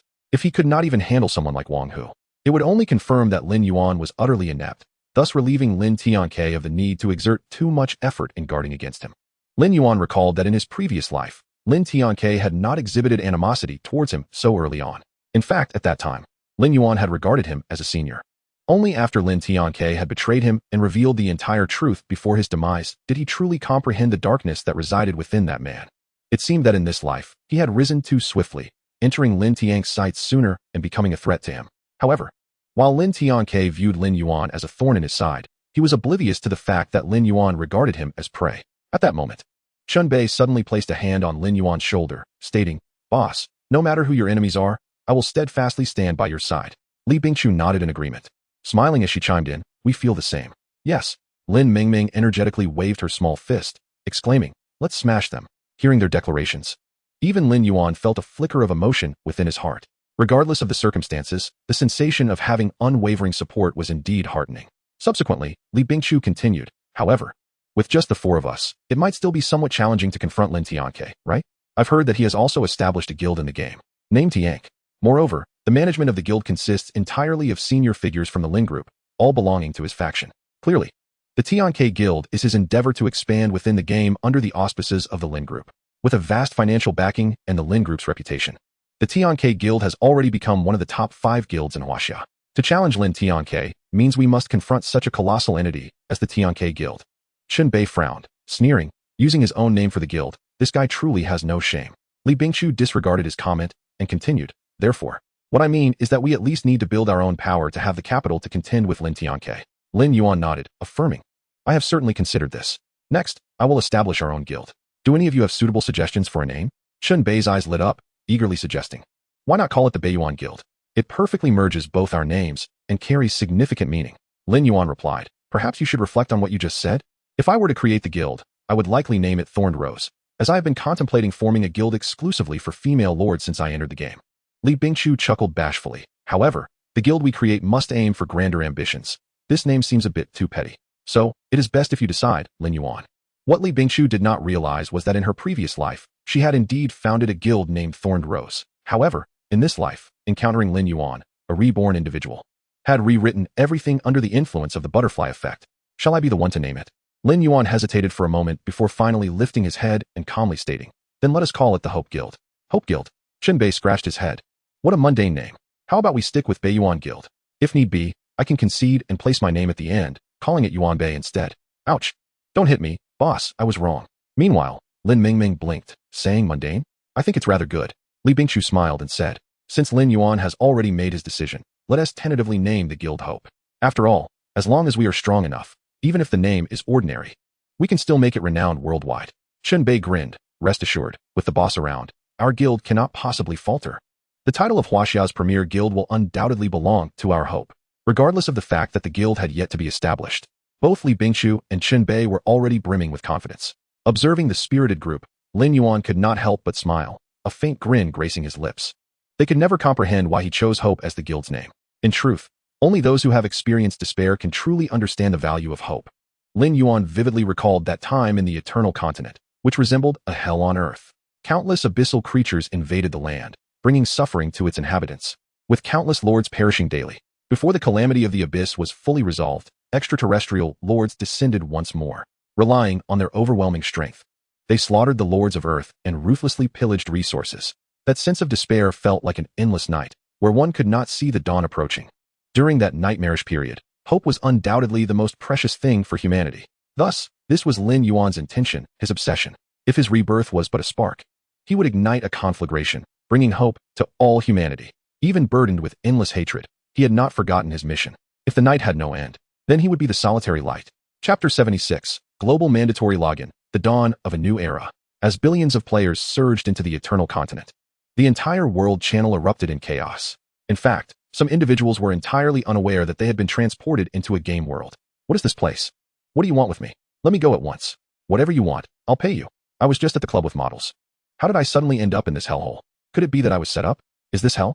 Alas, I am still young, and I do not wish to meet my demise just yet. Are you all like me, transported here against your will? Who truly knows where this place is? Just a moment ago, I glimpsed several gray wolves, their size akin to that of calves. How terrifying. Wait, this seems to be a game world. I just made contact with my son. That little rascal informed me that we are now in the realm of Lord's Era, and we have all been transported here. Is this for real? Are you saying we have all been thrust into a gaming universe? Do we have any hope of escaping this place? This matter is likely far more intricate than it appears. Consider this, if they could transport so many of us directly from Earth. Do you truly believe this is within the capabilities of a mere gaming company? Indeed, this game is undoubtedly more complex than we presume.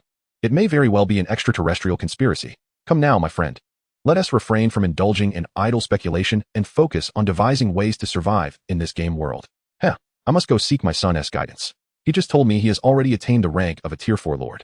That little scamp, always preoccupied with gaming. Despite my many scoldings, who would have thought he'd reach such heights? If I had known we would be transported into a game, I should have purchased a gaming pod a month ago. At least I would have gained a month's worth of progress. Alas, I was too slow in my work and had no time for such foresight. But there's no use lamenting what could have been. Being transported to a game world isn't entirely without merit. At the very least, we are relieved from the drudgery of work. Otherwise, with the relentless grind of a 996 schedule, I would surely meet my end one day. Ha ha ha, it appears everyone is rather optimistic. In that case, I shall set about building my territory. After billions were transported into the game world, the global chat expanded from its original 100,000 channels to 1 million. Yet, even with this expansion, the channels were overwhelmed. At times, dozens of messages could scroll by in mere seconds. Fortunately, aside from the global chat, there were also national and regional chat channels, providing players with significant means of communication. Those who were teleported from Earth fell into various categories. A portion quickly adapted to their new surroundings, gathering a wealth of valuable information through their own methods and means. However, a substantial number remained paralyzed by fear, utterly clueless about what actions to take. At times, the disparity between individuals was even greater than that between humans and animals. True powerhouses, even if they missed the golden month of initial development, could still catch up in the later stages of the game. At the very least, in Lin Yuan's previous life, there were numerous late bloomers like this. Those who could not adapt to their environment were destined for elimination. Survival of the fittest is not only a natural law but also a law of existence. With the dawn of a new era, the entire landscape of the game would inevitably transform. Everything unfolded as Lin Yuan had anticipated. Even as the entire game world erupted in chaos, Lin Yuan's demeanor remained remarkably tranquil. He had already experienced this before in his past life. Thus, he needed to contemplate the path he should take next. At that moment, Lin Yuan's communicator suddenly buzzed. Beep beep beep. He glanced at the screen and noticed several people had simultaneously sent him messages. After a brief moment of hesitation, he promptly added them to a group chat channel. Soon after, Chun Bei's voice rang out. Wow, boss, you were right. Everyone in the real world has indeed been pulled into the game. Chenbei exclaimed excitedly. I just contacted my parents, and they don't even know what happened. My mom said she was cooking at home, and the next moment, she found herself in the game. Lin Mingming chimed in. My situation is quite similar. It's hard to fathom how such an event could transpire. It seems Lin Yuan was correct. This game is indeed more complex than we imagined. At that moment, Li Bingshu finally spoke up. Taking a deep breath, she said solemnly, if that is the case, we have no choice. If there is no way back to the real world, we must find a way to develop quickly in this game world. Only then can we ensure our loved ones are not subjected to harm. Li Bingshu's words struck a chord with everyone present. All their efforts were aimed at securing a better life for themselves and their families, a sentiment that resonated whether in the real world or the gaming realm. Moreover, the world of lords would be even more ruthless than reality. Here, there are no laws to restrain. Only the primal law of the jungle prevails. Fortunately, compared to those who were forcibly brought into the game, they had already amassed a considerable advantage over the past month. Just like Chenbei, with his current strength, he had ample confidence to protect his loved ones from harm. Li Bingshu was right. Lin Yuan acknowledged her statement and replied, fortunately, your adaptability is commendable. In fact, the sooner we recognize the current situation, the better it will be for our future development. Our immediate priority should be to establish a guild. I have already purchased a guild construction order from the auction house, and we can begin creating the guild this afternoon. In Lord's Era, the guild construction order was an exceedingly rare item. This artifact could only drop from bosses of gold rank or higher, with a mere one chance, rendering it extraordinarily valuable, having been auctioned off for tens of millions. However, for Lin Yuan, the sum of over 10 million was insignificant, and he chose to bid on it without hesitation. Chapter 77, Frenzied Sweep of the Quest Refresh Order. Creating a guild this afternoon? Chenbei seemed taken aback. Isn't that a bit hasty? Lin Mingming immediately retorted. It's not too early to establish a guild now. Consider this. The server has already been live for a month, and within our region alone, hundreds of guilds have already been created. If we do not seize this opportunity to establish our guild and make a name for ourselves, we will undoubtedly fall behind. One must admit, although Lin Mingming often appeared indecisive, her insights were quite sharp and her analysis astute. In truth, Lin Yuan shared her perspective. In the first month of the game, he had focused primarily on his own development and had not considered forming a guild. The earliest players in Lord's Era were predominantly seasoned gamers. These individuals either belonged to various factions or were solitary players accustomed to operating alone. The number of independent skilled players who could be recruited was minimal. Thus, Lin Yuan had opted not to waste time on this matter. However, the circumstances had now changed. Following the onset of the new era, billions had been forcibly transported into Lord's Era. Among these individuals, countless prodigies would emerge. Lin Yuan's true aim was to attract this select group of individuals. They were akin to pearls among mortals, destined to shine brilliantly one day. What Lin Yuan needed to do was to identify and recruit them before they blossomed into their full potential. Upon reaching this point, Lin Yuan immediately spoke. Li Bingshu, once the guild is established, I shall provide you with a list. Your task will be to locate these individuals and find a way to entice them to join our guild. For Lin Yuan, the memories of his previous life were his greatest treasure. The list he would give her contained the names of all the lords from Huaxiao that he could recall from his past existence. Those who had made a lasting impression on him could undoubtedly not be weaklings. At this moment, the vast majority of these individuals had yet to reach their full potential as they had in his previous life. Thus, this was the opportune moment to recruit them. Li Bingshu hesitated and replied, but the issue is that our guild currently lacks notoriety. I fear not many would be willing to join us. Rest assured, it won't be long before the name of the Hope Guild becomes renowned throughout Huaxiao and even the entire world, Lin Yuan remarked calmly. However, prior to that, your ability to recruit individuals from this list will entirely depend on your charisma. Of course, if necessary, you may employ certain special means. Li Bingshu was momentarily taken aback and instinctively asked, what special means? Bribery, came the straightforward reply from Chenbei before Lin Yuan could respond. Just throw money at them until they are dazed, and they'll happily follow you. Lin Mingming burst into laughter. Your analogy is quite vivid. But indeed, the principle holds true. I remember that you were once so dazzled that you could hardly let go of Lin Yuan's leg. Nonsense. Chenbei coughed lightly and earnestly defended himself. I was merely captivated by the boss's personal charm, willingly offering my services. Li Bingshu teased, all right, stop the nonsense. If you're so eloquent, why not join me in contacting those on the list? If you can recruit a few more, it would contribute to our guild. After mentioning this matter, Chenbei grew curious and inquired, boss, by the way, how did you acquire this list? With so many people being transported into the game, over 1 billion in Huaxiao alone, how can you be sure these individuals will become experts?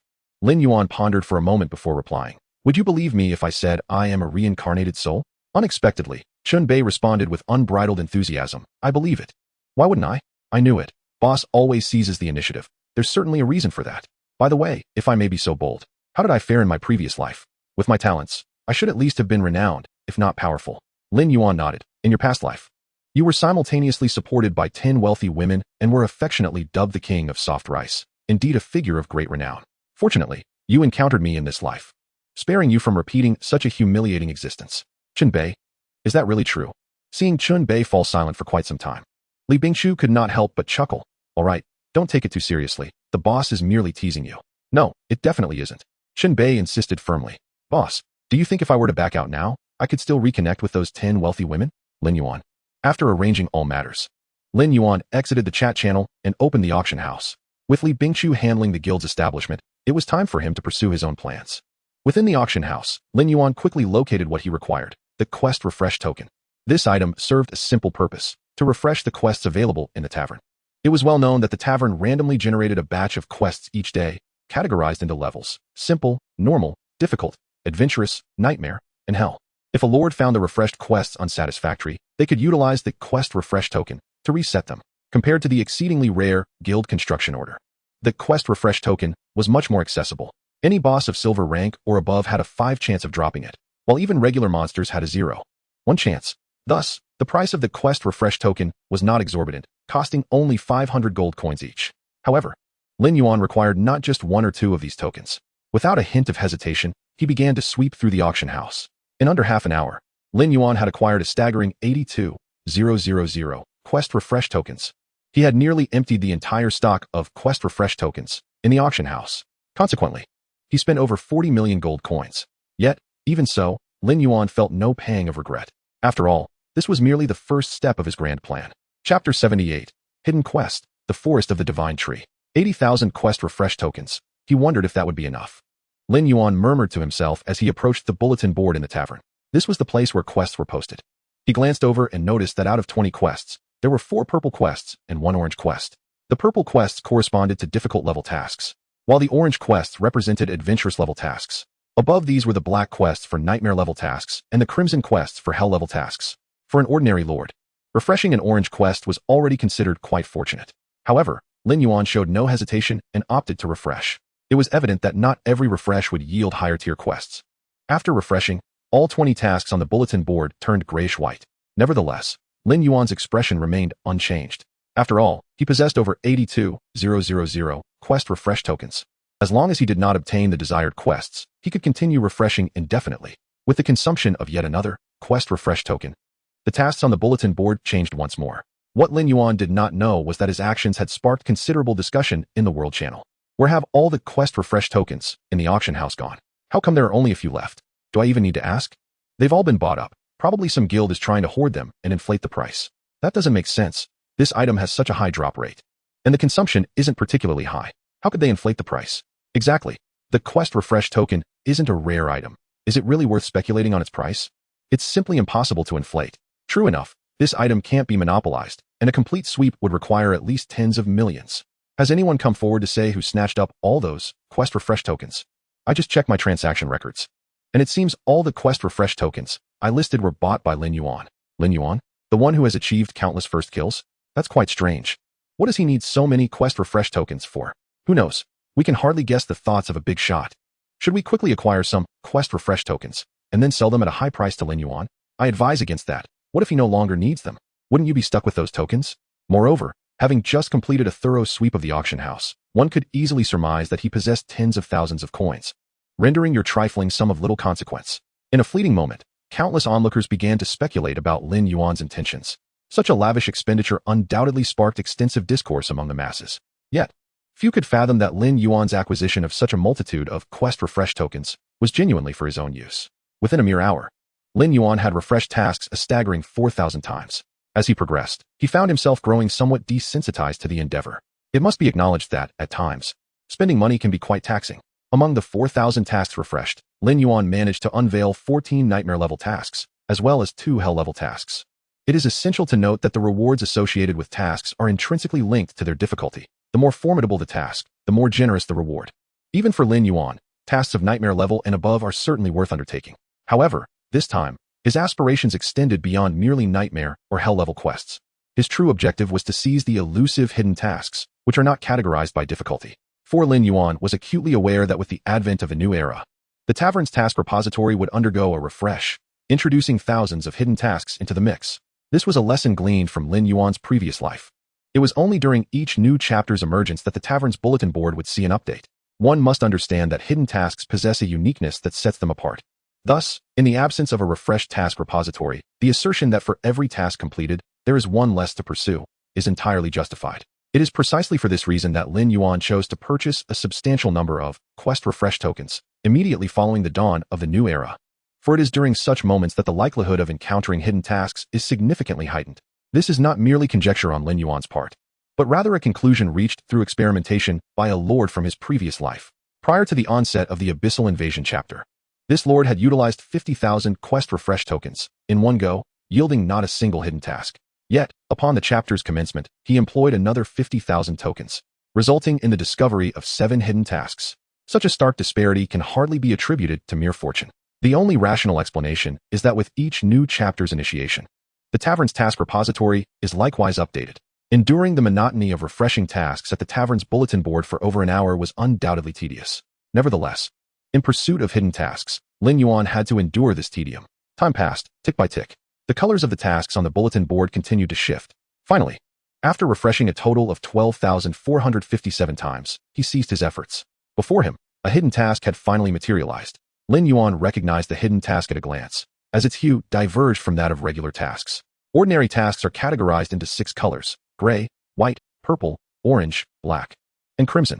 However, the color of a hidden task resides beyond these 6 shades. The task Lin Yuan had refreshed was a cyan task titled Disaster of the Divine Tree. At last, a hidden task had emerged. Lin Yuan took a deep breath to quell his excitement and unhesitatingly accepted the task. However, he was not particularly well versed in the specifics of this hidden task. After all, he had not encountered many hidden tasks in his previous life, making it impossible for him to grasp the intricacies of each one. He soon began to investigate the background of the Disaster of the Divine Tree task. To his surprise, this task was issued by the elven race, who resided within a forest known as the Forest of the Divine Tree. The Divine Tree within this forest serves as the spiritual anchor for these elves. However, of late, the Divine Tree had begun to exhibit inexplicable changes. Chapter 79, Branching Plotline. The Elven Swordmaster, Li Bingqiu, exhibited remarkable efficiency, successfully establishing the Hope Guild that very afternoon. Yet, the founding of the Hope Guild did not create significant waves. After all, guilds of all sizes proliferated like fish crossing a river. The establishment of a new guild would hardly attract attention. At its inception, the Hope Guild comprised merely 5 members: Lin Yuan, Li Bingqiu, Chen Bei, Lin Mingming, and Butler Li. Indeed, following their previous conversation, Butler Li had also procured a gaming pod and entered the game world. However, Butler Li lacked any gaming talent and, given his slow start, had no opportunity to join them in their endeavors. Nevertheless, he was unconcerned, as he did not perceive himself as a combatant. His purpose for entering the game was solely to assist Lin Yuan in managing various affairs. Any faction requires a steadfast navigator. As long as Lin Yuan charted the course, Butler Li would exert every effort in that direction. Although no longer in his youth, age can sometimes serve as an advantage, for it signifies a wealth of experience. Due to the recent formation of the Hope Guild, many matters required Li Bingqiu's attention, and she specifically requested Lin Mingming's assistance. It was not that Chen Bei was incapable. Rather, the sensitivity of a girl's heart is less prone to oversight. Moreover, Lin Yuan had assigned her the primary task of recruiting members. Naturally, it was more fitting for someone like Lin Mingming, with her charming demeanor and sweet voice, to undertake this responsibility. Thus, for this hidden task, Lin Yuan brought only Chen Bei along. After meeting up, the two swiftly set off toward the Forest of the Divine Tree. According to Lin Yuan's estimations, they would require at least 2 days to reach their destination. Spending 2 days merely to undertake a hidden task was quite a worthy endeavor, as the rewards for hidden tasks are often substantial. Fortunately, this situation was only temporary. Once the Lord's Mansion upgraded to level 7, everything would change. For at that point, he would be able to construct a magical teleportation array within his territory. Through this array, Lin Yuan could directly transport his forces to the major cities. Thus, the time spent on travel would be greatly diminished. Due to the lengthy journey, Lin Yuan closed his eyes in the carriage, seeking a moment of respite. Beside him, Chen Bei appeared exuberantly excited, exclaiming, "Boss, I've never received a hidden task at the tavern before. Your luck is extraordinary." Lin Yuan lazily glanced at him and replied nonchalantly, "Luck isn't the issue. It took over 10,000 quest refresh tokens to obtain this. You could try your hand at it as well." 10,000 plus? Chen Bei was instantly taken aback. Doesn't that mean over 5 million spent? Rest assured, as long as we can complete the task, this investment is worthwhile, Lin Yuan calmly stated. Moreover, This is merely the first hidden task I've accepted. I still possess over 70,000 quest refresh tokens. Upon hearing this, Chunbei couldn't help but gasp in astonishment. A true pay-to-win powerhouse, indeed terrifying. Thus, there was little to anticipate. Lin Yuan spoke up.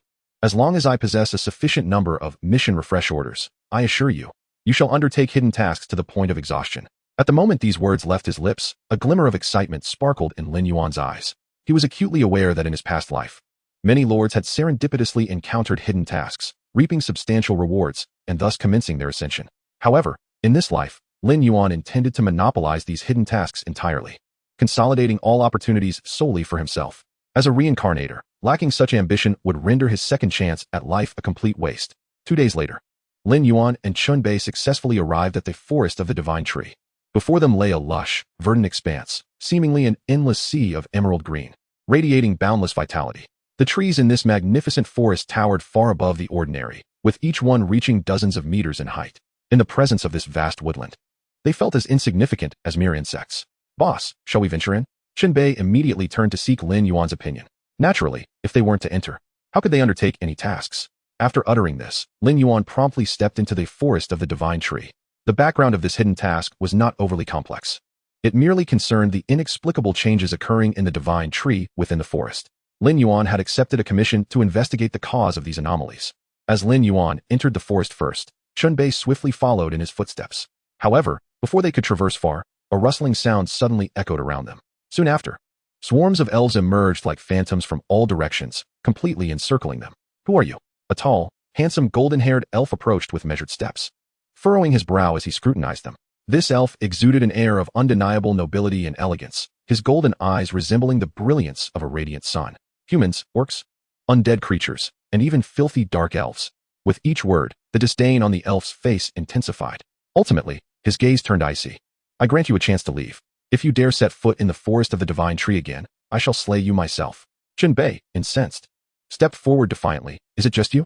Do you think I won't flatten your wretched forest right now? Upon his utterance, the surrounding elves immediately assumed a combative stance. Lin Yuan surveyed the area and quickly discerned the elf situation. All of them were surprisingly of the 6th tier. Typically, ordinary elves rarely reach such levels. It appeared that the so-called forest of the Divine Tree indeed possessed its peculiarities. Realizing this, Lin Yuan promptly halted Chunbei and calmly explained, "We have come here at the behest of a commission to help you uncover the cause of the Divine Tree's anomalies." Upon hearing Lin Yuan's words, the handsome elf furrowed his brow once more. "I do not trust you." His gaze fell on Chiron, and he coldly stated, "Those who consort with dark elves are not to be trusted. Moreover, I doubt you possess the strength to resolve our Divine Tree's issues." Just as Lin Yuan was about to respond, 2 options suddenly appeared before him. "Since I have accepted the commission, I cannot abandon it midway. Take me to meet your queen. Whether or not I can resolve the issue is not yours to decide. If you do not believe, then let strength speak for itself." Upon seeing these options, Lin Yuan's heart stirred. He understood that he had triggered a branching storyline. The freedom of hidden tasks was traditionally high, and various events could occur throughout the process, including triggering branching narratives. Sometimes, completing these subplots could yield considerable rewards.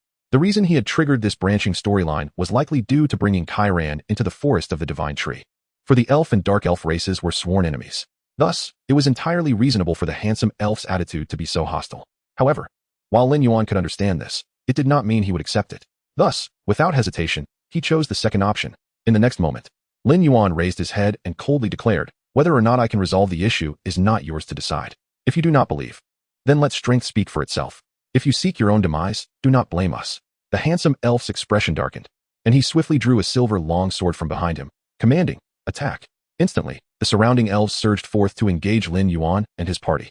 Chunbei, unperturbed, revealed a glimmer of excitement in his eyes. "Damn it, I've been wanting to take down this group of elves. Crush them." As the battle erupted, Lin Yuan's gaze fixated on the handsome elf. Under his scrutiny, the elf's attributes swiftly materialized before him. Elven Holy Swordmaster Tanis. Diamond Grade Boss. Level, 60. Health, 500,000. Attack Power, 24, 703, 150. Defense, 1, 500. Skills, Vines Entwine, Song of the Holy Sword, Blessing of the Sword Spirit. The Holy Sword Master of the Elven race, who has diligently practiced swordsmanship for years, has undergone a transcendent transformation through the blessing of the Divine Tree. Lin Yuan had not anticipated that this handsome elf was, in fact, a level 60 Diamond Grade boss. In terms of attributes, he was even more formidable than the Frost Demon King and the Evil God King. It seemed that to complete this branching storyline, he would need to eliminate this individual. Before Chu Feng could make a move, the elven holy sword master Tanis took the initiative, charging directly toward Chiron. "The filthy dark elf shall meet his end today," he exclaimed, wielding his silver holy sword, his eyes aflame with murderous intent. Observing this scene, Lin Yuan could not help but frown. Typically, the elven race was known for its peaceful nature. Even when faced with their sworn enemies, the dark elves, they would merely express disdain or hostility. Yet, the handsome elf before him appeared exceedingly fierce and brutal. Such emotions clashed strikingly with his exquisite elven visage, leaving even Lin Yuan with an unsettling feeling. Chapter 80. Progressing the branching storyline, the Elven Queen emerges. Before the Elven Holy Swordmaster could reach Chiron, a dozen dark skeletal knights blocked his path. "Get lost, filthy undead." Tanis's face contorted into a snarl. In the next moment, countless green vines sprouted from the ground, forcibly ensnaring the bodies of the dark skeletal knights. Subsequently, his silver holy sword transformed into several afterimages, slicing through the air. Crack, crack, as the blade swept across. The heads of the dark skeletal knights were severed from their bodies. One must admit, a level 60 diamond grade boss was indeed exceptionally powerful. Even the 6th tier dark skeletal knights were no match and were swiftly dispatched. Such a powerful elf is rare to find. Should you choose to fall, darkness will grant you even greater strength. At that moment, Chiron's soft yet alluring voice resonated. The dark grimoire surrounding her began to flutter rapidly. Black luminescence coalesced into form, resembling countless serpents, as it surged towards the direction of the Elven Sword Master, swiftly merging with his very being. This was the new skill mastered by the Dark Elf Queen, Dark Curse. This ability not only inflicted a 20 reduction in all attributes upon its target, but also ensnared them in a state of confusion for the ensuing 10 seconds. Indeed, after succumbing to the effects of Dark Curse, the Elven Swordmaster's momentum waned instantly. He then flailed about like a headless fly, evidently engulfed in chaos. However, at that moment, a spectral sword spirit materialized above the silver sword in the Elven Swordmaster's grasp. The sword spirit chanted softly, radiating a sanctified glow. This was undeniably the Elven Swordmaster's ability, Sword Spirit's Blessing. Following the invocation of this blessing, the negative effects afflicting the Elven Swordmaster were forcibly dispelled. Even the state of confusion dissipated. Moreover, under the enhancement of Sword Spirit's Blessing, all of the Elven Swordmaster's attributes received a 15 boost. A level 60 diamond tier boss was truly not to be underestimated. Fortunately, Lin Yuan had more than just this one method at his disposal. Despite the Elven Swordmaster successfully breaking free from Dark Curse, Artoria struck again. With a decisive step, she unleashed a silver blade of light towards the Elven Swordmaster. Holy confinement. Under the influence of this skill, the Elven Swordmaster was forcibly immobilized in place. What awaited him was a torrential rain of meteoric fire. Boom, boom, boom.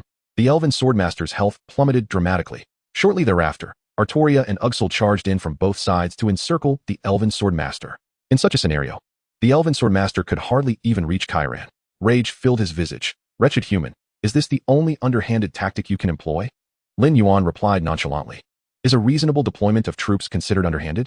Besides, did you not wish to witness my strength? It appears your capabilities are rather lacking. You shall perish." The Elven Swordmaster bellowed, wielding his sword with fervor. His attack power was formidable indeed. Even Artoria could not withstand his damage. Each of his strikes drained her health significantly. In a one-on-one confrontation, Artoria would undoubtedly fall short against this Elven Swordmaster. Yet, in the face of 3 S-rank heroes working in unison, the Elven Swordmaster found himself increasingly beleaguered. Meanwhile, the other elves were forcibly isolated by the Dark Skeleton Knights and Shun Bei's Orc Legion, rendering them unable to provide assistance. A myriad of damage values emerged above the Elven Swordmaster's head. Soon, his health dwindled to around 40. Just then, both Artoria and Uxel unleashed their ultimate moves. Imperial Light Obliteration Slash. Bone Demon King Slash.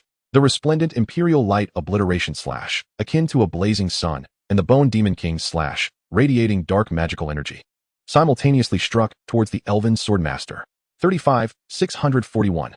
37, 845. 2 vivid crimson damage numbers promptly floated above the Elven Swordmaster's head.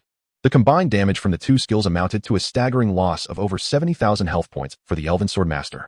His health line finally dipped below 30. However, just as Lin Yuan's forces prepared to press their advantage, an ethereal and melodious voice suddenly resonated in their ears. "Do not kill him."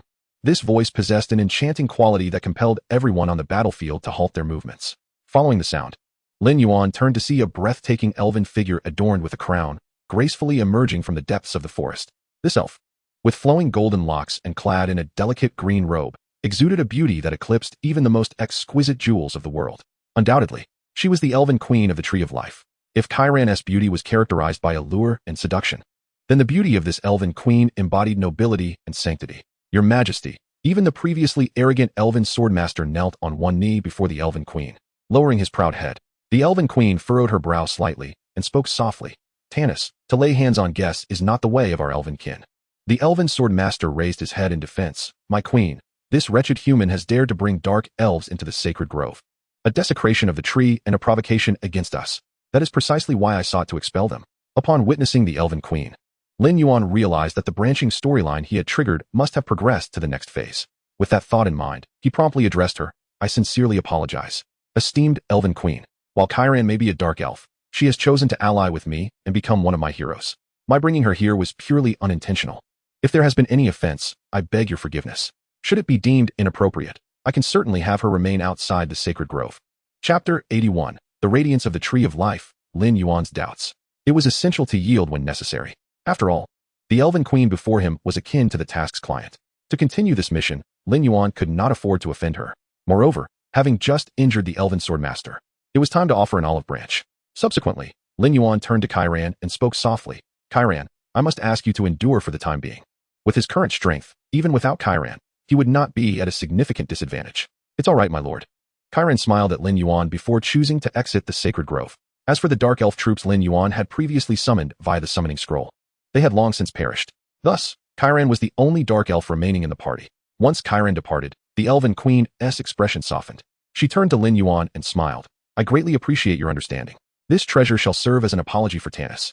As she spoke, the elven queen gracefully approached Lin Yuan and produced a crown woven from branches. Observing this scene, Lin Yuan felt a surge of realization. Undoubtedly, this was the reward for completing the branching storyline. With that thought, he hesitated not a moment longer and accepted the crown from the elven queen's hands. Crown of the Tree of Life. Quality, diamond.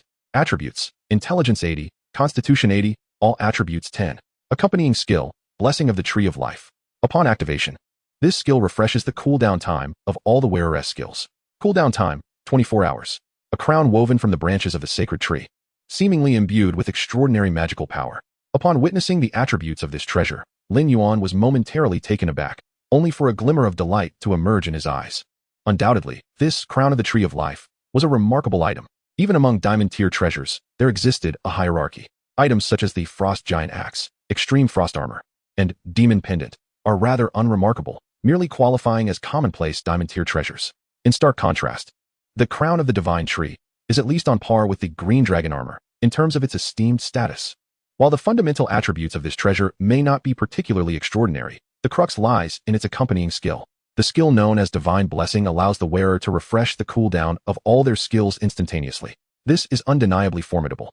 It implies that by donning the Crown of the Divine Tree, one can unleash 2 rounds of skills in quick succession. For instance, if Ugsar could execute his Bone Demon Slash twice in a row, his lethality would be doubled. Nonetheless, after a moment of contemplation, Lin Yuan opted to bestow this treasure upon Artoria. The rationale behind this decision is that Artoria's skills are far more versatile, and all her abilities are active skills. Knight's Spirit, Glory Shield, Sacred Confinement, Holy Light Slashing, and Imperial Light Annihilation Slash. If she could utilize 2 rounds of skills in a brief period, her power would undoubtedly escalate immensely. At that moment, the Elf Queen smiled and spoke again. Esteemed guest, if it pleases you, I can now escort you to the location of the Divine Tree. Should you truly unravel the mystery of its aberration, you shall become a benefactor to our entire kin. After finishing her words, the Elf Queen led Lin Yuan and Chun Bei deeper into the Divine Tree Forest, with the Elf Swordmaster trailing behind, his face etched with resentment. Clearly, he had not reconciled with Lin Yuan but refrained from expressing his ire due to the Elf Queen's presence. As they journeyed towards the Divine Tree, Lin Yuan suddenly lowered his voice and addressed Chun Bei. Something feels amiss. The latter paused momentarily, instinctively inquiring, what feels off? These elves' behavior is exceedingly unusual. Lin Yuan replied quietly. Elves are a race that cherishes peace and embodies gentleness. Yet, observe how these elves fought just now. They were as ferocious as wild beasts. Chun Bei scratched his head, sensing a hint of peculiarity, yet he responded, with so many elves, it's not uncommon for a few to exhibit extreme temperaments, is it? That's not all. Lin Yuan shook his head and continued. Have you noticed the Elf Queen's demeanor? It is also quite abnormal. What do you mean by abnormal? Chun Bei's eyes widened in confusion. To be candid, ever since the Elf Queen appeared, he had been too captivated by her beauty to notice what Lin Yuan had pointed out. She is far too composed, Lin Yuan explained in hushed tones.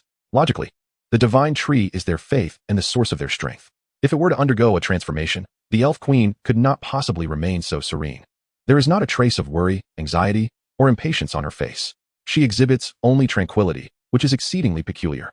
Once Lin Yuan finished speaking, even Chun Bei began to sense that something was off, furrowing his brow in contemplation. However, despite their awareness of the anomaly, they could only proceed cautiously. Before long, the Elf Queen guided them to an expansive, verdant meadow. The grass here was lush and even, emanating a shimmering green light, as though they had stepped into a realm of fairy tales.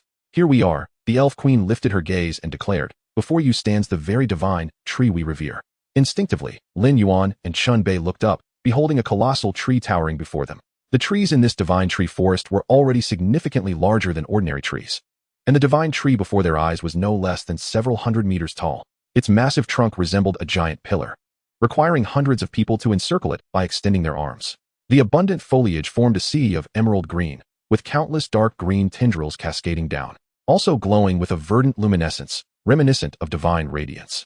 Gazing at this spectacle, even Chun Bei, who often lacked sensitivity, felt an overwhelming sense of awe, exclaiming, "Boss, this is even grander than the tree we saw in the Green Dragon's lair." Lin Yuan remained silent, scanning the surroundings.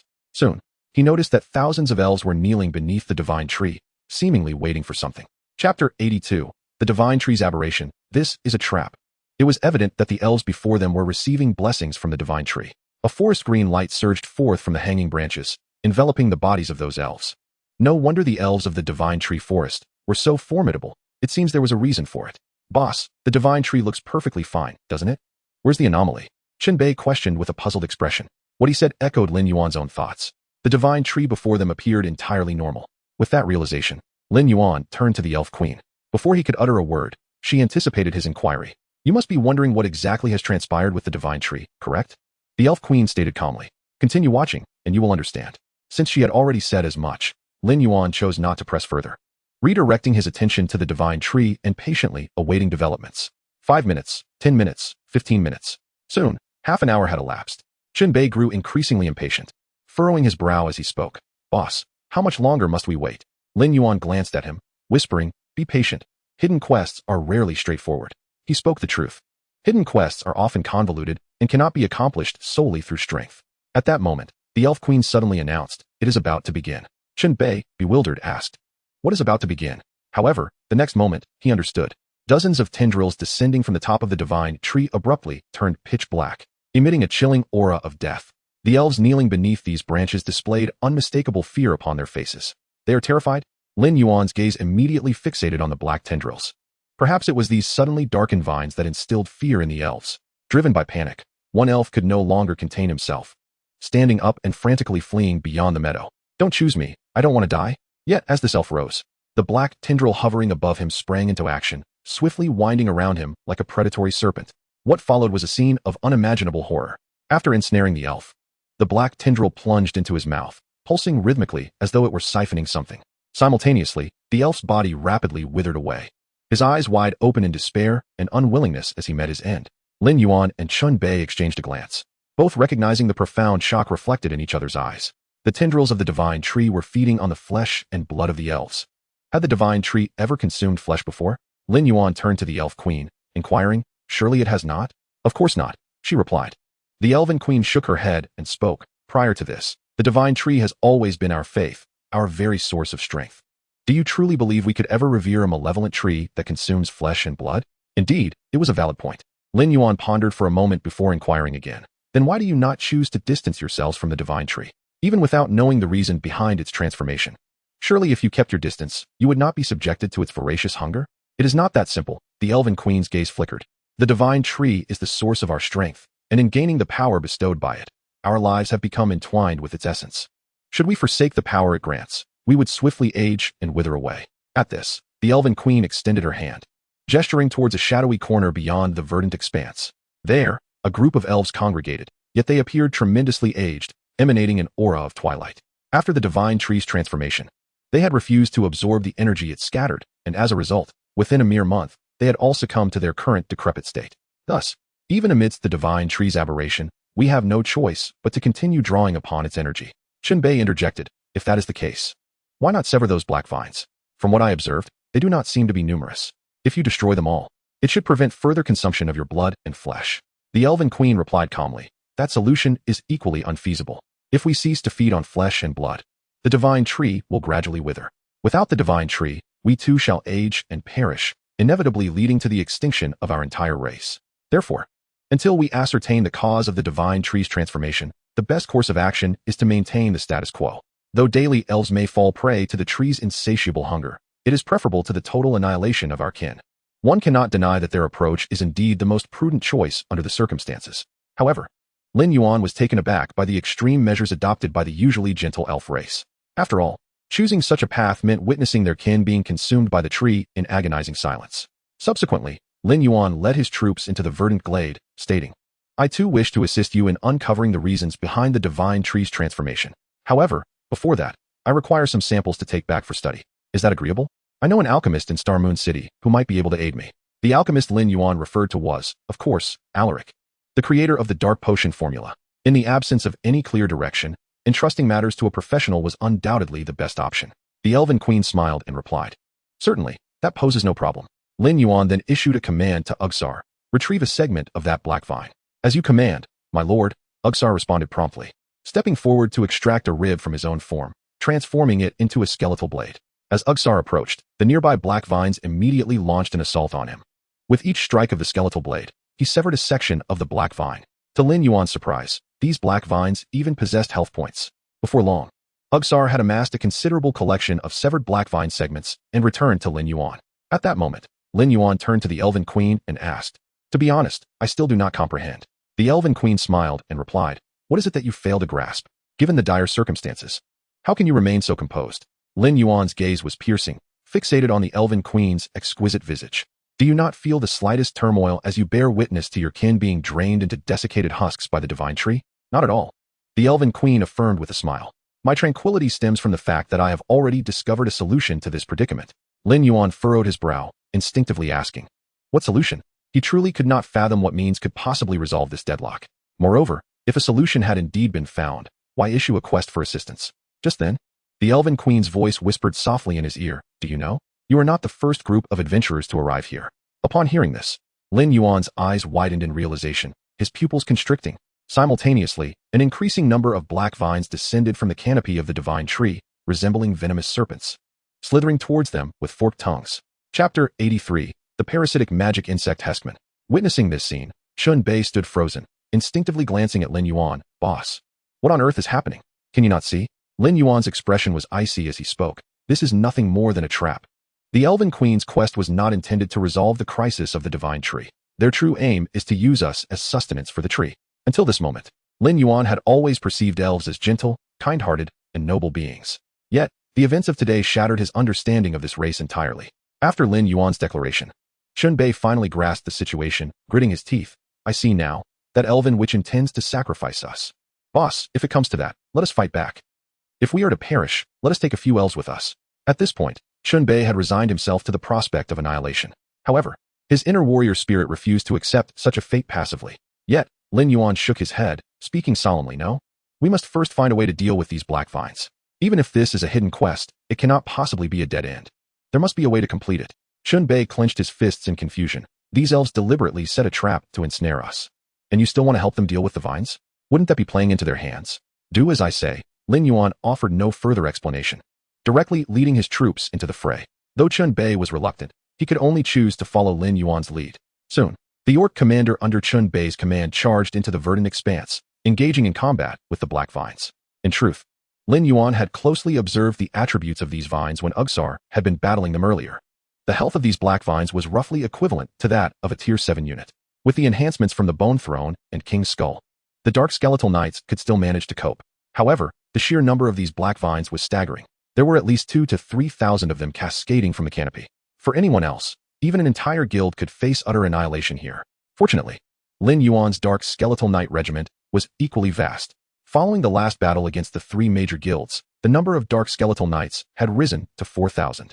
Moreover, Lin Yuan's forces were not limited to just the Dark Skeletal Knights. The Flame Mage Legion, Chun Bei's Orc Legion, and the 3 S-rank heroes, Artoria, Ugsar, and the Orc Commander. These constituted a formidable fighting force. Alas, Chiron had been left outside the Divine Tree Forest by Lin Yuan. Otherwise, with Chiron's prowess, Dealing with 200 to 300 black vines would pose no challenge whatsoever. Soon, the dark skeletal knight legion engaged in a fierce battle with the menacing black vines before them. Behind them, the flame mage was incessantly concealing spells, conjuring explosive fireballs that rained down upon the black vines. Under the onslaught of these explosive fireballs, one after another, the black vines were reduced to ashes. The situation seemed to favor them. A glimmer of excitement flickered across Chunbei's face, as he evidently saw the glimmer of victory on the horizon. However, Lin Yuan remained unfazed, coldly observing the divine tree before him. He understood in his heart that the hidden quest was far from simple. Thus, it was highly probable that other occurrences would unfold. Moreover, up until now, the Elf Queen had shown no inclination to intervene. Since the adversary's objective was to use them as nourishment for the divine tree, they would undoubtedly not allow themselves to be so easily dismissed. Nonetheless, the immediate priority was to eliminate the black vines before them. What would transpire next could only be faced as it came. Within a mere span of 10 minutes, more than 2,000 black vines had been besieged and eradicated by Lin Yuan and Chunbei's combined efforts. The verdant ground was strewn with severed vines and the stench of their sap. However, Lin Yuan's side had also suffered the loss of over 1,000 dark skeletal knights. Furthermore, these severed vines could not be categorized as corpses. Even employing the Skull King's skull would not allow for their transformation into skeletal soldiers. Was it over? Chunbei looked around, a bewildered expression on his face. No, not yet. Lin Yuan shook his head, his gaze fixed intently on the divine tree. Under his scrutiny, the trunk of the divine tree split open, revealing a pitch-black fissure, as if a demon had opened its eyes. Immediately, a rustling sound ensued. A colossal dark red worm began to crawl out from the crevice in the trunk. This gigantic worm, stretching over 10 meters in length, resembled a dark red python. Its appearance was grotesque, its wrinkled, dark red body adorned with dark spots and black, hardened spines, resembling a nightmarish amalgamation of a worm and a gutworm. Its head bore no discernible features, save for a fearsome maw filled with numerous sharp, barbed teeth. As it slithered, a viscous liquid oozed from its maw, dripping onto the green ground with a hissing sound. It was evident that this viscous liquid possessed an exceedingly potent corrosive quality. Accompanied by Lin Yuan's examination, the attributes of this dark red worm materialized before him. Parasitic Demon Worm Hesman. Abyssal Boss. Level 70. Health 2,000,000. Attack Power 15, 502, 150. Defense 2, 780. Skills: Acid Corrosion, Death Devour, Parasite Egg.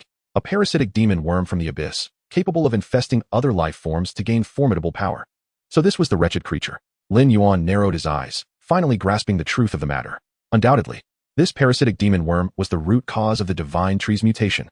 To be frank, in his previous life, he had also encountered this entity.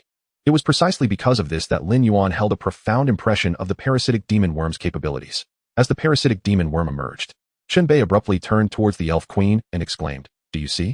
This is the true culprit behind the mutation of your divine tree. Instead of seeking to resolve the issue, you collude with evil, endangering the adventurers who come to assist you. Do you not feel the slightest remorse? Now, the opportunity lies before you. If you wish to address this menace, join us in combating it."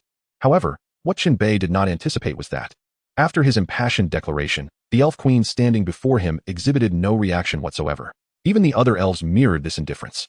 All the elves regarded him with icy stares, as if gazing upon a corpse. Chunbei's heart sank, and he instinctively took a step back.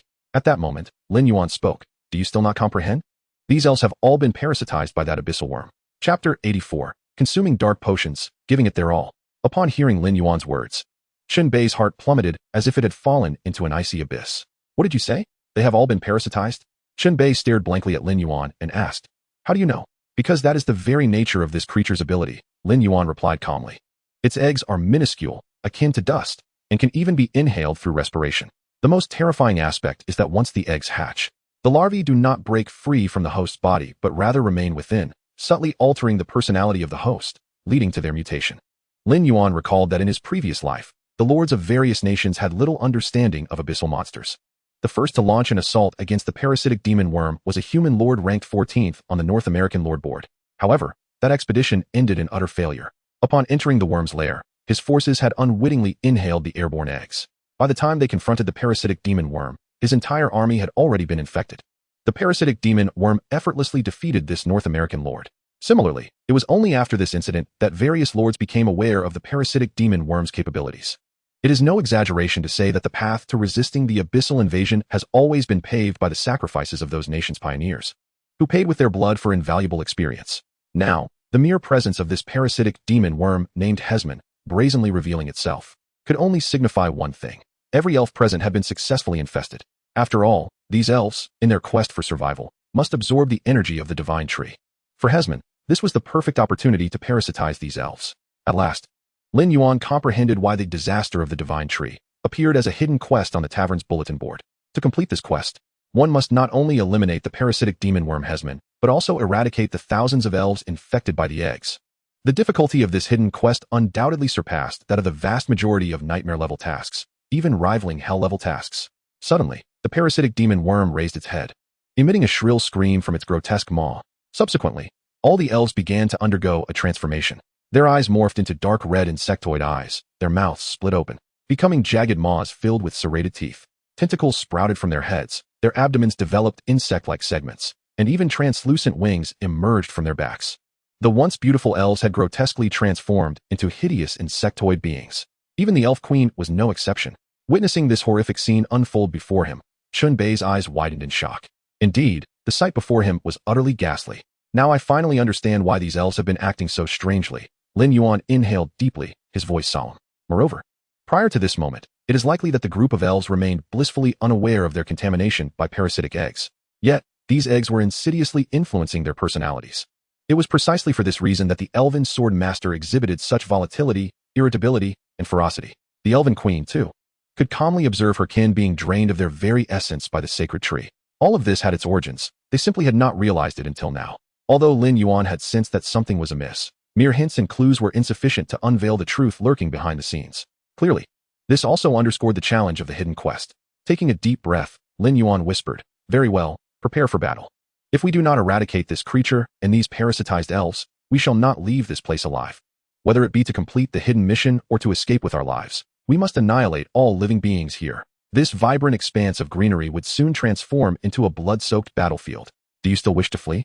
You filthy wretches shall remain here and become sustenance for the sacred tree. The elf sword master, now distorted into a creature of the insectoid race, grinned wickedly as he led a horde of insectified elves toward them. It was evident that his mind had been thoroughly warped. In his consciousness, the parasitic demon worm, Hesman, had become the very embodiment of the sacred tree. The individuals before him were to be offerings for the tree. In other words, Lin Yuan and his companions now faced not only the parasitic demon worm, but also the elven queen, the elven sword master, and a throng of insectoid elves, compounding their troubles. The transformation had augmented the attributes of these elves, significantly enhancing their strength, speed, and vitality to the point where they could rival even 7th-tier units. Lin Yuan swiftly turned to Chunbei and spoke in a grave tone. "I will handle the elven queen and the parasitic demon worm. You take on the elven sword master." Chunbei nodded in affirmation, understood. Subsequently, Lin Yuan retrieved a vial of potion from his backpack and tossed it to Chunbei. "Is this the dark potion?" Chunbei asked, momentarily taken aback, quickly recognizing the potion in his hand. The dark potion had become quite prevalent in the market, so he naturally identified it at once.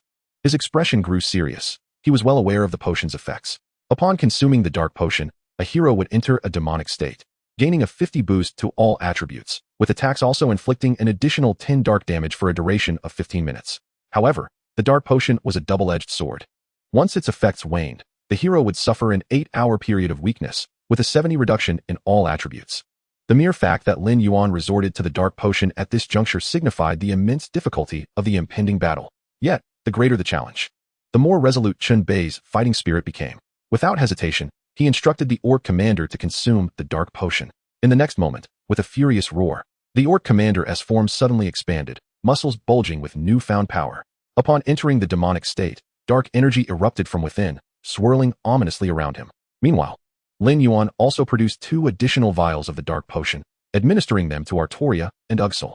He understood that in this battle, they must give their all if they were to have any hope of victory. Chapter 85. Do I permit you to retaliate? As the black energy swirled around Artoria and Ugsul, the 2 heroes simultaneously entered their demonic states. In the next heartbeat, Lin Yuan's forces split into 2 groups.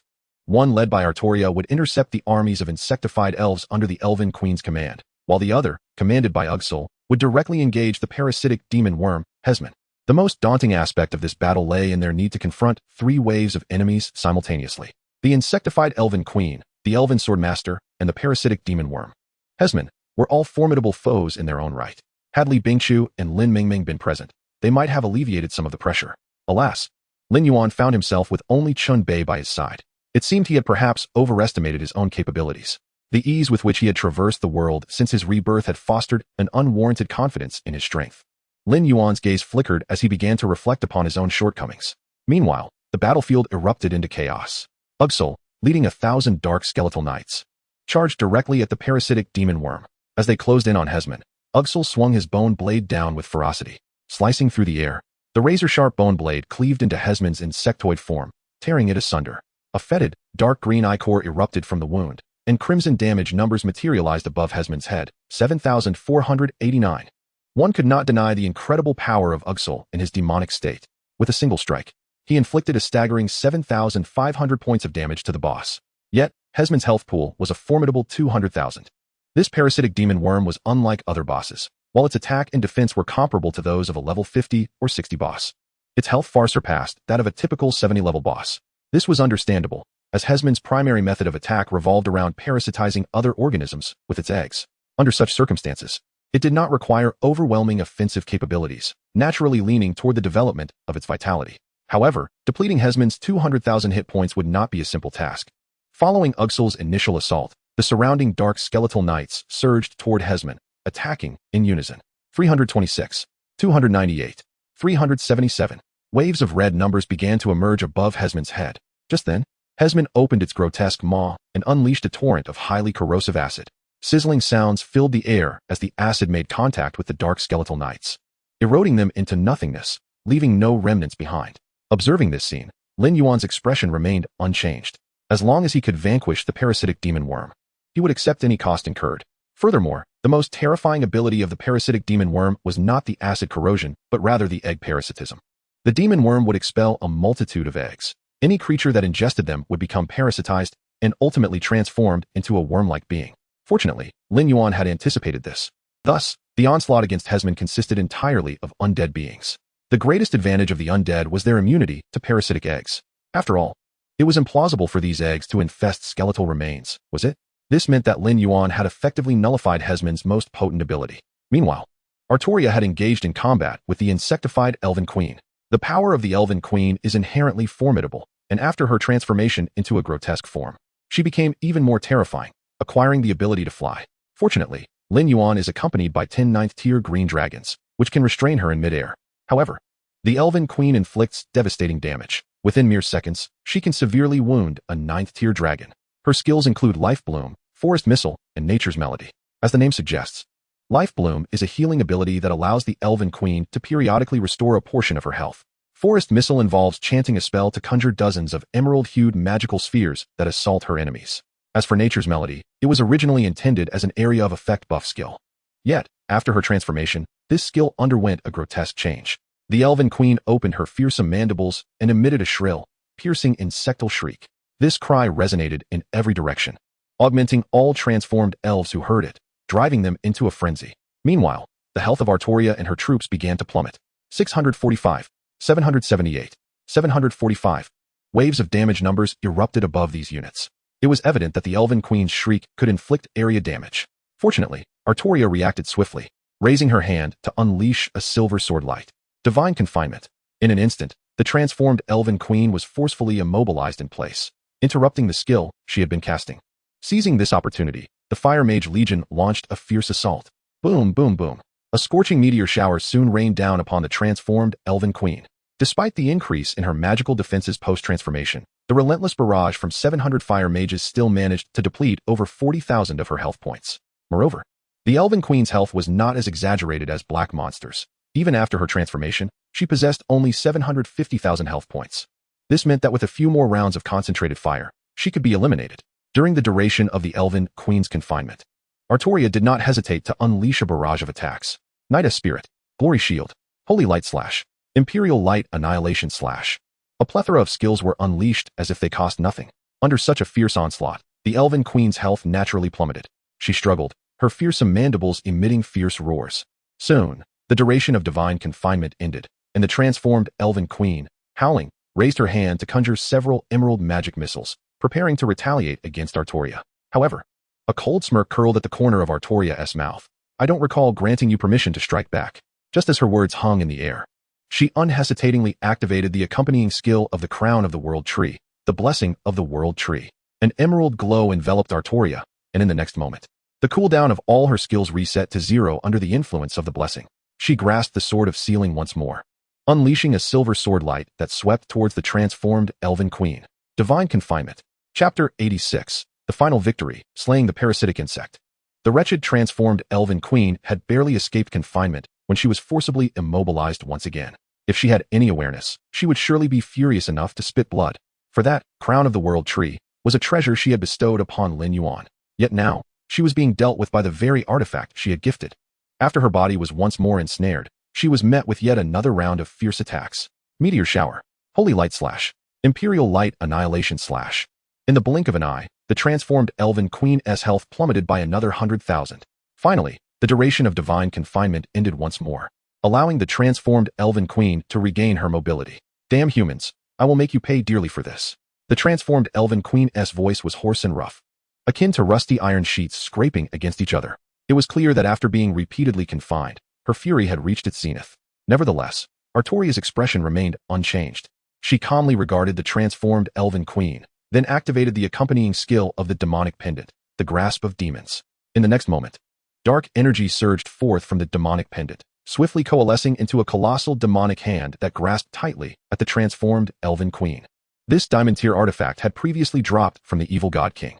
Once the demonic hand seized its target, it would confine her for 3 seconds and drain 15,000 health points per second during the confinement.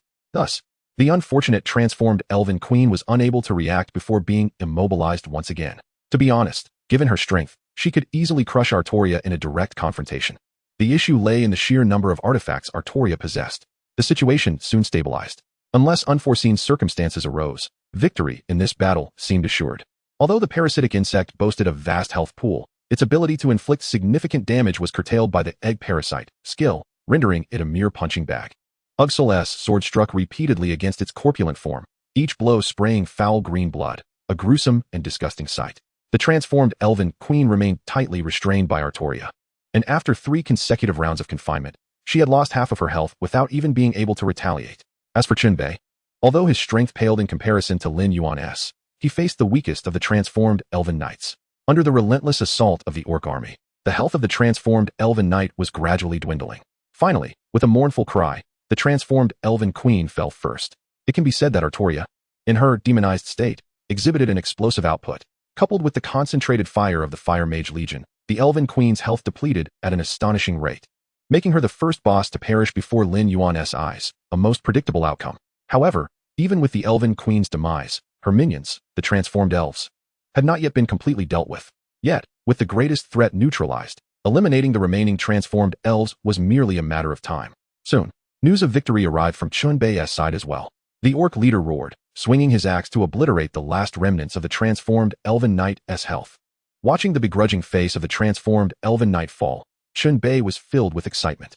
His exhilaration stemmed not only from the mockery they had endured at the hands of this foe, but also from the realization that he was now capable of independently defeating a diamond-tier boss. This sense of accomplishment was truly unparalleled.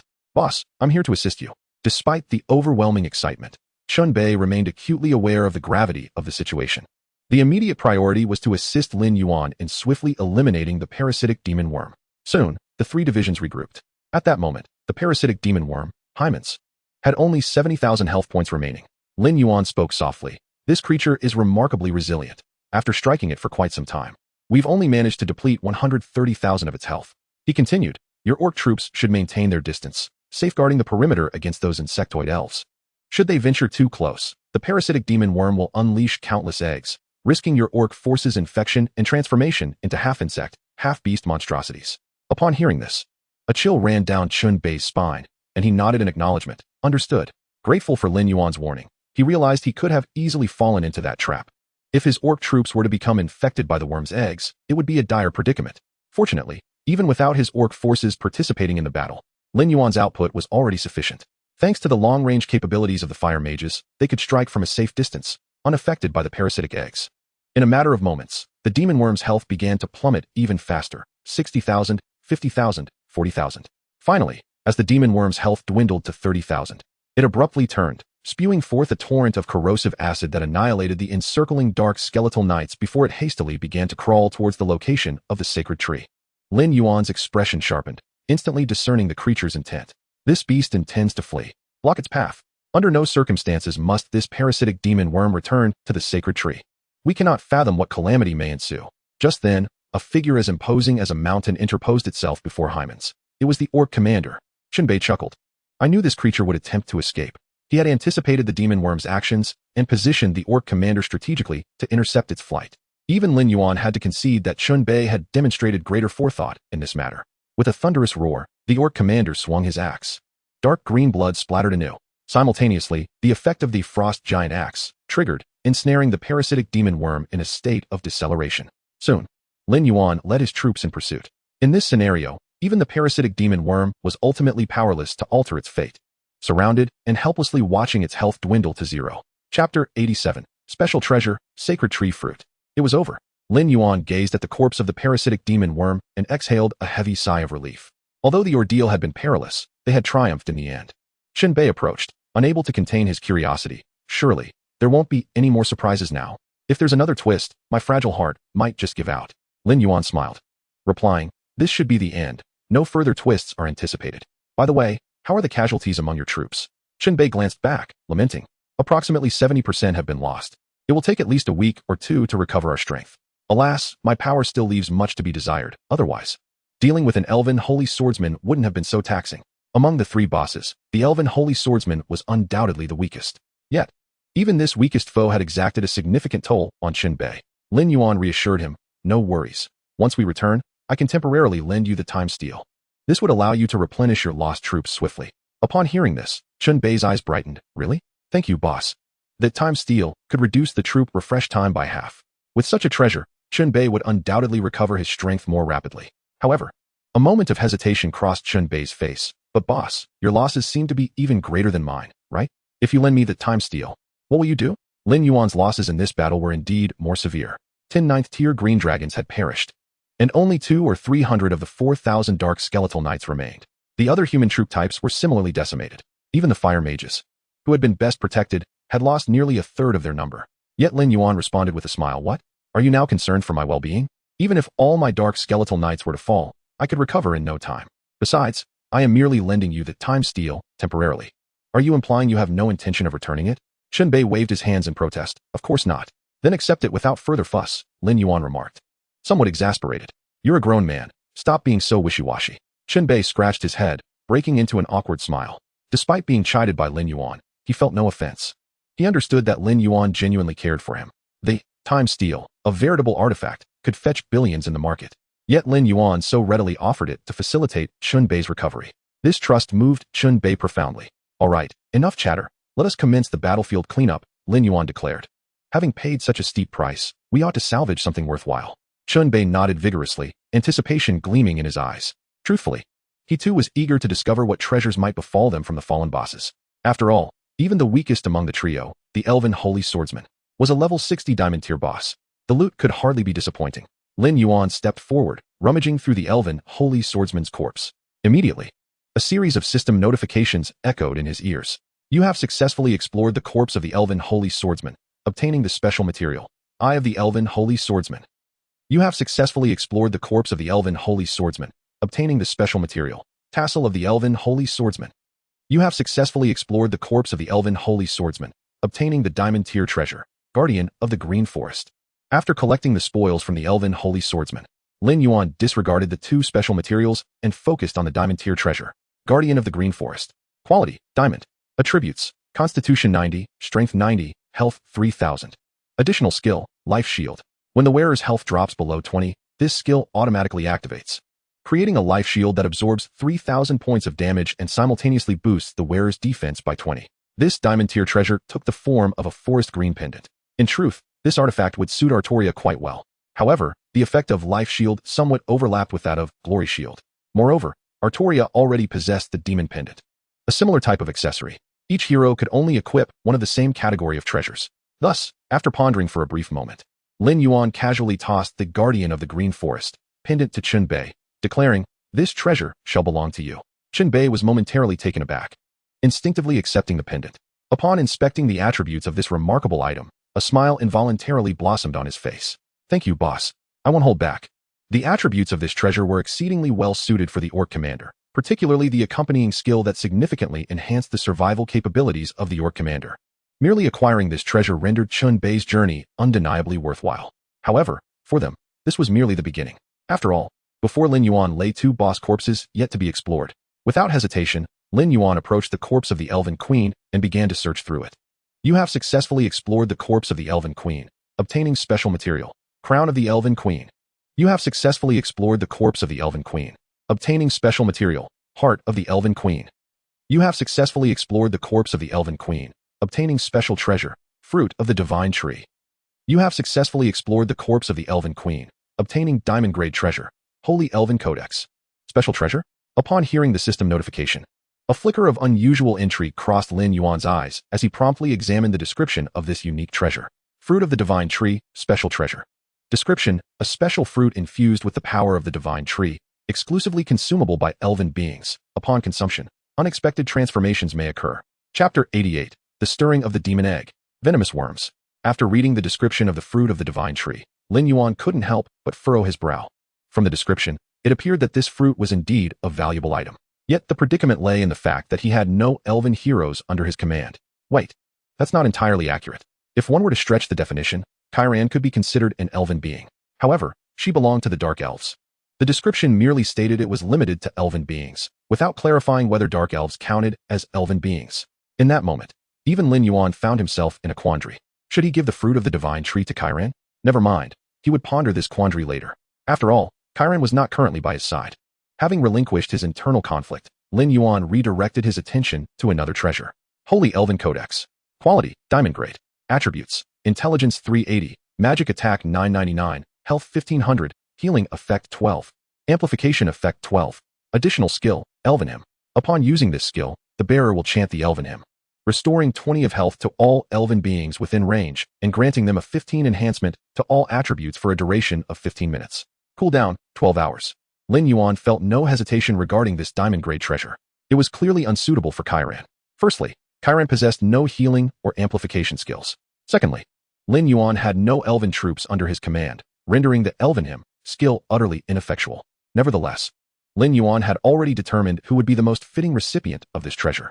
He promptly handed the item to Chun Bei, stating, "You can keep it for now. When we return, you can deliver it to Lin Mingming." Chun Bei glanced at the attributes of the treasure and couldn't help but exclaim, "Lin Mingming's luck is astounding. She doesn't even have to lift a finger to receive such a wondrous item." His words were not laced with envy but rather a playful jest, imbued with genuine happiness for Lin Mingming. After all, he could clearly see how perfectly the Holy Elven Codex suited her. Next came the parasitic magic worm. Lin Yuan raised his gaze to the corpse of the parasitic magic worm. To be honest, he was already quite satisfied with the treasures dropped by the Elven Swordmaster and the Elven Queen. However, the real highlight still lay in the items dropped by the parasitic magic worm and the ultimate reward for the hidden quest. With this thought in mind, Lin Yuan approached the corpse of the parasitic magic worm without a moment's hesitation. Just as he prepared to explore the body, an unusual commotion suddenly resonated from his backpack. Lin Yuan paused slightly and began to inspect his backpack. Soon, he pinpointed the source of the disturbance. It was the demon egg, covered in magical runes. Upon extracting the demon egg, it began to writhe violently, its movements directed towards the corpse of the parasitic magic worm. Could it be that this demon egg was drawn to the corpse of the parasitic magic worm? As this thought crossed his mind, Lin Yuan hesitated briefly before placing the demon egg beside the body of the parasitic magic worm. He was curious to witness what transformations would ensue.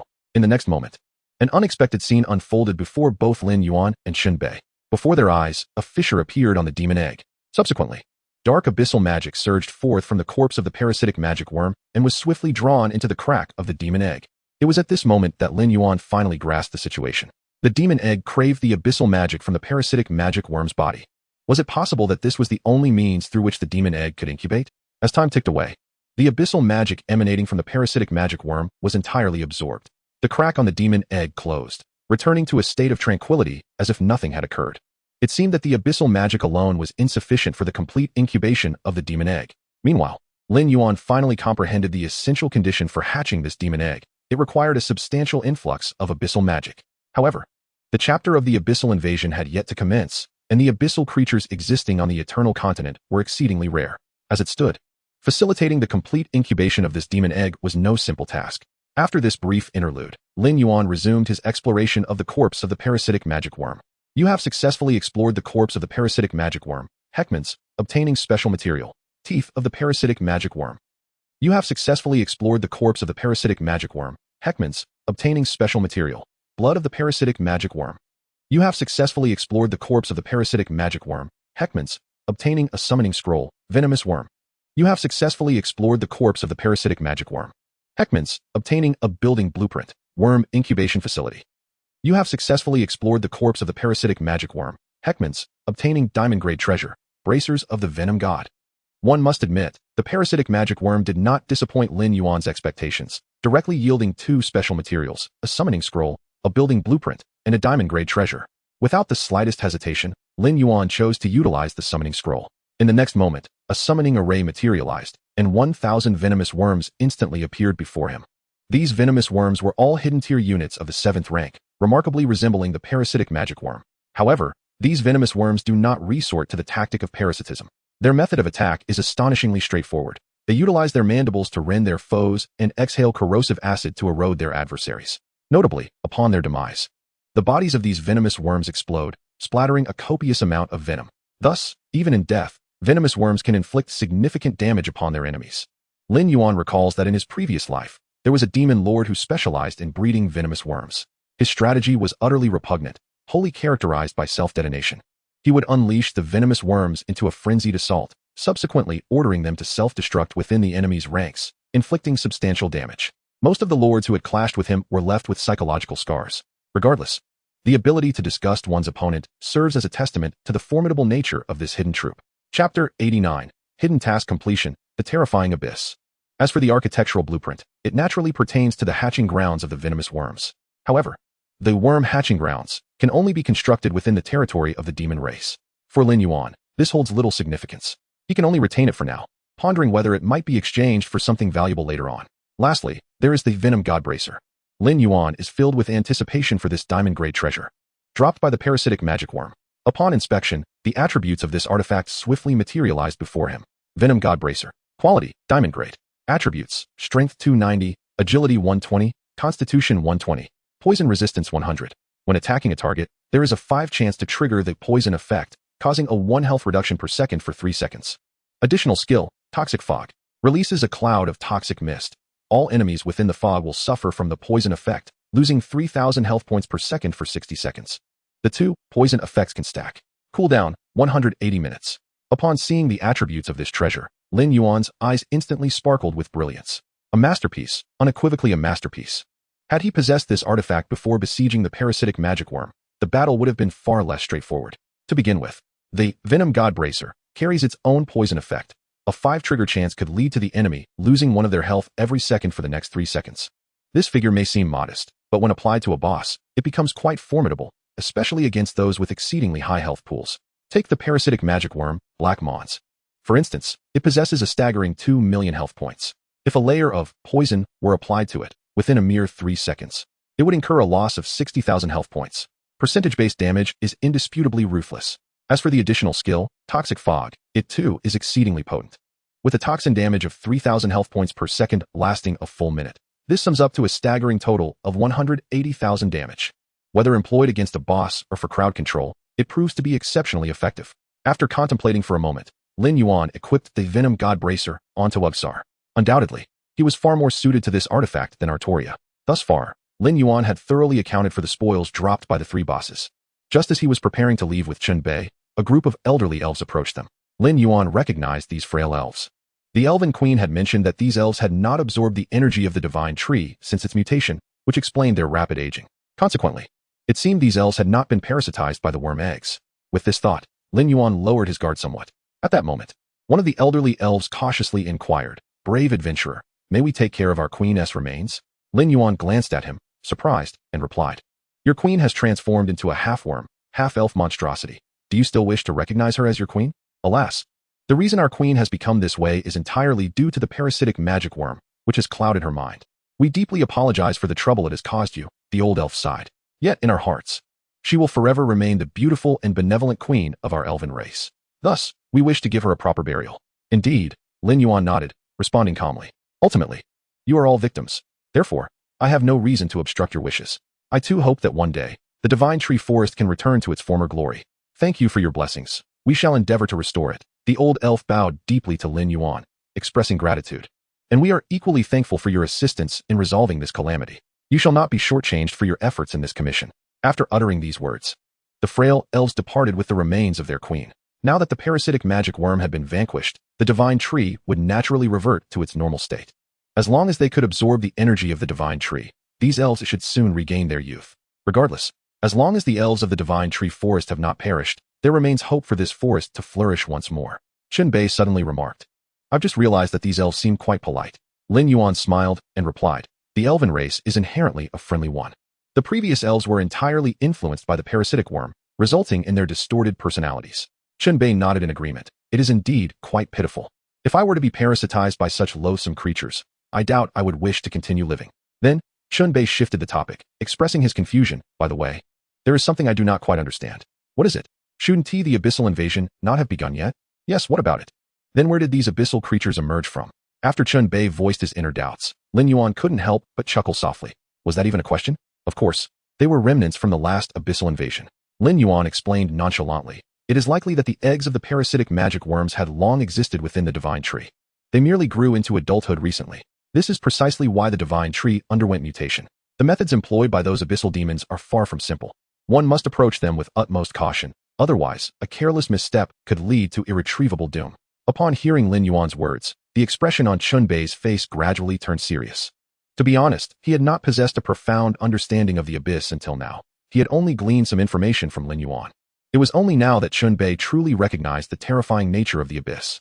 Even a single abyssal worm egg, merely left on the eternal continent, nearly led to the obliteration of the elven race within the divine tree forest.